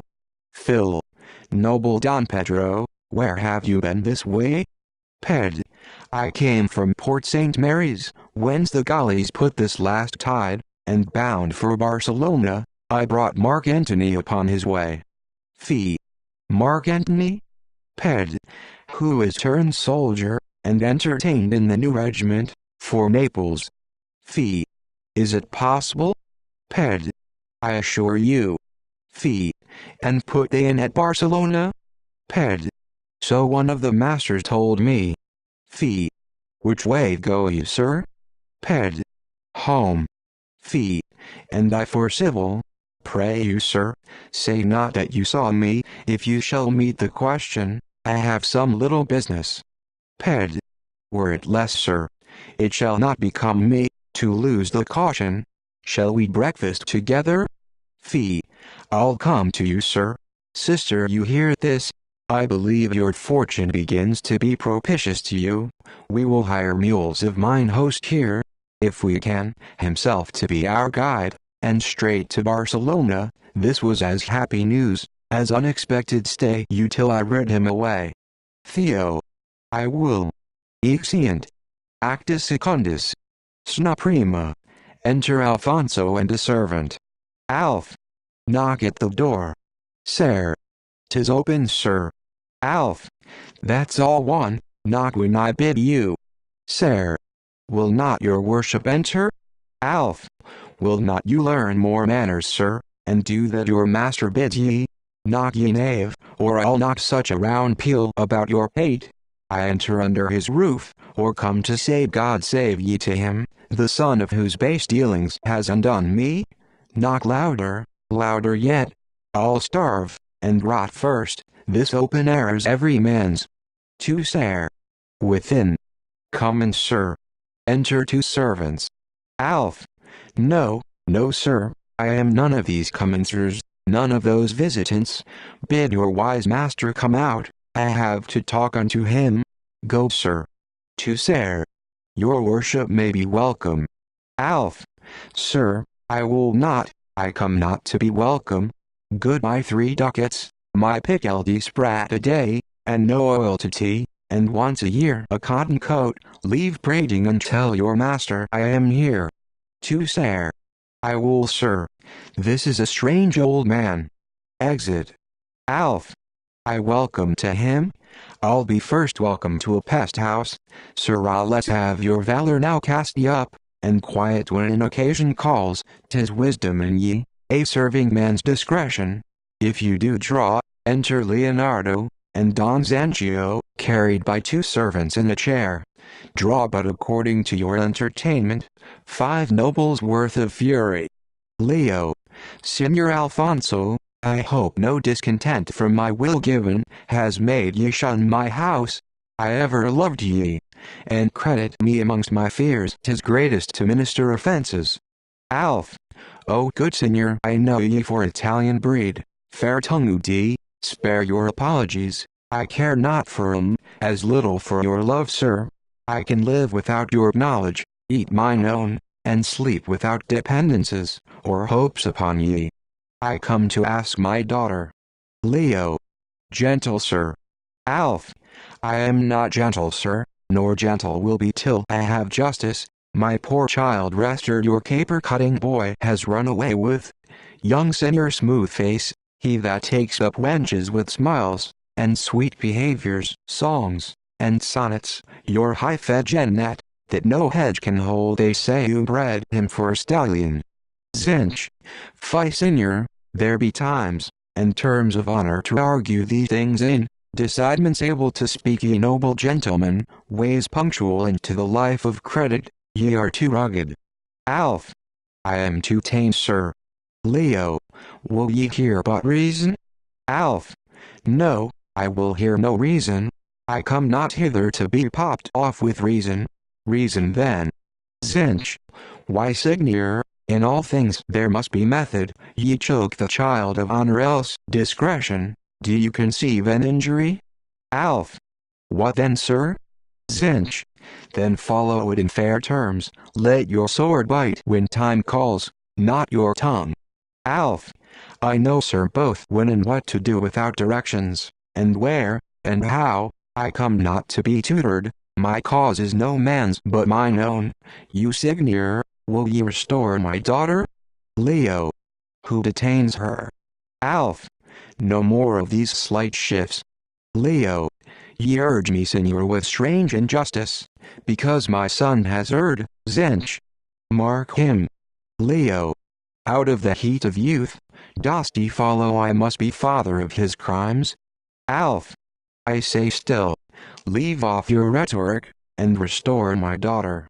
And suddenly, bring in your rebel too, mount dragon, he that mounts without commission, that I may see him punished, and severely, or by that holy heaven, I'll fire your house, and there's my way of honor. Zinch. Pray give me leave, was not man made the noblest creature? Alf. Well, sir. Zinch. Should not his mind then answer to his making, and to his mind his actions? If this ought to be, why do we run a blind way from our worths, and cancel our discretions? Doing those things to cure offenses, are the most offenses. We have rules of justice in us. To those rules let us apply our angers. You can consider the want in others of these terminations and how unfurnished they appear. Alf. Hang others, and where the wrongs are open, hang respects. I come not to consider. Leo. Noble sir, let us argue coolly, and consider like men. Alf. Like men. Leo. Ye are too soothing still. Alf. Like men, sir? Zinch. It is fair language, and allied to honor. Alf. Why, what strange beast would your grave reverence make me appear? Like men. Zinch. Taste but that point, sir, and ye recover all. Alf. I tell thy wisdom I am as much a man, and as good a man. Leo. All this is granted, sir. Alf. As wise a man. Zinch. Ye are not tainted that way. Alf. And a man dares make thee no man, or at best, a base man. Zinch. Fie, fie, here wants much carriage. Alf. Hang much carriage. Leo. Give me good language. Alf. Sirrah, Seigneur, give me my daughter. Leo. I am as gentle as yourself, as free-born. Zinch. Observe his way. Leo. As much respect owed to me. Zinch. This hangs together nobly. Leo. And for civil, a great deal more it seems. Go look your daughter. Zinch. There you went well off, Seigneur. Leo. That rough tongue you understand at first. You never think, sir, out of your mightiness, of my loss. Here I stand a patient anvil, to your burning angers made subject to your dangers. Yet my loss equal, who shall bring home my son? Alf. A whipping beadle. Leo. Why, is your daughter whorish? Alf. Ha, thou dar street not, by heaven I know thou dar street not. Leo. I dare more, sir, if you dare be uncivil. Alf. Laugh too, pigeon. Zinch. A.F. Itter time for fame's sake. 2 weak nurses would laugh at this. Are there no more days coming, no ground but this to argue on? No swords left nor friends to carry this, but your own furies? Alas! It shows too weakly. Alf. Let it show, I come not here for shoes. Laugh at me, sirrah? I'll give ye cause to laugh. Leo. Ye are as like, sir, as any man in Spain. Alf. By heaven I will brave Leonardo. Leo. Brave Alfonso. I will expect it then. Zinch. Hold ye there both, these terms are noble. Alf. Ye shall hear shortly from me. Zinch. Now discreetly. Alf. Assure yourself ye shall. Do ye see this sword, sir? He has not cast his teeth yet. Zinch. Rarely carried. Alf. He bites deep, most times mortal. Signor, I'll hound him at the fair and home. Zinch. Still nobly. Alf. And at all those that dare maintain ye. Zinch. Excellent. Leo. How ye shall please, sir, so it be fair, though certain, I had rather give you reason. Zinch. Fairly you are GD2. Alf. This is no age for reason, prick your reason upon your sword's point. Zinch. Admirably followed. Alf. And there I'll hear it. So till I please, live sir. Exit. Leo. And so farewell, you're welcome. Zinch. The end crowns all things, senior. Some little business past, this cause I'll argue and be a peace between ye, if 'tis so please ye, and by the square of honor to the utmost. I feel the old man's mastered by much passion, and too high racked, which makes him overshoot all his valor should direct at, and hurt those that stand but by as blunshares. This he must know too, as necessary to his judgment. Doting women are neither safe nor wise adventurers. Conceive me, if once their wills have wandered, nor is 'tis then a time to use our rages, for why should I bite at the stone, when he that throws it wrongs me? Do not we know that women are most wooers though closest in their carriage? Do not all men know, scarce all the compass of the globe can hold them if their affections be afoot? Shall I then covet the follies of a she-fool, that by nature must seek her like, by reason, be a woman, sink a tall ship, because the sails defy me? No, I disdain that folly. He that ventures whilst they are fit to put him on, has found out the everlasting motion in his scabbard. I doubt not to make peace, and so for this time my best love, and remembrance. Leo. Your poor servant. Exeunt. Snusicunda. Enter Diego, Filippo, and Theodosia. Phil. Where will our horses meet us? Diego. Fear not you, sir. Some half-mile hence my worship's man will stay us. How is it with my young bloods? Come, be jovial, let's travel like a merry flock of wild geese, every tongue talking. Phil. We are very merry. But do you know this way, sir? Theo. Is 'tis not dangerous? Methinks these woody thickets should harbor knaves. Die. I fear none but fair wenches. Those are thieves, may quickly rob me of my good conditions, if they cry stand once. But the best is seniors, they cannot bind my hands. For any else, they meet an equal knave, and there's my passport. I have seen fine sport in this place. Had these 3 tongues, they would tell ye pretty matters. Do not you fear, though they are not every day's delights. Phil. What sport, sir? Die. Why, to say true, the sport of all sports. Phil. What was die? Such turning up of taffetahoos. And you know to what rare whistling tunes they go, far beyond a soft wind in the shrouds. Such stand there, and down th other place, such supplications in subdivisions for those toys their honors, one, as ye are G.N. Lehman in this bush, and oh sweet sir, what mean ye? There's a bracelet, and use me I beseech ye like a woman, and her petitions heard. Another scratches, and cries she will die first, and then swoons, but certain she is brought to life again, and does well after. Another, save mine honor, oh mine honor, my husband serves the Duke, sir, in his kitchen. I have a cold pie for ye. Fie, gentlemen, will nothing satisfy? Where's my husband? Another cries, do ye see, sir, how they use me? Is there no law for these things? Theo. And good mine host, do you call these fine sports? Die. What should I call 'em? They have been so called these 1,000 years and upwards. Phil. But what becomes men? Die. They're stripped and bound, like so many atoms, with fig leaves afore 'em, and there's their innocence. Theo. Would we had known this before we reached this place. Phil. Come, there's no danger, these are but sometimes chances. Enter bailiff. Host. Now we must through. Theo. Who's that? Host. Stand to it, Signiers. Phil. No, it needs not, I know the face. 'Tis honest. Bail. What mine, host? Mine everlasting honest host. Host. Mass Bailey. Now in the name of an ill reckoning, what make you walking this round? Bail.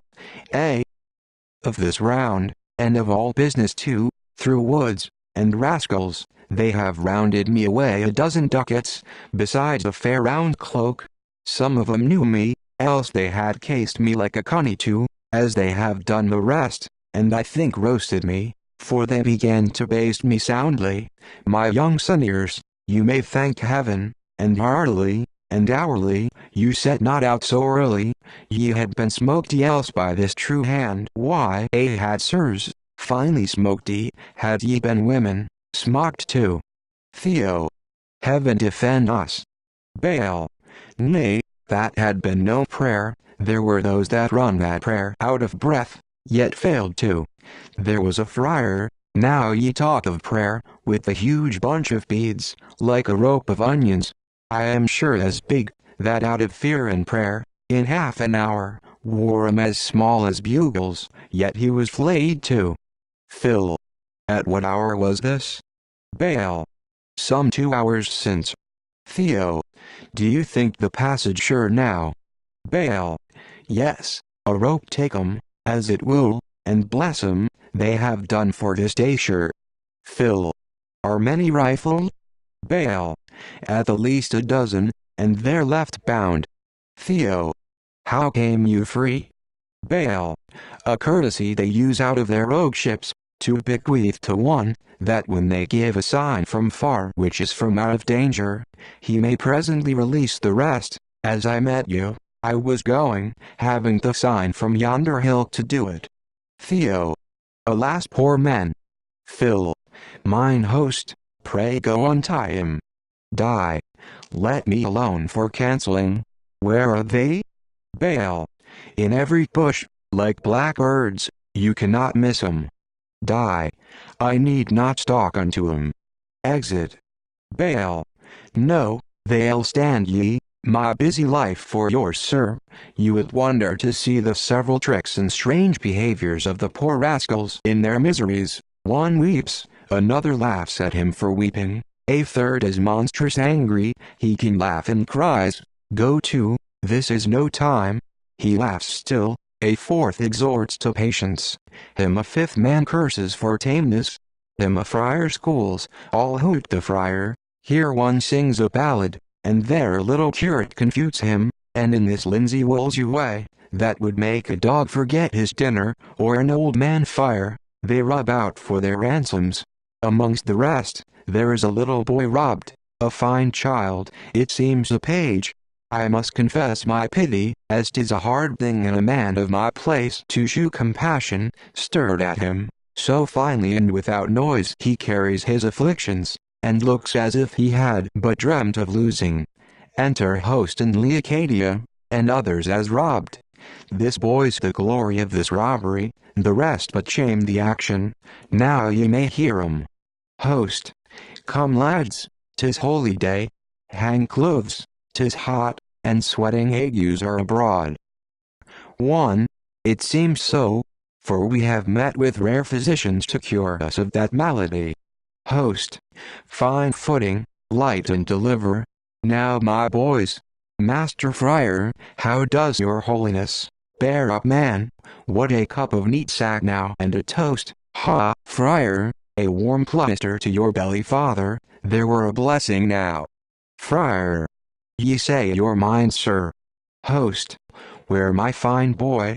My pointer. Bail. There's the wonder. Host. A rank horror scratch their sides till the pox follow for robbing thee. Thou hast 1,000 ways to rob thyself, boy. Dice, and a chamber devil. Leo. Ye are deceived, sir. Host. And thy master too, boy. Phil. A sweet FACD boy indeed. What rogues were these? What barbarous, brutish slaves to strip this beauty? Theo. Come hither, my boy. Alas, he's cold. Mine host, we must entreat your cloak. Host. Can ye entreat it? Phil. We do presume so much. You have other garments. Host. Will you entreat those too? Theo. Your mule must too, to the next town. You say 'tis near. In pity you cannot see this poor boy perish. I know ye have a better soul. We will satisfy ye. Host. 'Tis a strange foolish trick I have, but I cannot help it. I am ever cousin with mine own commendations. It is determined then I shall be robbed too. To make up vantage to this dozen. Here, sir, heaven has provided ye a simple garment to set ye off. Pray keep it handsomer than you kept your own, and let me have it rendered, brushed and discreetly folded. Leo. I thank ye, sir. Host. Who wants a doublet? 2. I. Host. Where will you have it? 2. From you, sir, if you please. Host. Oh, there's the point, sir. Phil. My honest friends, I am sorry for your fortunes, but that's but poor relief. Here are 10 ducats, and to your distribution, holy sir, I render 'em, and let it be your care to see 'em, as your wants are, well divided. Host. Plain dealing now, my friends. And Father Friar, set me the signal right. No ringing, friar, nor tithing to the church, these are no duties. Scour me your conscience, if the devil tempt ye off with our cord, and swinge him. Fry. Ye say well, sir. All. Heaven keep your goodness. Theo. Peace keep you, farewell friends. Host. Farewell light horsemen. X. The robbed. Phil. Which way travel you, sir? Bail. To the next town. Theo. Do you want anything? Bail. Only discretion to travel at good hours, and some warm meat to moderate this matter, for I am most outrageous cruel hungry. Host. I have a stomach too such as it is. Would pose a right good pasty, I thank heaven for tea. Bail. Cheese, that would break the teeth of a new handsaw, I could endure now like an ostrich, or salt beef, that Caesar left in pickle. Phil. Take no care, we will have meat for you, and enough. Meantime keep you the horse way, lest the fellow miss us. We will meet ye at the end wood. Host. Make haste then. X. Host and bail. Theo. My pretty sir, till your necessities be full supplied, so please you trust our friendships, we must not part. Leo. Ye have pulled a charge upon ye, yet such a one as ever shall be thankful. Phil. Ye have said enough. May one be bold to ask ye, what province you were bred in? And of what parents? Leo. Ye may, sir. I was born in Andalusia, my name Francisco, son to Don Enriquez de Cardenas. Theo. Our noble neighbor. Phil. Son to Don Enriquez? I know the gentleman, and by your leave, sir, I know he has no son. Leo. None of his own, sir, which makes him put that right upon his brother Don Zangio's child, Ren, one of which I am, and therefore do not much err. Phil.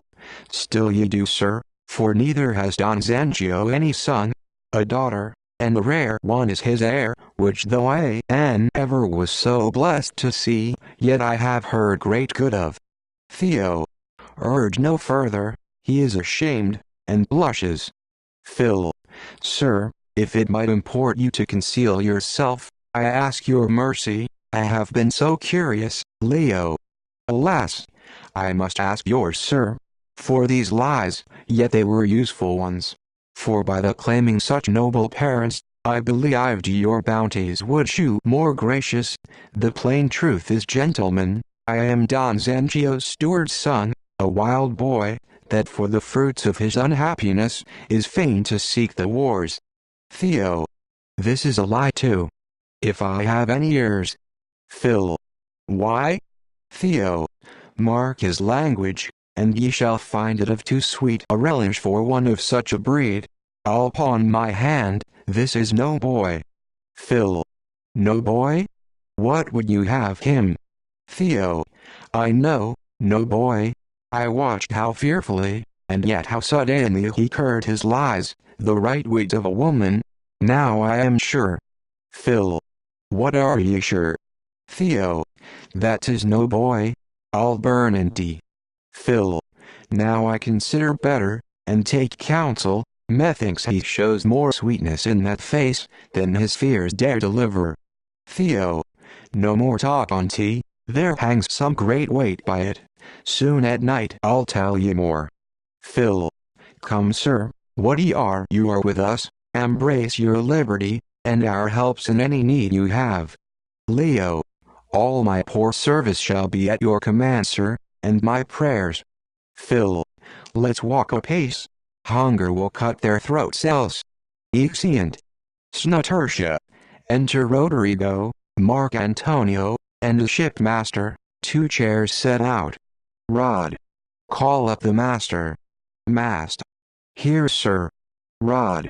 Honest master, give order all the galleys with this tide fall round, and near upon us, that the next wind we may weigh off together, and recover the port of Barcelona, without parting.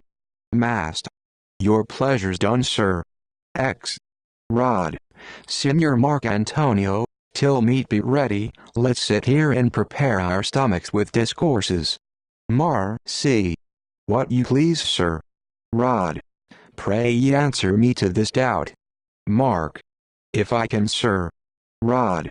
Why should such plants as you are, pleasure children, that owe their blushing years to gentle objects, tenderly bred, and brought up in all fullness, desire the stubborn wars?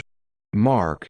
In those 'tis wonder, that make their ease their God, and not their honor, but noble general my end is other, desire of knowledge, sir, and hope of tying discretion to my time, which only shews me, and not my years, a man, and makes that more which we call handsome, the rest is but boy's beauty, and with the boy consumedy.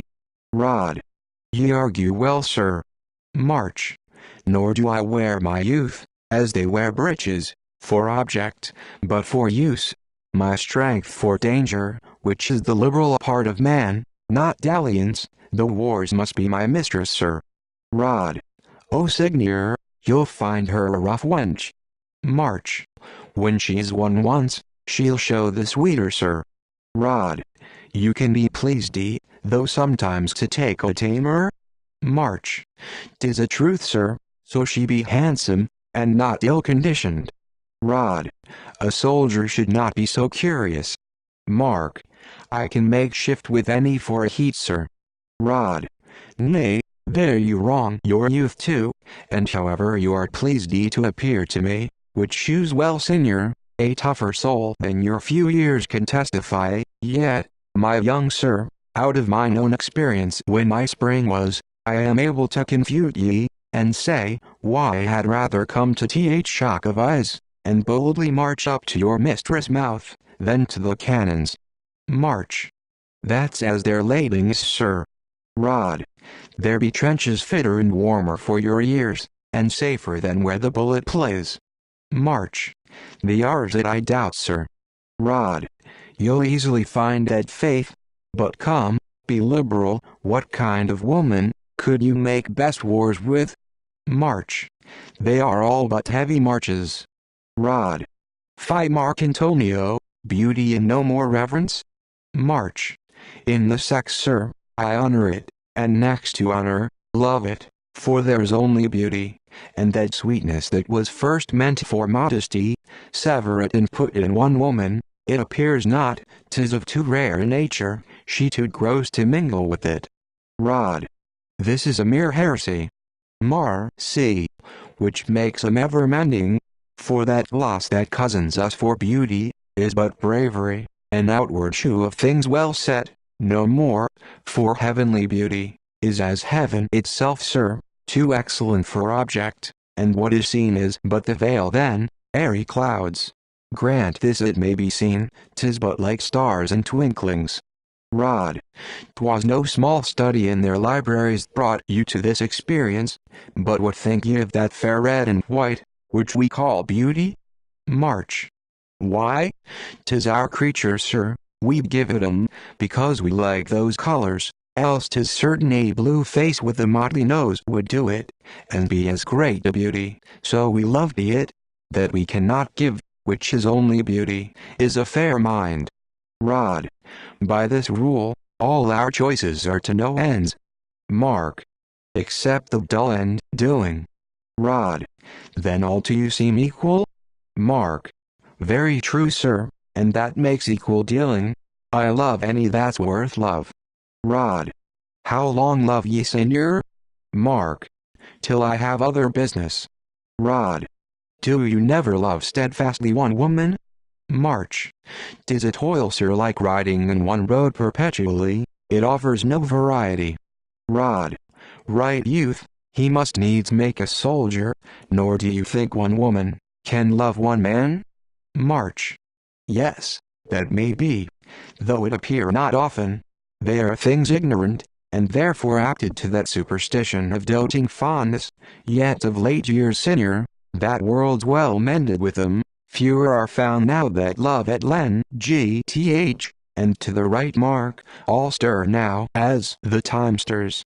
Fame and fashion are ends they aim at now, and to make that love that wiser ages held ambition, they that cannot reach this may love by index, by every day's surveying who best promises, who has done best, who may do, and who mended may come to do again, who appear nearest either in new stamped clothes, or courtesies, done but from hand to mouth neither, nor love they these things longer than new are making, nor that succession beyond the next fair feather. Take the city, there they go to deep by gold weight, no gain from 'em all they can work by fire and water to 'em, profit is all they point at, if there be love 'tis shewed ye by so dark a light, to bear out the bracks and old stains in it, that ye may purchase French velvet better cheap, all loves are endless. Rod. Faith, if you have a mistress, would she hurt you? March. 'Twere but the venturing of my place, or swearing I meant it but for argument, as schoolmen dispute high questions. Rod. What a world is this when young men dare determine what those are age and the best experience they are could aim at. Mark. They were thick-80 then, sir, now the print is bigger and they may read their fortunes without spectacles. Rod. Did you ne'er love? March. Faith, yes, once after supper, and the fit held till midnight. Rod. Hot, or shaking? March. To say true, both. Rod. How did ye rid it? March. Thus, sir, I laid my hand upon my heart, and blessed me, and then said over certain charms I had learned against mad dogs, for love and they are all one, lashed thought upon a windmill, and so slept, and was well ever after. Rod. A rare physician, what would your practice gain ye? March. The war's ended, I mean to use my art, and have these fools cut in the head like cats, to save the kingdom, another inquisition. Rod. So old a soldier out of the wars, I never knew yet practiced. March. One shall mend every day, but noble general, believe this, but as this unanimity discourses. Rod. Oh, ye are a cunning gamester. March.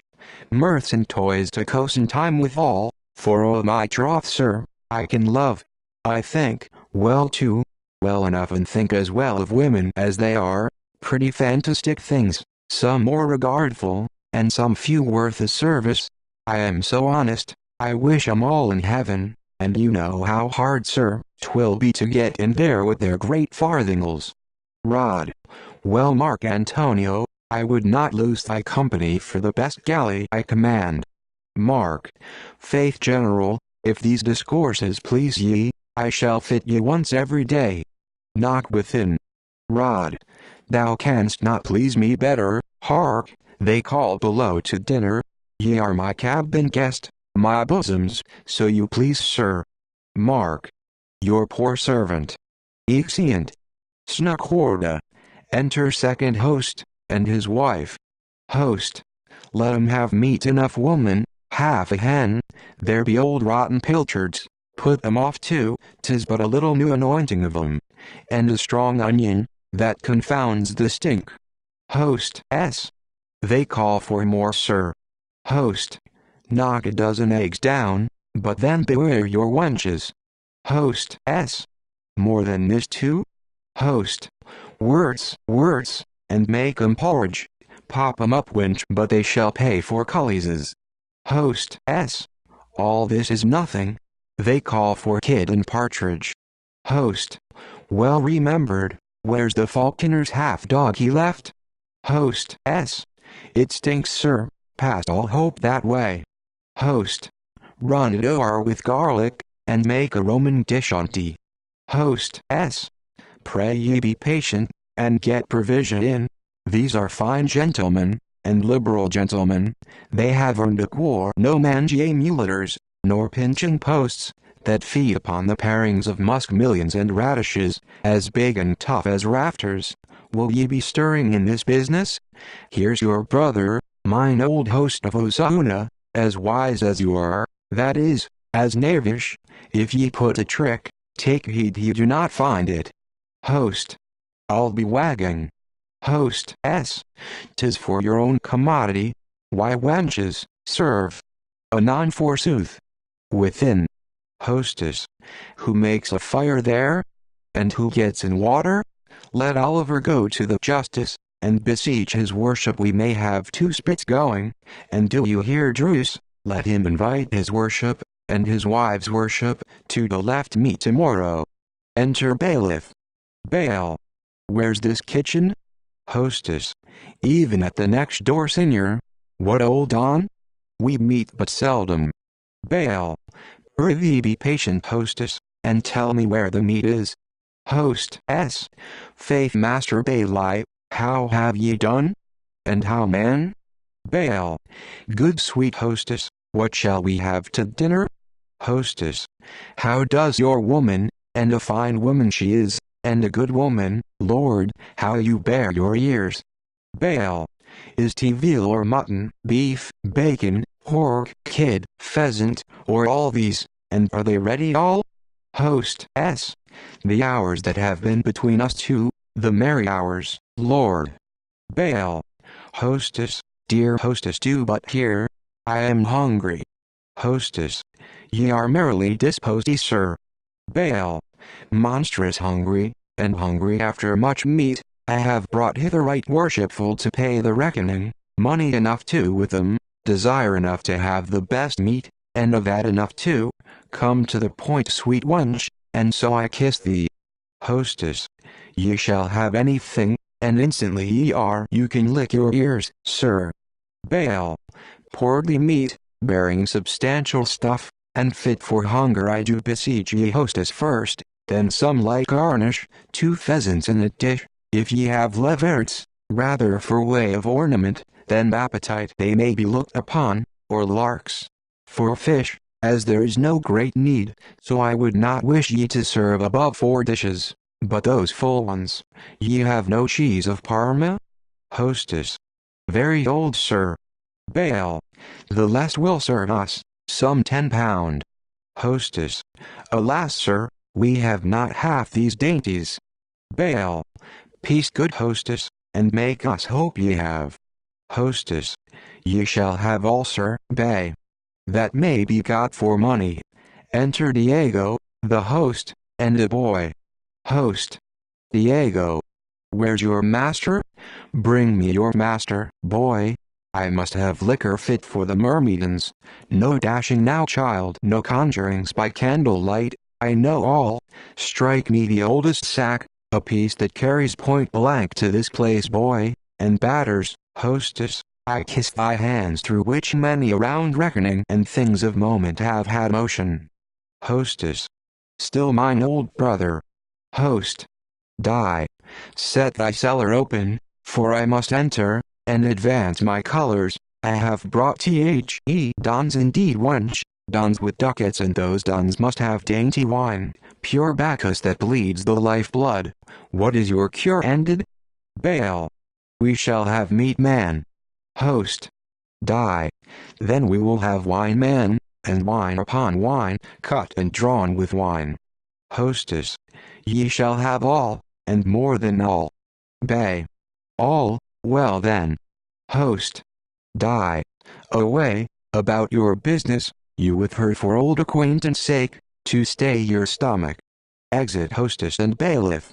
And boy, be you my guide, add and fellows, for I will make a full descent in equipage. Boy. I'll shew you rare wine. Host. Die. Stinging gear. Boy. Divine sir. Host. Die. O divine boy, march, march my child, rare wine boy. Boy. As any is in Spain sir. Host. Die. Old. And strong too, O my fine boy, clear too. Boy. As crystal sir, and strong as truth. Host. Die. Away boy, I am enamored, and I long for dalliance, stay nowhere child, not for thy father's blessing, I charge thee not to save thy sister's honor, nor to close thy dame's eyes, were she a dying till we arrive, and for thy recompense I will remember thee in my will. Boy. Ye have said sir. Exeunt. Actus tertius. Sna prima. Enter Filippo, and two host. Fee. Mine host, is that apparel got ye spoke of? Ye shall have ready money. To host. 'Tis come in, sir, he has it on sir, and I think 'twill be fit, and oh my credit was never worn but once sir, and for necessity pawned to the man I told ye of. Fee. Pray bargain for it, and I will be the paymaster. To host. I will sir. Fee. And let our meat be ready when you please, I mean as soon. To host. It shall be presently. Fee. How far stands Barcelona? To host. But 2 leagues off sir, you may be there by 3 o'clock. Fee. I am glad on't. Exeunt. Sna secunda. Enter Theodosia, and Leocadia. Theo. Signor Francisco, why I draw you hither to this remote place, marvel not, for trust me my innocence yet never knew ill-dealing, and as ye have a noble temper, start not into offense, at anything my knowledge, and for your special good, would be informed of, nor think me vainly curious. Leo.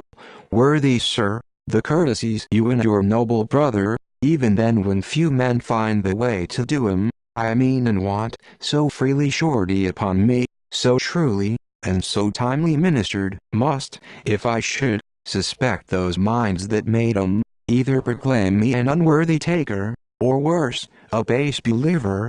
Speak your mind sir freely, and what you please, I am your servant. Then my young sir know, since our first acquaintance inductee by circumstances that deceive not to clear some doubts I have, nay blush not signor, I have beheld ye narrowly, more blushes. Sir, ye give me so much light, I find ye a thing confessed already, yet more blushes? You would ill cover an offense might sink ye that cannot hide yourself, why do ye shake so? I mean no trouble to ye, this fair hand was never made for hardness, nor those eyes, come do not hide 'em, for rough objects. Hark ye, ye have betrayed yourself, that sigh confirmed me, another? And a third too?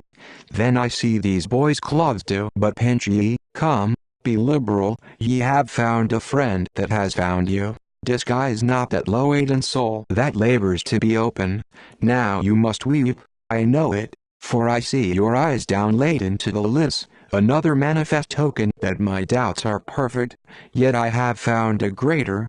Tell me this, why were these holes left open? There was an error, a foul one my Francisco, have I caught ye? Oh pretty sir, the custom of our country allows men none in this place, now the shower comes. Leo. O Signor Theodoro. Theo, this sorrow shows so sweetly I cannot choose but keep it company. Take truce and speak, sir, and I charge your goodness by all those perfect hopes that point at virtue, by that remembrance these fair tears are shed for, if any sad misfortune have thus formed ye, that either care or counsel may redeem, pain, purse, or anything within the power and honor of free gentlemen, reveal it, and have our labors. Leo, I have found ye noble, and ye shall find me true. Your doubts are certain, nor dare I more dissemble. I am a woman, the great example of a wretched woman. Here you must give me leave to shew my sex, and now to make ye know how much your credit has won upon my soul, so it please your patience, I'll tell you my unfortunate sad story.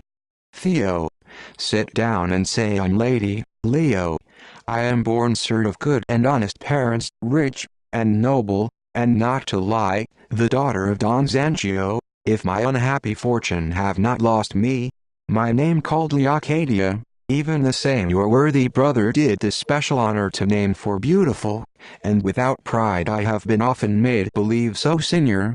But that's impertinent. Now to my sorrows. Not far from us a gentleman of worth, a neighbor and a noble visitor, had his abode, who often met my father in gentle sports of chase, and river hawking and course and riding, and with him often brought a son of his, a young and hopeful gentleman, nobly trained up, in years fit for affection, a sprightly man, of understanding excellent, of speech and civil havire, no less powerful, and of all parts, else my eyes led, abundant. We grew acquainted, and from that acquaintance nearer into affection, from affection into belief. Theo. Well. Leo. Then we durst kiss. Theo. Go forward. Leo. But oh, man, unconstant, careless man, oh subtle man, how many are thy mischiefs? Oh Mark Antonio, I may curse those kisses. Theo. What did you call him, lady? Leo. Mark Antonio, the name to me of misery. Theo. Pray forward. Leo. From these we bred desires, sir, but lose me heaven if mine were lustful. Theo. I believe. Leo. This nearness made him importunate, when to save mine honor, love having full possession of my powers, I got a contract from him. Theo. Sealed? Leo. And sworn too, which since, for some offense heaven laid upon me, I lost among my monies in the robbery, the loss that makes me poorest, this one from him, fool that I was, and too credulous, I appointed him by way to my chamber the next night at an hour. Theo. Pray stay there, lady. And when the night came he, kept he touch with ye? Be not so shamefacty. Had ye both your wishes? Tell me, and tell me true, did ye enjoy ye, were ye in one another's arms abode? The contract confirmed in full joys there? Did he lie with ye? Answer to that, ha? Did your father know this, the good old man, or kindred privy to tea? And had ye their consents? Did that night's promise make ye a mother? Leo. Why do you ask so nearly? Good sir, does it concern you anything? Theo. No, lady. Only the pity why you should be used so a little stirs me, but did he keep his promise? Leo. No, senior, alas he never came, nor never meant it, my love was fooled, time numbered to no end, my expectation flouted, and guess you, sir, what door unto a dueting maid this was, what a base breaking off. Theo. All's well then, lady. Go forward in your story. Leo. Not only failed, sir, which is a curse in love, and may he find it when his affections are full winged, and ready to stoop upon the glory, then when all his full hopes are in his arms, not only thus, sir, but more injurious, faithless, treacherous, within 2 days fame gave him far removed with the new love, which much against my conscience, but more against my cause, which is my hell, I must confess, a fair one, a right fair one, indeed of admirable sweetness, daughter unto another of our noble neighbors, the thief called Theodosia, whose perfections I am bound to ban forever, Curse to wrinkles, as heaven I hope will make 'em soon, and aches, for they have robbed me poor unhappy wench of all sir, all that was my glory and left me nothing but these tears, and travel, upon this certain news, I quit my father and if you be not milder in construction I fear mine honor too, and like a page stole to Barcelona, from that place to Seville, from thence to Barcelona I was traveling when you overtook my misery, in hope to hear of galleys bound up for Italy, for never will I leave off the search of this bad man, this filcher of affections, this love peddler, nor shall my curses cease to blast her beauties and make her name as ring as her nature till standing face to face before their lusts I call heaven's justice down. Theo. This shows too angry nor can it be her fault. She is beloved. If I give meat, must they that eat it serve it? Leoc. She loves again sir, there's the mischief of it and in despite of me to drown my blessings which she shall dearly know. Theo. Ye are too violent. Leoc. She has devils in her eyes, to whose devotion he offers all his service. Theo. Who can say but she may be forsaken too? He that once wanders from such a perfect sweetness, as you promised has he not still the same rule to deceive? Leoc. No, no they are together, love together past all deceit of that side. Sleep together, live, and delight together, and such deceit give me in a wild desert. Theo. By your leave lady I see no honor in this cunning. Leoc. Honor?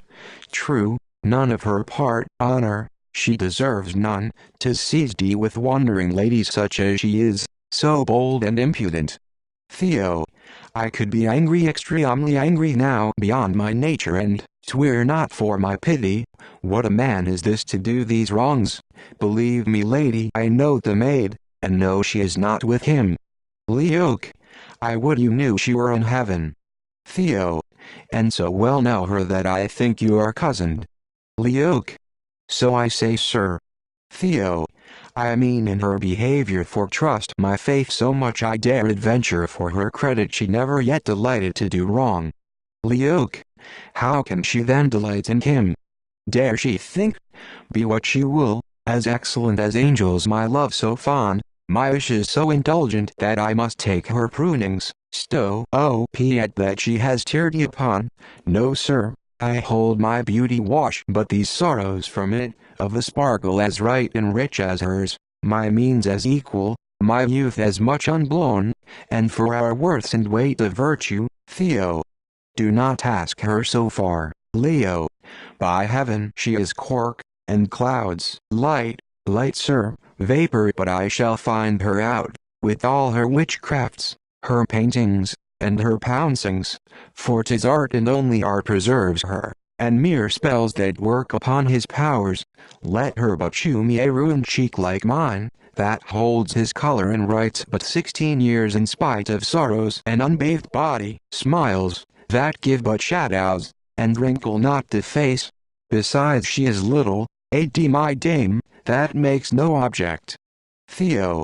Nay, then I must say you err, for credit me I think she is taller than yourself. Leoc. Why let her it is not that shall mate me, I but ask my hands may reach unto her. Theo. Gentle lady 'tis now ill time of farther argument, for I perceive your anger void of counsel, which I could wish more temperate. Leoc. Pray forgive me if I have spoken uncivilly, they that look on see more than we that play, and I beseech ye imputed love's offense, not mine, whose torments, if you have ever loved and found my crosses you must confess are seldom tied to patience, yet I could wish I had said less. Theo. No harm then, ye have made a full amends. Our company you may command, so please you in your travels with all our faith and furtherance. Let it be so. Leoc. Ye make too great an offer. Theo. Then it shall be. Go in and rest yourself, our wholesome diet will be made ready straight, but hark ye lady one thing I must entreat, your leave, and sufferance that these things may be open to my brother for more respect and honor. Leoc. To your pleasure. Theo. and do not change this habit by no means unless ye change yourself. Leoke, which must not yet be. Theo, it carries ye concealed and safe. Leoke, I am counsel thee. Exit. Enter Philippo. Phil, what's done? Theo, why all we doubted, 'tis a woman, and of a noble strain too, guess. Phil, I cannot. Theo, you have heard often of her. Phil, stay, I think not. Theo, indeed ye have. 'Tis the fair Leocadia, daughter unto Don Zanchio, our noble neighbor. Phil, nay? Theo, 'tis she, sir, oh my credit. Phil, Leocadia, pish Leocadia, it must not be. Theo, it must be, or be nothing. Phil, pray give me leave to wonder. Leocadia? Theo, the very same. Phil, the damsel Leocadia, I guessed it was a woman, and a fair one. I see it through her shape, transparent plain, but that it should be she, tell me directly. Theo, by heavens 'tis she. Phil, by heaven then 'tis a sweet one. Theo, that's granted too. Phil, but hierarchy, sister, how came she thus disguised thee? Theo, I'll tell you that too, as I came on the self-same ground, so as thee too. Phil, by the same man? Theo, the same too. Phil, as I live, you lovers have fine fancies, wonder whose fine ones. Theo, pray heaven you never make one. Phil, faith I know not, but in that mind I am, I had rather cobble, 'tis a more Christian trade. Pray tell me one thing, are not you two now monstrous jealous of one another? Theo, she is much of me and has railed at me most unmercifully into my face, and though my conscience had she but known me, either she or I or both, had parted with strange faces, she was in such a fury. Phil, Leocadia? Does she speak handsomely? Theo, wondrous well, sir, and all she does becomes her, even her anger. Phil, how seemed she when you found her?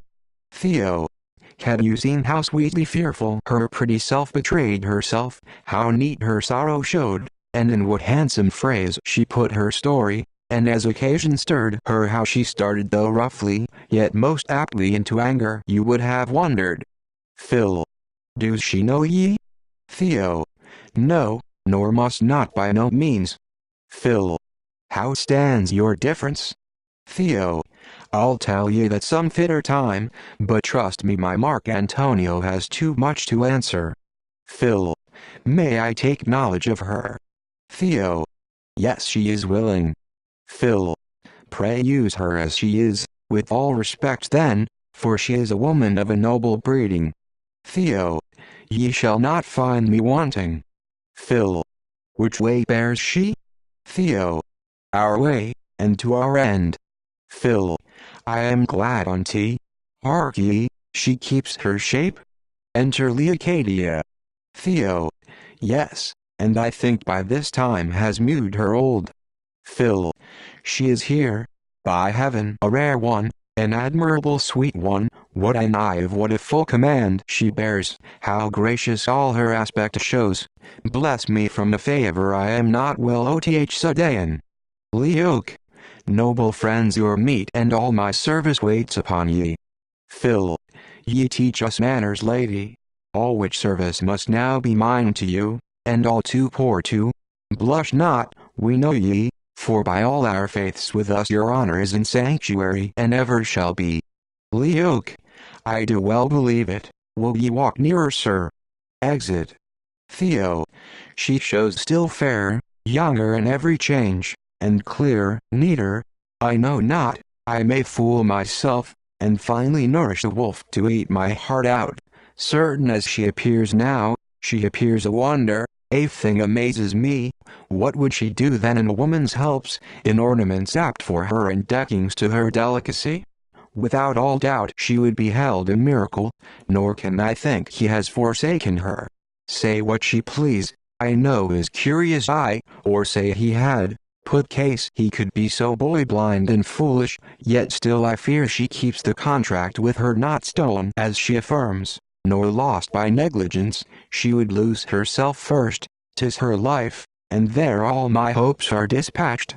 O noble love, that thou couldst be without this jealousy, without this passion of the heart, how heavenly wouldst thou appear unto us?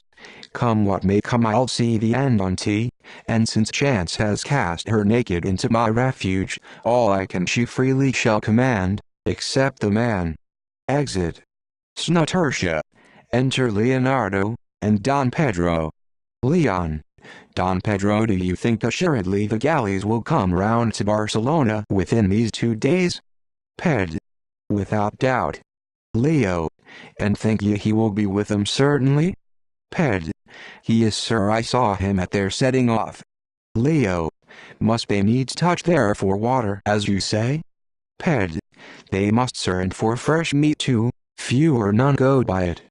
Besides, so great a fleet must needs want trimming if they have met with foul seas, and no harbor on this side Spain is able without danger to moor 'em, but that haven. Leo. Are the wars his only end? Ped. So he professes. Leo.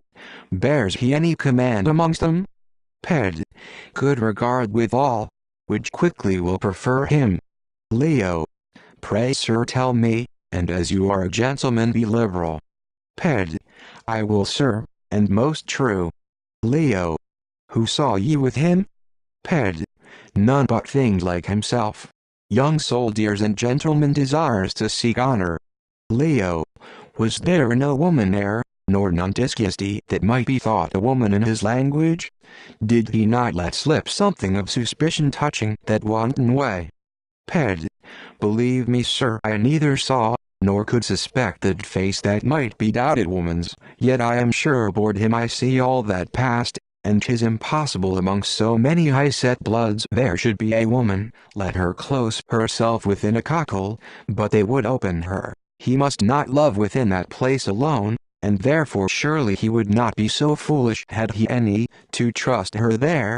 For his discourse, 'twas ever about his business, war, or mirth to make us relish a can of wine well, when he spoke private 'twas only the remembrance of his service, and hope of your good prayers for his health, sir, and so I gave him to the seas. Leo. I thank ye, and now am satisfied, and to prevent suspicions that may nourish dangers senior, for I have told you how the mad Alfonso chafes like a stag ith toil, and bends his fury gainst all but his own ignorance. I am determined for peace sake and the preservation of my yet untouched honor, and his cure myself to seek him there, and bring him back as testimony of an unsought injury by either of our actions, that the world, and he if he have reason, may see plainly opinion is no perfect guide, nor all fame's founders of truths. In the meantime this courtesy I must entreat of you, sir, be myself here and as myself command my family. Ped. Ye lay too much trust on me. Leo. 'Tis my love, sir, I will not be long from ye. If this question chance to be called upon ere my return I leave your care to answer. So farewell, sir. Ped. Ye take a wise way. All my best endeavors shall labor in your absence. Peace go with ye. Exit Leo. A noble honest gentleman, free-hearted and of an open faith, much loving, and much loved, and father of that goodness only malice can truly stir against, what dare befall till his return I'll answer. Exit Ped. Enter Alfonso, and servant. Alf. Walk off, sirrah, but keep yourself within my call. Serve. I will, sir. Alf. And stir my horse for taking cold. Within there, ho people, you that dwell there, my brave senior, what are ye all asleep? Is tea the time with ye? I'll ring a little louder. Enter Pedro. Ped.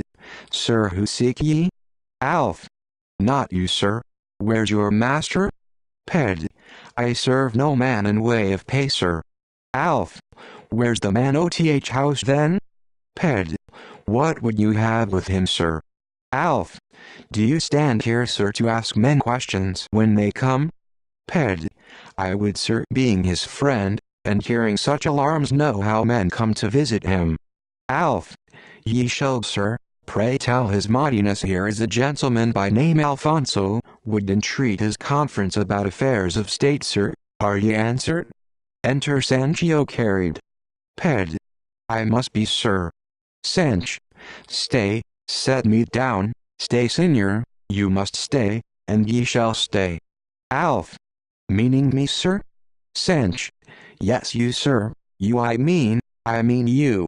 Alf. Well, sir. Why should I stay? Sanch. There's reason. Alf. Reason, sir? Sanch. I reason, sir, my wrong is greatest, and I will be served first. Call out the man of fame. Alf. How served he, sir? Sanch. Thus, sir. Alf. But not before me. Sanch. Before all the world, sir, as my case stands. Alf. I have lost a daughter, sir. Sanch. I have lost another worth 50 of her, sir. Alf. You must not tell me so. Ch. I have, and ye, make it up 50 more. Call out the fellow, and stand you by, sir. Ped. This is the mad mortis. Alf. And I stand by? Sanch. I say stand by, and do it. Alf. Stand by among thy lungs. Sanch. 2 are and presently and say thy prayers, thou art dead. Alf. I scorn thee and scorn to say my prayers more than thou do, street, mine is the most wrong, and my daughter dearest and mine shall first be rotted. Sanch. Shall be rotted. Ped. A third may live, I see, pray hear me, gentlemen. Sanch. Shall be. Alf. I, shall be rotted. Sanch. Now? Alf. Now. Sanch. Instantly. Alf. Before I stir. Sanch. Before me. Alf. Before any. Sanch. Dost thou consider what thou say, street? Hast thou friends here able to quench my anger, or persuade me after I have beaten thee into one main bruised and made thee spend thy state in rotten apples? Thou canst at length be quiet. Shall I kill thee, divide thee like a rotten pompion, and leave thee stinking to posterity? There's not the least blow I shall give, but use this urge me no farther. I am first. Alf. I'll hang first. No goodman glory, 'tis not your bravadoes, your punctual honor, nor soldadship. Sanch. Set me a little nearer. Alf. Let him sally. Lindy, with your quirks of carriage and discretion, can blow me off my purpose. Where's your credit with all your school points now? Your decent arguing and apt time for performing? Where are these toys, these wise ways, and most honorable courses, to take revenge? How dar street thou talk of killing, or think of drawing anything but squirts when lechery has dry found thee? Sanch. Nearer yet, that I may spit him down. Thou looks ain't like a man. Ped. I would be thought so, sir. Sanch. Prithee do but take me, and fling me upon that puppy. Alf. Do for heaven's sake, and see but how I'll hug him. Ch. Yet take warning. Ped. Faith, gentlemen, this is a needless quarrel. Sanch. And do you desire to make one? Ped. As a friend, sir, to tell you all this anger is but lost, sir, for Leonardo is from home. Alf. No, no, sir. Ped. Indeed he is. Sanch. Where dare he be, but here, sir, when men are wronged, and come for satisfactions? Ped. It seems he has done none, sir, for his business clear of those cares hath carried him for some time to Barcelona. If he had been guilty, I know he would have stayed, and cleared all difference either by free confession, or his sword. Sanch. This must not be. Ped. Sure as I live, it is, sir. Alf. Sure, as we all live, he's run away forever, Barcelona. Why? 'Tis the key for Italy, from whence he stole first hither.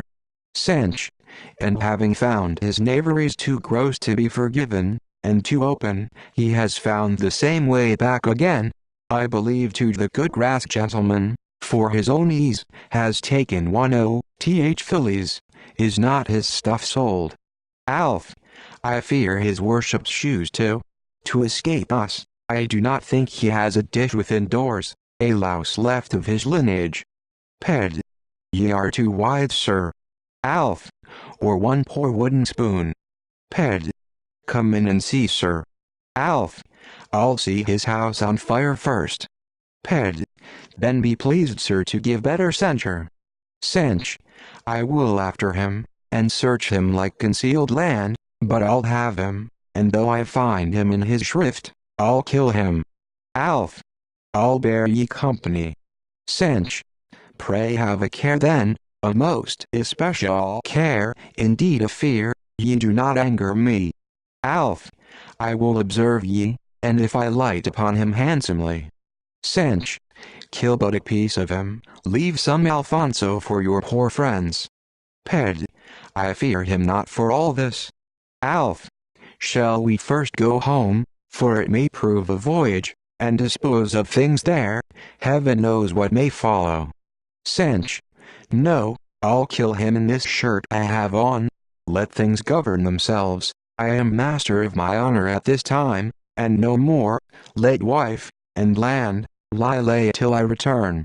Alf. I say amen to tea, but what care for our monies? Cinch. I will not spend above 3 shillings, till his head be here, 4 is too great a sum for all his fortunes. Come take me up instantly. Alf. Farewell to you, sir, and if your friend be in a feather bed, sewed up to shroud his fears, tell him 'tis folly, for no course but his voluntary hanging can get our pardons. Exeunt. Ped. These I think would be offense enough, if their own indiscretions would suffer him. 2 of the old seditious, when they want enemies, they are their own foes. Were they a little wiser, I should doubt them, till when I'll ne'er break sleep, nor suffer hunger for any harm he shall receive, for 'tis as easy, if he be guilty, to turn these 2 old men upon their own throats, and look on, and live still, as 'tis to tell £5, a great deal sooner, and so I'll to my meat, and then to hawking. Exit. Actus quartus. Scena prima.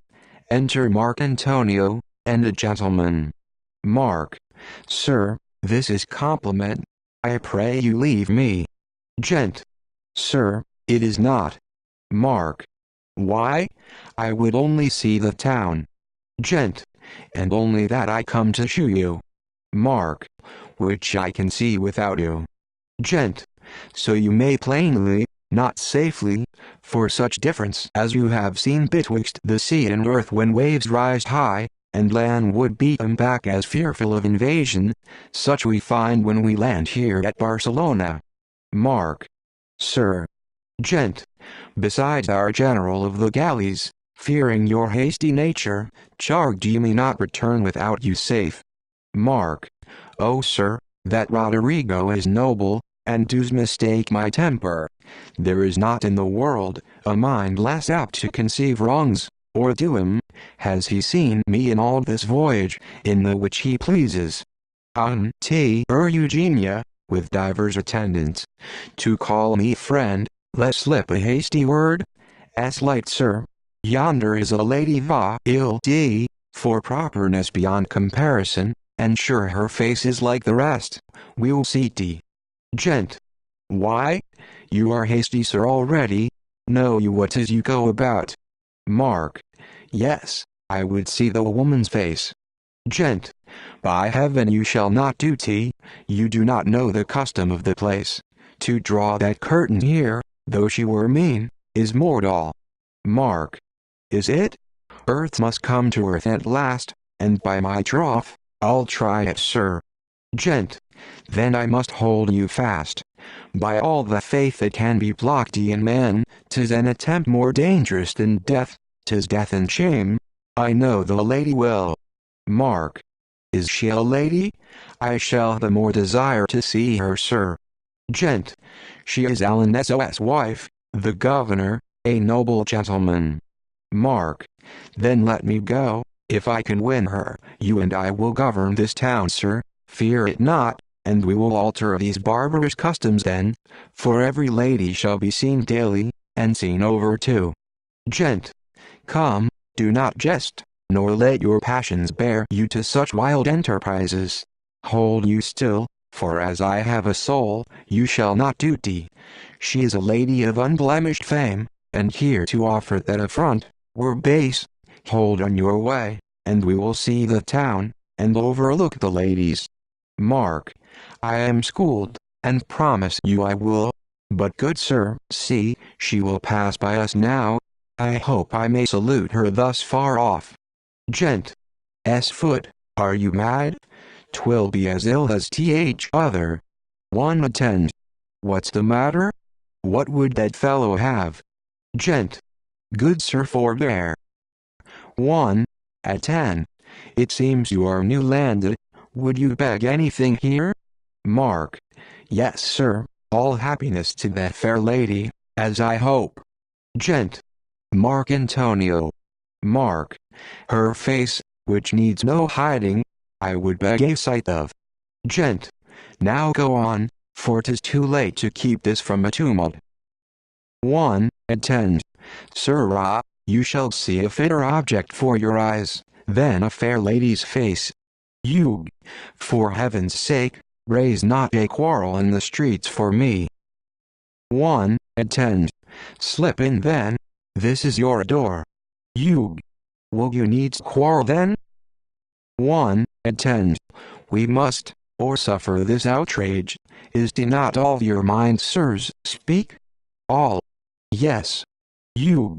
Then I do beseech ye, let my lord enter 3 or 4 soldiers. Not think the quarrel about me, for 'tis not. Exit. Gent. See, happily some of our galley soldiers are come ashore. 1. Attend. Come on, sir, you shall see faces enough. Gent. Some one of you call to enter certain townsmen. Our general, the whole roar of the town comes in upon us. Mark. I have seen sir better perhaps, than that was covered, and will yet enter Filippo, Theodosia, and Leocadia. See that, or spoil yours. Phil. On, why start you back? Theo. Alas sir, they are fighting. Leoc. Let's begone. See, a handsome man struck down. Gent. Ho general, look out, Antonio is in distress. Enter rotor ego above. Theo. Antonio. Leoc. Antonio. 'Tis he. Rod. Within. Ho, gunner, make a shot into the town. I'll part you. Bring away Antonio, a shot. Into my cabin. Exit attendants and townsmen. Gent. I will do that office. I fear it is the last that I shall do him. Exit soldiers and gentlemen with Mark Antonio. Theo. The last, why will he die? Leoc. Since I have found him, happiness leave me, when I leave him. Phil. Why Theodosia? My sister, wake. Alas, I grieved me but now to see the streets so full, and now I grieve to see them left so empty. I could wish, Tumult himself were here, that yet at least amongst the band, I might espy some face so pale and fearful, that would willingly embrace and arrange for a cordial, or aquavit, or a cup of sack, or a physician. But to talk of these sheep breaths. Stand up, O Theodosia, speak but as thou wert wont, give but a sigh, which is but the most unhappy piece of life, and I will ever after worship sadness, apply myself to grief, prepare and build altars to sorrow. Theo. O Filippo, help me. Phil. I do. These are my arms, Filippo's arms, thy brother's arms that hold thee up. Theo. You help me to life. But I would see Antonio that's dead. Phil.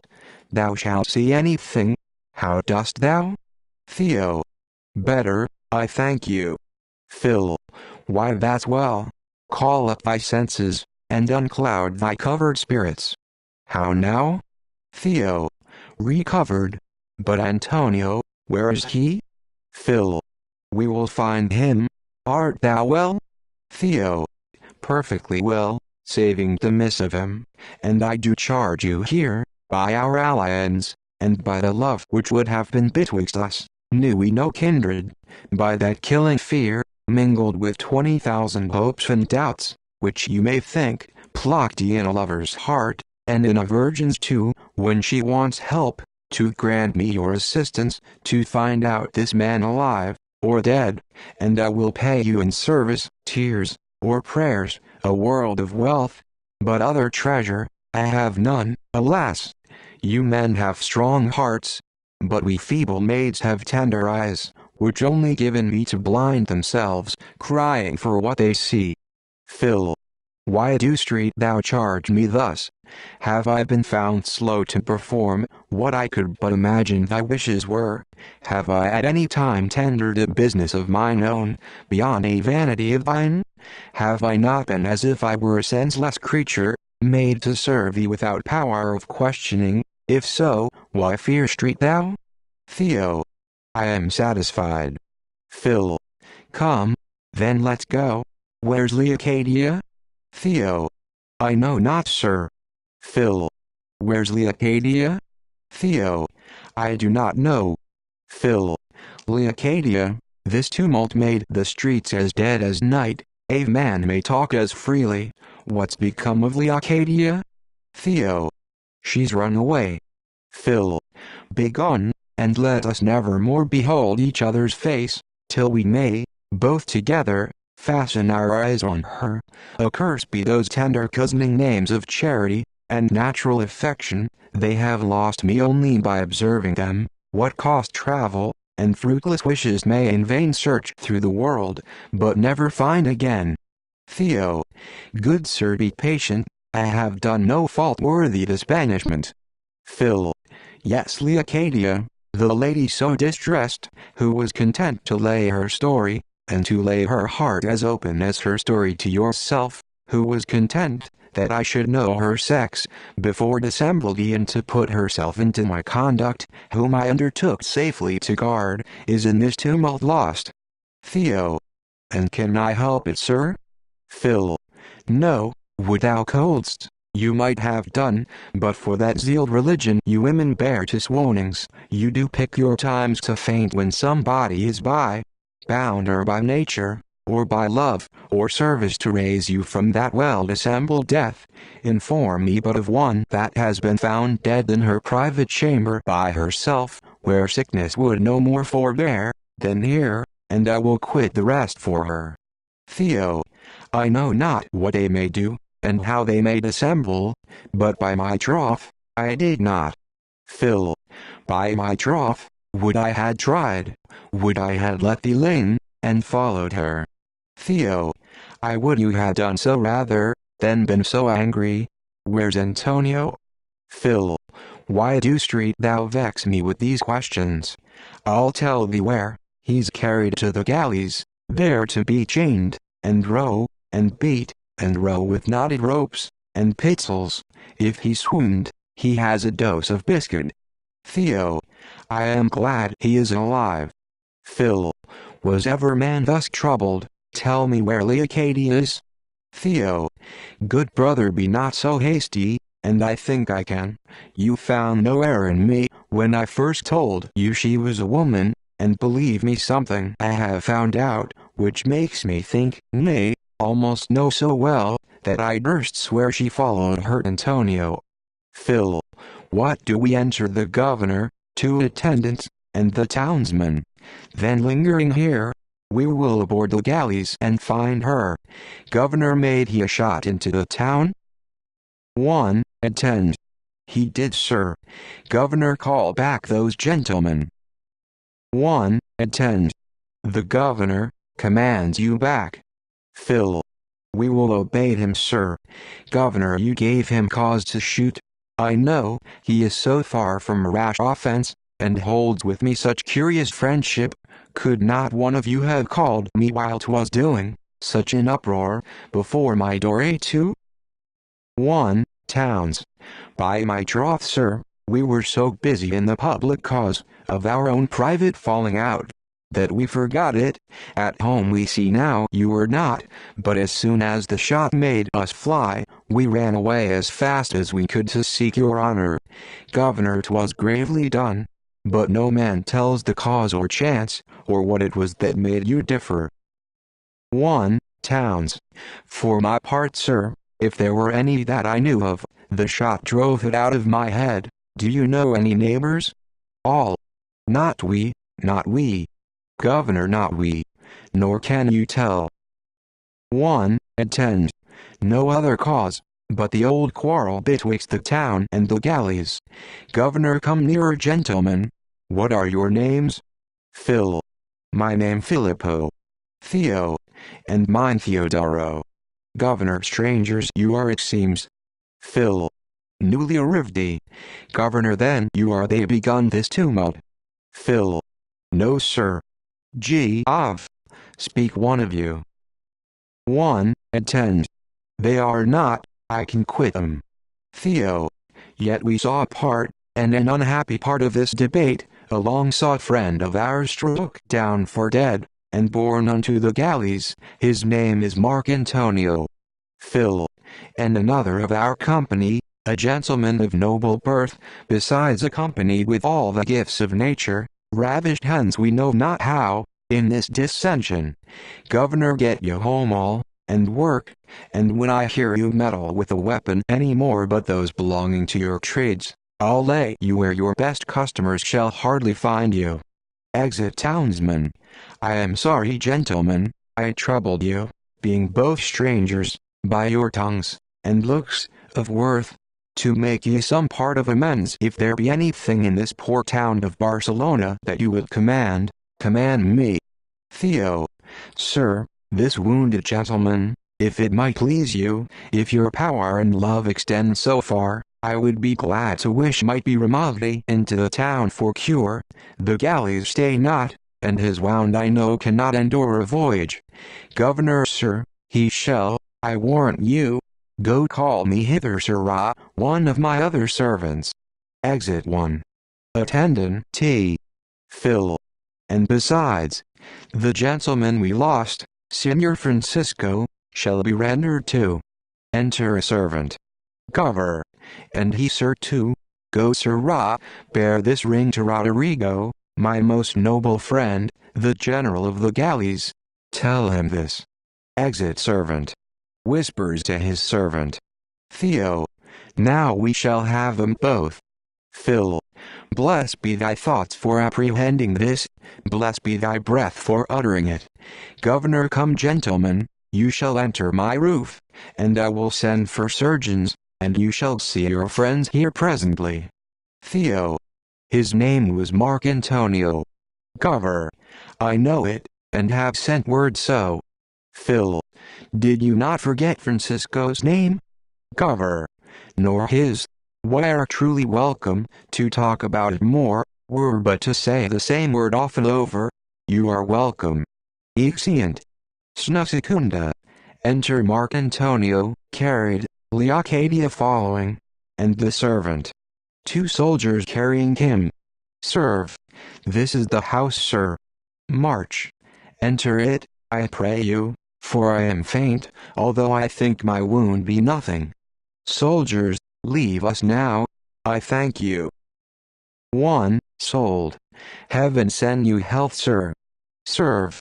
Let me lead you in. Mark. My wound's not in my feet. I shall entreat my hope to bear me so far. Exit. 2. Sold. How seriously these landmen fled, when our general made a shot, as if he had been a warning to call them to their hall. 1. Sold. I cannot blame 'em. What men have they now in the town, able to maintain a tumult, or uphold a matter out of square if need be? Oh, the quiet hurly-burlies that I have seen in this town, when we have fought 4 hours together, and not a man amongst us so impertinent or modest to ask why? But now the pillars that bear up this blessed town in that regular debate, and scambling, are dead, the more is the pity. 2. Sold. Old Ignacio lives still. 1. Sold. Yes, I know him. He will do prettily well at a man's liver, but where is there any man now living in the town that hath a steady hand, and understands anatomy well? If it come to a particular matter of the lungs, or the spleen, why, alas Ignatio is to seek. Are there any such men left as I have known, that would say they would hit you in this place? Is there ever a good hardist, or a member PERCER, or a small got man left in the town? Answer me that. 2. Sold. Mass, I think there be not. 1. Sold. No, I warrant thee. Come, come, 'tis time we were at the galleys. Exeunt. Enter Governor, Eugenia, Mark Antonio, Filippo, Theodosia, Leocadia, attendants. Governor. Sir, you may know by what I said already, you may command my house, but I must beg pardon to leave you, if the public business forked me not from you, I myself should call it unmannerly. But good sir, do you give it a milder name, it shall not be an hour ere I return. See, sir, I was ne'er so poor in my own thoughts, as that I want a means to requite this with. Governor sir, within this hour. Exit. Mark. This the lady that I quarrelled for? O lust, if wounds cannot restrain thy power, let shame, nor do I feel my hurt at all, nor is it aught, only I was well beaten. If I pursue it, all the civil world that ever did imagine the content found in the band of man and wife unbroke, the reverence due to Husholds, or the blemish that may be stuck upon posterity will catch me, bind me, burn upon my forehead. This is the wounded stranger, that received ye for charity into a house, attempted. I will not do it. You, sir, how do you do now? That you walk off. Mark. Worse, madam, than I was. But it will over. You. Sit, and rest a while. Mark. Where are the surgeons? You. Sir, it is their manner, when they have seen a wound especially, the patient being of worth, to go consult, which they are now at in another room, about the dressing. Mark. Madam, I do feel myself not well. Theo. Alas. Leoc. How do you, sir? You. Will you drink waters? Mark. No good, madam, 'tis not so violent upon me, nor I think anything dangerous, but yet there are some things that sit so heavy on my conscience, that will perplex my mind, and stop my cure, so that unless I utter 'em, a scratch here on my thumb will kill me. Gentlemen, I pray you leave the room, and come not in yourselves, or any other till I have opened myself to this most honored lady. Phil. We will not. Theo. Oh blessed! He will discover now his love to me. Leoc. Now he will tell the lady our contract. Exit. You. I do believe he will confess to me the wrong he did a lady in the streets. But I forgive him. Mark. Madam, I perceive myself grow worse and worse. You. Shall I call back your friends? Mark. Oh no, but I do impart what burthens me so sore. Let me entreat you, for there is no trust in these surgeons to look upon my wound. It is perhaps my last request, but tell me truly too, that must be in, how far do you imagine it will have power upon me? You. Sir, I will. Mark. For heaven's sake, softly, oh, I must needs lay my head down easily, whilst you do it. You. Do sir, 'tis but an ordinary blow, a child of mine has had a greater, and been well. Are you faint-hearted? Mark. Oh. You. Why do you sigh? There is no danger in the world in this. I wonder it should make a man sit down. What do you mean? Why do you kiss my breasts? Lift up your head, your wound may well endure it. March. Oh madam, may one not express affection, dying affection too I fear, to those that do me favors, such as this of yours? You. If you mean so, 'tis well, but what's the business lies on your conscience? March. One will tell you, madam. You. Tell me and laugh? March. But I will tell you true, though I do laugh. I know as well as you my wound is nothing, nor the power of earth could lay a wound upon me in your presence, that I could feel. But I do laugh to think how covertly, how far beyond the reach of men, and wise men too, we shall deceive them, whilst they imagine I am talking here with that short breath I have, ready to swoon at every full point. You my ghostly mother to hear my sad confession, you and I will on that bed within, prepare before me, debate the matter privately. You, forbear, thou wert but now as welcome to this house as certain cures to sick men, and just now this sudden alteration makes thee look like plagues come to infect it. If thou needst how loathsome thou wilt be, thou wouldst entreat these walls, or posts to help thee to a hurt, past idea simulation. March. Gentle madam, call 'em not in. You. I will not yet. This place I know to be within the reach of tongue and ears, thou canst not force me. Therefore hear me what I will tell thee quickly. Thou art born to end some way more disesteemed than this, or which is worse, to die of this hurt yet. Come, gentlemen. Enter Leocadia. March. Good madam. You. Gentlemen. Leoc. Madam, how is he? Is Mark Antonio well? Methinks your looks are altered, and I see a strange distemper in you. You. I am wrought by that dissembling man, that fellow worth nothing but kicking. Enter Filippo and Theodosia. Leo. Gentle madam, speak to me alone, let not them understand his fault, he will repent it, I dare swear. You. I'll tell it you in private. Phil. Mark Antonio, how do you? March. Stand farther off, I pray you, give me some air. Theo. Good brother, will he escape? The surgeons say there is no danger. Phil. Escape? No doubt he will. Leo. Alas, will he not leave this trying doll? Madam, I do beseech you let me but speak to him, you and these by, and I dare almost promise you to make him shew himself truly sorrowful to you.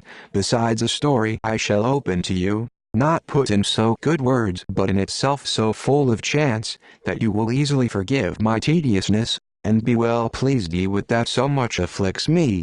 You. Good sir, do. Leo. And I desire no interruption of speech may trouble me till I have said what I will quickly do. Theo. What will she say? You.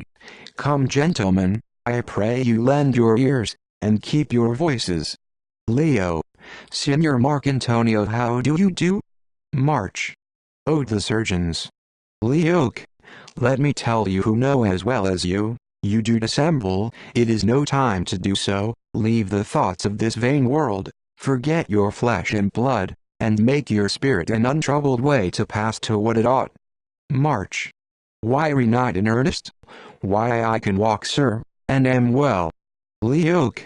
'Tis true that you can walk, and do believe wiry well, it is the nature, as our surgeons say of these wounds, for a man to go, and talk, nay merrily, till his last hour, his minute. For heaven's sake, sir, sit down again. March.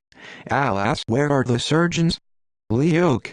Sir, they will not come. If they should dress you, you would die, they say, ere one would tell 20. Trouble not your mind, keep your head warm, and do not stir your body, and you may live an hour. March. O heavens, an hour? Alas, it is too little t. Remember but half the wrongs that I have done, how short then for contrition, and how least of all for satisfaction? Leo. But you desire to satisfy? March. Heaven knows I do. Leo. Then know that I am he, or she, or what you will most wrong by you. Your Leocadia, I know you must remember me. March. O heaven.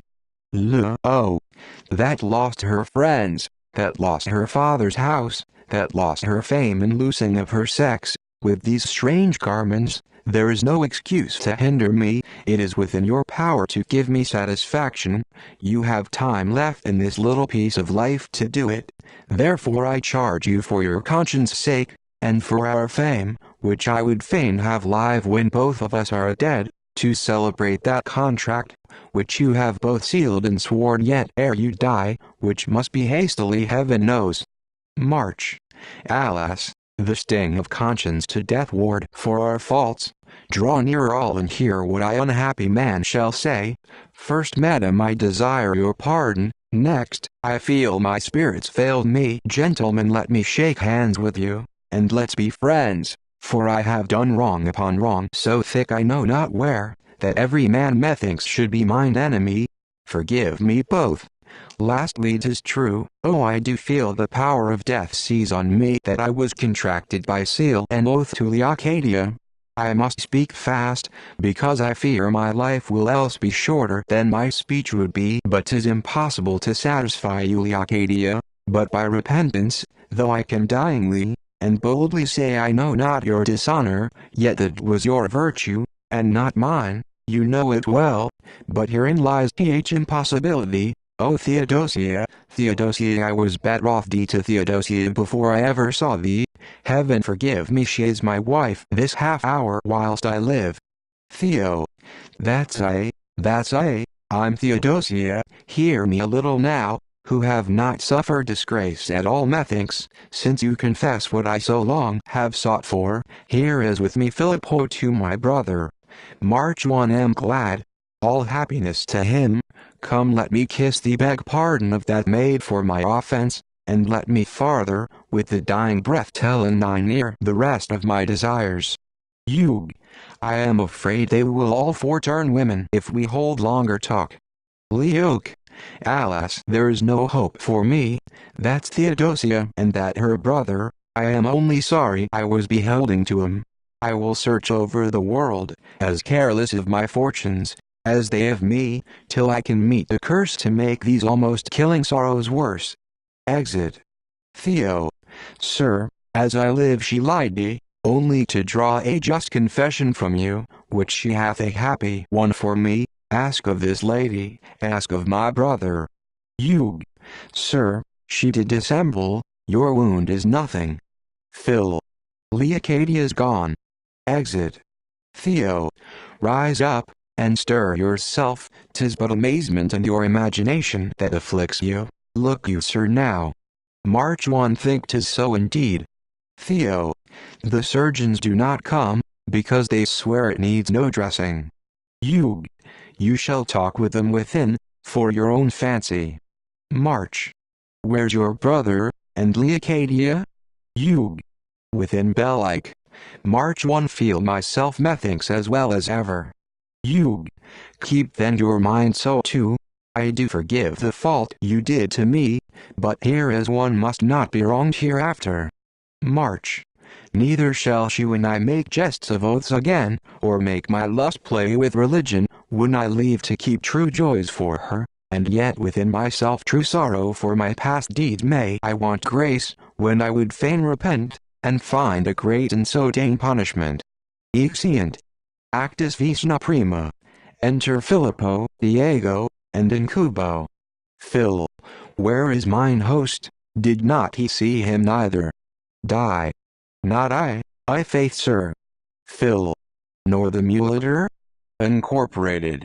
Nay, he is past seeing, unless it be in sleep. By this time, all his visions were the pots, 3 hours since, sir. Phil. Which way should she take? Nay, look you now. Do you all stand still? Good heaven, you might have lighted on him, now this instant. For love's sake, seek him out. Whoever find him, I will reward his fortune as his diligence. Get all the town to help, that will be herdy. Their pains I'll turn to annual holiday, if it shall chance. But one bring word of her, pray you about it. Incorporated.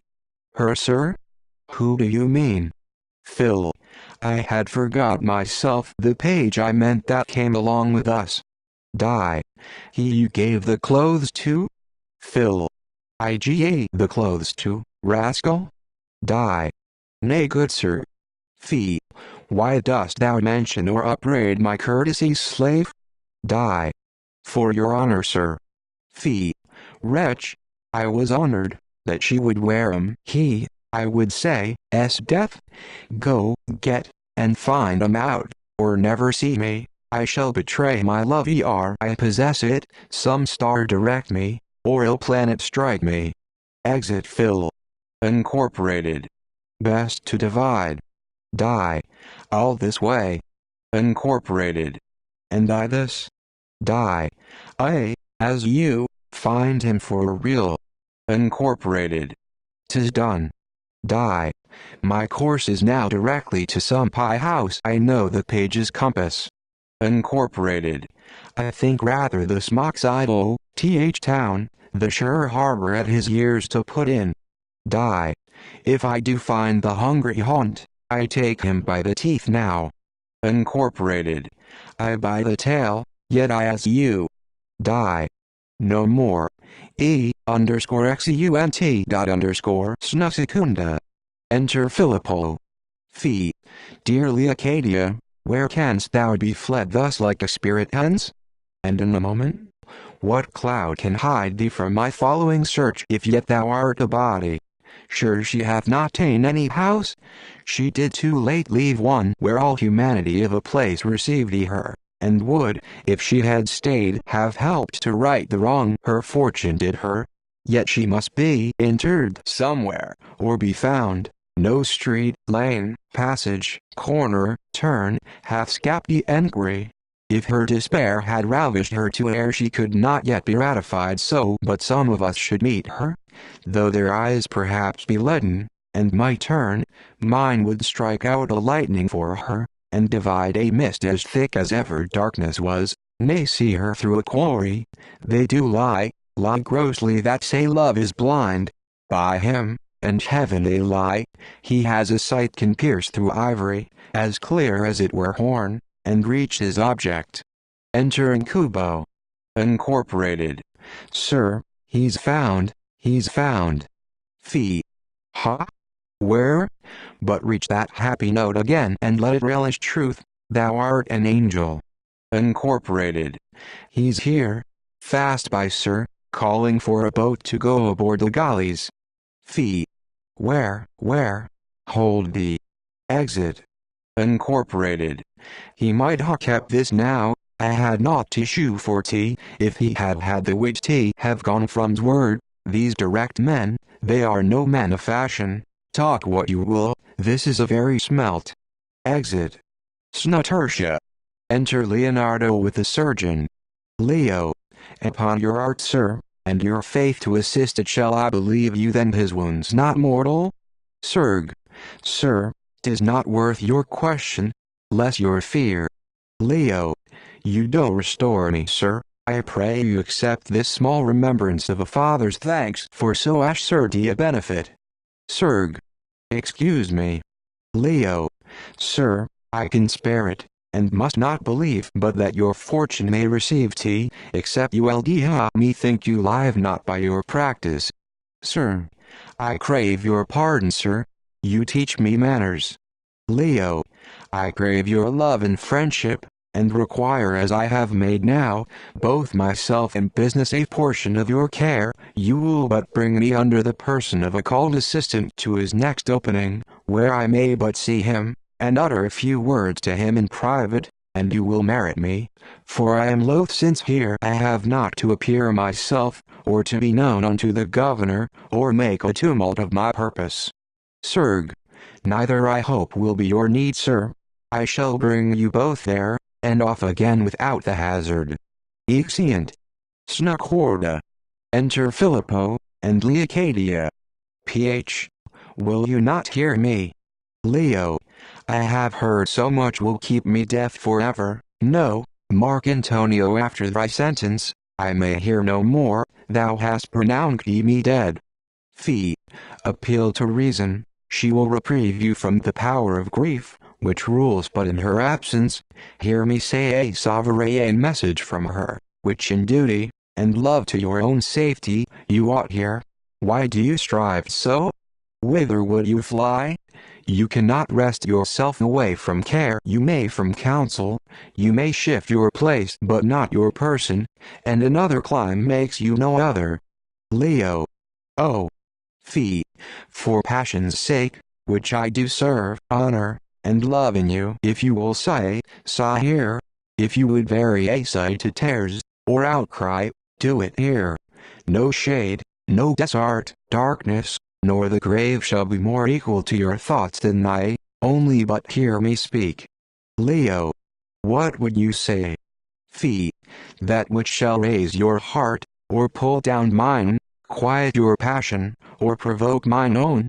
We must have both one balsam, or one wound, for no, lovely fair, since the first Providence made me your rescue, I have read you through, and with wonder and pity looked on you. I have observed the method of your blood, and waited on it even with sympathy of a like red, and paleness in mine own. I knew which blush was anger's, which was love's, which was the eye of sorrow, which of truth, and could distinguish honor from disdain in every change, and you are worth my study. I saw your voluntary misery sustained in travel, a disgusty made wearied with seeking, and with finding lost, neglected, where you hopped most, or put by. I saw it, and have laid it to my heart, and though it were my sister which was rotted, yet being by your wrong, I put off nature, could not be glad, where I was bound to triumph. My care for you, so drowned respect of her, nor did I only apprehend your bonds, but studied your release, and for that day have I made up a ransom, brought you health preservative, gains chance, or injury please you apply it to the grief. Myself. Leo. Humph. Phi. Nay, do not think me less than such a cure. Antonio was not, and 'tis possible Filippo may succeed. My blood and house are as deep-rooted, and as fairly spread, as Mark Antonio's, and in that, all seek, fortune hath given him no precedency. As for our thanks to nature, I may burn incense as much as he. I ever durst walk with Antonio by the self-same light at any feast, or triumph, and nay our card which side my lady or her woman took in their survey. I durst have told my tale too, though his discourse new ended. Leo. My repulse. Phil. Let not that torture you. It makes me happy nor think that conscience fair which is no shame 'twas no repulse. I was your dowry rather, for then methought 1,000 graces met to make you lovely, and 10,000 stories of constant virtue, which you then outreach in one example did proclaim you rich, nor do I think you wretched, or discrafty, after this suffering, and do therefore take advantage of your need, but rather know you are the charge and business of those powers, who, like best tutors, do inflict hard tasks upon great natures, and of noblest hopes, read trivial lessons, and half lines to slugs. They that live long, and never feel mischance, spend more than half their age in ignorance. Leo. 'Tis well you think so. Phi. You shall think so too, you shall sweetly Arcadia, and do so. Leo. Good sir, no more. You have too fair a shape to play so foul a part in, as the tempter. Say that I could make peace with fortune, who should absolve me of my vow yet, ha? My contract made? Phi. Your contract? Leo. Yes, my contract, am I not his wife? Phi. Sweet, nothing less. Leo. I have no name then? Phi. Truly then you have not. How can you be his wife, who was before another's husband? Leo. Oh, though he dispense with his faith given, I cannot with mine. Phi. You do mistake, clear soul. His pre-contract doth annul yours, and you have given no faith that ties you in religion, or humanity. You rather sin against that greater precept, to covet what's another's. Sweet, you do believe me, who dare not urge dishonest things. Remove that scruple therefore, and but take your dangers now into your judgment scale and weigh them with your safeties. Think but whither now you can go, what you can do to live, how near you have barred all ports to your own succor, except this one that I here open. Love, should you be left alone, you are a prey to the wild lust of any who would look upon this shape like a temptation and think you want the man you personate would not regard this shift which love put on as virtue forty, but coveted like vice. So should you live the slander of each sex, and be the child of error and of shame, and which is worse, even Mark Antony would be called just, to turn a wanderer off, and fame report you worthy his contempt, where if you make new choice, and settle here there is no further tumult in this flood, each current keeps his course, and all suspicions shall return honors. Came you forth a maid? Go home a wife? Alone? And in disguise? Go home awaited Leocadia. Go home, and by the virtue of that charm transform all mischiefs, as you are transformed. Turn your offended father's wrath to wonder, and all his loud grief to a silent welcome. Unfold the riddles you have made. What say you? Enter Sancho carried, Alfonso, and servants. Now is the time. Delay is but despair. If you be Chengi, let a kiss tell me so. Leo. I am. But how? I rather feel than know. Sank. Come, sir. You are welcome now to Barcelona. Take off my hood. Fee. Who be these? Stay, let's view 'em. Alf. 'Twas a long journey. Are you not weary, sir? Sank. Weary? I could have ridden in mine armor. Leo. Alas. Fee. What ail you, dear? Leo. It is my father. Fee. Your father, which? Leo. He that is carried. Oh, let us make hence. Fee. For love's sake. Good my heart. Leo. Into some house before he see me. Fee. Dear, be not thus frighted. Leo. Oh, his wrath is tempest. Fee. Sweet, take your spirit to you, and stay. He cannot know you in this habit, and me I'm sure he less knows, for he never saw me. Alf. Ha? Who is that? My son Filippo? Fee. Sir. Alf. Why, what make you here? Is this Salamanca? And that your study? Ha? Nay, stay him too, we'll see him by his leave. Serve. You must not strive, sir. Alf. No, no, come near. Sank. My daughter, Leocadia? Alf. How, sir, your daughter? Sank. Yes, sir, and as sure as that's your son. Come hither. What now? Run out o' your sex? Breached? Was ye not enough at once to leave thy father, and thine honor, unless hadst quit thyself too? Fee. Sir, what fault she can be you are guilty of, I must take on me the guilt and punishment. Sank. You must, sir. How if you shall not, though you must? I deal not with boys, sir. You have a father here shall do me right. Alf. Thou art not mad, Filippo? Art thou Mark Antony? Son to Leonardo? Our business is to them. Sank. No, no, no, no. I'll have the business now. With you, none else. Pray you let's speak, in private. Carry me to him. Your son's the ravisher, sir, and here I find him. I hope you'll give me cause to think you noble, and do me right, with your sword, sir, as becomes one gentleman of honor to another. All this is fair, sir. Here's the sea fast by, upon the sands. We will determine 'tis that I call you to.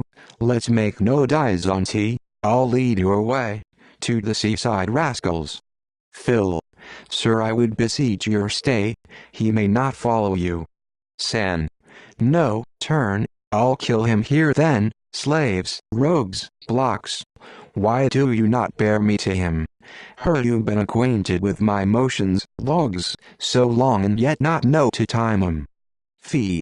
Were you, sir, not impotent? Alf. Hold you your peace, boy. Sank. Impotent, death. I'll cut his throat first, and then his father's. Alf.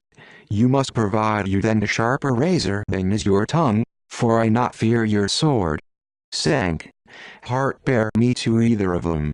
Fee. Pray, sir, your patience. Enter governor and attendants. Alf.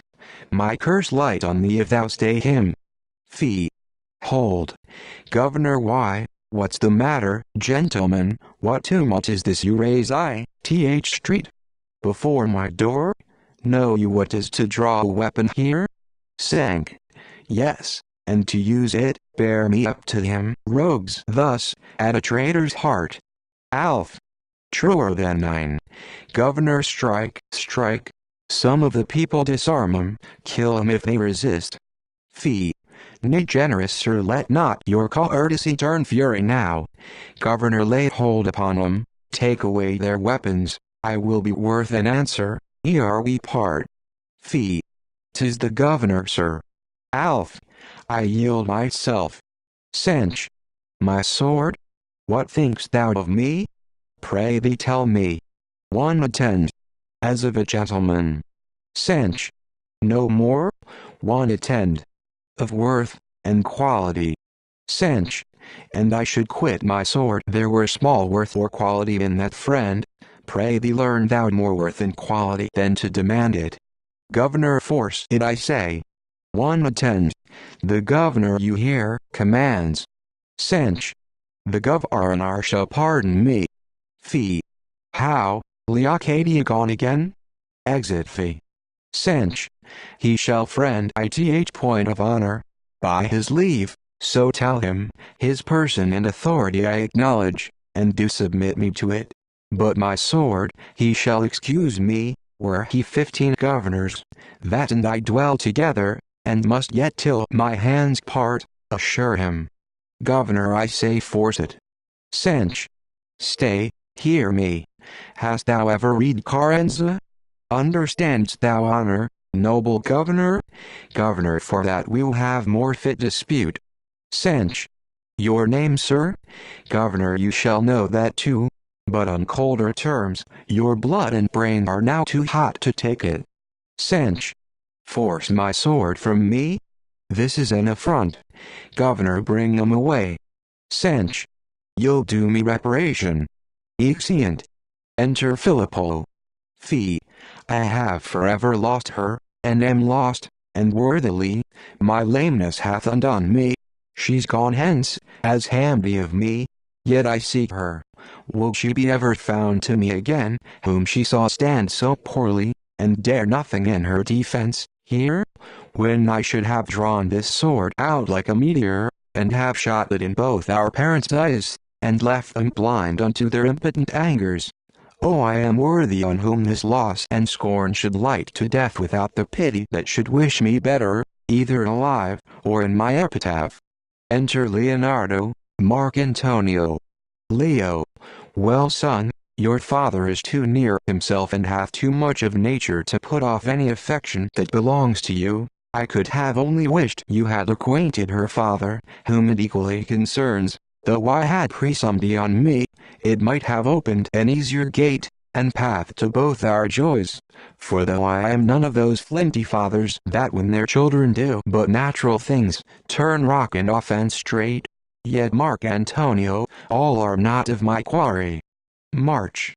'Tis my fear, sir, and if hereafter I should hear abuse so great a piety, it were my malice. Enter attendants. Attend. We must entreat you gentlemen to take another room, the governor is coming here, on some business. Enter Governor Sancho Alfonso. Attendants. March. We will give him way. Cinch. I will have right, sir, on you, that believe, if there be any marshal's court in Spain. Governor, for that, sir, we shall talk. Cinch. Do not slight me, though I am without a sword. Governor, keep to your chair, sir. Cinch. Let me fall, and hurl my chair. Slaves at him. Governor, you are the more tempered man, sir. Let me entreat of you the manner how this brawl fell out. Alf. Fell out.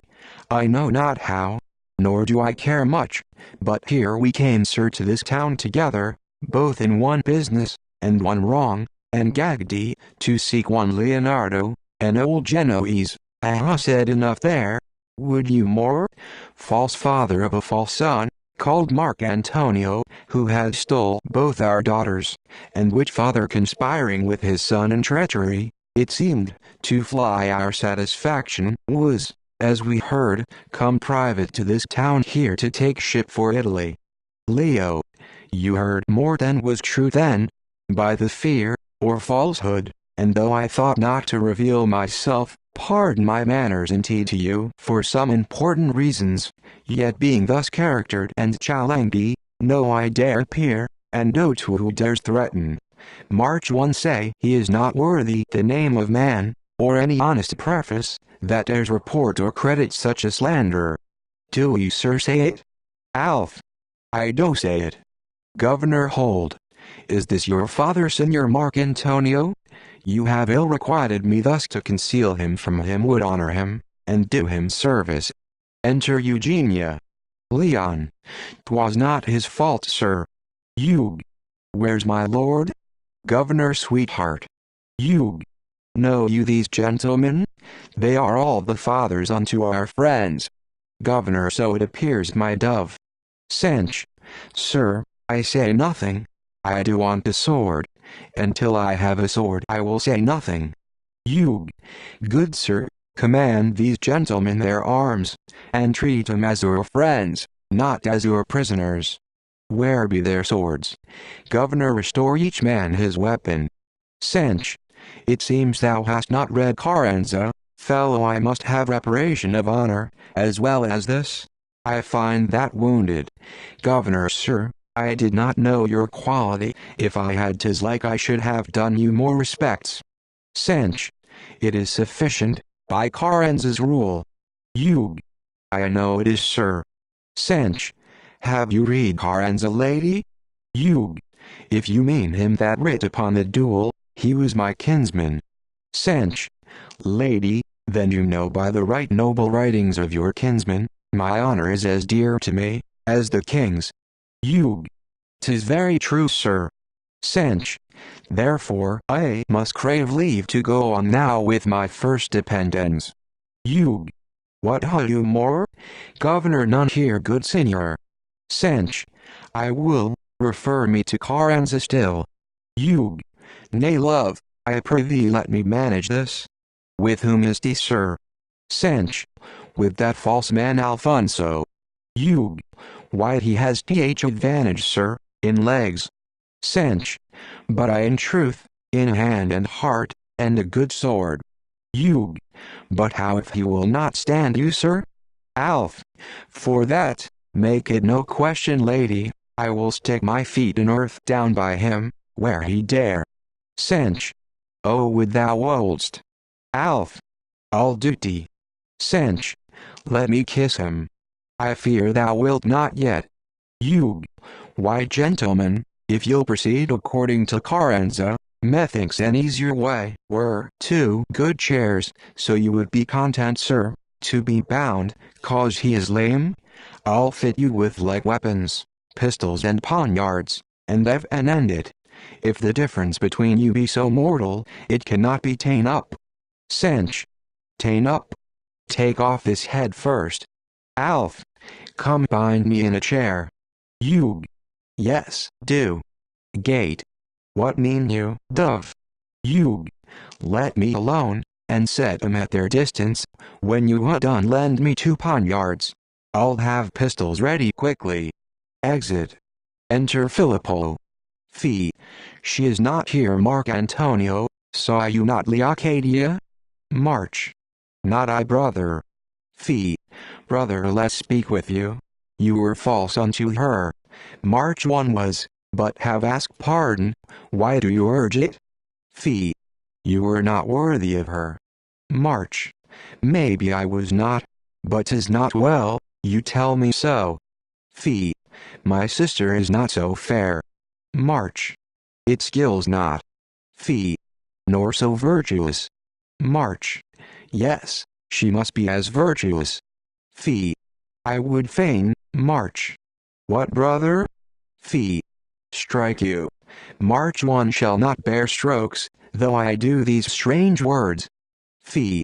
Will you not kill me? March. For what good, brother? Fee. Why, for speaking well of Leocadia. March. No, indeed. Fee. Nor ill of Theodosia? Enter Eugenia. Leocadia, Theodosia, and one with 2 pistols. March. Neither. Feet. Fare you well then. You. Nay, you shall have as noble seconds 2 as ever duelists had. Give 'em their weapons. Now St. Jago. Sench. Are they charged? You. Charged, sir? I warrant you. Alf. Would they were well discharged. Sench. I like a sword much better, I confess. You. Nay, wherefore stay you? Shall I mend your mark? Strike one another, thorough these feet. My love. Alf. My Theodosia. Sench. I ha not the heart. Alf. Nor I. You. Why, here is a dependence ended. Unbind that gentleman. Come, take here to your sons and daughters, and be friends. A feast waits you within, is better than your fray. Lovers, take you your own, and I'll forbear under my roof, either to blush or fear. My love, what say you? Could Carranza himself carry a business better? Governor, it is well. All are content, I hope, and we well ease ye. If they for whom we have done all this be pleased ye. Exeunt. Prologue. To this place, gentlemen, full many a day we have bid ye welcome, and to many a play, and those whose angry souls were not seized with law, or lending money, we have pleased ye, and make no doubt to do again. This night no mighty matter, nor no light, we must entreat you look for. A good tale, told in 2 hours, we will not fail if we be perfect, to rehearse ye. New I am sure it is, and handsome, but how true let them dispute that read it.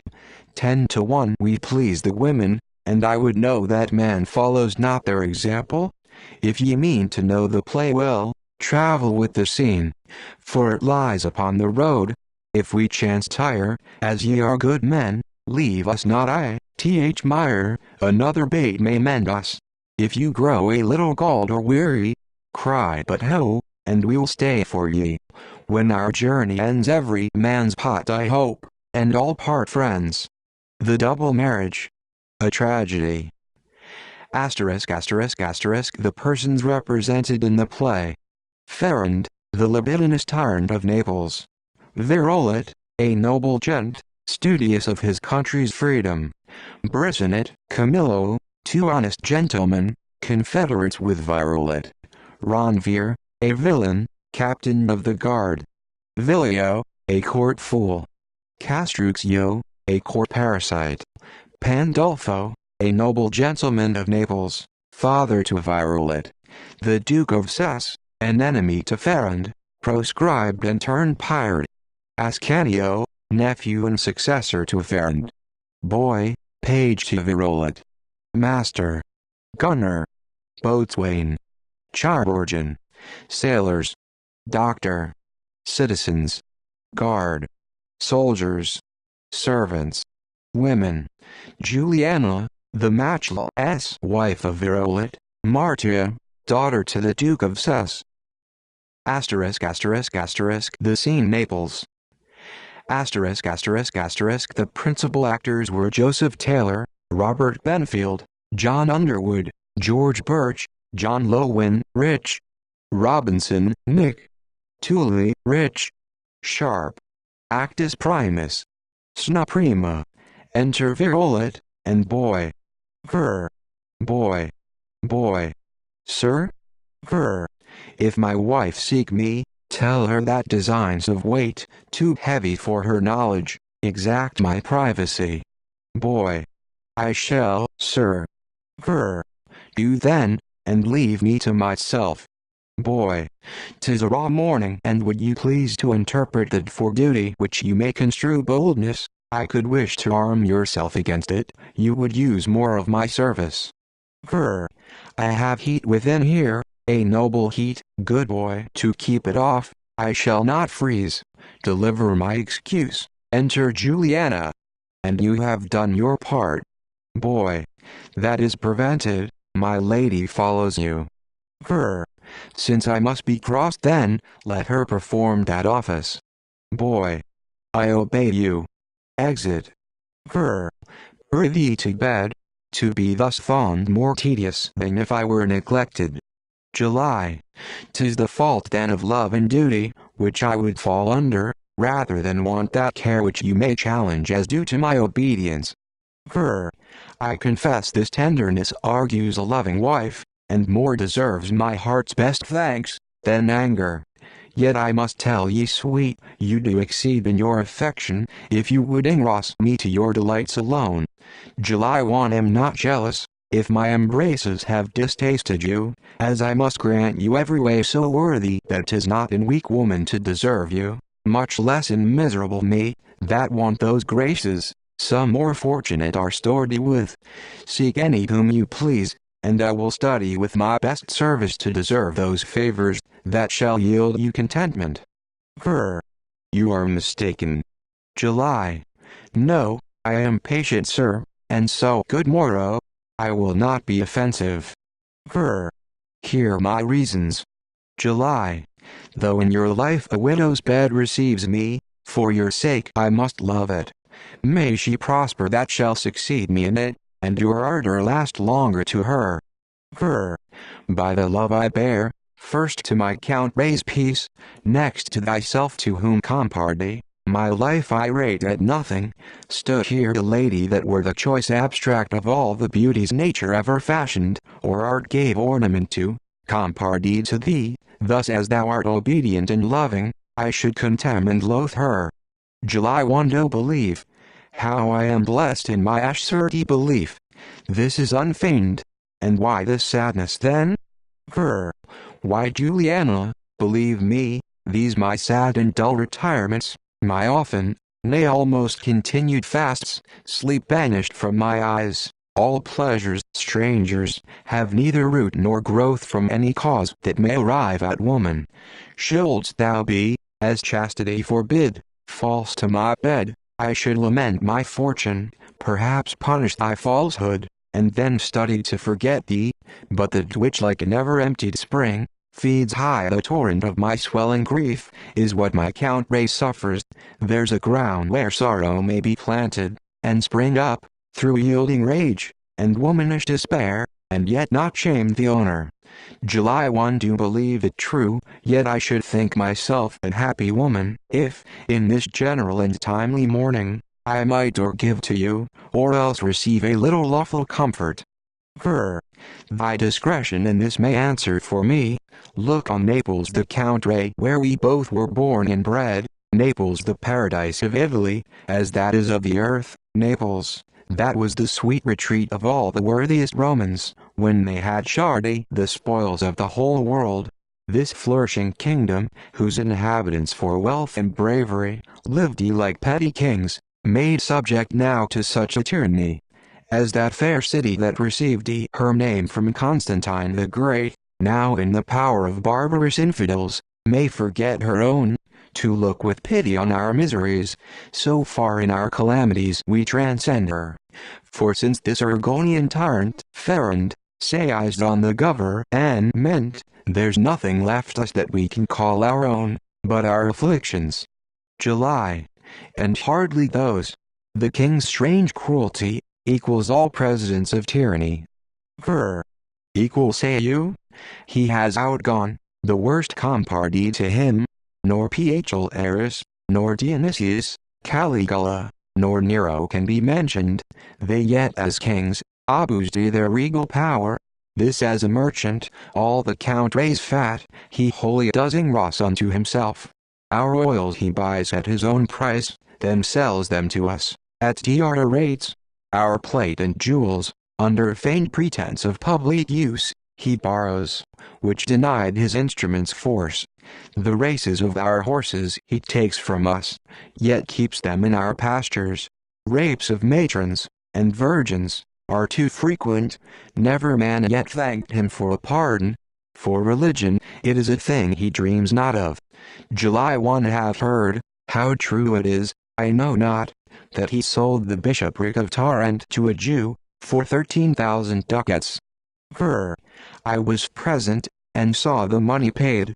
The day would leave me, ere I could number out his impious actions, or what the miserable subject suffers, and can you entertain in such a time, a thought of dalliance? Tears, and sighs, and groans, would better now become you. July. They indeed are, the only weapons, our poor sex can use, when we are in jeopardy, and they may become us. But for me, and that were born free men, of rank, that would be registered fathers of their country, and to have on their tombs in golden letters, the noble style of tyrant killers, written, to weep like fools and women, and not like wise men, to practice a redress, deserves a name, which fits not me to give. Ver.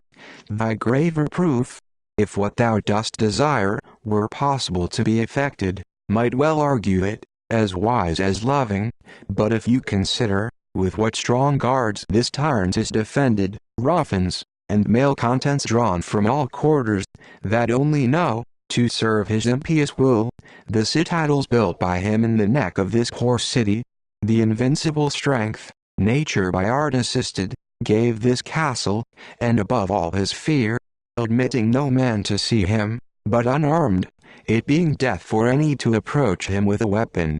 You must confess, unless our hands were cannons, to batter down these walls, our weak breath mines, to blow his forts up, or our curses lightning, to force a passage to him, and then blast him. Our power is like to yours, and we, like you, weep our misfortunes. July.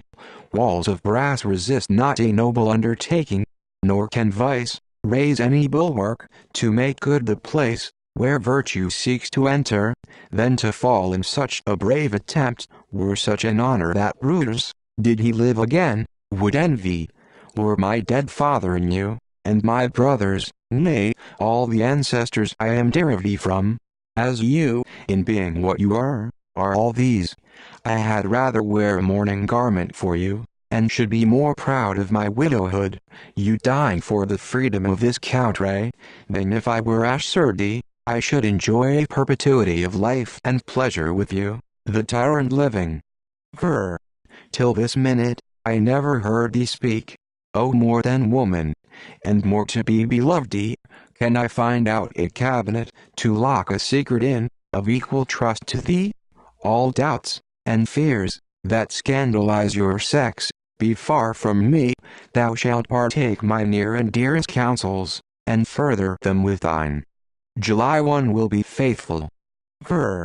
Know then this day, stand heaven propitious to us, our liberty begins. July. In Theron's death? Ver. 'Tis plotted love, and strongly, and believe it, for nothing else could do it.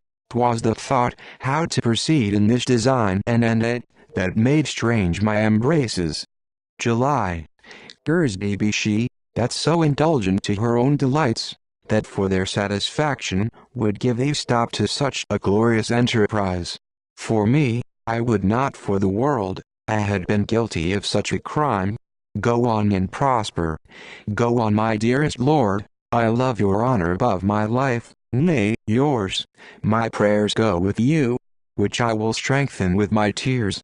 The wrongs of this poor country, edge your sword, oh may it pierce deep into this tyrant's heart, and then when you return bathed in his guilty blood, I'll wash you clean with fountains of true joy. But who are your assistants? Though I am so covetous of your glory, that I could wish you had no share in it. Knock. Ver. Be not curious. They come, however you command my bosom, to them I would not have you seen. July 1 am gone, sir, be confident, and may my resolution be present with you. Exit. Ver. Such a masculine spirit, with more than a woman's virtues, were a dower to weigh down a king's fortune. Enter Brisenet, Camillo, Ronvier. Briz. Good day to you. Cam. You are an early stirrer. Ver. What new face bring you along? Ron. If I stand doubted, sir, as by your looks I guess it, you much injure a man that loves, and truly loves this country, with as much zeal as you do, one that hates the prince by whom it suffers, and as deadly, one that dares step as far to gain my freedom, as any he that breathes, that wears a sword as sharp as an ease. Cam. Nay, no more comparisons. Ron. What you but whisper, I dare speak aloud. Stood the king by, have means to put an act to what you but coldly plot.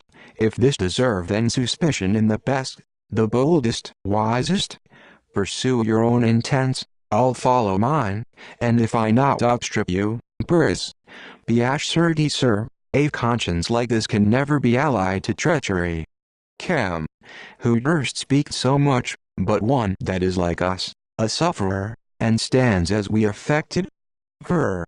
You are cozened and all undone, every intelligencer speaks treason with like license. Is not this Ronvier, that hath for many years been trained in Farron's school, a man in trust and favor, rewarded too, and highly? Cam. Grant all this, the thought of what he was, being as he is now, a man discrafty, and with contempt thrown off, will spur him to revenge, as swift as they, that never were in favor. Ver. Poor and childish. Briz. His regiment is cast, that is most certain, and his command in the castle given away. Cam.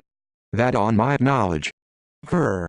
Grosser still, what shepherd would yield the poor remainder of his flock, to a known wolf, though he put on the habit of a most faithful dog, and bark like one? As this but only talks. Cam. Yes, he has means too. Ver. I know it to my grief, weak men I know it, to make his peace, if there were any war between him and his master, betraying our innocent lives. Ron. You are too suspicious and I have borne too much, beyond my temper, take your own ways, I'll leave you. Ver. You may stay now, you have enough, and all indeed you fished for, but one word gentlemen, have you discovered to him alone our plot? Briz. To him and others, that are at his devotion. Ver. Worse and worse, for were he only conscious of our purpose, though with the breach of hospitable laws, in my own house, I'd silence him forever, but what is past my help, is past my care. I have a life to lose. Cam. Have better hopes. Ron. And when you know, with what charge I have furthered your noble undertaking, you will swear me another man, the guards I have corrupted, and of the choice of all our noblest youths, attired like virgins, such as hermits would welcome to their sad cells, pre-party a mask, as done for the king's pleasure. Ver. For his safety I rather fear, and as a pageant to usher our ruin. Ron.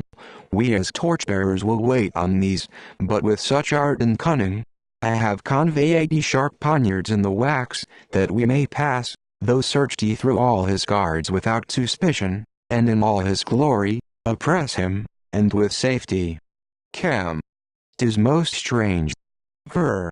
To be effected. Ron. You are doubtful still. Briz. But we resolved ye to follow him, and if you desist now violate, we will say 'tis fear, rather than providence. Exeunt. Cam. And so we leave you. Enter Julian. July. To your wise doubts, and to my better counsels, oh, pardon me my lord, and trust me too, let me not like Cassandra prophesy truths, and never be believed before the mischief. I have heard all, know this Ronvier villain, a villain that hath tempted me, and plotted this for your ruin, only to make way to his hopes in my embraces. At more leisure I will acquaint you, wherefore I concealed it to this last minute. If you stay, you are lost, and all prevention too late. I know, and 'tis to me known only, a dark cave within this house, a part of my poor tower, where you may lie concealed, as in the center, till this rough blast be o'er, where there is air, more than to keep in life. Ferm will find you, so curious his fears are. Ver. 'Tis better fall than hide my head, now 'twas thine own advice, my friends and Gagdy too. July. You stand further bound, than to weak men that have betrayed themselves, or to my counsel, though then just and loyal. Your fancy hath been good, but not your judgment. In choice of such to side you, will you leap from a steep tower, because a desperate fool does it, and trusts the wind to save his hazard? There's more expected from you. All men's eyes are fixed on Violet, to help, not hurt them, make good their hopes and ours. You have sworn often, that you dare credit me, and allowed me wise although a woman. Even kings in great actions wait opportunity, and so must you, sir, or lose your understanding. Ver, thou art constant, I am uncertain fool, a most blind fool, be thou my guide. July, if I fail to direct you, for torment or reward, when I am wretched, may constancy forsake me. Ver, I've my safety. Enter Castruccio and Vilio. Vil, why are you rapt thus? Cast, peace, thou art a fool. Vil, but if I were a flatterer like your worship, I should be wise and rich too. There are few else that prosper, bawds excepted, they hold an equal place there. Cast, a shrewd knave, but oh the king, the happy king. Vil, why happy? In bearing a great burden. Cast, what bears he, that's borne on prince's shoulders? Vil, a crown's weight, which sets more heavy on his head, than your slaves dig out of the mines, of which 'tis made. Cast, thou worthily art his fool, to think that heavy that carries him in the air, the reverence due to that most sacred gold, makes him addered, his footsteps kissed, his smiles to raise a beggar to a lord's fortune, and when he but frowns, the city quakes. Vil, or the poor cuckolds in it, coxcombs I should say, I am of a fool, grown a philosopher, to hear this parasite. Cast, the delicate he is served with see and envy. Vil, I had rather have an onion with the stomach, than these without one. Cast, the celestial music, such as the motion of the eternal spheres, still music, yields Jove, when he drinks nectar. Vil, here's a fine knave, yet hath too many fellows. Cast, then the beauties, that with variety of choice embraces, these pass o'er. Renew his age.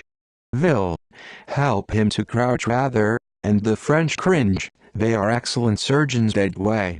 Cast, O Majesty, let others think of heaven, while I contemplate thee. Vil, this is not atheism, but court observance. Cast, now the god appears, ushered with earthquakes. Vil, base idolatry. Flourish, enter ferend, guard, women, servants. Fur, these meats are poisoned, hang the cooks, no note more on forfeit of your fingers. Do you envy me a minute's slumber? What are these? One goo, the ladies appointed by your majesty.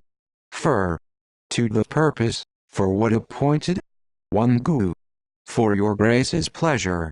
Fur, to suck away the little blood is left me, by my continual cares.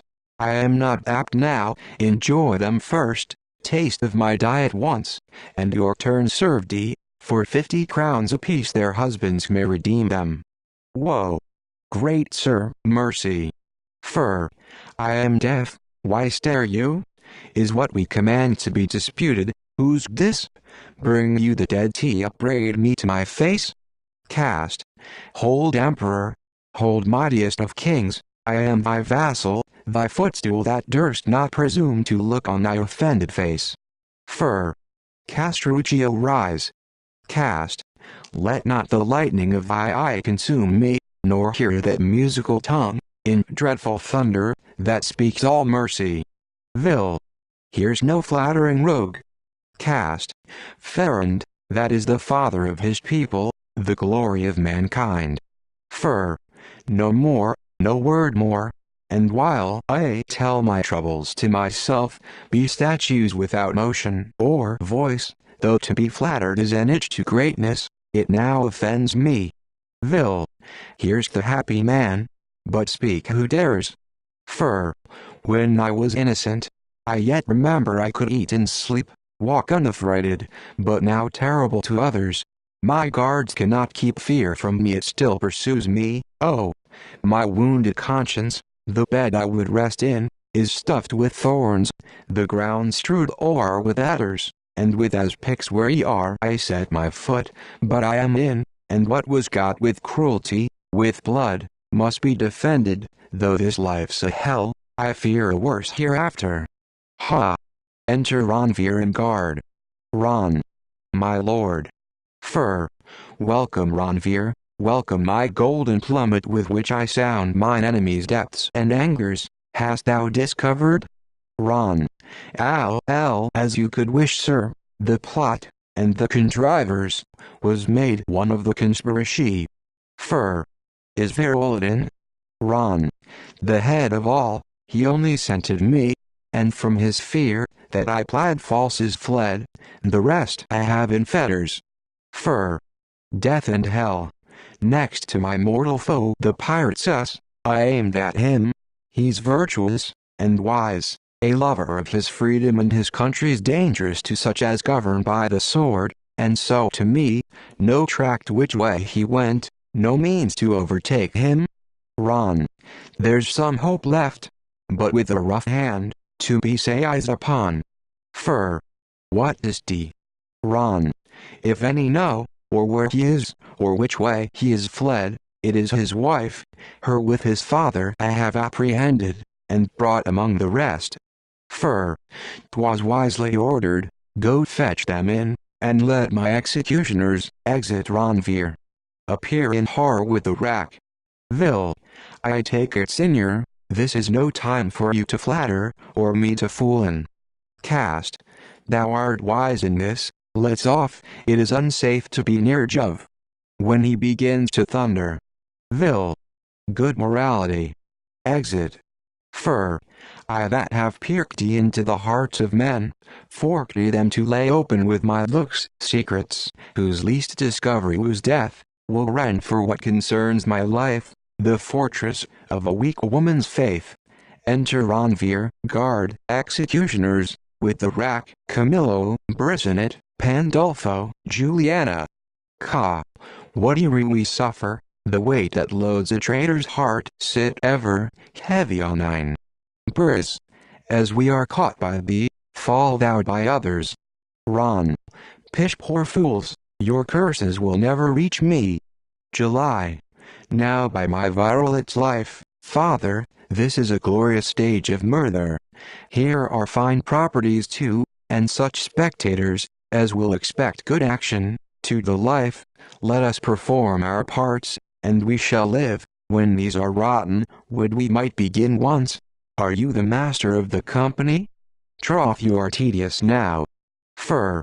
She does deride me. July.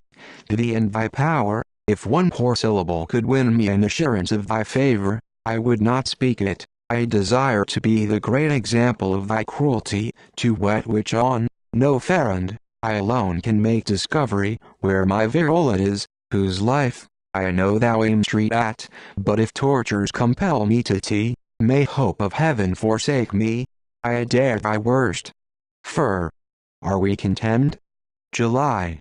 Thou art, thou and thy ministers, my life is thine, but in the death, the victory shall be mine. Penned. We have such a mistress here to teach us courage, that cowards might learn from her. Fur. You are slow. Put on the rack. Begin the scene, thou miserable fool, for so I'll make thee. July. 'Tis not in thy reach. I am happy in my sufferings, thou most wretched. Fur. So brave. I'll tame you yet, pluck hard villains. Is she insensible?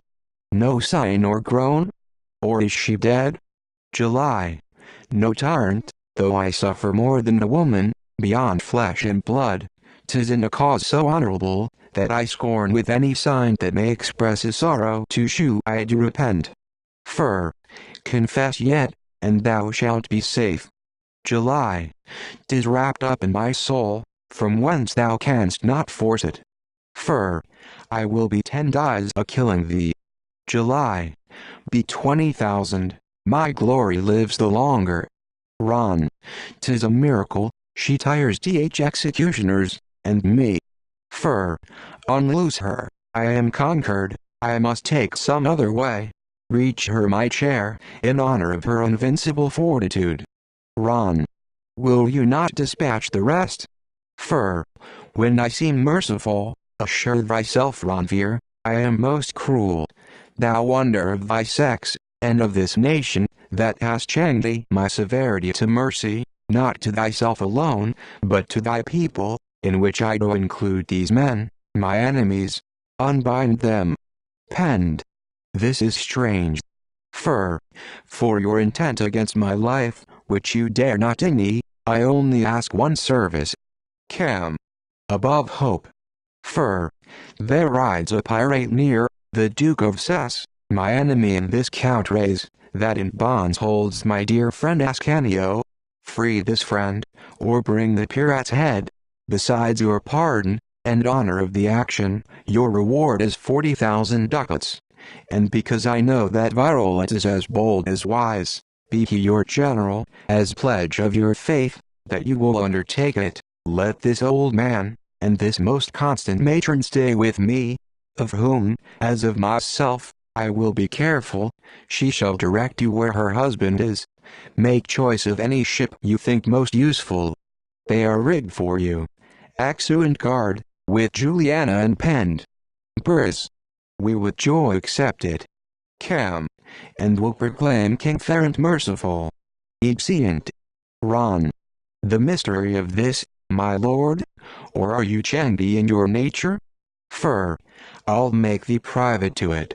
The lives of these weak men, and desperate women, would no way have sacred me, had I took them. 'Tis Virolet I aim at. He has power, and knows to hurt. If they encounter Cess, and he prove conqueror, I am assuredy they'll find no mercy. If that they prove victors, I shall recover, with my friend his head I most desire of all men. Ron. Now I have it. I'll make thee understand the drift of all. So we stand sure, thus much for those that fall. Exeunt. Actus secundus. Sna prima. Enter boatswain and gunner. Boats. Lay here before the wind. Up with your canvas, and let her work. The wind begins to whistle. Clap all her streamers on, and let her dance, as if she were the minion of the ocean. Let her bestride the billows till they roar, and curl their wanton heads. Ho, below there, ho, ho, within. Lay her northeast, and thrust her mizzen out. The day grows fair and clear, and the wind courts us. Oh, for a lusty sail now, to give chase to. Gun. A stubborn bark, that would but bear up to us, and change a broadside bravely. Boats. Where's the Duke? Gun. I have not seen him stir today. Boats. O gunner, what bravery dwells in his age, and what valor! And to his friends, what gentleness and bounty! How long have we been inhabitants at sea here? Gun. Some 14 years. Boats. By 14 lives I swear then, this element never nourished such a pirate. So great, so fearless, and so fortunate, so patient in his want, in act so valiant. How many sail of well-manned ships before us, as the bonudo does the flying fish, have we pursued and scoured, that to outstrip us, they have been fain to hang their very shirts on? What galleys have we banged, and sunk, and taken, whose only fraughts were fire, and stern defiance? And nothing spoke but bullet in all these. How like old Neptune have I seen our general standing th poop, and tossing his steel trident, commanding both the sea and winds to serve him. Gun. His daughter too, which is the honor boatswain, of all her sex, that martial maid. Boats. A brave wench. Gun. How oftentimes, a fight being new begun, has she leaped down, and took my linstock from me, and crying, now fly right, and furred all my chasers. Then like the image of the warlike goddess, her target brought upon her arm, her sword drawn, and anger in her eyes leapt up again, and bravely held the bark. I have wondered, boatswain, that in a body made so delicate, so soft for sweet embraces, so much fire, and manly soul, not starting at a danger. Boats. Her noble father got her in his fury, and so she proves a soldier. Gone. This too I wonder at, taking so many strangers as he does, he uses them with that respect and coolness, not making prize, but only borrowing what may supply his want, nor that for nothing, but renders back what they may stand in need of, and then parts lovingly, where, if he take his countryman, that should be nearest to him, and stand most free from danger, he sure pays for tea. He drowns or hangs the men, ransacks the bark, then gives her up a bonfire to his fortune. Boats. The wrongs he has received from that dull country, that's all I know, has purchased all his cruelty. We fare the better, cheerly, cheerly boys, the ship runs merrily, my captain's melancholy, and nothing cures that in him but a sea fight. I hope to meet a sail boy, and the right one. Gone. That's my hope too. I am ready for the pastime. Boats. Meantime let's bestow a song upon him, to shake him from his dumps, and bid good day to him. Ho, in the hold. Enter a boy. Boy. Here, here. Boats. To maintop, boy. And thou canst a ship that dares defy us, here's gold. Boy. I am gone. Exit, boy. Boats. Come, sirs, acquaint Luvet. Trump. A Luvet. To waken our brave general. Then to our labor. Enter Duke of Sus above, and his daughter Martia like an Amazon. Sis. I thank you, loving mates. I thank you all, there's to prolong your mirth, and good morrow to you. Doug. Take this from me, your honest, valiant friends, and such we must make much of. Not a sail stirring? Gone. Not any within ken yet. Boats. Without doubt, lady, the wind standing so fair and full upon us, we shall have sport anon. But noble general, why are you still so sad? You take our edge off. You make us dull, and spiritless. Sis. I'll tell ye, because I will provoke you to be fortunate, for when you know my cause, 'twill double arm you. This woman never knew it yet. My daughter, some discontents she has. Doug. Pray, sir, go forward. Sis.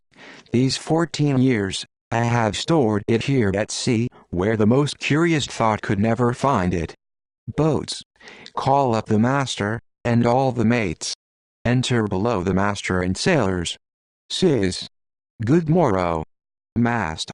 Good morrow to our general, a good one, and to that noble lady all good wishes. Doug. I thank you, master. Sis. Mark me, thus it is then, which I did never think to have discovered, till full revenge had wooed me, but to satisfy my faithful friends, thus I cast off my burden. In that short time I was a courtier, and follow that most hated of all princes, Ferrant, the full example of all mischiefs, compelled ye to follow to my soul a stranger. It was my chance one day to play at chess for some few crowns, with the minion of this king's, a mean poor man, that only served his pleasures. Removing of a rook, we grew to words. From this to hotter anger. To be short, I got a blow. Doug. How my noble father, sis. A blow, my girl, which I had soon repaid, and sunk the slave forever, had not odds thrust in betwixt us. I went away distracted. Doug. For honor's sake, not so, sir. Sis. For that time, wench, but called upon him, like a gentleman, by many private friends, knocked at his valor, courted his honor hourly to repair me, and though he were a thing my thoughts made slight on, and only worth the fury of my footman, still I pursued him nobly. Doug.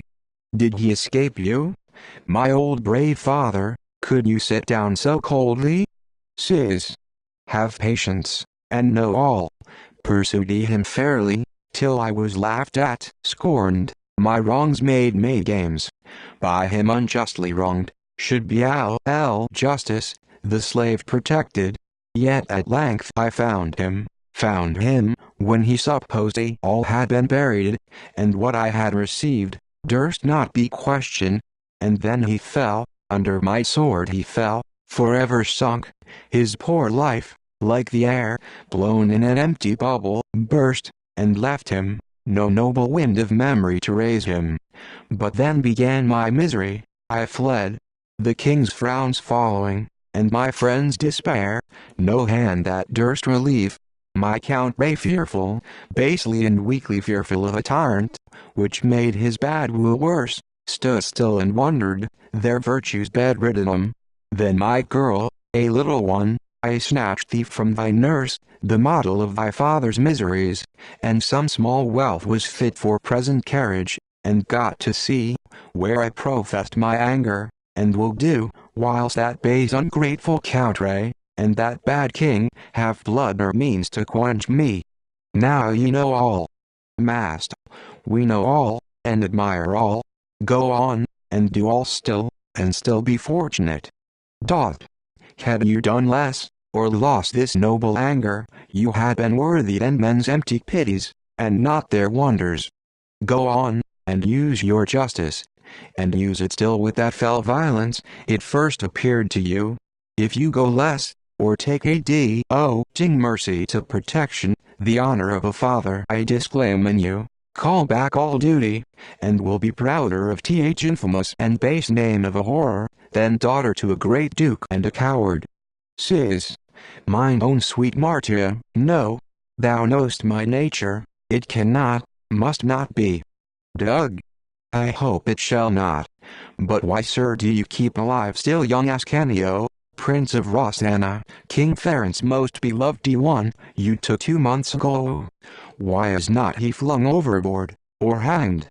Sis, I'll tell thee, girl, it were a mercy in my nature now, so soon to break the bed of his afflictions. I am not so far reconciled yet to him, to let him die that were a benefit. Besides, I keep him as a bait and diet, to draw on more, and nearer to the king. I look each hour to hear of his armadues, and a hot welcome they shall have. Doug.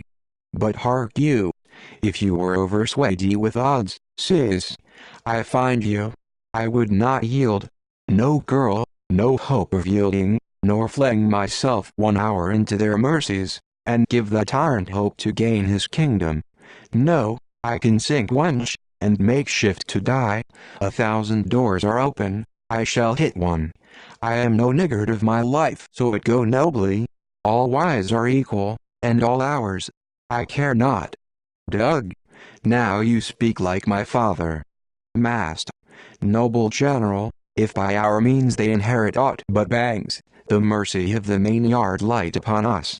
No, we can sink too, sir, and sink low enough, to oppose their cruelties, to follow us, and he that thinks of life, if the world go that way, 1,000 cowards suck his bones. Gun. Let the worst come, I can unbreech a cannon, and without much help turn her into the keel, and when she has split it, every man knows his way, his own prayers, and so good night I think. Mast. We have lived all with you, boy atop, and will die with you, general. Sis. I thank you, gentlemen. Boy above. A sail, a sail. Mast. A cheerful sound. Boy. A sail. Boats. Of whence? Of whence, boy? Boy. A lusty sail. Doug. Look right, and look again. Boy. She plows the sea before her, and foams ith mouth. Boats. Of whence? Boy. I cannot yet, sir. Sis. Oh, may she prove of Naples. Mast. Prove the devil, we'll spit out fire as thick as she. Boy. Oi. Mast.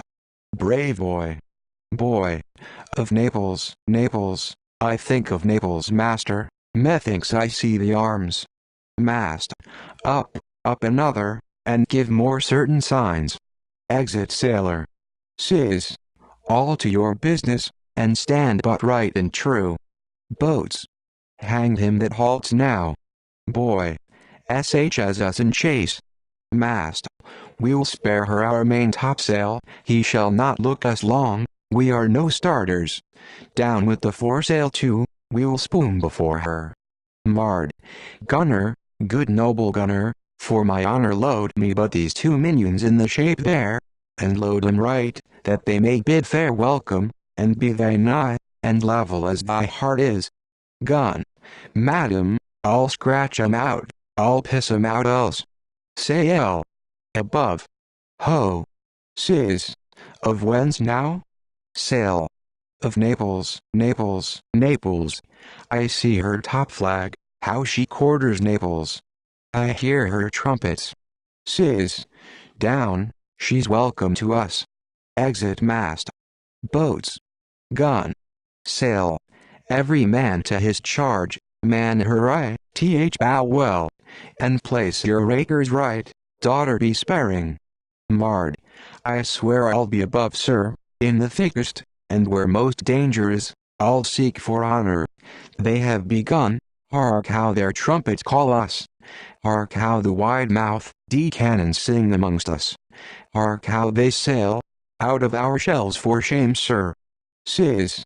Now fortune in my cause. Mard. Be bold and conquer. Exit. Charge trumpets and shot within. Enter master and boatswain. Mast.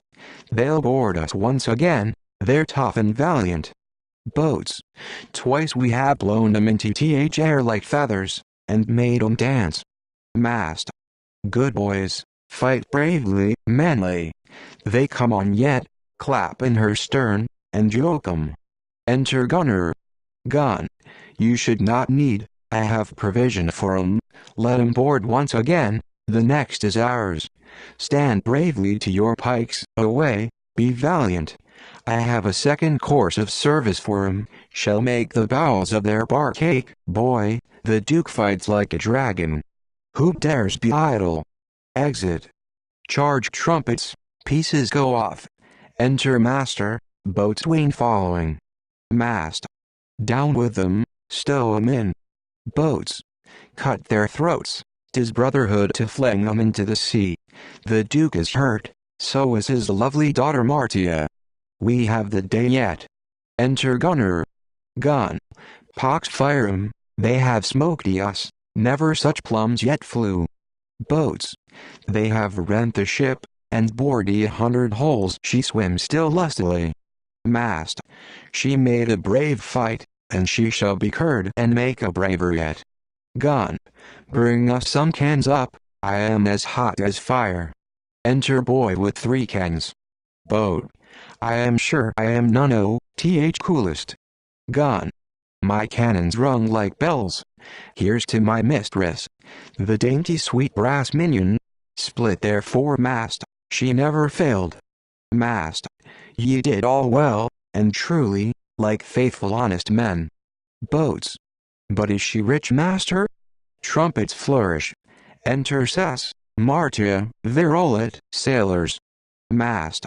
Rich for my captain's purpose howsoever, and we are his. How bravely now he shows, heated in blood and anger. How do you, sir? Not wounded mortally, I hope. Cess. No, master, but only wear the livery of fury. I am hurt, and deep. Mast. My mistress too? Mard. A scratched man, my needle would ha' done as much good, sir. Be provident and careful. Cess. Pretty pieced girl, this wound is not the first blood I have blushed in. Ye fought all like tall men, my thanks among ye. That speaks not what my purse means, but my tongue. Soldiers. Now, sir, to you that sought me out, that found me what I am, the tyrant's tyrant, you that were imped, the weak arm to his folly, you are welcome to your death. Ver. I do expect it, and therefore need no compliment, but wait it. Sis. Thou bore street the face once of a noble gentleman, ranked in the first file of the virtuous, by every hopeful spirit, she wed and pointed, thy country's love, one that advanced thee her honor, not tainted with the base and servile uses the tyrant ties men's souls to. Tell me, Virolet, if shame have not forsook thee, with thy credit? Ver. No more of these racks. What I am, I am.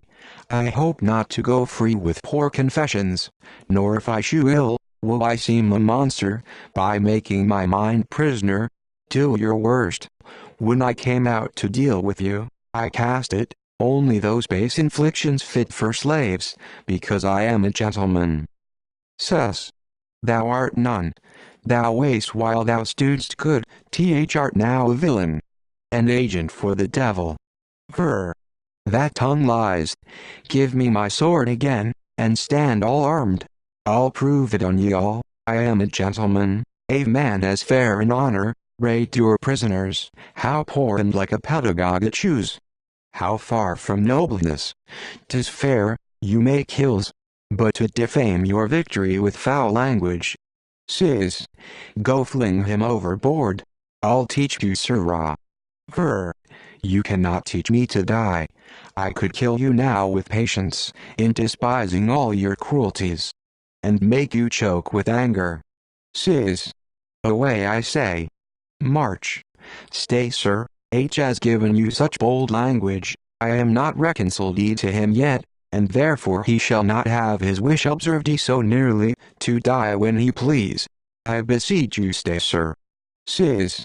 Do with him what thou wilt. March. Carry him to Bilbo's, and clap him fast there, with the prince. Ver. Do, lady, for any death you give, I am bound to bless you. Exit Virolet, and sailors. March. Now to your cabin, sir. Pray lean upon me, and take your rest, the surgeons wait all for you. Sis. Thou Max treat me blush to see thee bear thy fortunes, why, sure I have no hurt, I have not fought sure. Mast. You bleed apace, sir. Mard. Ye grow cold too. Sis. I must be Aldi, no leaning, my deepest wounds scorn crutches. All. A brave general. Flower. Trumpets, cornets. Exeunt. One sail. Will they not moor her? Two sail. Not till we come to the fort, this is too weak a place for our defenses, the carpenters are hard at work. She swims well, and may hold out another fight. The ship we took burns there to give us light. One sail. She made a brave fight. Two sail. She put us all in fear. One sail. Beshrew my heart did she. Her men are gone to Candia, they are peppered, all but this prisoner. Two sail. Sure he's a brave fellow. One sail. A stubborn knave, but we have pulled his bravery. He discovers Virolet and Ascanio in the billows. Look how he looks now. Come, let's go serve his diet, which is but bread and water. Two sail. He'll grow fat on tea. Ixian sailors. Asca. I must confess I have endured much misery, even almost to the ruin of my spirit, but 10 times more grows my affliction, to find my friend here. Ver. Had we served our Count Ray, or honesties, as we have served our follies, we had not been here now? Asca. 'Tis too true, Virolet. Ver. And yet my end inventing for your safety, pointed at more than Ference will, a base one, some service for mine own, some for my nation, some for my friend, but I am rightly paid, that erst adventure such a noble office, from the most treacherous command of mischief. You know him now? Asca. And when I nearer knew him, then when I waited, heaven be witness with me, and if I lie my miseries still load me with what tears I have wooed him, with what prayers, what weight of reasons I have laid, what dangers. Then, when the people's curses flew like storms, and every tongue was wedded to defame him, to leave his doubts, his tyrannies, his slaughters, his fell oppressions, I know I was hated too. Ver. And all mankind that knew him, these confessions do no good to the world, to heaven they may. Let's study to die well, we have lived like coxcombs. Ask God, that my misfortune should lose you too. Yes. And not only me, but many more, and better. For my life, 'tis not this, or might I save yours, and some brave friends I have in Gagdy. Let me go, it were the meritorious death I wish for, but we must hang or drown like whelps. Ask God. No remedy. On my part I expect none. I know the man, and know he has been nettled to the quick too. I know his nature. Ask God. A most cruel nature. His wrongs have bred him up. I cannot blame him. Ask God. He has a daughter too, the greatest scorner, and most insulter upon misery. For those, they are toys to laugh at, not to lead men. A woman's mirth or anger, like a meteor glides and is gone, and leaves no crack behind it. Our miseries would seem like masters to us, and shake our manly spirits into favors, if we respected those. The more they glory, and raise insulting trophies on our ruins, the more our virtues shine in patience. Sweet prince, the name of death was never terrible to him that knew to live, nor the loud torrent of all afflictions, singing as they swim, a gall of heart, but to a guilty conscience. Whilst we stand fair, though by a 2 storm, we find untimely falls, like early roses. Bent to the earth, we bear our native sweetness. Ask God. Good sir, go on. When we are little children, and cry and fret for every toy comes cross us, how sweetly do we shew, when sleep steals on us. When we grow great, but our affections greater, and struggle with this stubborn twin, born with us, and tug and pull, yet still we find a giant. Had we not then the privilege to sleep, our everlasting sleep, he would make us idiots. The memory and monuments of good men are more than lives, and though their tombs want tongues, yet have they eyes that daily sweat their losses, and such a tear from stone, no time can value. To die both young and good, are nature's curses as the world sighs. Ask truth, they are bounteous blessings. For then we reach at heaven, in our full virtues, and fix ourselves new stars, crowned with our goodness. Ask. You have double-armed me. Strange music within, ho, be, ois. Hark, what noise is this? What horrid noise is the sea pleased ye to sing? A hideous dirge to our deliverance? Stand fast now. Within strange cries, horrid noise, trumpets. Ask. I am fixed. We fear ye not. Enter Martia. Let death appear in all shapes, we smile on him. Ask. The lady now. The face O.Th mask is altered. Ask. What will she do? Do what she can, I care not. Ask. She looks on you, sir. Rather she looks through me, but yet she stirs me not. Marred. Poor wretched slaves, why do you live? Or if ye hope for mercy, why do not you all out, and fill the hold with lamentations, cries, and base submissions, worthy our scorn? Madam, you are mistaken. We are no slaves to you, but to blind fortune, and if she had her eyes, and durst be certain our friend, I would not bow unto her. I would not cry, nor ask so base a mercy. If you see anything in our appearance, worthy your sex's softness and your own glory, do it for that, and let that good reward it. We cannot beg. Marred. I'll make you beg, and bow too. Madam, for what? Marred. For life. And when you hope it, then will I laugh in triumph on your baseness. Ask. Madam, 'tis true, there may be such a favor, and we may ask it too. Ask it with honor, and thank you for that favor, nobly thank you, though it be death.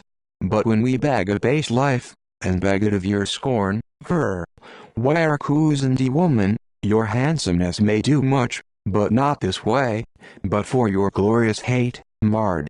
Are ye so stubborn? Death, I will make you bow. It must be in your bed then, there you may work me to humility. Mard. Why, I can kill thee. Ver. If you do it handsomely, it may be I can thank you, else, Mard. So glorious? A.S.C. Her cruelty now works. Mard. Yet would thou? Ver. No. Mard. Wilt thou for life's sake? Ver. No, I know your subtlety. Mard. For honor's sake? Ver. I will not be a pageant, my mind was ever firm, and so I'll lose it. Mard. I'll starve thee to it. Ver. I'll starve myself, and cross it. Mard. I'll lay thee on such miseries, Ver. I'll wear 'em, and with that wantonness, you do your bracelets. Mard. I'll be a month a-killing thee. Ver. Poor lady, I'll be a month a-dying then. What's that? There's many a calendar out as your cruelty. Mard. How might I do in killing of his body, to save his noble mind? Who waits there? Enter a sailor, with the rich cap and mantle. Sail. Madam. Mard. Unbolt this man, and leave those things behind you, and so away, now put 'em on. Exit sailor. Ver. To what end? Mard. To my end, to my will. Ver. I will. Mard. I thank you. Ver. Nay, now you thank me, I'll do more, I'll tell ye, I am a servant to your courtesy, and so far will be wooed, but if this triumph be only aimed to make your mischief glorious, lady, while they put a richer shroud upon me, which my strong mind shall suffer in. Mard. Come hither, and all thy bravery put into thy carriage, for I will admire thee. Ver. Whither will this woman? Ask. Take heed, my friend. Mard.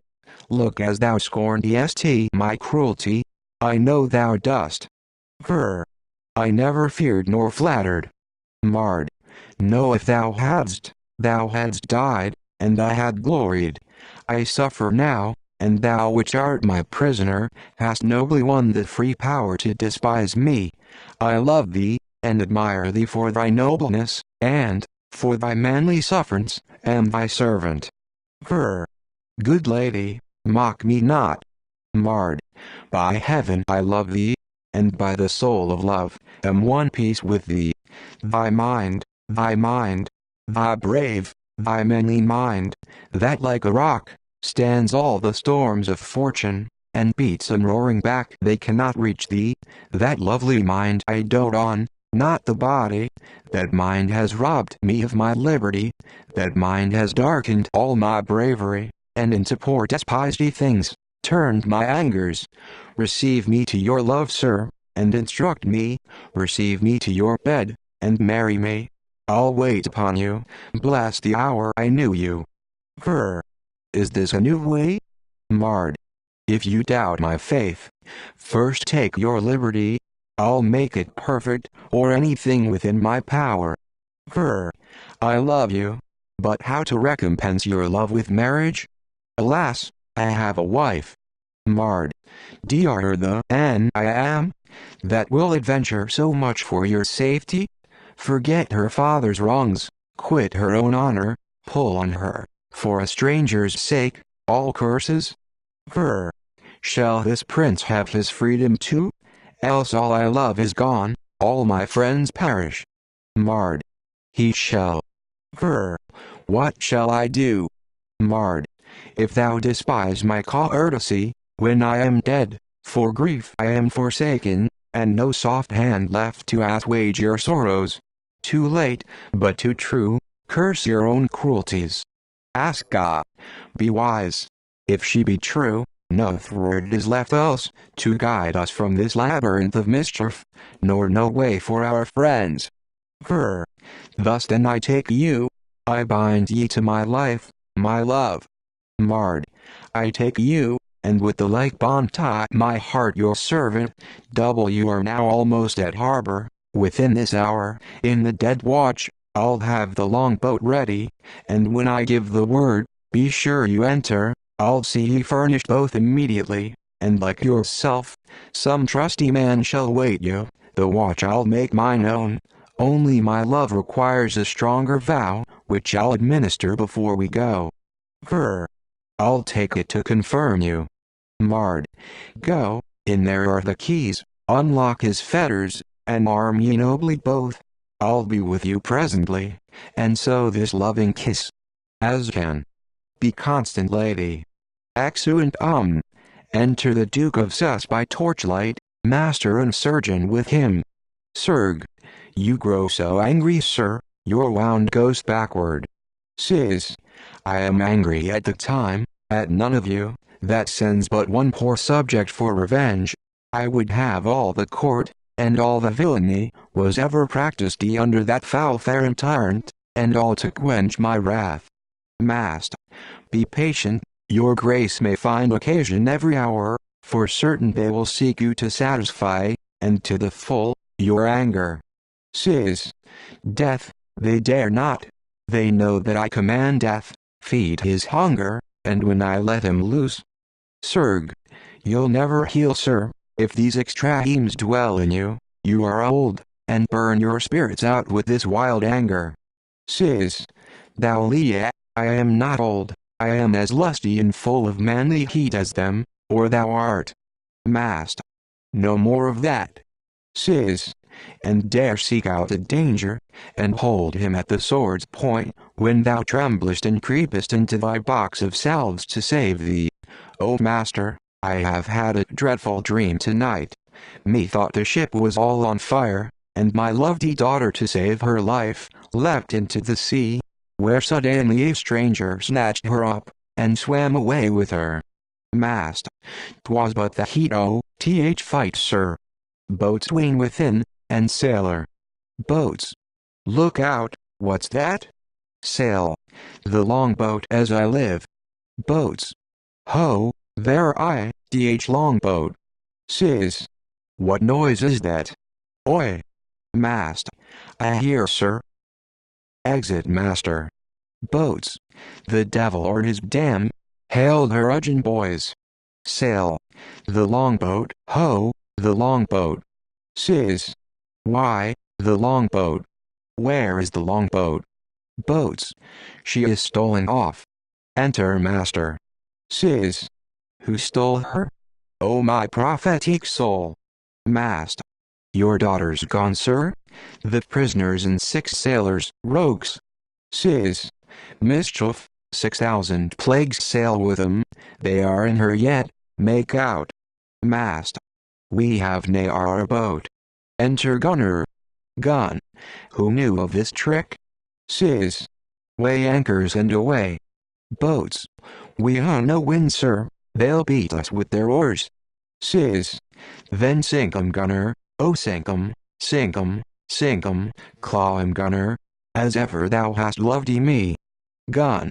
I'll do reason, but I'll be hanged before I'll hurt the lady. Exit gun. Sis.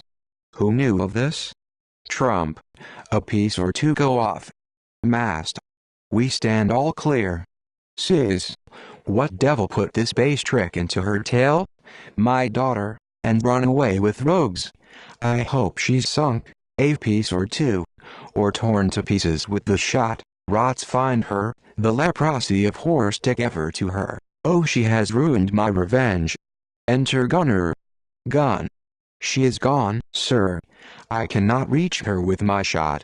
Sis. Rise winds, blow till you burst the air, blow till ye burst the air, and swell the seas, that they may sink the stars. Oh, dance her, she's impudently wanton, dance her, mount her upon your surges, cool her, she runs hot like a horror, cool her, oh now a shot to sink her, cut cables, I will away, and where she sets her foot, although it be in Farron's court, I'll follow her, and such a father's vengeance shall she suffer. Dare any man stand by me? Mast. All. Boats. All, sir. Gun. And the same cup you taste. Sis. Cut cables then, for I shall never sleep nor know what pieces, till I have plucked her heart out, all within. O main there. Exeunt. Actus tertius. Sna prima. Enter Ferrant, Ronvier, Castruccio, Vilio, and guard. Ron. You are too gentle, sir. Flourish cornets. Fur. You are too careless.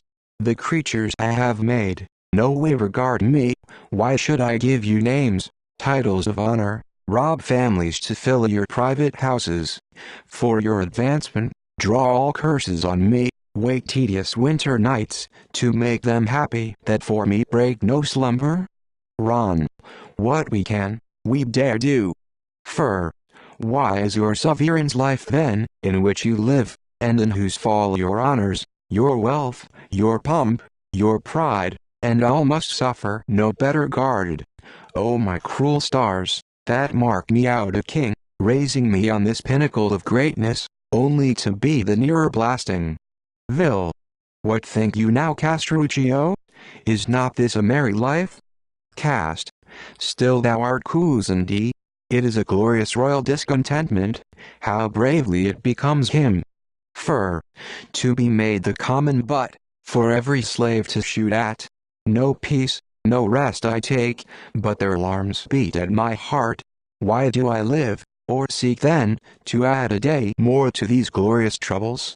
Or to what end when all I can arrive at, is but the summing up of fears and sorrows?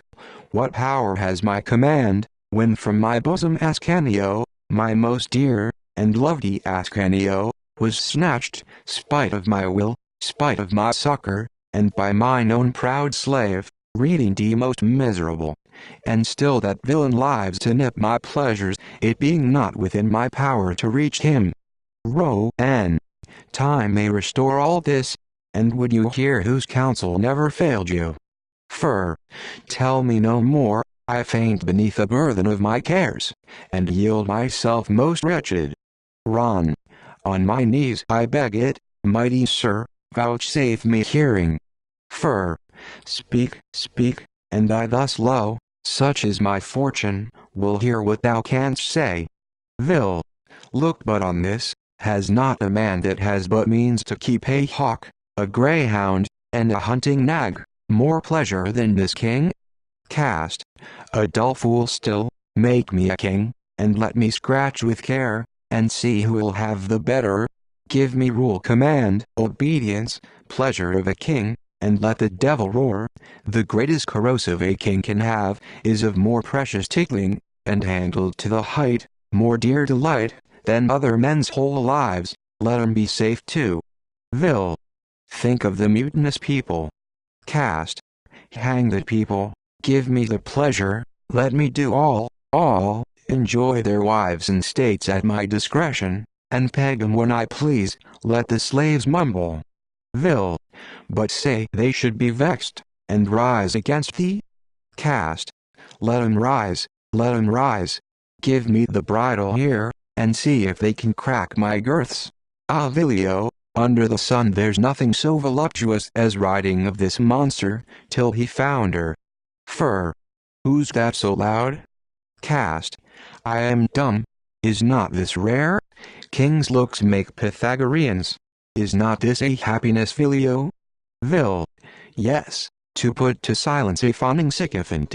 Fur. Thou speaks ain't truth in all, and mercy is a vice, when there needs rigor, which I, with all severity, will practice. And since, as subjects they pay not obedience, they shall be forked as slaves, I will remove their means to hurt, and with the means, my fears. Go you the fatal executioners of my commands, and in our name proclaim, that from this hour I do forbid all meetings, all private conferences in the city. To feast a neighbor shall be death. To talk, as they meet in the streets, to hold discourse, by writing, nay by signs. See this performed, and I will call your cruelty, to those that dare repine at this, to me true service. 1 guard. This makes for us 2 guard. Aye, now we have employments, if we grow not rich, 'twere fit we should be beggars. Fur. Ronvier. Exit guard. Ron. My lord. Cast. Thou'rt enemy to majesty? What think'st thou of a kingdom? Vil. As of a man that hath power to do ill. Cast. or a thing rather that does divide an empire with the gods. Observe but with how little breath he shakes a populous city, which would stand unmoved against a whirlwind. Vil. Then you make him more than him that rules the winds. Cast. For me I do profess it, were I offered to be anything on earth I would be mighty fervent. Fur. Who names me? Deliver thy thoughts, slave, thy thoughts, and truly or be no more. Cast. They rather will deserve your favor than your fury. I admire, as who does not, that is a loyal subject, your wisdom, power, your perfect happiness, the most blessed of mankind. Fur. Didst thou but feel the weighty sorrows that sit on a crown, though thou shouldst find one in the streets Castruccio, thou wouldst not think it worth the taking up, but since thou art enamored of my fortune, thou shalt ere long taste of it. Cast. But one day, and then let me expire. Fur. Go to my wardrobe, and of the richest things I wear, call out what thou thinkst fit. Do you attend him, sirrah? Vil. I warrant you I shall be at his elbow, the fool will never leave him. Exit Cast. Vilio.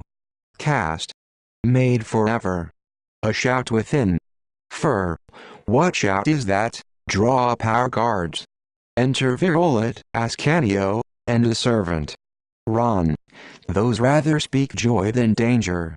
Bring her to my house, I would not have her seen here. Fur. My Ascanio, the most decent of all men, let me die in these embraces. How wert thou redeemed? Ask. Sir, this is my preserver. Fur. At more leisure, I will inquire the manner, and the means. I cannot spare so much time now from my more strict embraces. Virolet, welcome to. This service weighs down your intended treason. You long have been mine enemy, learn now to be my friend and loyal. I ask no more, and live as free as Ferrant. Let him have the 40,000 crowns I gladly promised, for my Ascanio's freedom, and deliver his father, and his wife to him in safety. Something hath passed which I am sorry for, but 'twill not now be helped. Come my Ascanio, and reap the harvest of my winter travels. Flourish cornets. My best Ascanio, my lovely Ascanio. Ver. My lord, all former passages forgot. Exit Fer, Ascanio. I am become a suitor. Ron. To me Virolet? Ver.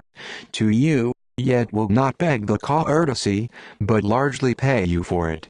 Ron. To the purpose. Ver. The 40,000 crowns the king hath given me, I will bestow on you, if by your means I may have liberty for a divorce between me and my wife. Ron. Your Juliana? That for you hath endured so much, so nobly? Ver. The more my sorrow, but it must be so. Ron. I will not hinder it. Without a bribe, for mine own ends, I would have furthered this. I will use all my power. Ver. 'Tis all I ask. O my cursed fate, that ever man should hate himself for being beloved, or be compelled to cast away a jewel, kings would buy, though with the loss of crown and monarchy. Exeunt. Enter Cess, master, boatswain, gunner. Cess. How do I look? Mast. You are so strangely altered. We scarce can know you, so young again, and utterly from that you were, figure, or any favor. Your friends cannot discern you. Cess. I have none, none but my fair revenge, and let that know me. You are finely altered too. Boats. To please your humor, but we may pass without disguise, our living was never in their element. Gun. This Jew sure, that altered you, is a mad knave. Sis. Oh. A most excellent fellow. Gun. How he has mewed your head, has rubbed the snow off, and run your beard into a peak of 20. Boats. Stop all the crannies in your face. Mast. Most rarely. Boats. And now you look as plump, your eyes as sparkling, as if you were to leap into a lady's saddle.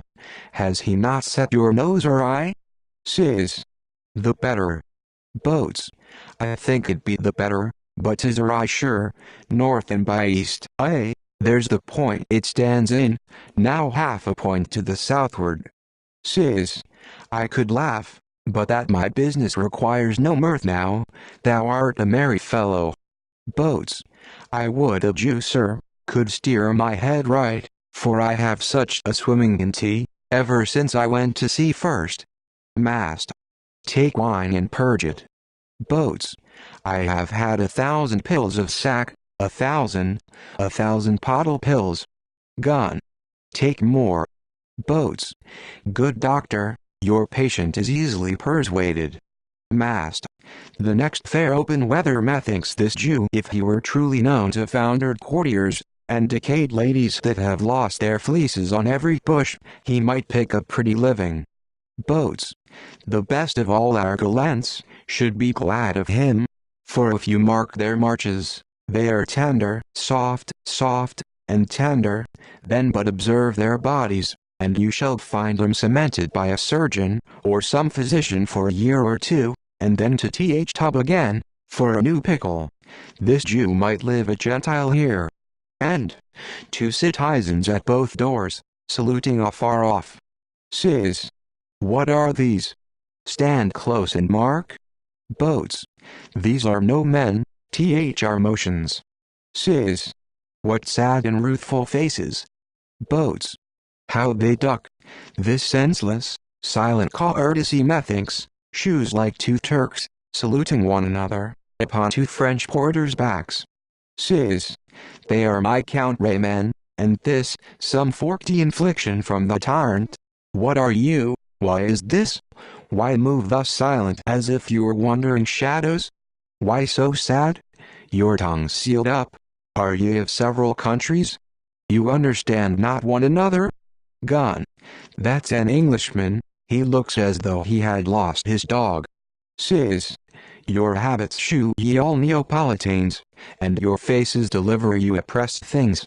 Speak boldly, do you groan and labor under this stiff yoke? Mast. They shake their heads and weep. Says, O misery! Give plenty of sorrow, and no tongues to shew 'em. This is a studied cruelty. One sit. Begone, sir, it seems you are a stranger, and save yourself. 2 sit. You wonder here at us, as much we wonder to hear you speak so openly, and boldly, the king's command being published to the contrary. 'Tis death here, above to talk together, and that must be but common salutation neither short, and so part. Boats. How should a man buy mustard, if he be forked to stay the making of it? Within 1. Clear all the streets before the king. 1 sit. Get off, sir, and shift as we must do. Exian citizens. Says, I'll see his glory. Mast. Stand fast now and like men. Flourish colors. Enter Castruccio like the king, in the midst of a guard. Vilio. Cast. Begin the game, sir, and pluck me down the row of houses there. They hide the view hill, and sink those merchants, their ships are foul and stink. Mast. This is a sweet youth. Cast. All that are taken in assemblies, their houses and their wives, their wealths are forfeit, their lives at your devotion. Villains, knaves, I'll make you bow and shake, I'll make you kneel, rogues. How brave 'tis to be a king. Gun. Here's fine tumbling. Cast. No man shall sit temple near another. Boats. Nor lie with his own wife. Cast. All upon pain of present death, forget to write. Boats. That's excellent, carriers and footposts, will be errant rebels. Cast. No character, or stamp, that may deliver this man's intention, to that man Count Ray. Gun. Nay, and you cut off, after my hearty commendati on S. Your friend and Oliver. No more. Cast. No man smile, and wear face of mirth. That fellow's cunning, and hides a double heart, he's your prize, smoke him. Enter Virolet, Ronvero, Ascanio, and Martia passing over. Sis. What base abuse is this? Ha?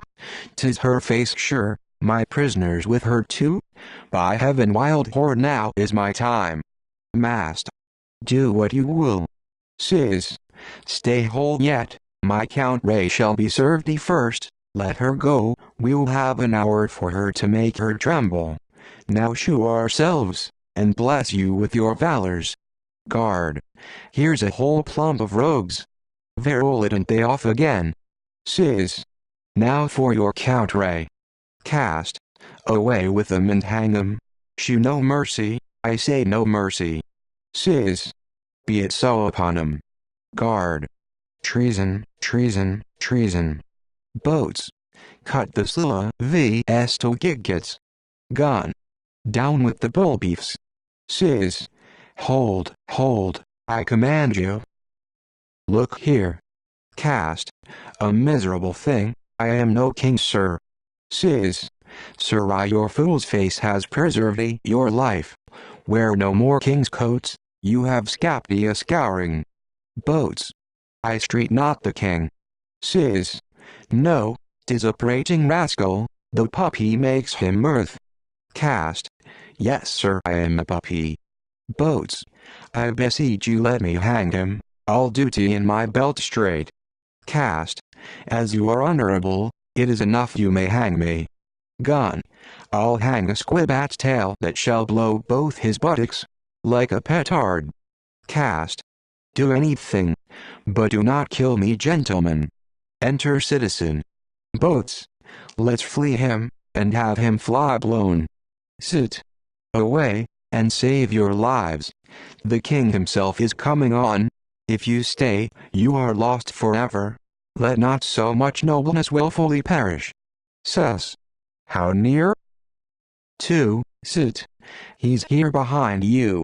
X. Sus. Boats. Sailors, citizens. Sus. We thank you. Vanish. Enter Feyrand, Ronvier. Flourish cornets. Fur. Double the guards and take in men that dare. These slaves are frighted. Where are the proud rebels? To what protection fled? What villain leads them? Under our nose disturb our rest. Ronver. We shall hear, for such a search I have sent, to hunt the traitors. Fur. Yet better men, I say, we stand too open. How now, Castruccio? How do you like our glory? Cast. I must confess, 'twas somewhat more than my match, sir. This open glory agrees not with my body, but if it were castle, or some strength, where I might have my swinge. Vil. You have been swinged, brother. How these delights have tickled you. You itch yet? Will you walk out again in pomp? Cast. Good fool. Vil. These rogues must be rebuked, they are too saucy, these peremptory knaves. Will you walk out, sir, and take the remnant of your coronation? The people stay to see it. Fur. Do not vex him, has grief enough in his bones. You shall to the citadel, and like myself command, there use your pleasure, but take heed to your person. Vil. The more danger, still the more honor, brother. Cast. If I reign not then, and like a king, and thou shalt know it, fool, and thou shalt feel it, fool. Vil.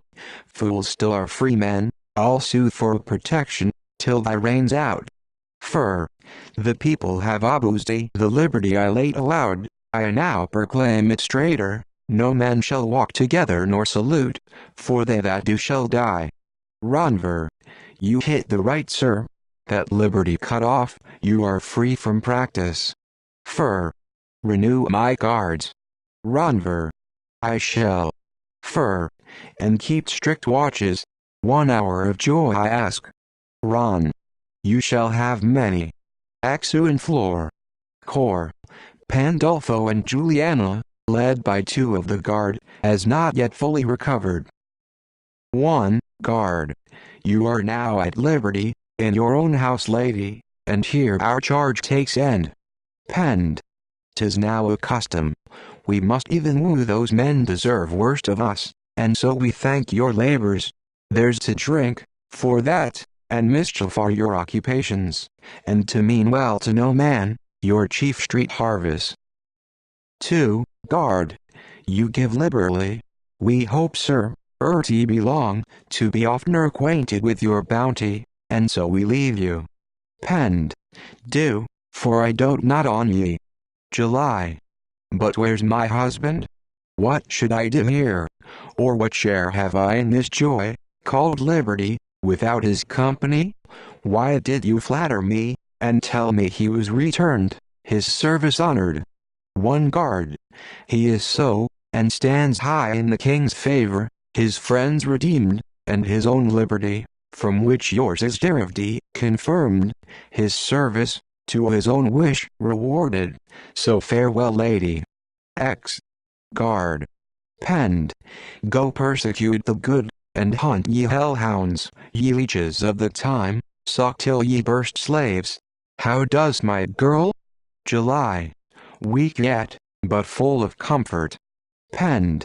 Sit down, and take some rest. July. My heart's whole father, that joys, and leaps, to hear my Violet, my dear, my life, has conquered his afflictions. Penned. Those rude hands, and that bloody will that did this, that erst upon thy tender body print these characters of cruelty, hear me heaven. July. O sir, be sparing. Penned. I'll speak it, though I burst, and though the air had ears, and served ye the tyrant, out it should go. O re me thou great justice, the miseries that wait upon their mischiefs, let them be numberless, and know I pity them when their souls are loaden, and in labor, and wounded through, and through, with guilt and horror, as mine is now with grief. Let men laugh at 'em then, when their monstrous sins, like earthquakes, shake 'em, and those eyes, that forgot heaven would look upward, the bloody alarms, of the conscience beating, let mercy fly, and day stroke into darkness, leave their blind souls, to hunt out their own horrors. July. Enough, enough, we must forget dear father, for then we are glorious forms of heaven, and live, when we can suffer, and as soon forgive. But where's my lord? Methinks I have seen this house, and have been into before. Penned. Thine own house, Jewel. July. Mine, without him? Or his, without my company? I think it cannot be. It was not one father. Penned. Some business with the king, let it be good, heaven redeems him sure. Enter boy. July. It must be good and noble, for all men that he treats with taste of virtue, his words and actions are his own, and honors not brought, nor compelled from him. Penned. Here's the boy. He can confirm us more, how sad the child looks. Come hither, Lucio. How, and where's thy master? July. Speak, gentle boy. Penned. Is he returned in safety? July. If not, and that thou know'st is miserable, our hopes and happiness decline thee forever. Study a sorrow excellent as thy master, then if thou canst leave us. Lucio. Noble madam, my lord is safe returned, safe to his friends, and fortune, safe to his Count Ray, entertained with honor, is here within the house. July. Do not mock me. Lucio. But such a melancholy hangs on his mind, and in his eyes inhabit such sad shadows, but what the cause is? Penned. Go tell him we are here, boy, there must be no cause now. July. Hast thou forgot me? Lucio. No, noblest lady. July. Tell him I am here, tell him his wife is here, sound my name to him, and thou shalt see him start. Speak, Juliana, and like the sun that labors through a tempest, how suddenly he will disperse his sadness. Penned. Go, I command thee instantly, and charge him on his duty. July. On his love, boy. I would fain go to him. Penned. Away, away, you are foolish. July. Bear all my service, sweet boy. Penned. Art thou here still? July. and tell him what thou wilt that shall become thee. Penned. A.Th house, and know we are here. X. Boy. July. No, no, he did not. I warrant you he did not. Could you think his love had less than wings, had he but seen me? His strong affection anything but fire consuming all weak lets and rubs before it, till he had met my flame, and made one body? If ever heaven's high blessings met in one man, and there erected to their holy uses a sacred mind fit for their services, built all of polished honor, 'twas in this man. Misdoubt him not. Penned. I know he's truly noble, but why this sadness, when the general cause requires a jubile of joy? July 1 know not. Enter Virolet and boy. Penned. Pray heaven you find it not. July 1 hope I shall not. Oh here he comes, and with him all my happiness. He stays and thinks, we may be too unmannerly. Pray give him leave. They stand off. Penned. I do not like this sadness. Ver. Oh hard condition of my misery. Unheard of plagues. When to behold that woman, that chaste and virtuous woman, that preserved me, that pious wife, wedded to my afflictions, must be more terrible than all my dangers. O fortune, thou hast robbed me of my making, the noble building of a man, demolished, and flung me headlong, on a sin so base man and mankind contemn, even beasts abhor it, a sin more dull than drink, a shame beyond it, so foul, and far from faith, I dare not name it, but it will cry itself out, loud in gratitude. Your blessing, sir. Penned. You have it in abundance. So is our joy, to see you safe. Ver. My dear one. July. H has not forgot me yet. Oh take me to you, sir. Ver. Must this be added to increase my misery, that she must weep for joy, and lose that goodness? My Juliana, even the best of women, of wives the perfectest, let me speak this, and with modesty declare thy virtues, chaster than crystal, on the Scythian cliffs. The more the proud winds court, the more the purer. Sweeter in thy obedience than a sacrifice, and in thy mind a saint, that even yet living, producest miracles, and women daily, with crooked and lame souls creep to thy goodness, which having touched at, they become examples.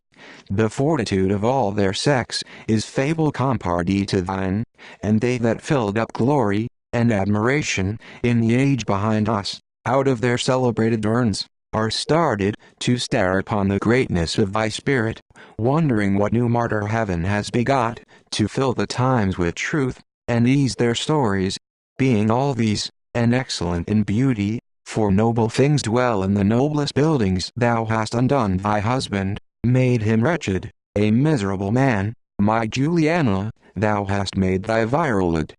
July. Now goodness keep me, oh, my dear lord. Penned. She wrong you? What's the meaning? Weep not, but speak, I charge you on obedience. Your father charges you, she make you miserable? That you yourself confess. Ver. I do, that kills me, and far less I have spoke her than her merit. July.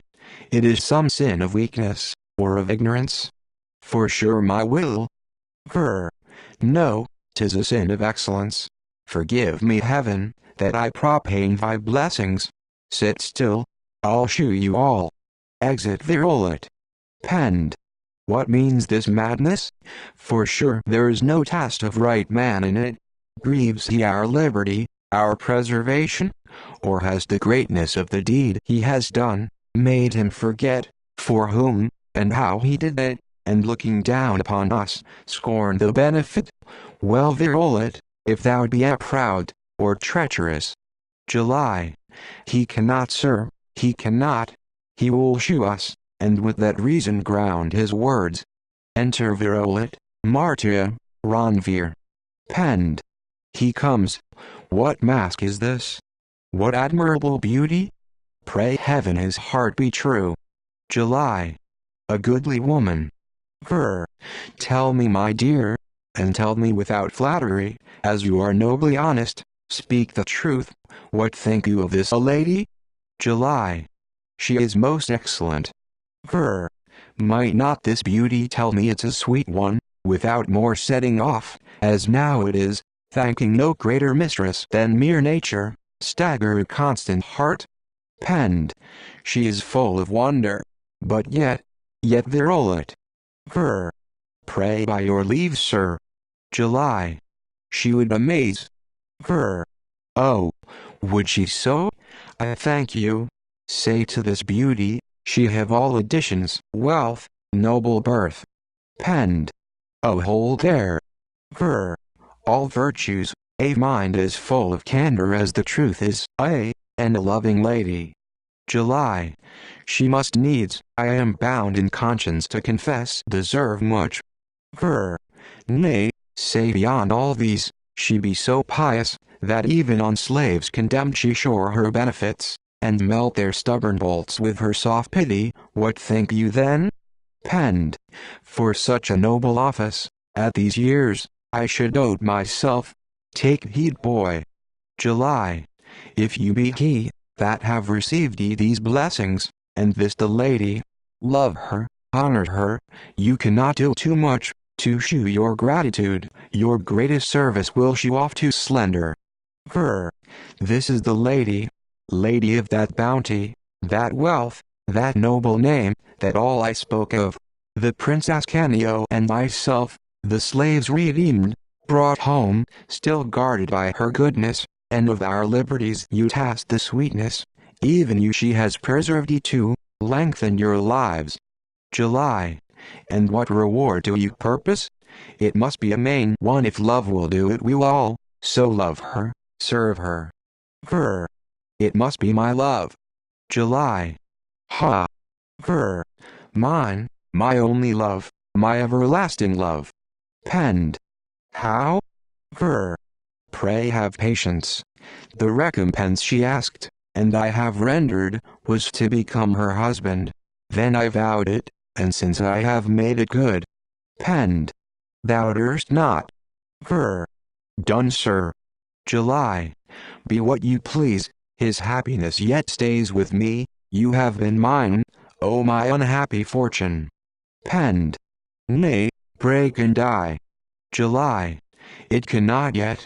I must live, till I see this man, blessed in his new love, and then. Penned. What hast thou done? Thou base one, tell me, thou barren thing of honesty and honor, what hast thou wrought? Is not this she? Look on her, with the eyes of gratitude, and wipe thy false tears off. Is not this she, that 3 times on the rack, to guard thy safety, when thou stoodst saint lost, and naked to the tyrant, thy aged father here, that shames to know thee, in gagged jaws of danger? Was not this she, that then gave up her body to the torture?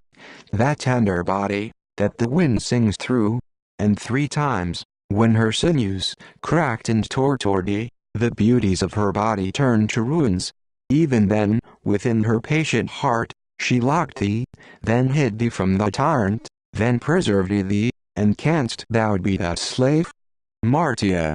This was but duty, she did it for her husband, and she ought it.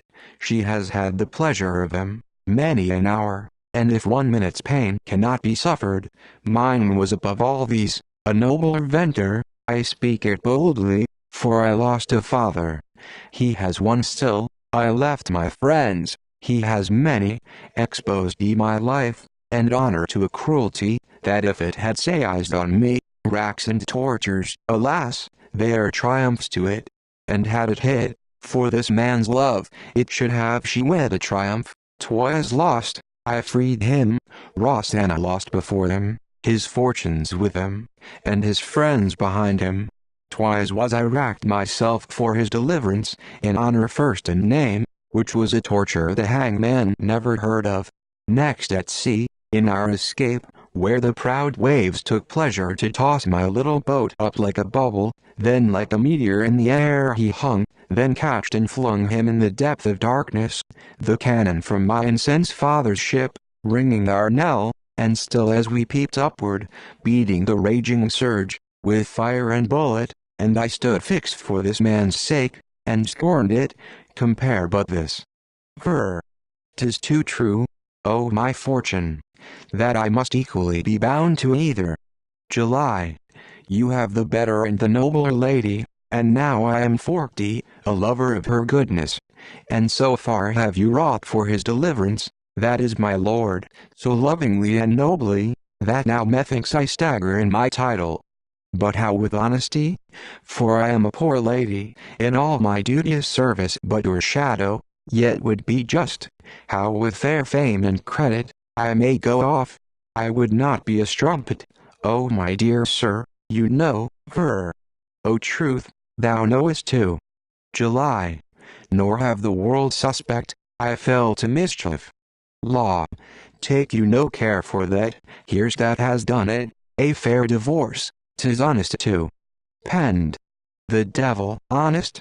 To put her off? Law. Most honest sir, and in this point most strong. Penned. The cause, sir? Law. A just cause too. Penned. As any is in hell, lawyer. Law. For barrenness, she never brought him children. Penned. Why art thou not divorced?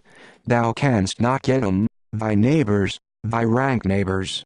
O base juggling, is she not young? July. Women at more years, sir, have met that blessing, 'tis in heaven's high power. Law. You never can have any. Penned. Why quick lawyer? My philosophical lawyer. Law. The rack has spoiled her, the distensions of those parts, hath stopped all fruitfulness. Penned. Oh I could curse. July. And am I grown so miserable, that mine own pity must make me wretched? No cause against me, but my love and duty?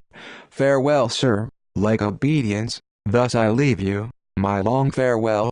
I do not grudge, I grieve sir, and if that be offensive, I can die, and then you are fairly free.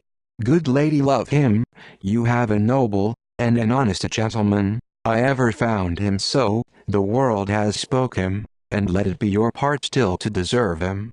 Love him no less than I have done, and serve him, and heaven shall bless you, you shall bless my ashes. I give you up the house, the name of wife, honor, and all respect I borrowed from him, and to my grave I turn. One farewell more, nothing divide your loves, not want of children, which I shall pray against, and make you fruitful. Grow like two equal flames, rise high and glorious, and in your honored age burn out together. To all I know, farewell. Ronver. Be not so grieved, lady, a nobler fortune. July. Away thou parasite, disturb not my sad thoughts, I hate thy greatness. Ron. I hate not you, I am glad she's off these hinges. Come, let's pursue. X. Ronvier and Law. Penned. If I had breath to curse thee, or could my great heart utter, farewell villain, thy house, nor face Ugin. Exit penned. March. Let 'em all go. And now let us rejoice, now freely take me, and now embrace me Violet, give the rights of a brave husband to his love. I'll take my leave too. March. How take your leave too? The house is furnished for you, you are mistress, may command. March. Will you to bed, sir? As soon to hell, to anything I hate most. You must excuse me, I have kept my word. You are my wife, you now enjoy my fortune, which I have done to recompense your bounty, but to yield up those chaste delights and pleasures, which are not mine, but my first vows. March. You jest. You will not find it so, to give you those I have divorced and lost with Juliana, and all fires of that nature. March. Are you a husband? To question hers, and satisfy your flames, that held an equal beauty, equal bounty. Good heaven forgive, no, no, the strict forbearance, of all those joys, like a full sacrifice, I offer to the sufferings of my first love, honor, and wealth, attendance, state, all duty, shall wait upon your will, to make you happy, but my afflicted mind, you must give leave, lady, my weary trunk must wander. Marred. Not enjoy me? Go from me too? Her.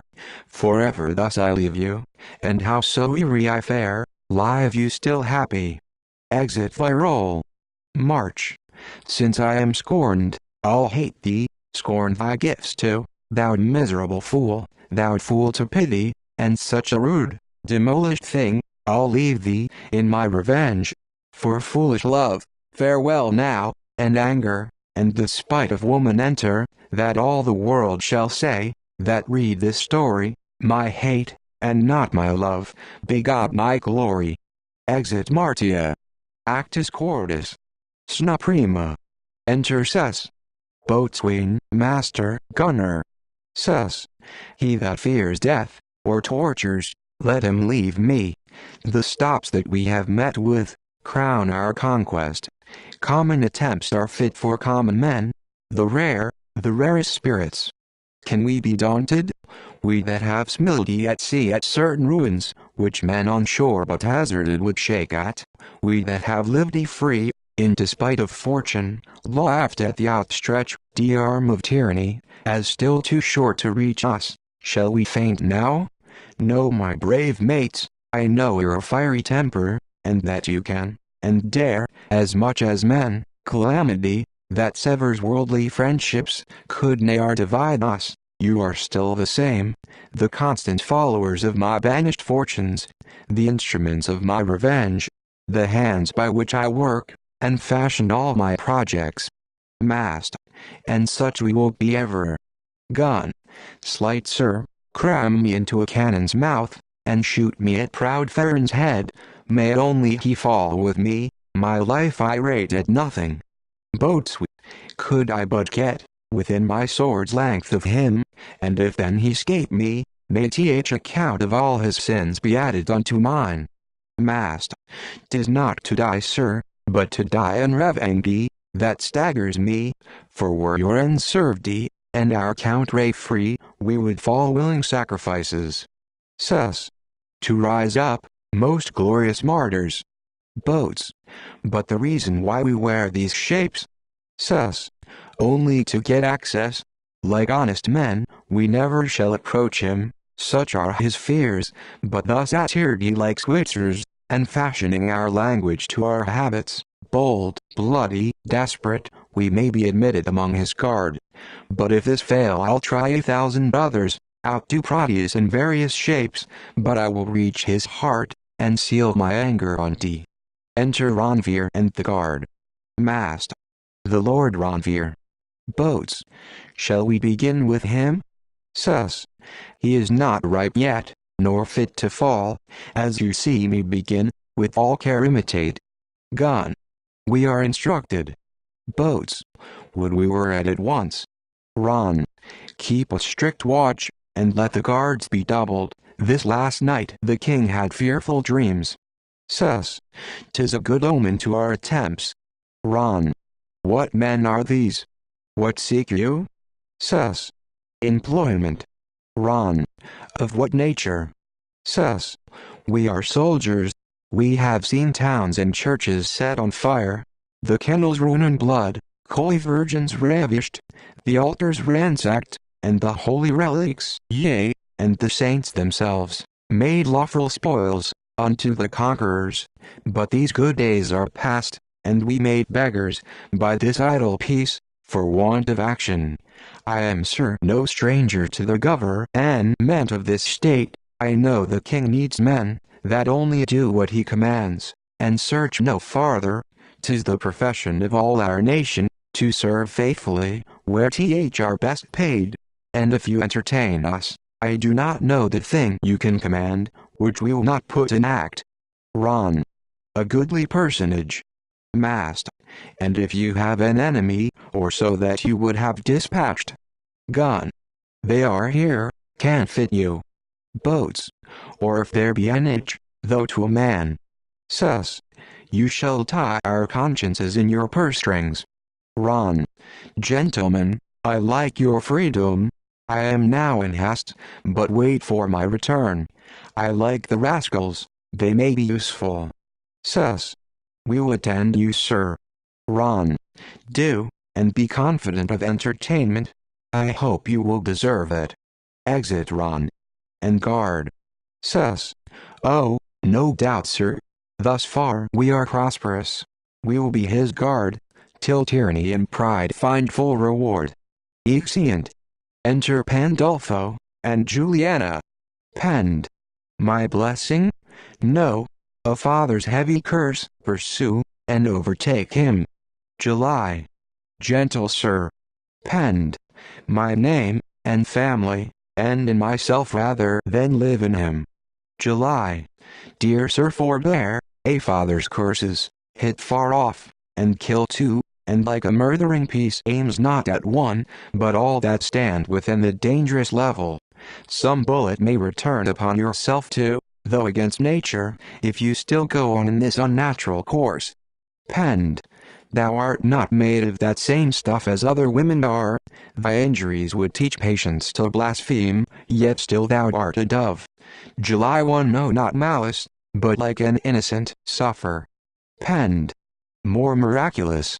I'll have a woman chronicled, and for goodness, which is the greatest wonder. Let me see, I have no son to inherit after me. Him I disclaim. What then? I'll make thy virtues my sole heir, thy story I'll have written, and in gold too, in prose and verse, and by the ablest doers, a word or two of a kind stepfather I'll have put in, good kings and queens shall buy it. And if the actions of ill great women, and of the modern times too, are remembered, that have undone their husbands and their families, what will our story do? It shall be so, and I will straight about it. Exit Pend. Enter boy. July. Such as love goodness for glory, have it for reward. I love mine for itself. Let innocence be written on my tomb, though nary so humble, 'tis all I am ambitious of. But I forget my vows. Boy. For me you are not modest, nor is this court-like. Would you take it well, if she should rudely press into your closet, when from your several boxes you choose paint, to make this day's face with? July. What's the matter? Boy. Pray know her pleasure first. July. To whom speak you, boy? Boy. Your ladyship's pardon.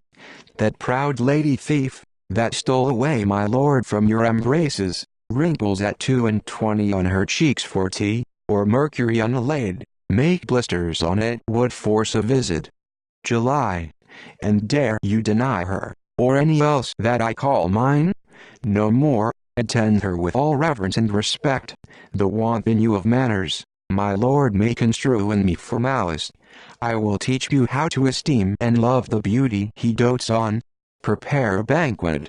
Enter Martia and boy. Madam, thus my duty stoops to the favor you vouchsafe your servant, in honoring her house. Mard. Is this in scorn?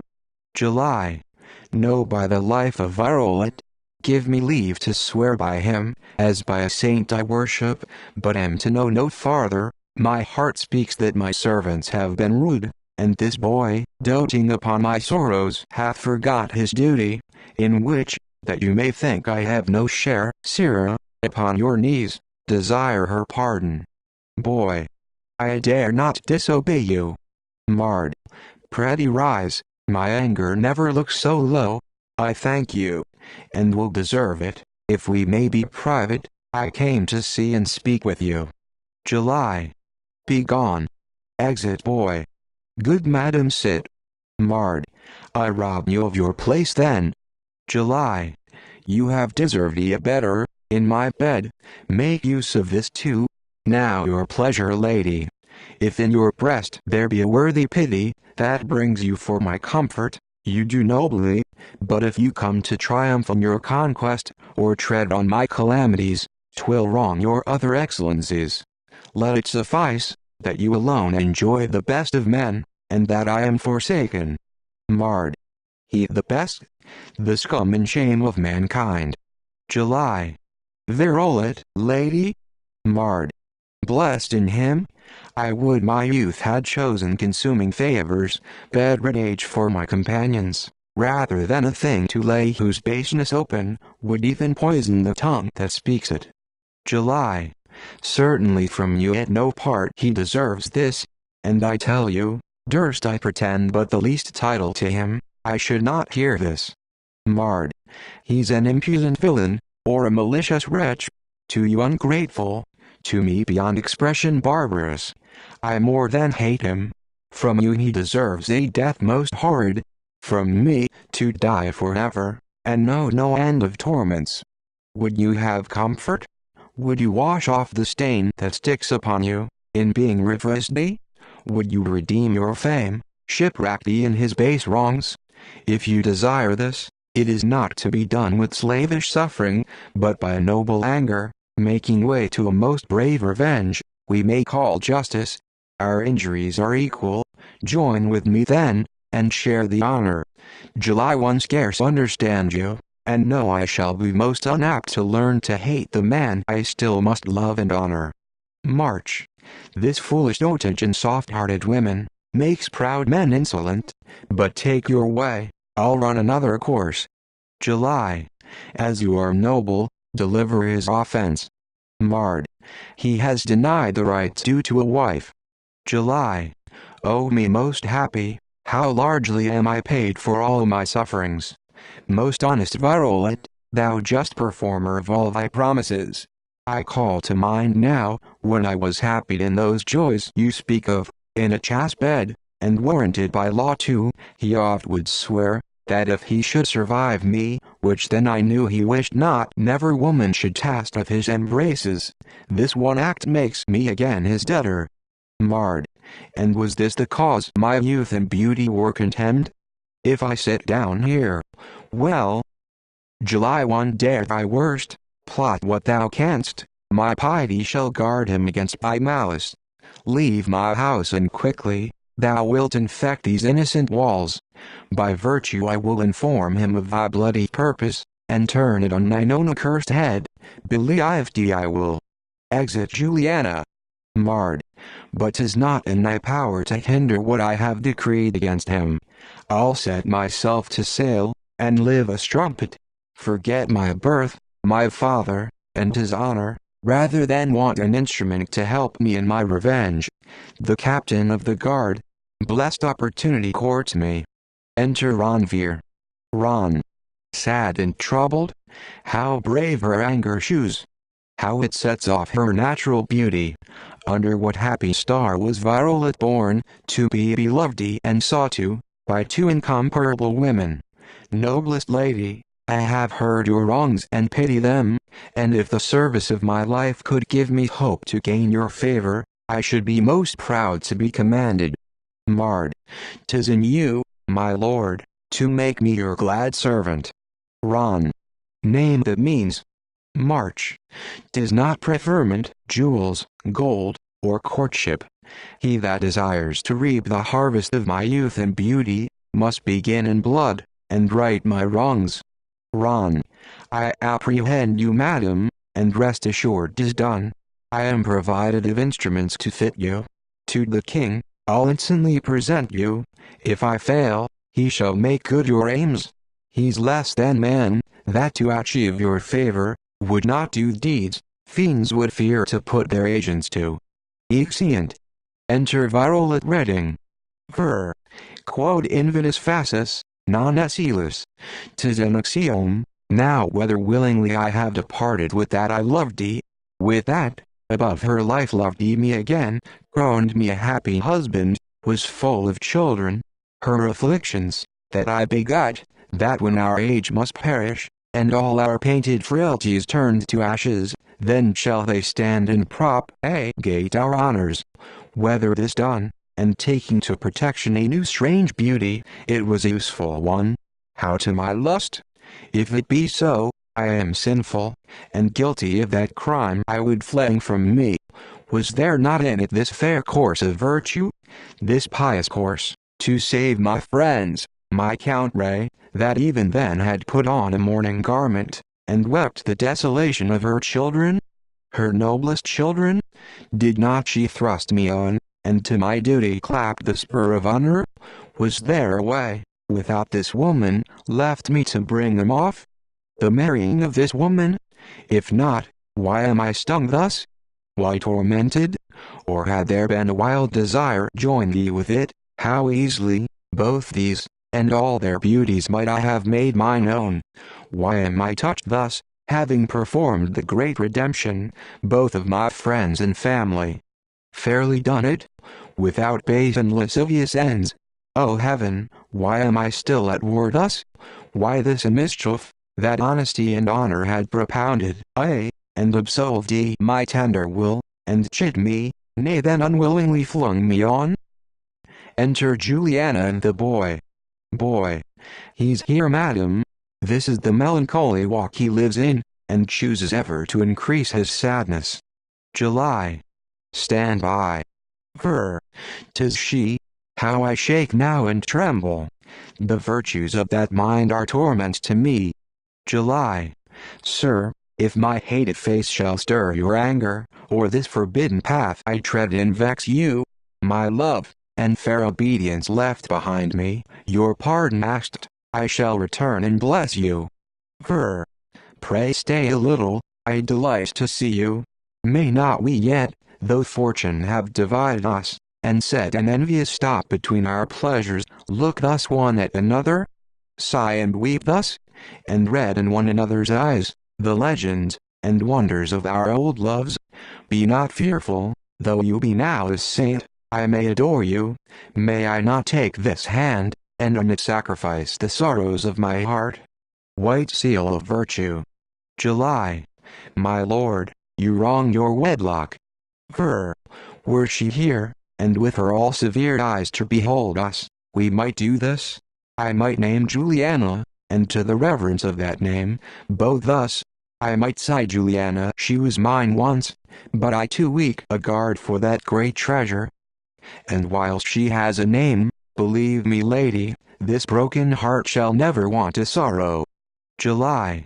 Forget her, sir, your honor now commands you, you are another's, keep those griefs for her, she richly can reward 'em. I would have spoken with you. Ver. What is your will? For nothing you can ask, so full of goodness are your words and meanings, must be denied. Speak boldly. July 1. Thank you, sir. I come not to beg, or flatter, only to be believed, that I desire, for I shall tell a story, so far from seeming truth, yet a most true one, so horrible in nature, and so horrid, so beyond wickedness, that when you hear it, it must appear the practice of another, the cast and malice of someone you have wronged much, and me, you may imagine me accused too, unless you call to mind my daily sufferings, the infinite obedience I have borne you, that hates all name and nature of revenge. My love, that nothing but my death can sever, rather than hers I speak of. Ver. Juliana, to make a doubt of what you shall deliver, after my full experience of your virtues, were to distrust a providence, to think you can lie, or being wronged, seek after foul repairings, to forge a creed against my faith. July 1 must do so, for it concerns your life, sir, and if that word may stir you, hear and prosper. I should be dumb else, were not you at stake here. Ver. What new friend have I found, that dares deliver this low-eaten trunk from his afflictions? What pitying hand, of all that feels my miseries, brings such a benefit? July. Be wise and manly, and with your honor fall, when heaven shall call you, not by a hellish mischief. Ver. Speak, my blessed one, how weak and poor I am, now she's from me. July. Your wife. Varro. How's that? July. Your wife. Ver. Be tender of her, I shall believe else. July 1 must be true. Your ear, sir, for 'tis so horrible, if the air catch it, into 1,000 plagues, 1,000 monsters, it will disperse itself, and fright resistance. Whispers. Varro. She seek my life with you? make you her agent? Another love? Oh, speak but truth. July. Be patient, dear, as I love you, else I leave you wretched. Ver. Forward. 'Tis well, it shall be welcome to me. I have lived too long, numbered too many days, yet never found the benefit of living. Now when I come to reap it with my service, and hunt for that my youth and honor aims at, the sun sets on my fortune red and bloody, and everlasting night begins to close me. 'Tis time to die. Enter Martia and Ranveer. July. She comes herself. Ron. Believe, lady, and on this angel hand, your servant seals it, you shall be mistress of your whole desires, and what ye shall command. Mard. Ha, mine, my precious dame, are you there? Nay, go forward, make your complaints, and pour out your feigned pities. Slave, like to him you serve, I am the same still, and what I purpose, let the world take witness, shall be so finished, and to such example, spite of your poor preventions. My dear gentleman, my honorable man, are you there too? You in your hot desire? Your mercy, sir, I had forgot your greatness. July. 'Tis not well, lady. Mard. Lord, how I hate this fellow now, how desperately my stomach stands against him. This base fellow, this gelded fool. July. Did you never hear of modesty? Mard. Yes, when I heard of you and so believed it, thou bloodless, brainless fool. Ver. How? Mard. Thou despised fool, thou only sign of man, how I contemn thee. Thou woven worthy in a piece of arras, fit only to enjoy a wall, thou beast beaten to use. Have I preserved thee a beauty, a youth, a love, to have my wishes blasted? My dotings, and the joys I came to offer, must they be lost, and slighted by a dormouse? Jul. Use more respect, and woman, 'twill become you, at least, less tongue. Mard. I'll use all violence, let him look for tea. July. Dare you stain those beauties, those heavenly stamps, that raise man up to wonder, with harsh and crooked motions? Are you shit at overdid all ages, with your honor, and in a little hour dare loose this triumph? Is not this man your husband? Mard. He's my halter, which, having sued my pardon, I fling off thus, and with him all I brought him, but my anger, which I will nourish to the desolation, not only of his folly, but his friends, and his whole name. Ver. 'Tis well, I have deserved it, and if I were a woman, I would rail too. Mard. Nature ne'er promised thee a thing so noble. Take back your love, your vow, I give it freely, I poorly scorn it. Graze now where you please, that the dualness of thy soul neglected, kings sue for now. And mark me, Verolet, thou image of a man, observe my words well. At such a bloody rate I'll sell this beauty, this handsomeness thou scornst and flingst away, thy proud ungrateful life shall shake at. Take your house, the petty things you left me give another, and last, take home your trinket. Fare you well, sir.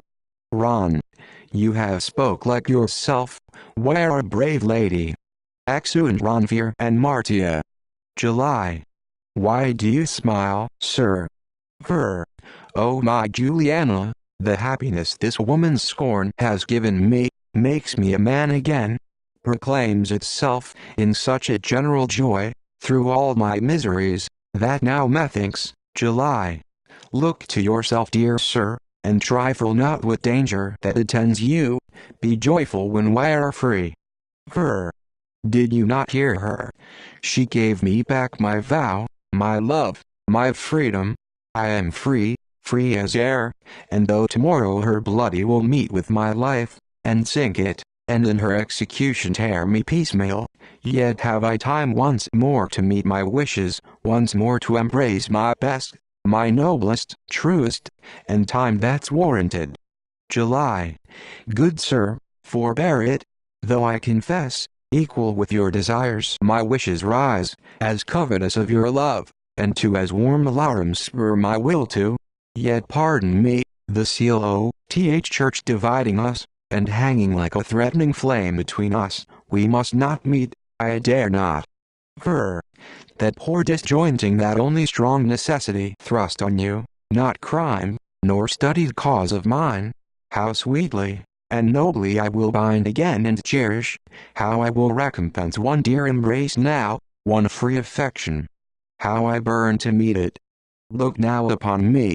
July 1. Behold you willingly, and willingly would yield, but for my credit. The love you first had was preserved ye with honor, the last shall not cry horror. You shall not purchase from me a pleasure, that have equally loved ye your fair fame as you. At such a rate, your honesty and virtue must be bankrupt, if I had loved ye your lust, and not your luster, the glorious luster of your matchless goodness, I would compel you now to be. Forgive me, sir, how fondly still I love you. Yet nobly too. Make the way straight before me, and let but holy Hymen once more guide me, under the axe upon the rack again, even in the bed of all afflictions, where nothing sings our nuptials but dire sorrows, with all my youth and pleasure I'll embrace you, make tyranny and death stand still affrighted, and at our meeting souls amaze our mischiefs. Till when, high heaven defend you, and peace guide you. Be wise and manly, make your fate your own, by being master of a providence, that may control it. Stay a little with me, my thoughts have chid themselves, may one not kiss you? Upon my truth I am honest. July 1. Believe ye. But yet what that may raise in both our fancies, what issues such warm parents breed. I obey you, and take my leave as from the saint that keeps me. I will be right again, and once more happy in thy inimitable love. July. I'll pray for ye, and when you fall I have not long to follow. Exeunt. Enter Cess, Master, Boatswain, and Gunner, at one door, Martia and Ronvier, at another. Sis. Now we have got free credit with the captain. Mast. Soft, he's here again. Is not that lady, or have I lost mine eyes? Assault presume seizes 'em, but I should know that face. Bots. Make him not madder, let him forget the woman, steer a larboard. Mast. He will not kill her. Bots. Anything he meets, he's like a hornet now, he hums, and buzzes, nothing but blood and horror. Mast. I would save the lady, for such another lady. Bots. There's the point, and you know there want women of her mettle. Mast. 'Tis true, they bring such children now, such demolances, their father's socks will make them christening clothes. Gun. No more, they view us. Sis. You shall play a while, and sun yourself in this felicity, you shall, you glorious horror, I know you still. But I shall pick an hour when most securely. I say no more. Ron. Do you see those? Those are they shall act your will. Come hither, my good fellows, you are now the kings. Are they not goodly fellows? Mard. They have bone enough, if they have stout heart to it. Mast. Still the old wench. Sus. Pray, captain, let me ask you what noble lady's that? 'Tis a rude question, but I desire to know. Ron. She is for the king, sir, let that suffice for answer. Sus. Is she so, sir? In good time may she curse it. Must I breed hackneys for his grace? Ron. What wouldst thou do to merit such a lady's favor? Sus. Anything. Ron. That can supply thy wants, and raise thy fortunes. Sis. Let her command, and see what I dare execute. I keep my conscience here. If any man oppose her will, and she would have him humbled, whole families between her and her wishes. Mast. We have seen bleeding throats, sir, cities sacked, and infants stuck upon their pikes. Bots. Houses afire, and handsome mothers weeping. Sis.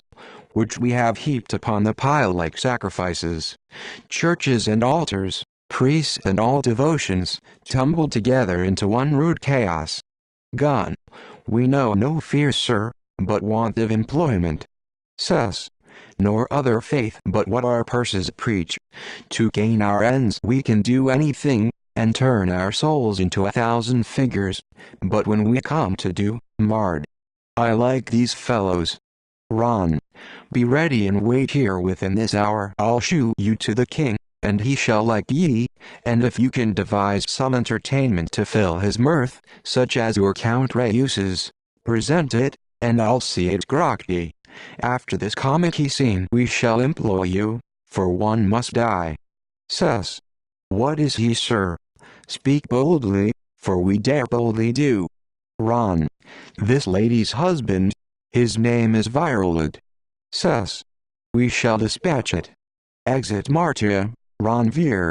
Oh damned thing. A base whore first, and then a murderer. I'll look to you. Bots. Can she be grown so strange? Sis. She has an itch. I'll scratch you, my dear daughter. I'll so claw you. I'll curry your hot hide, married and honored, and turn those holy blessings into brothels, your beauty into blood.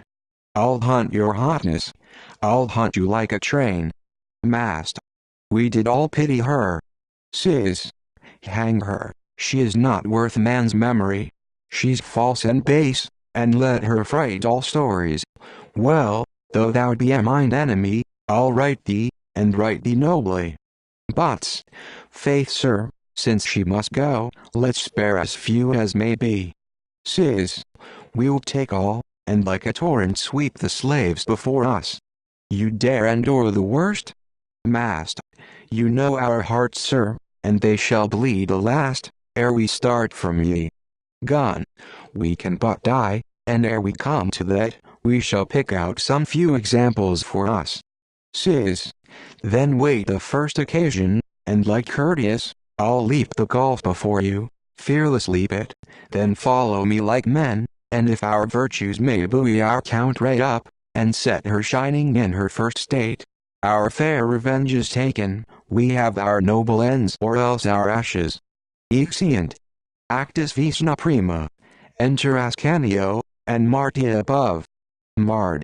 As you are noble, keep me from discovery, and let me only run a stranger's fortune, for when the king shall find I am his daughter he ever holds most ominous, and hates most, with what eyes can he look, how entertain me, but with his fears and cruelties. Ask. I have found you, suspect not, I am bound to what you like best, what you intend, I dare not be so curious to question now, and what you are, lies hid here. Enter Ferrand and Ronvier above. The king comes, make your fortune, I shall join thee. Ron. All things are ready, sir, to make you merry, and such a king, you shall behold him now. Fer. I long for tea, for I have need of mirth. Ron. The lady, sir. Fer. Now as I am a king, a sprightly beauty, a goodly sweet aspect.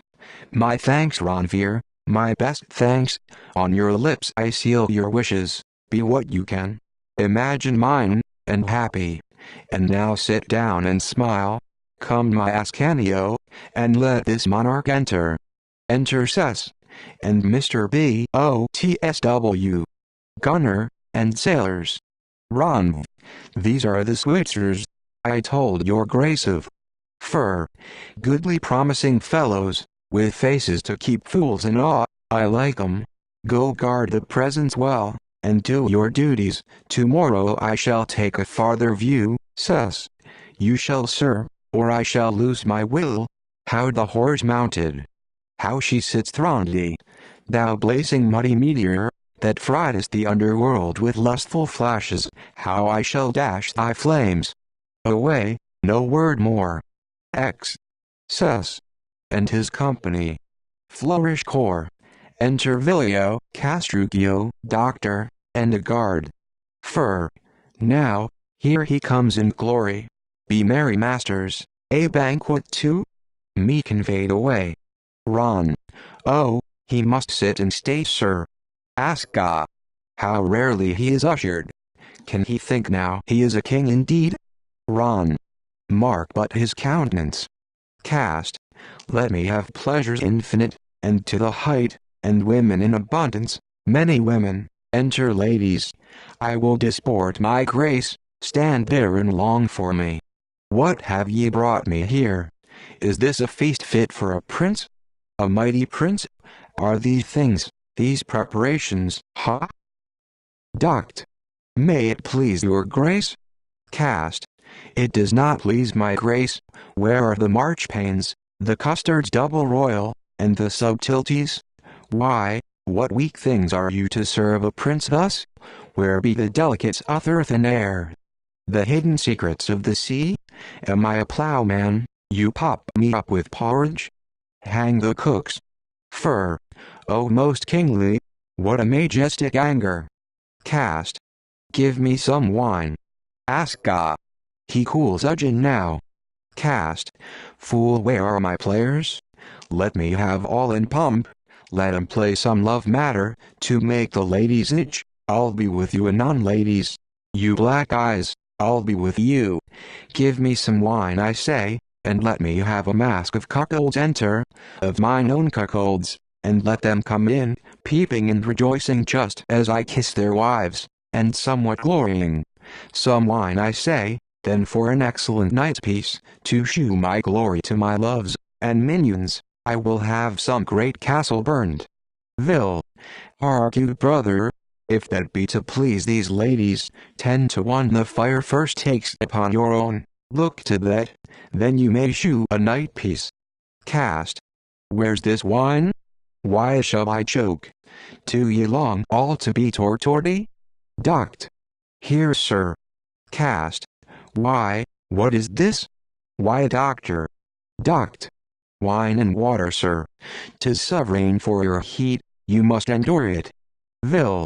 Most excellent to cool your night piece, sir. Duct. You are of a high and choleric complexion, and you must have a lace. Cast. Shall I have no share wine then? Duct. Not for a world.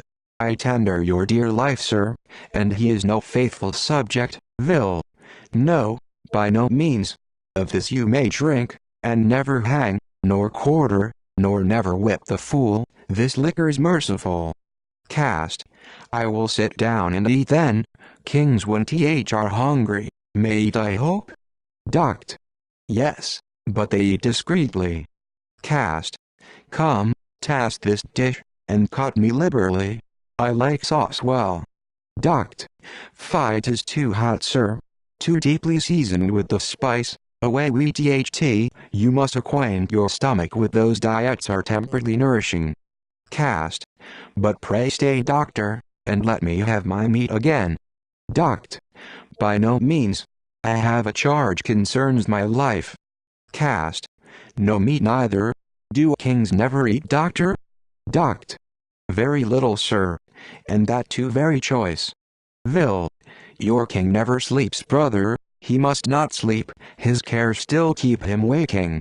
Now he that eats and drinks much is a dormouse, the third part of a wafer is a week's diet. Cast. Appoint me something then. Duct. There. Cast. This I feel good, but it melts too suddenly, yet, how, that gone to? Ye are not mad. I charge you. Take away. Duct. For your health, sir. A little quickens nature, much depresses. Cast. Eat nothing for my health? That's a new diet. Let me have something, something has some savor. Why, thou uncourteous doctor, shall I hang thee? Duct. 'Tis better, sir, than I should let you serve it, my death were nothing. Vil. To lose a king, were terrible. Cast. Nay, then I'll carve myself. I'll stay no ceremonies. This is a partridge pie, I am sure that's nourishing, or Galen is an ass. 'Tis rarely seasoned. Ha, doctor, have I hit right? A mark there? Take away. Vil. What ails thy grace? Cast. Retrieve those partridges. Or as I am a king. Duct. Pray, sir, be patient, they are flowing too far. Vil. These are breathed pies and tea please you, and your hawks are such buzzards. Cast. A king and have nothing, nor can have nothing. Vil. What think you of pudding? A pudding royal? Cast. To be royally starved whip me this fool to death, he is a blockhead. Vil. Let 'em think they whip me, as we think you a king, 'twill be enough. Cast. As for your dainty doctor, the table taken away, all gone, all snatched away, and I unsatisfied, without my wits being a king and hungry. Suffer but this thy treason? I tell thee, doctor, I tell it thee, in earnest, and in anger, I am damnably hungry, my very grace is hungry. Vil. A hungry grace is fittest to no meal, sir. Doct. Some 2 hours hence, you shall see more, but still, sir, you must retain an excellent and strict diet. Vil. It sharpens you, and makes your wit so poignant, sir, your very words will kill. Doct. A bit of marmalade no bigger than a pease. Vil. And that well buttered, the air thrice purified, and 3 times spirited, becomes a king, your rare conserve of nothing breeds no offense. Cast. Am I turned King Camelion, and keep my court air? Fur. They vex him cruelly. Aska. In 2 days more they'll starve him. Fur. Now the women, there's no food left but they. Aska. They'll prove small nourishment. Yet each has another stomach and a great one, I see by his eye. Cast. I'll have mine own power here, mine own authority, I need no tutor. Doctor, this is no diet. Doct. It may be, sir. Vil. Lady, it may turn to a dry diet, and how thy grace will ward that. Cast. Stand off, doctor, and talk to those that want faith. Fur. Hot and mighty. Aska. He will cool apace, no doubt. Cast. Fair, plump, and red, a forehead high, and eye revives the dead, a lip like rippest fruit, inviting still. Vil. But oh, the rushy well, below the hill, take heed of that, for though it never fail, take heed, I say, for thereby hangs a tale. Cast. I'll get ye all with child. Vil. With one child, brother, so many men in a blue coat. Cast. Had I fed well, and drunk good store of wine, ye had been blessed all with double births. Come kiss me greedily, and think no more upon your foolish husbands, they are transitory things. A king's fame meets you. Doct. Vanish away. X. Women. Cast. How, they gone too? My guard there, take me this devil doctor, and that fool there, and sew 'em in a sack, bring back the women, the lovely women, drown these rogues or hang 'em. Aska. He is in earnest, sir. Enter Sus. Master, boatswain, gunner and sailors. Fur. In serious earnest, I must needs take him off. Sus. Now be free. Now liberty, now Count Raymen shake from ye the tyrant's yoke. All liberty, liberty, liberty. Guard. Treason, treason, treason. Fur. We are betrayed, fly to the town, cry treason, and raise our faithful friends, O my Ascanio. Aska. Make haste, we have way enough. Guard. Treason, treason. X. Fur. Aska. And guard. Sus. Spare none, put all to sword. A vengeance shake thee, art thou turned king again? Cast. I am a rascal. Spare me but this time, if ever I see king more, or once believe in king. Sus. The ports are ours. The treasure and the port. Fight bravely, gentlemen. Cry to the town, cry liberty and honor. Crying liberty and freedom within. Waken their persecuted souls. Cry loudly, we'll share the wealth among ye. Cast. Do you hear, Captain? If ever you hear me, name a king. Sus. You shall not. Cast. Or though I live under one, obey him. Gun. This rogue again. Sus. Away with him, good gunner. Cast. Why, look ye, sir, I'll put you to no charge. I'll never eat. Gun. I'll take a course. You shall not come. No more words. Enter boatswain in. Cast. Say nothing when you kill me. Sus. He's taken to the tower strength. Now stand sure, gentlemen.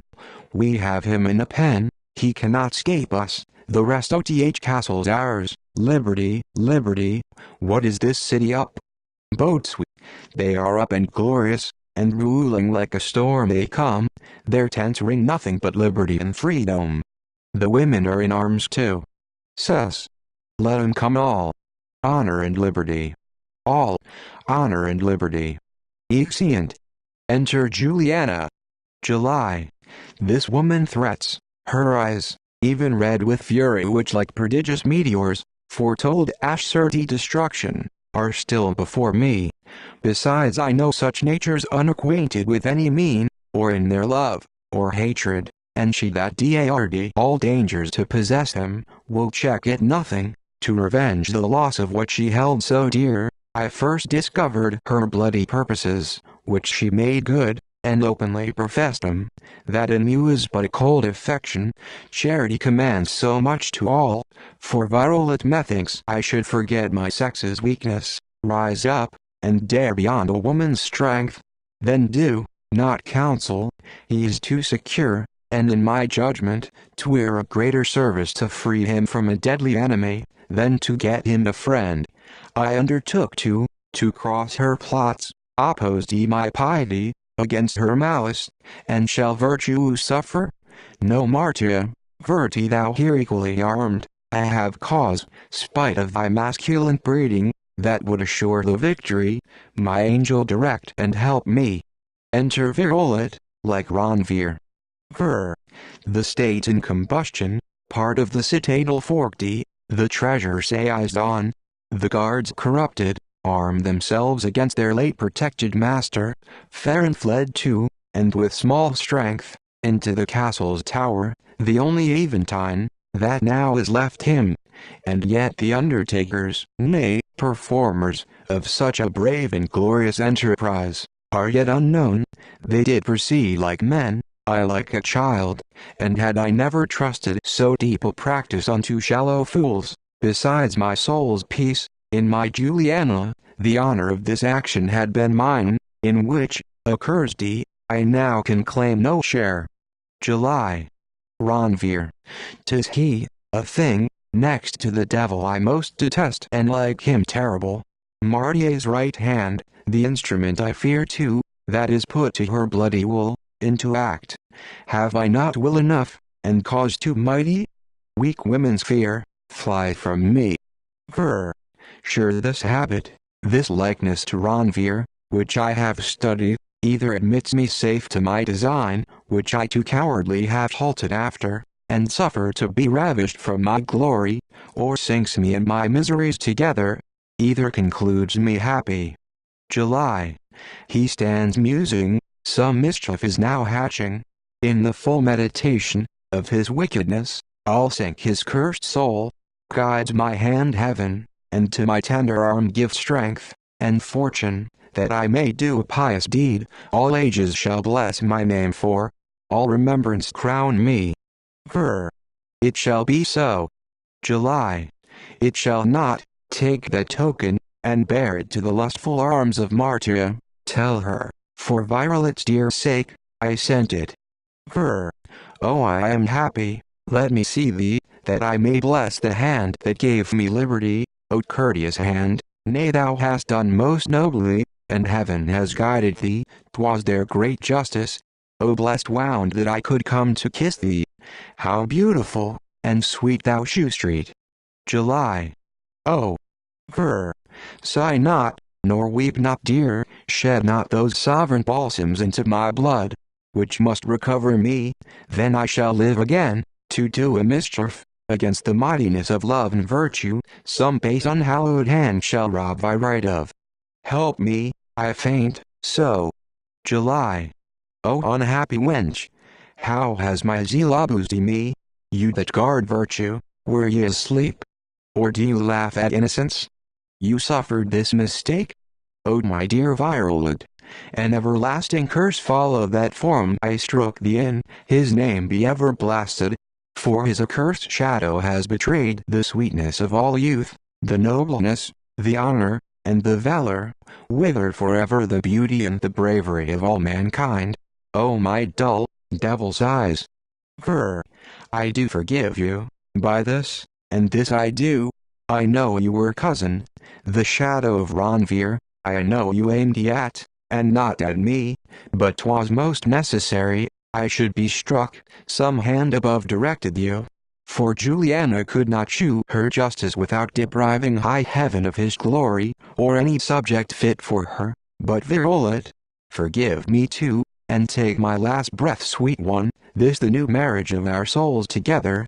Think of me, Juliana, but not often, for fear my faults should burthen your affections. Pray for me, for I faint. July. Oh, stay a little, little sir. Offers to kill herself. Fie, Juliana. July. Shall I outlive the virtue I have murdered? Hold, or thou hadst read my peace, give me the dagger, on your obedience, and your love, deliver it.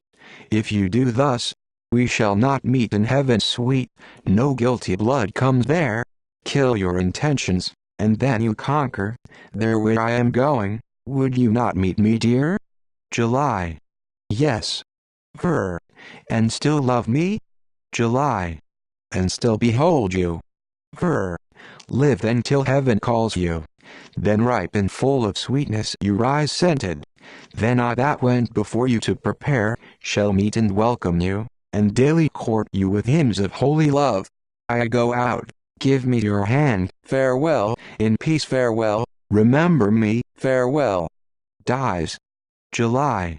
Sleep you sweet glasses, an everlasting slumber crown those crystals, all my delight adieu, farewell, dear Violet, dear, dear, most dear, oh I can weep no more, my body now is fire, and all-consuming, here will I sit, forget the world and all things, and only wait what heaven shall turn me to, for now methinks I should not live.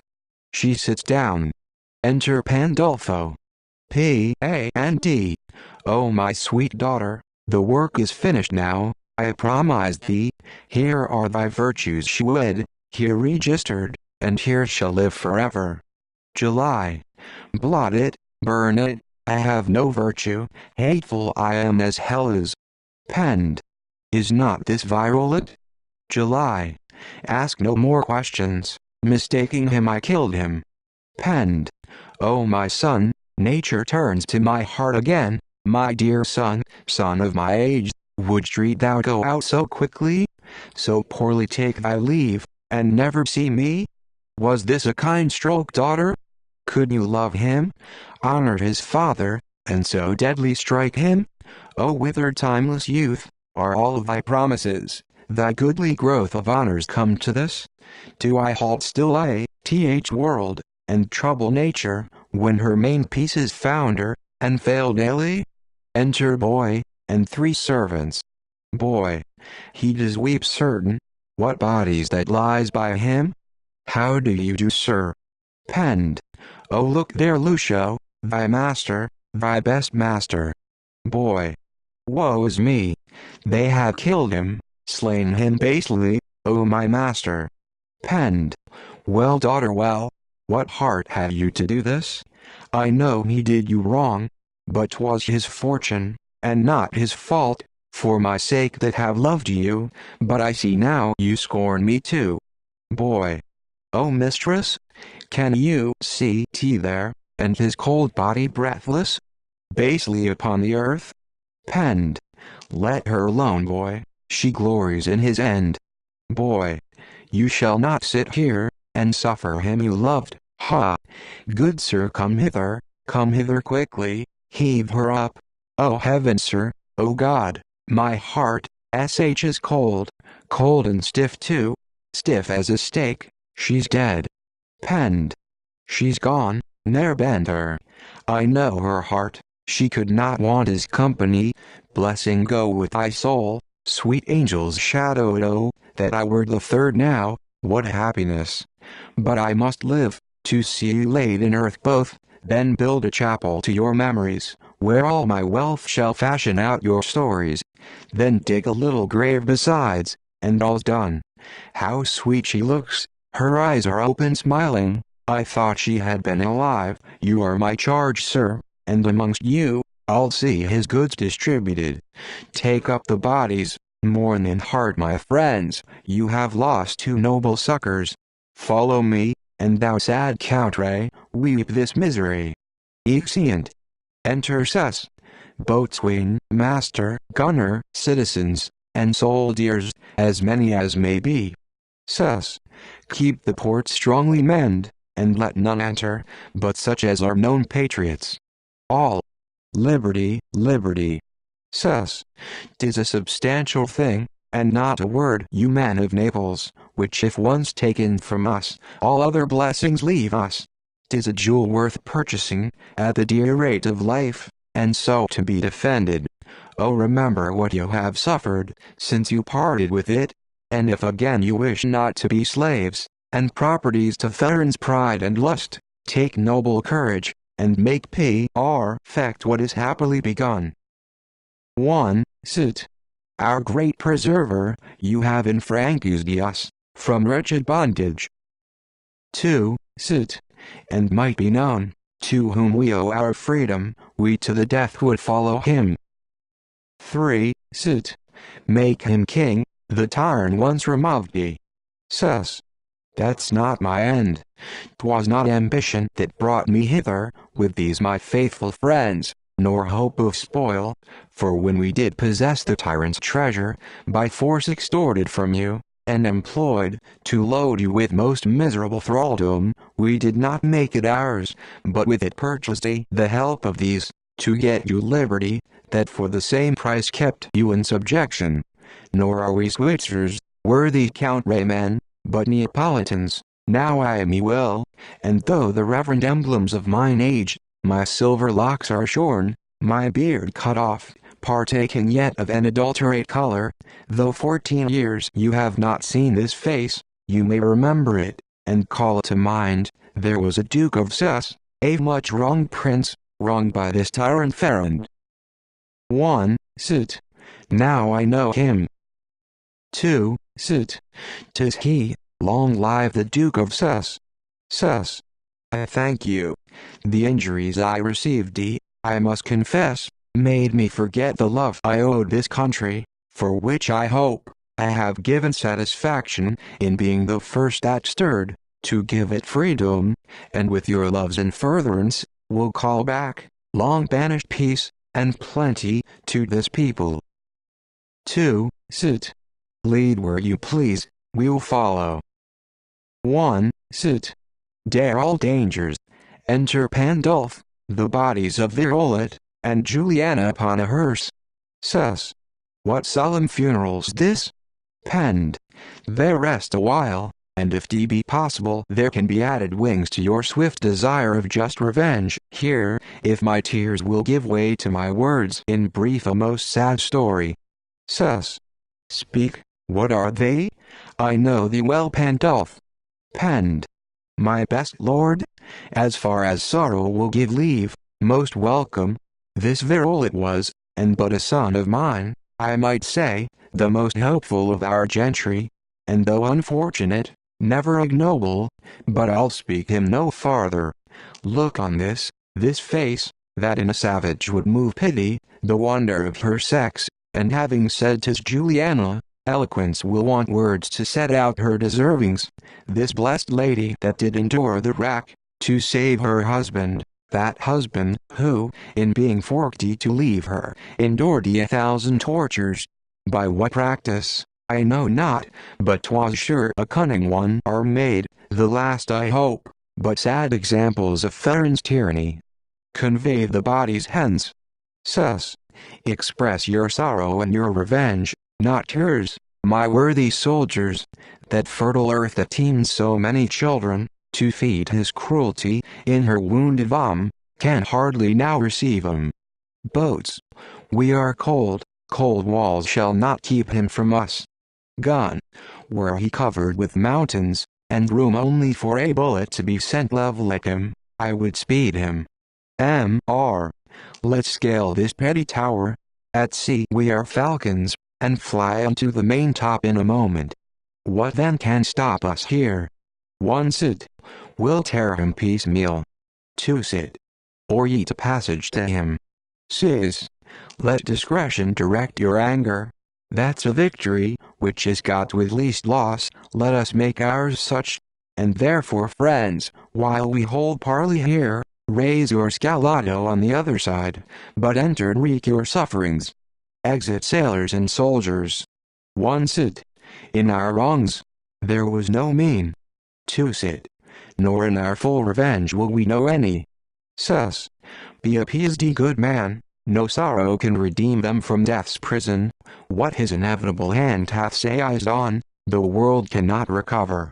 All the comfort that I can give to you, is to see vengeance poured dreadfully upon the author's head, of which their ashes may be sensible, that have feigned by him. Sound a parley. Enter Ferrand, Martia, Ascanio, and Ronvier, above. Penned. They appear.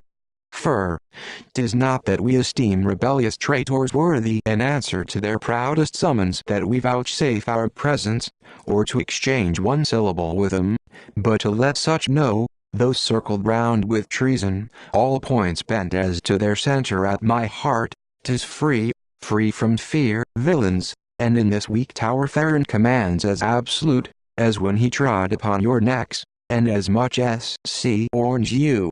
And when the Son of Majesty shall break through the clouds of your rebellion, every beam instead of comfortable heat shall send consuming plagues among you, and you call that government which you term tyrannous hereafter, gentle. Sus. Flatter not thyself with these deluding hopes, thou cruel beast, thou art I, toil, and the glad huntsman prouder, by whom thou art taking, of his prey, then if, like thee, he should command, and spoil his forest.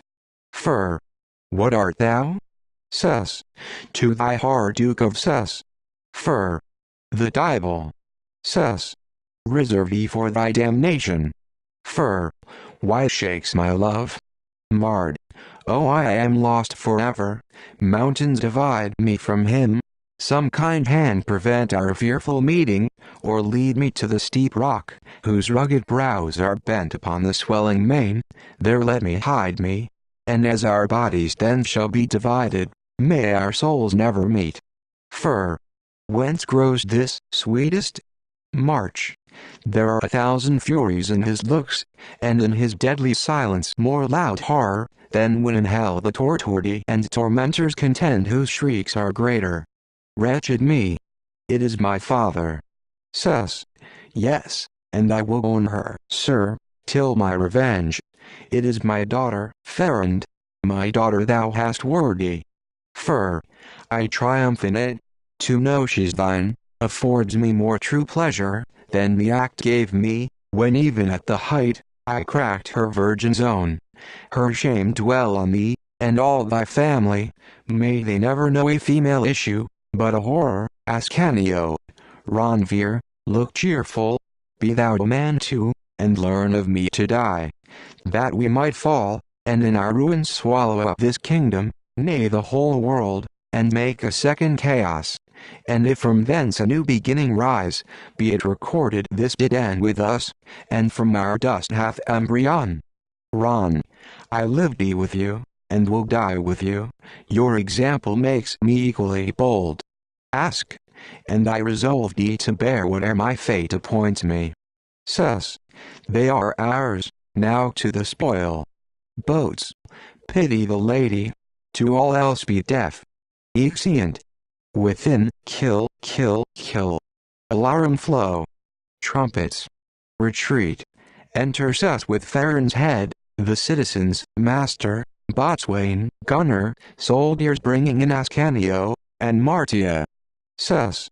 Cruel beginnings meet with cruel ends, and the best sacrifice to heaven for peace, is tyrant's blood, and those that stuck fast to him, fleshed instruments in his commands to mischief, with him dispatched.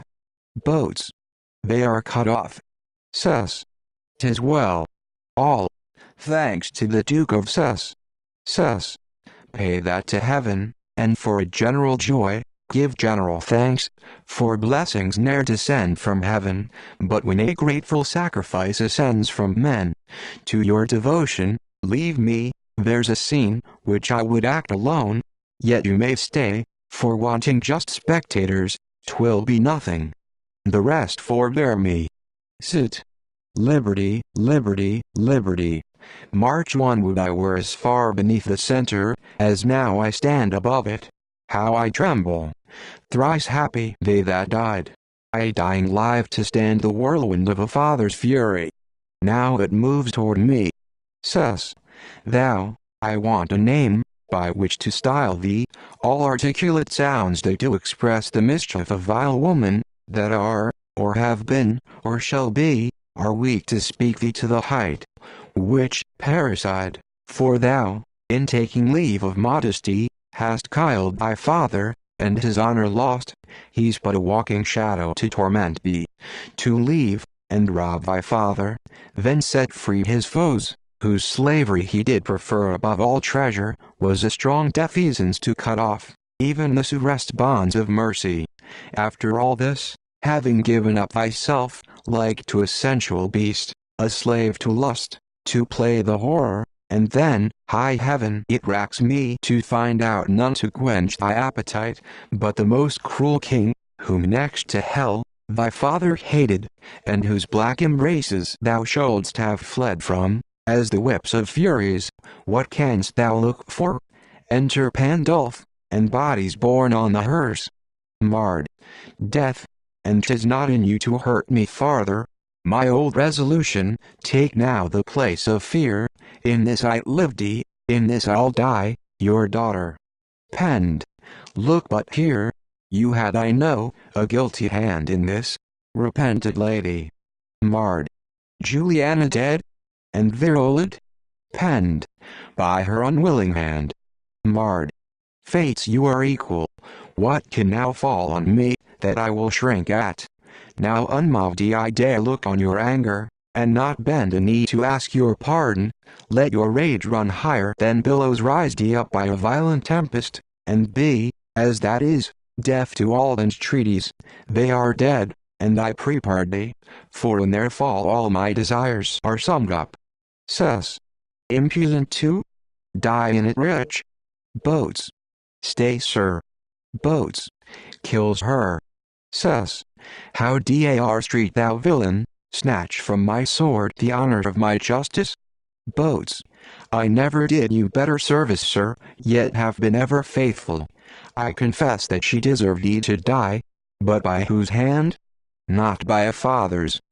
Double all her guilt, it could not make you innocent, had you done it. In me 'tis murder, in you, 'twere a crime heaven could not pardon. Witness that I love you, and in that love I did it. Sus. Thou art noble, I thank thee for the thought of her die with her. Ask. My turn is next. Since she could find no mercy, what am I to expect? Sit. With one voice, sir, the citizens salute you with the style of King of Naples. Sus. I must be excused, the burden is too heavy for my shoulder, bestow it where 'tis due. Stand forth, Ascanio, it does belong to you, live long and wear it, and warned by the example of your uncle, learn that you are to govern men, not beasts, and that it is a most improvident head, that strives to hurt the limbs that do support it. Give burial to the dead. For me, and mine, we will again to see, and never know, the place, which in my birth first gave me woe. Exeunt. Floor. Of trumpets. Appendix.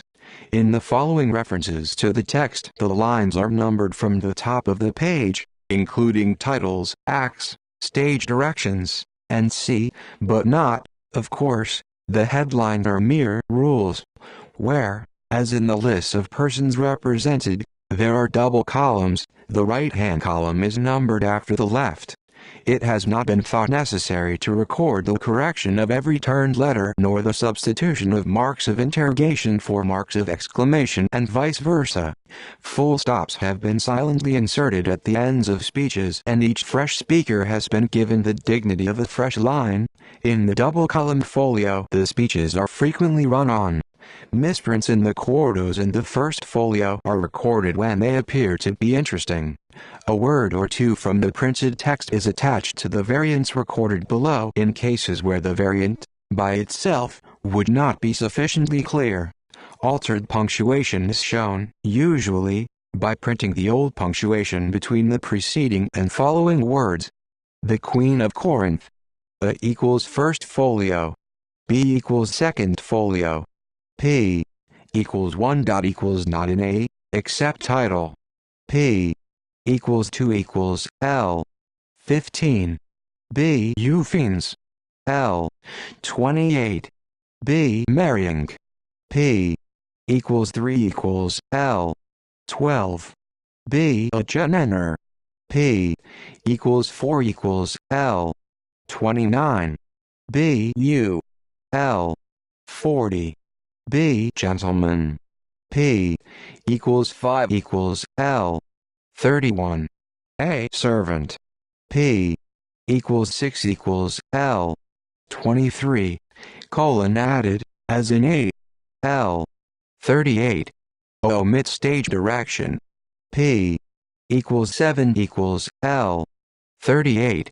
A reeds bell.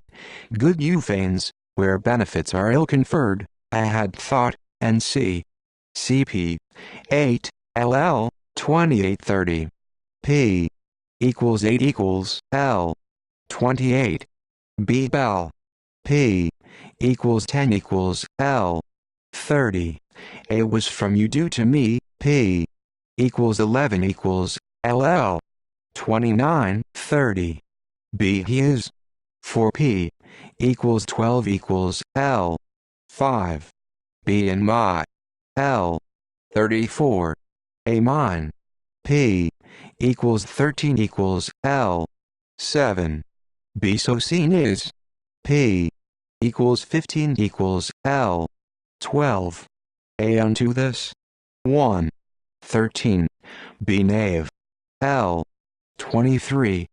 B brother. P equals 17 equals L 16. B omits mark of interrogation. L 26. Omits the. P equals 18 equals L 20. A thank ye. P equals 19 equals L 2. A gentleman with torches. P equals 20 equals L 7. B rates. L 11. B sare. P equals 21 equals L 1. B Leonids. Adds gent. With lights. L 28. B Tias. P equals 22 equals L 9. A misprinted hook. L 18. A strengths. P equals 23 equals L 11. B a. P equals 26 equals L 36. A reeds enter drawer with quicians. P equals 30 equals L 18. Omit stage direction. P equals 31 equals L 29. B misprints gom. P equals 32 equals L 9. B age. L 15. B gabbage. P equals 33 equals L 16. B mard. To mard. P equals 34 equals L 19. B exeunt. P equals 36 equals L 24. Omit countries. P equals 37 equals L 28. A so felicitated. P equals 40 equals L 21. A forfeiture. P equals 43 equals L 12. Aim. P equals 45 equals. The two songs are not in A. P equals 46 equals L. 36. B misprints Enphanes. P equals 47 equals L. 27. B misprints turned M. P equals 49 equals L. 16. A and B print stage direction 2 lines lower. P equals 50 equals L. 8. A love wool. L. 29. B trappings. L. 30. BS. P equals 51 equals L. 8. B hubo. L. 19. BLL. L. 27. AO stones. P equals 52 equals L. 13. A damned muse. L. 36. The first parenthesis has been supplied, as in A. P equals 54 equals L. 11. BT is. P equals 55 equals L. 13. B then. L. 17. BLD. P equals 56 equals L. 30. B gives. P equals 58 equals L. 10. A barbarism. L.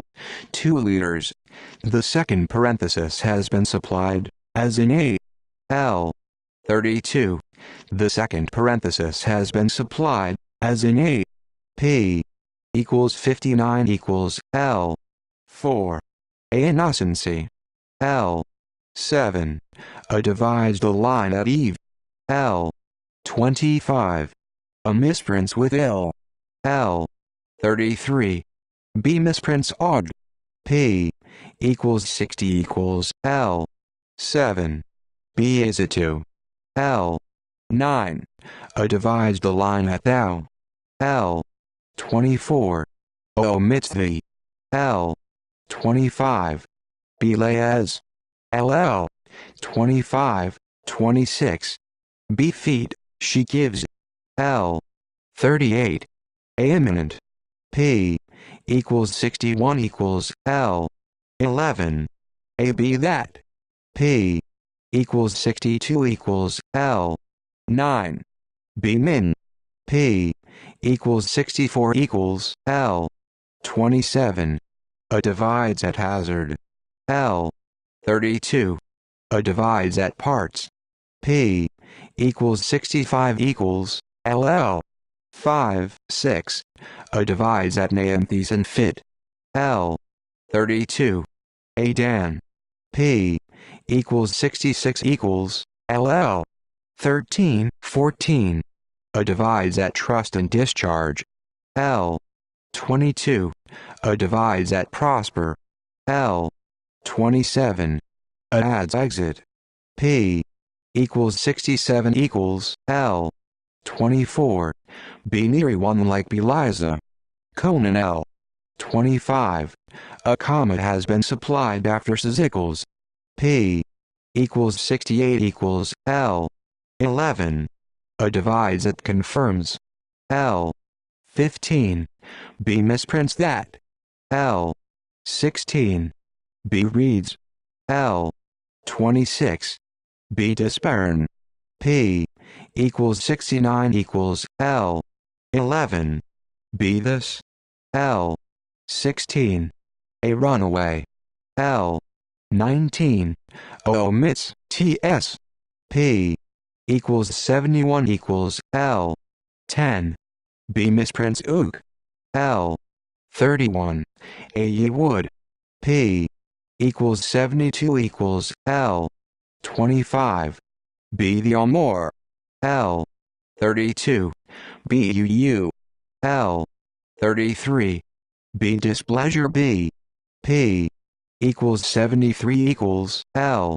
1. B misprints publicly. L. 4. B misprints B. P equals 75 equals L. 20. B rises. L. 38. B ladder of.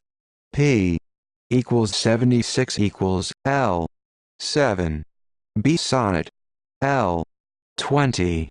B misprints Gratians. Bonduca.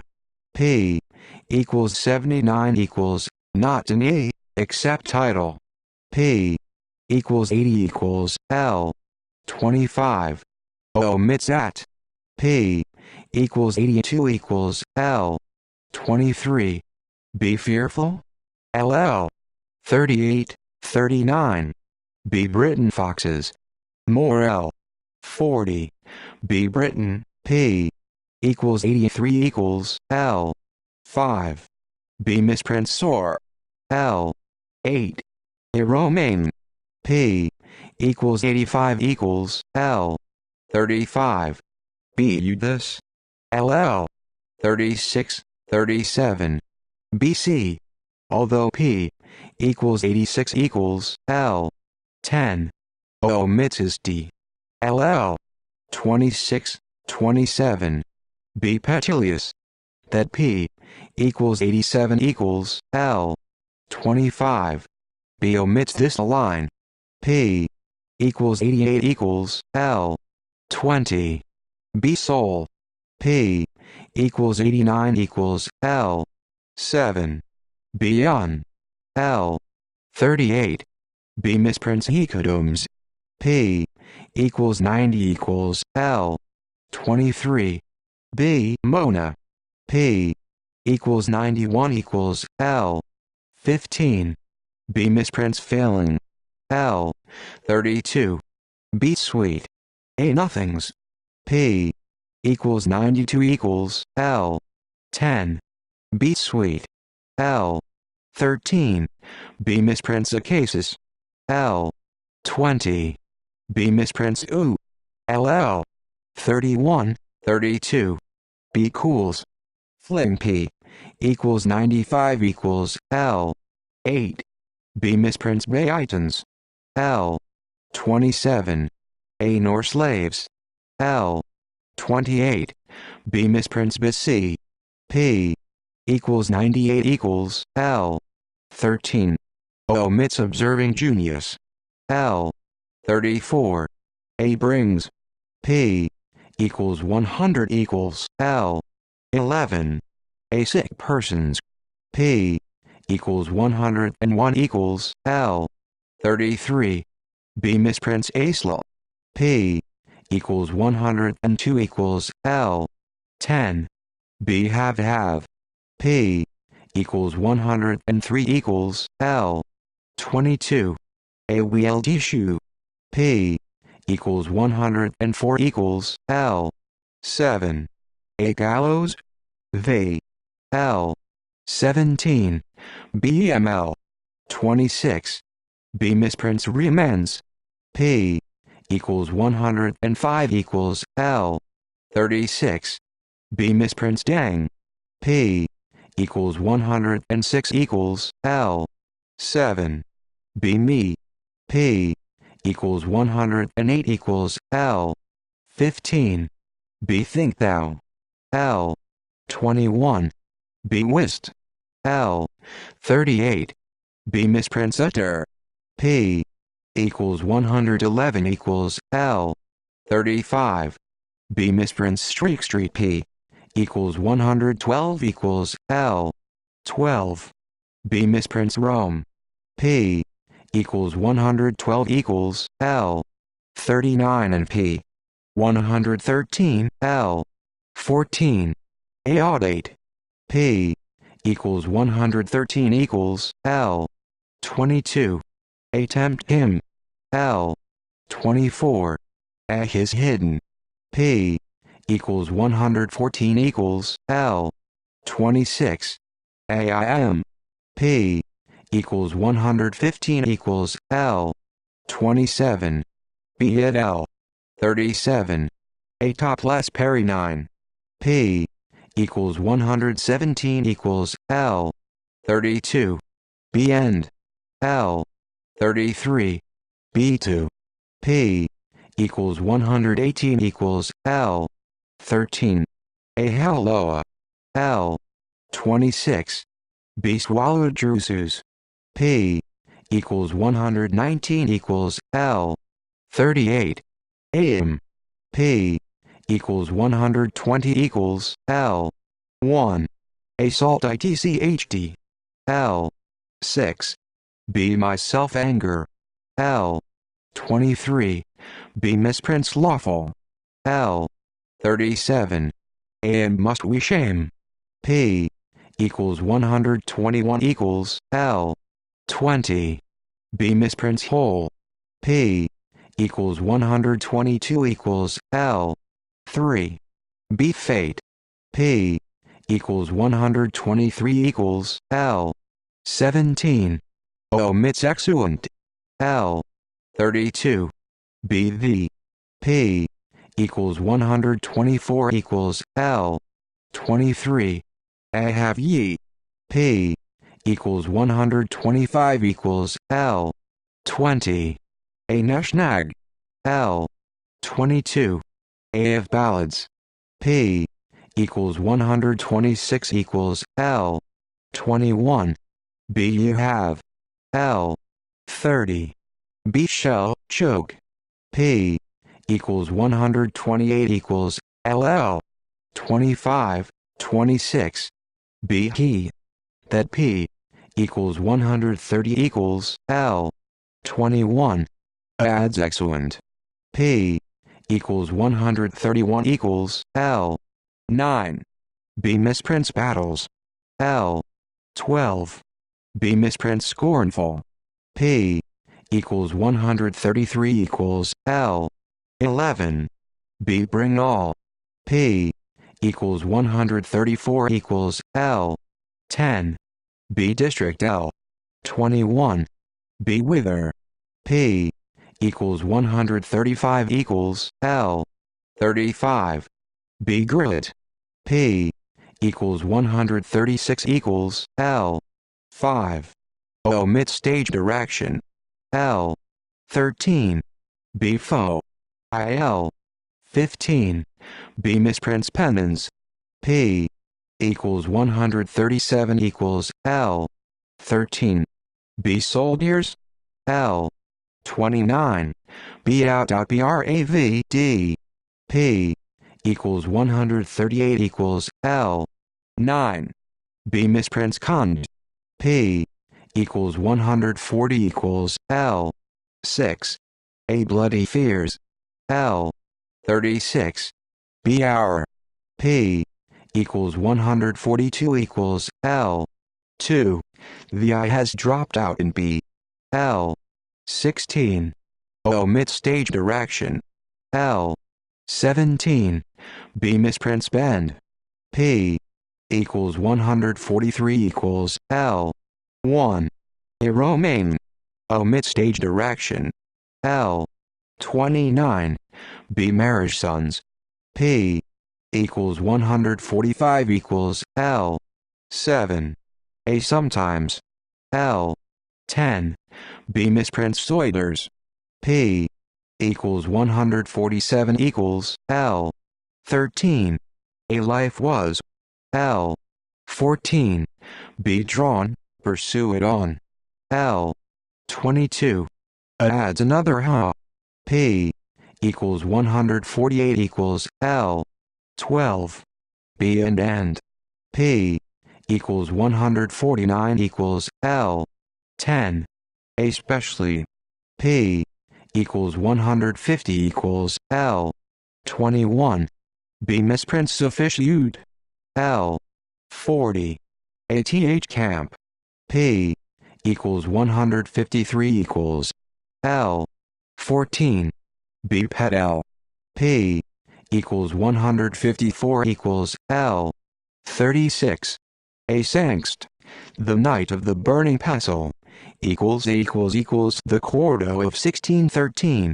Equals B equals and equals C equals the quartos of 1635.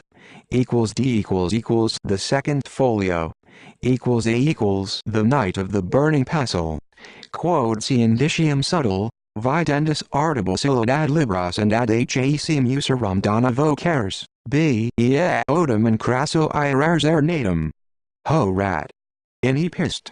Ad October. August. London, printed for Walter Burr, and are to be sold at the Sign of the Crane in Paul's Churchyard. 1613. To his many wise and heir friend Meister Robert Keyser. Sir, this unfortunate child, who in 8 days, as lately I have learned, was begotten and born, so one after, was by his parents, perhaps because he was so unlike his brethren exposed to the wide world, who for want of judgment, or not understanding that privy mark of irony about it, which shewed it was no offspring of any vulgar brain, utterly rejected it, so that for want of acceptance it was even ready to give up the ghost, and was in danger to have been smothered in perpetual oblivion, if you, out of your direct antipathy to ingratitude, had not been moved both to relieve and cherish it, wherein I must needs commend both your judgment, understanding, and singular love to good wits. You afterwards sent it to me, yet being an infant and somewhat ragged, I have fostered it privately in my bosom these 2 years, and now to shew my love return it to you, clad in good lasting clothes, which scarce memory will wear out, and able to speak for itself, and withal, as it telleth me, desires to try his fortune in the world, where yet it be welcome, father, foster father, nurse and child, all have their desired end. If it be slighted or traduced, it hopes his father will beget him a younger brother, who shall revenge his quarrel, and challenge the world either of fond and merry literal interpretation, or illiterate misprision. Perhaps it will be thought to be of the race of Don Quixote. We both may confidently swear, it is his elder above a year, and therefore may, by virtue of his birthright, challenge the wall of him. I doubt not but they will meet in their adventures, and I hope the breaking of one staff will make them friends, and perhaps they will combine themselves, and travel through the world to seek their adventures. So I commit him to his good fortune, and myself to your love. Your assured friend W. B. The first quarto does not contain the address to the reader or the prologue, printed on p. 160. It omits the actors' names and the text is headed The Famous High Story of the Night of the Burning Pestle. A title followed in quartos B and C at the head of the text. B equals The Night of the Burning Pestle. Full of mirth and delight. Written by Francis Beaumont and John Fletcher, Gent, as it is now acted by Her Majesty's servants at the private house in Drury Lane. 1635. Quod si iudicium subtil, videndus artibus illud ad libras and ad hacem usuram dona vocares, b ea odum and crasso jurors ernatum. Ho rat. In epist. Ad October. August. London. Printed by No. S. 1635. See The Night of the Burning Pestle. Full of mirth and delight. Written by Francis Beaumont and John Fletcher, Gent, as it is now acted by Her Majesty's servants at the private house in Drury Lane. 1635. Quod si iudicium subtil, videndus artibus illud ad libras and ad hacem usuram dona vocares, boiotum and crasso jurors ernatum. Ho rat. In epist. Ad October. August. London. Printed by No. S. 1635. The alternative readings adopted in square brackets in the text are, mainly, from E. Mrs. Arnold Glover has kindly collated the copies of the quartos of 1635 at the British Museum and at South Kensington. P equals 160 equals L. 8. A and B person. L. 19. B meanings. L. 25. Deed B. P equals 161 equals L. 1. B and C the speakers' names. L. 11. B and C loose margins. L. 45. AC prints practically the rest of the prologue, except Ralph's lines on P equals 164 equals and prologue's conclusion P equals 165 equals as prose. The interruptions of the citizen and his wife are also, usually, printed as prose in the quartos. L. 43. D sweat. P equals 162 equals L. 34. A warranty. P equals 163 equals L. 13. D some copies misprint plia, SS. L. 21. A couple stools. P equals 164 equals L. 35. D grocers. P equals 165 equals L. 1. D bunning. P equals 166 equals L. 3.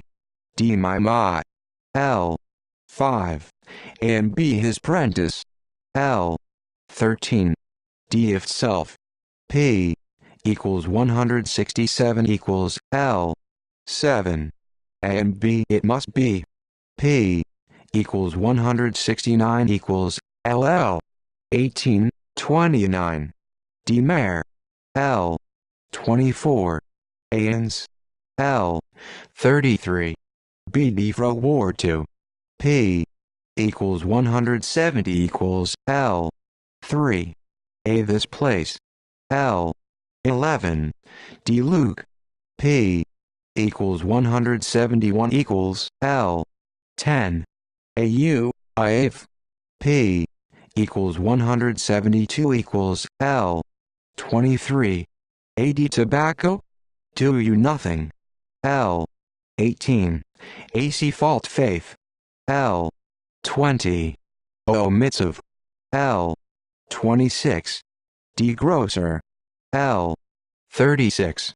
AC stroig. P equals 173 equals L. 21. D beautiful. L. 27. AC methrodatum. L. 29. CMD if, in his. L. 33. CMDI not. L. 38. D Tom. P equals 174 equals L. 2. AF.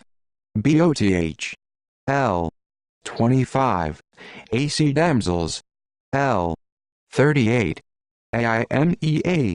P equals 175 equals L. 5. AC nair in various spellings. L. 7. AMBTH art. L. 8. CMD the bloud. L. 35. CMDI ever. P equals 176 equals L. 13. And B state. L. 14. A lust. L. 23. AC hitherto this. P equals 177 equals L. 24. D and L. 19. And B theirs. L. 33. B D enter Jasper. L. 37. A tis now matter. P equals 178 equals L. 3. D repeats line twice. L. 21. ACATH toe. D sweet heart. P equals 179 equals L. 33. ACA thy. L. 35. D fair. L. 38. A and B omit thou. L. 40. Decent. P equals 180 equals L. 29. AC Pitchfield. L. 15. AC the Wild. P equals 181 equals L. 8. D indeed, law. L. 9. A and B omit woo. L. 10. ACMI. L. 12. B and not grass. L. 17. D and A. L. 18. BD friends. Ralph L. 22. A Mathis. L. 23. D Nighthood. P equals 182 equals L. 17. A and B and some trumpets. L. 32. CMD to a ear. P equals 183 equals L. 5. D wife. L. 7. A here are. L. 10. A and B and he. L. 23. D omits Ralph. L. 36. A and B he half. P equals 184 equals L. 1. B D dare. L. 7. D id. L. 16. A warrant B. L. 30. D the ill. P equals 185 equals L. 17. O omits U. L. 28. A hell. L. 35. A then ha. P equals 186 equals L. 29. D should earn. P equals 187 equals L. 16. D Ralph. Thou. P equals 188 equals L. 8. A and B shrewdly. L. 18. C and D your. P equals 189 equals L. 6. A chamberlaino. B chamberlaino. L. 9. A tastero. L. 16. A and B no. LL. 22, 23. A tapstero. L. 27. ACM2. P equals 190 equals L. 6. A errant. L. 15. A shall I. P equals 191 equals L. 30. C and D never his. L. 31. B D repeat she is thrice only. P equals 192 equals L. 4. A taken. B and C tig. L. 6. A from that. L. 38. A see your. P equals 193 equals L. 3. CMD omit poor. L. 16. CMD your. L. 29. CMD my dear. P equals 194 equals L. 30. D if. P equals 195 equals L. 31. B loose. Loose awake. Loose Y. P equals 196 equals L. 31. A and B that B. P equals 197 equals L. 9. D is fit. L. 12. D omits exit. L. 18. AI truth. L. 24. D dwarfs. P equals 198 equals L. 3. A every true night, and every damn self fair. L. 19. D nighthood. L.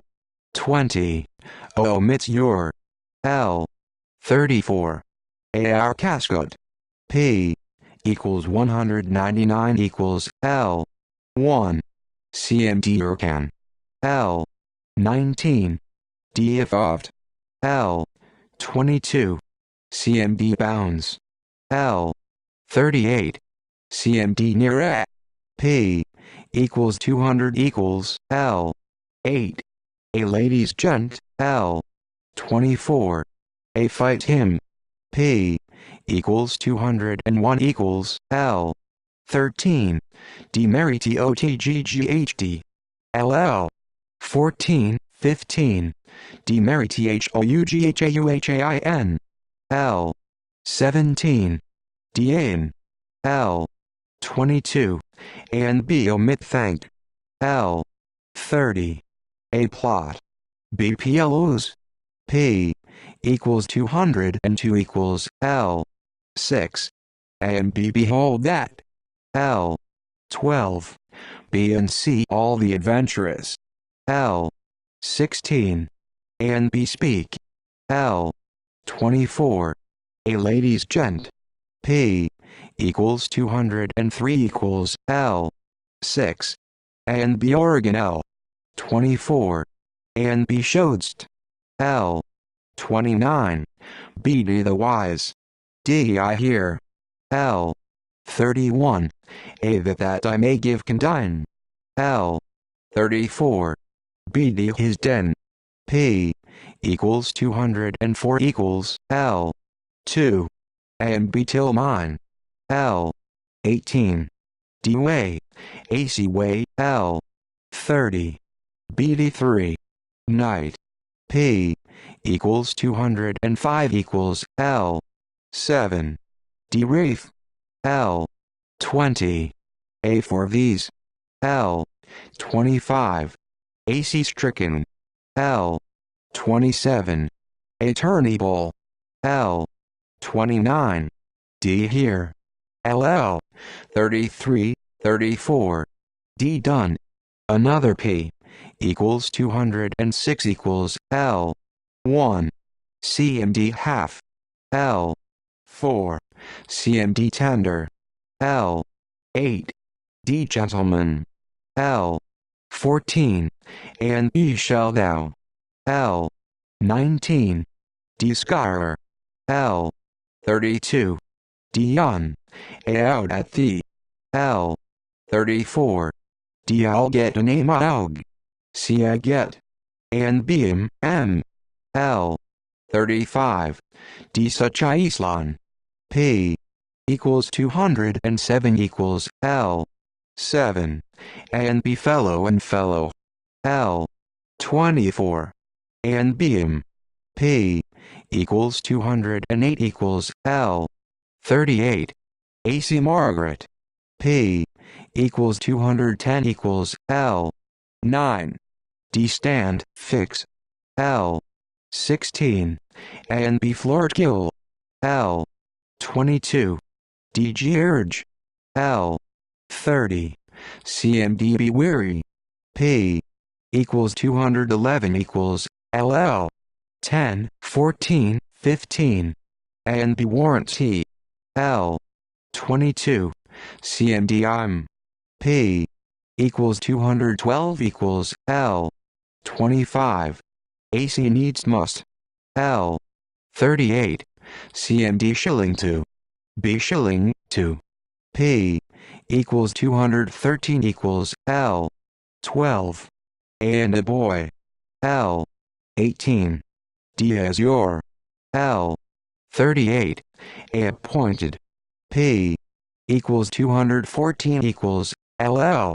10, 11. And B has. L. 15. B I should. L. 28. AC I hear. L. 31. And B poor age. P equals 215 equals L. 14.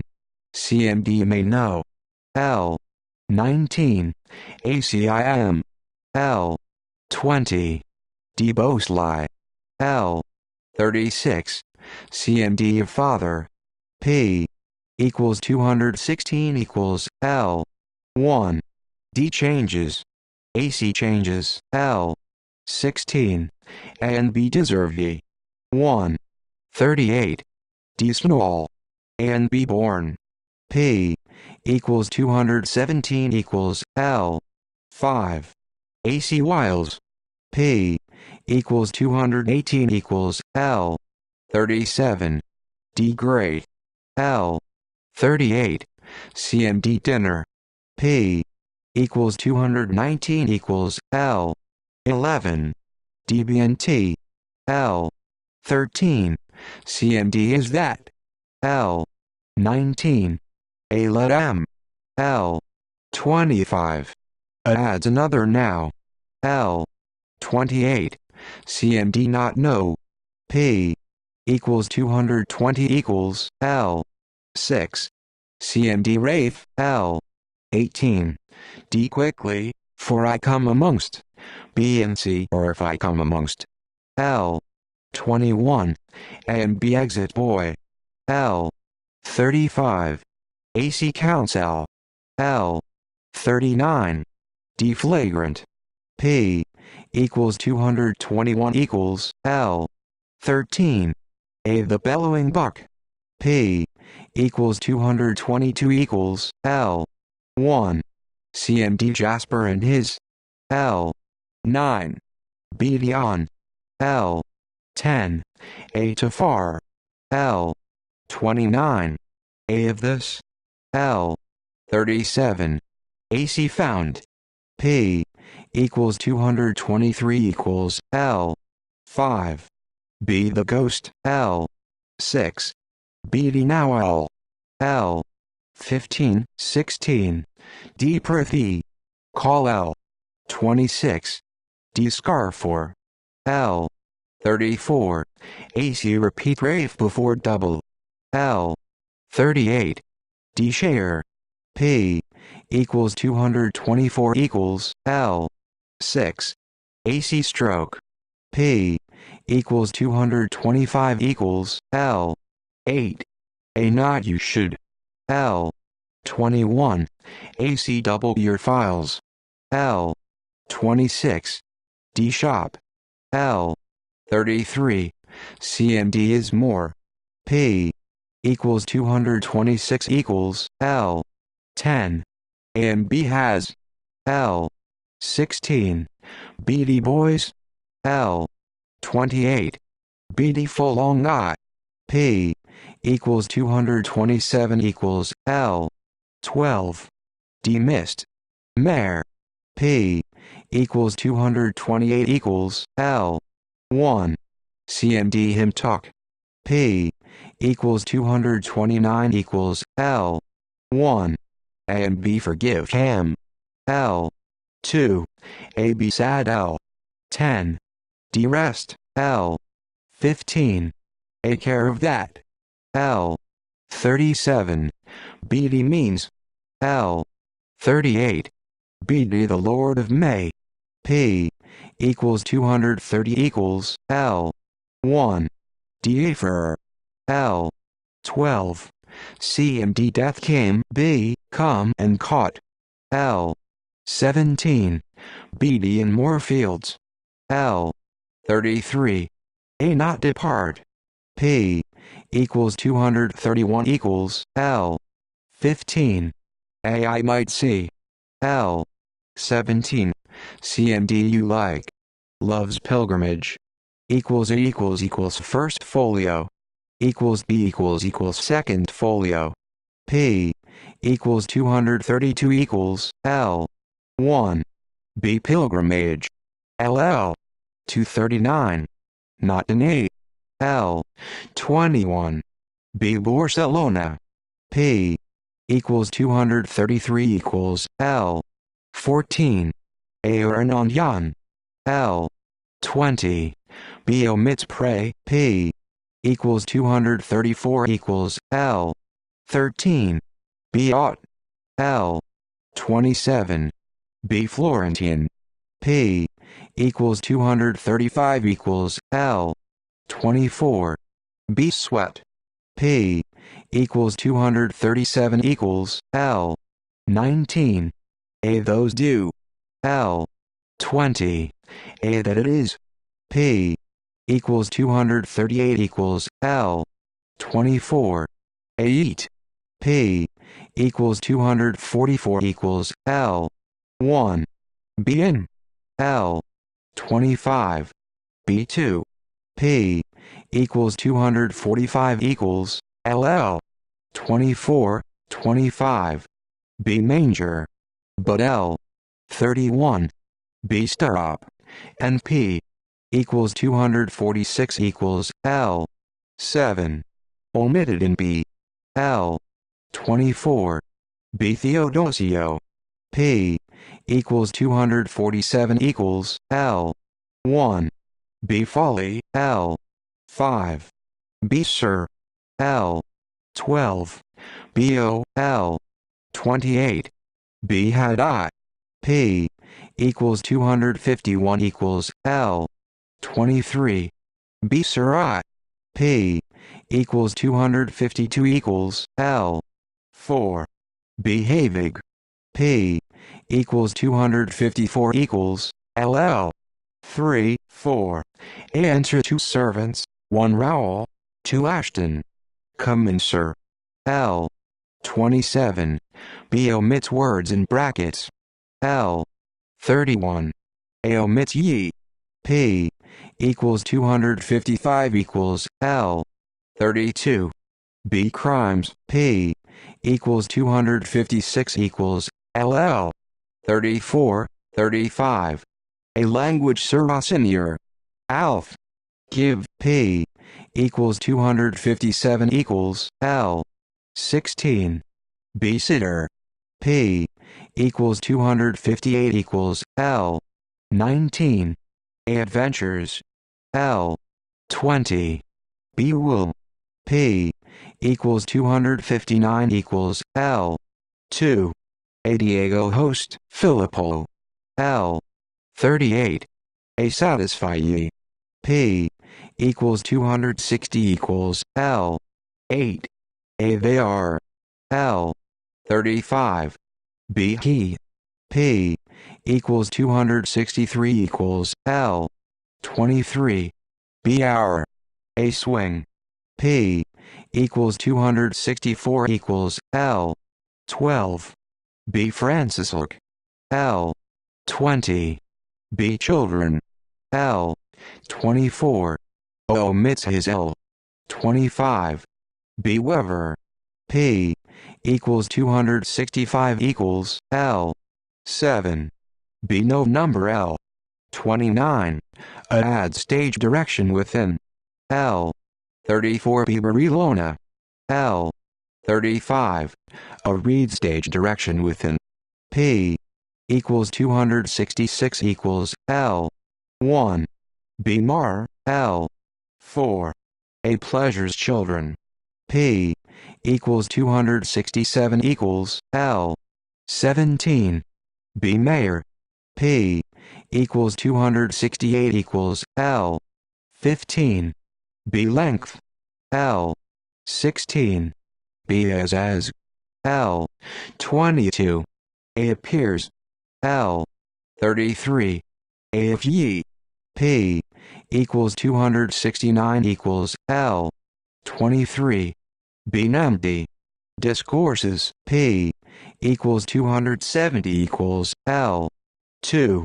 A enter Filippo, and second host. LL. 7FF. B host. L. 16. A the half falconer's dog. L. 33. B omit serve. P equals 272 equals L. 20. B3.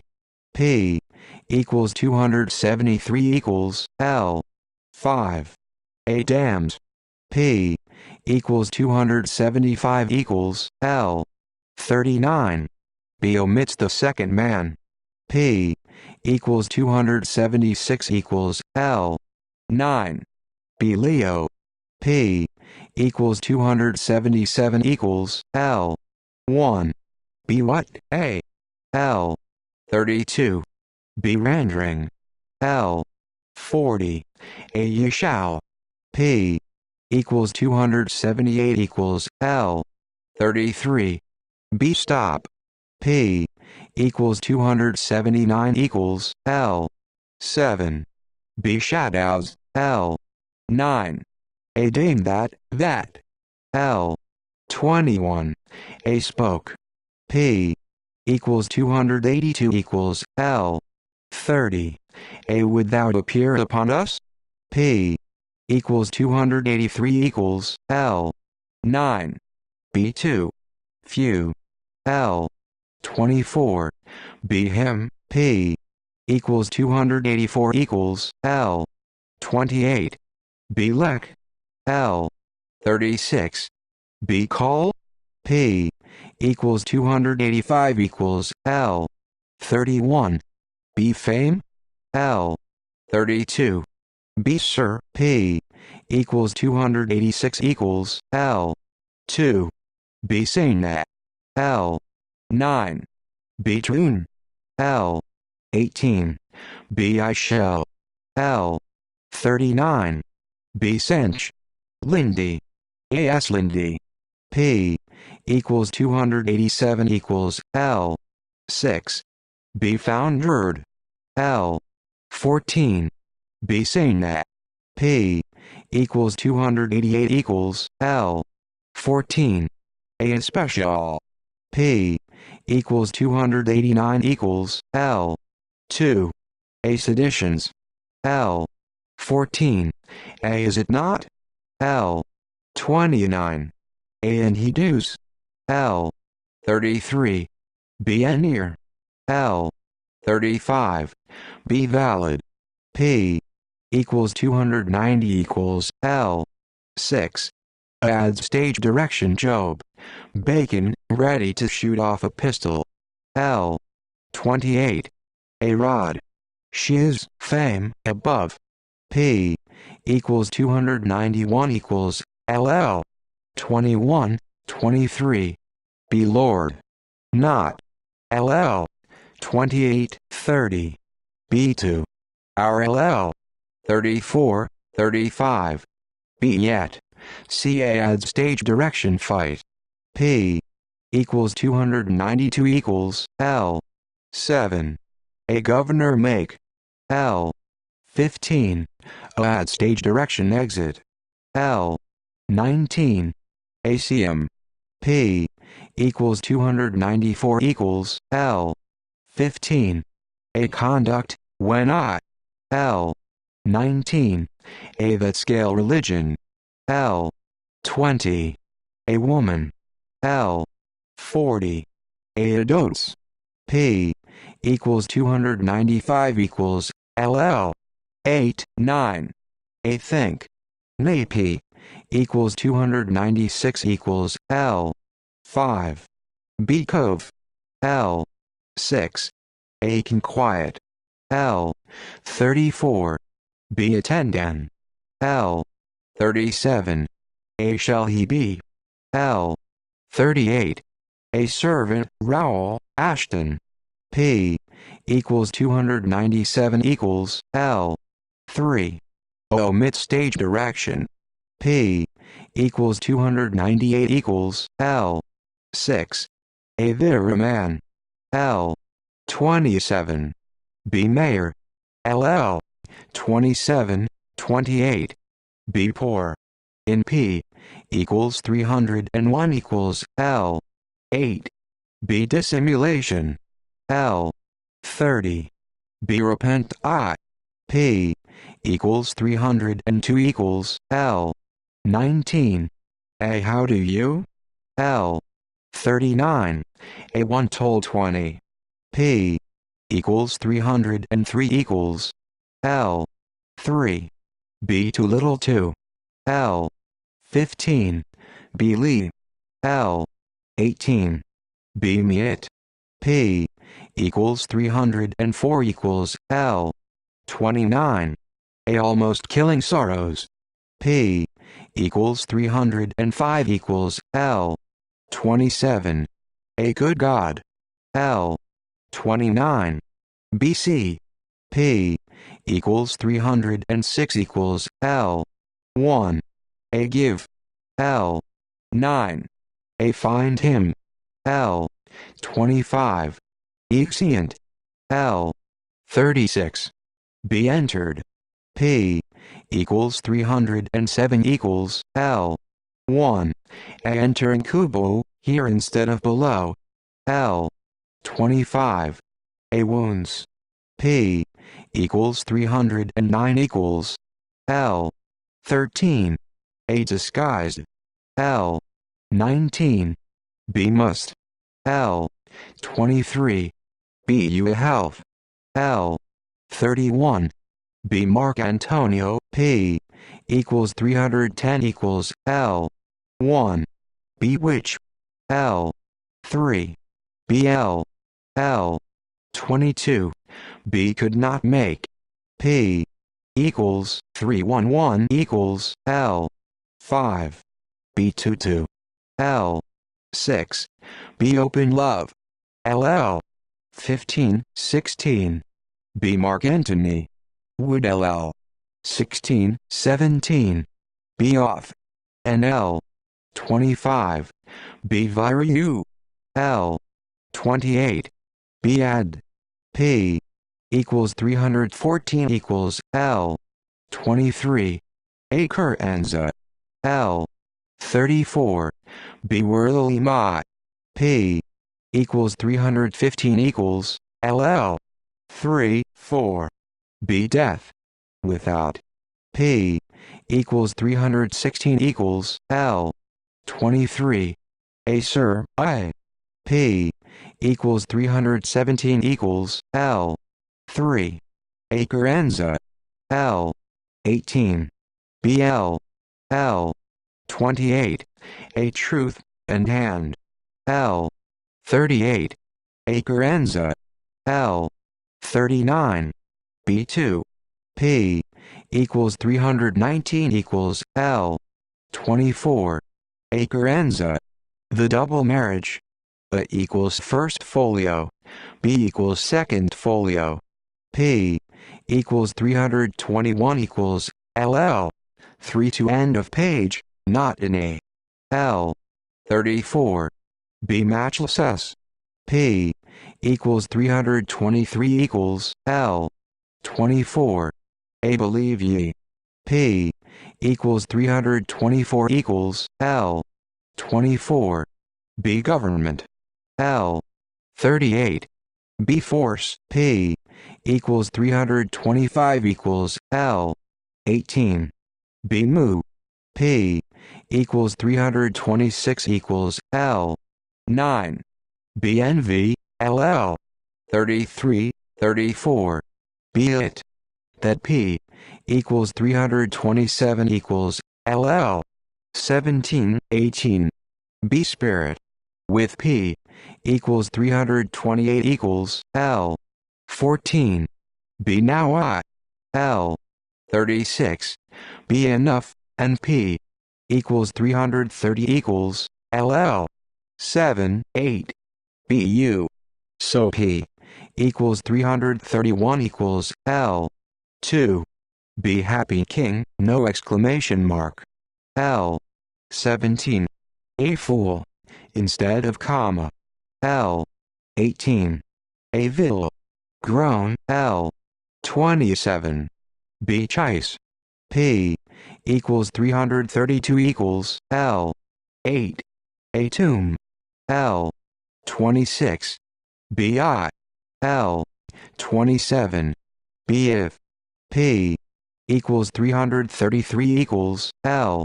8. B all. P equals 334 equals L. 7. B sits. L. 14. A 5. L. 25. A which one? L. 33. B death of victory. P equals 336 equals L. 23. A recover with my friend, his. L. 30. A with her. P equals 337 equals L. 31. B right. A right, third. P equals 338 equals L. 17. B sailboy. P equals 340 equals L. 9. B all. L. 18. A despairs. L. 37. B dieting. L. 40. A the infamous. P equals 343 equals L. 18. A you shall. L. 22. A ache, oi. P equals 344 equals L. 7. A trumpet. P equals 346 equals L. 11. A candy.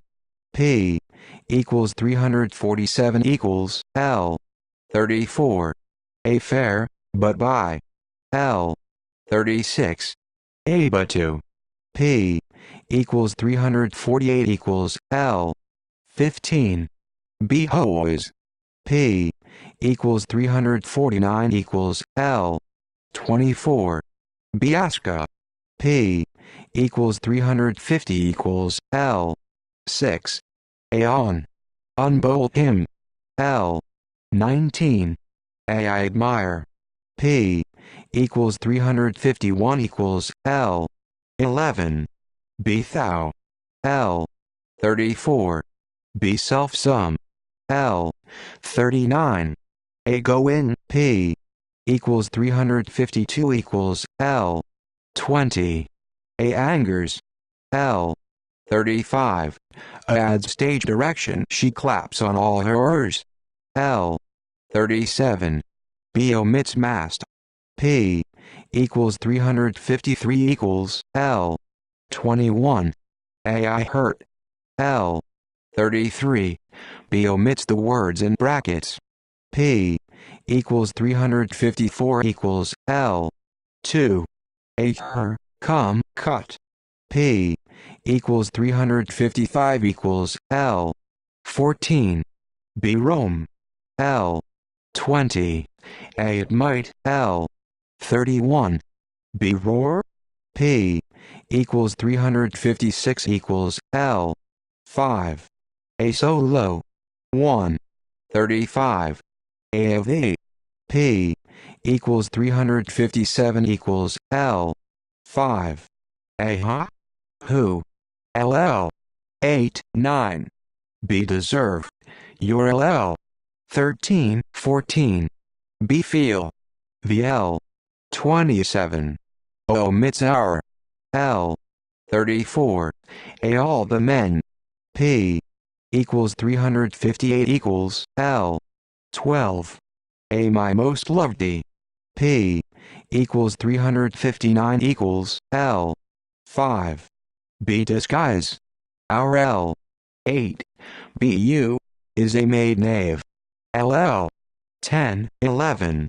B off and L 21. B laugh L 31. Adds stage direction on citizens severally L 37. B bush he L 38. A glance now B P equals 360 equals L 30. Omits save P equals 361 equals L 15. BB L 25. B command to nose L 28. A wear face fellows coming L 38. A shoe your P equals 362 equals L 3. No number L 7. B slaves L 37. B distorty P equals 363 equals L 6. A swing L 12. B knaves wool P equals 364 equals L 36. B here P equals 367 equals L 3. A men of L 13. B1 P equals 368 equals L 30. A me that it's L 34. B wonder L P equals 369 equals L 29. B love P equals 370 equals L 2. B then L 10. AVT rant P equals 371 equals L 11. Omits A L 28. A not thou P equals 372 equals L 5. Omits R LL 10 11. B ashes I P equals 374 equals LL 22 23. B up most LL 33 34. B heart and P equals 375 equals L 20. B government P equals 376 equals L 10. B matter P equals 379 equals L 37. B blessed opportunity P equals 380 equals L 22. A friend's wood L 30. A turn L. 31. B. Propagate. P equals 382 equals L. 20. A. Accusd. P equals 383 equals L. 11. O. Mid-stage direction. P equals 384 equals L. 17. B. J and L. P equals 389 equals L. 5. A. Erstwee. P equals 390 equals L. 3. B. Bortwee. P equals 391 equals L. 12. A. Ledum. LL. 12. 13. B. Rejoicing. Just L. 25. O. Misduct. L. 26. A. Duct. Tis. P equals 392 equals L. 33. O. Mid-stage direction. P equals 393 equals L. 9. BU. L. 17. A. Strict and excellent. L. 18. O. Mid-sir. P equals 394 equals L. 26. B gives this line to ASCE, 2 lines above, after an earnest sir. P equals 395 equals L. 5. A. One of crying liberty and freedom. L. 18. B. Boatswain. L. 23. B. Liberty, liberty. L. 33. A. Woman's. P equals 396 equals L. 9. B. Do not. L. 37. A. That is to put her. P equals 397 equals L. 17. A. At the. L. 38. A. Nay never. P equals 398 equals L. 18. O. Mid-stage direction. P equals 399 equals L. 6. B. Pond. L. 26. A prince boy and Roman, thus, boy he. L. 37. B. Fit. P equals 400 equals L. 35. B. Perfect. P equals 402 equals L. 29. B. Mare. P equals 403 equals L. 23. B. Sorns. End of volume. Vi.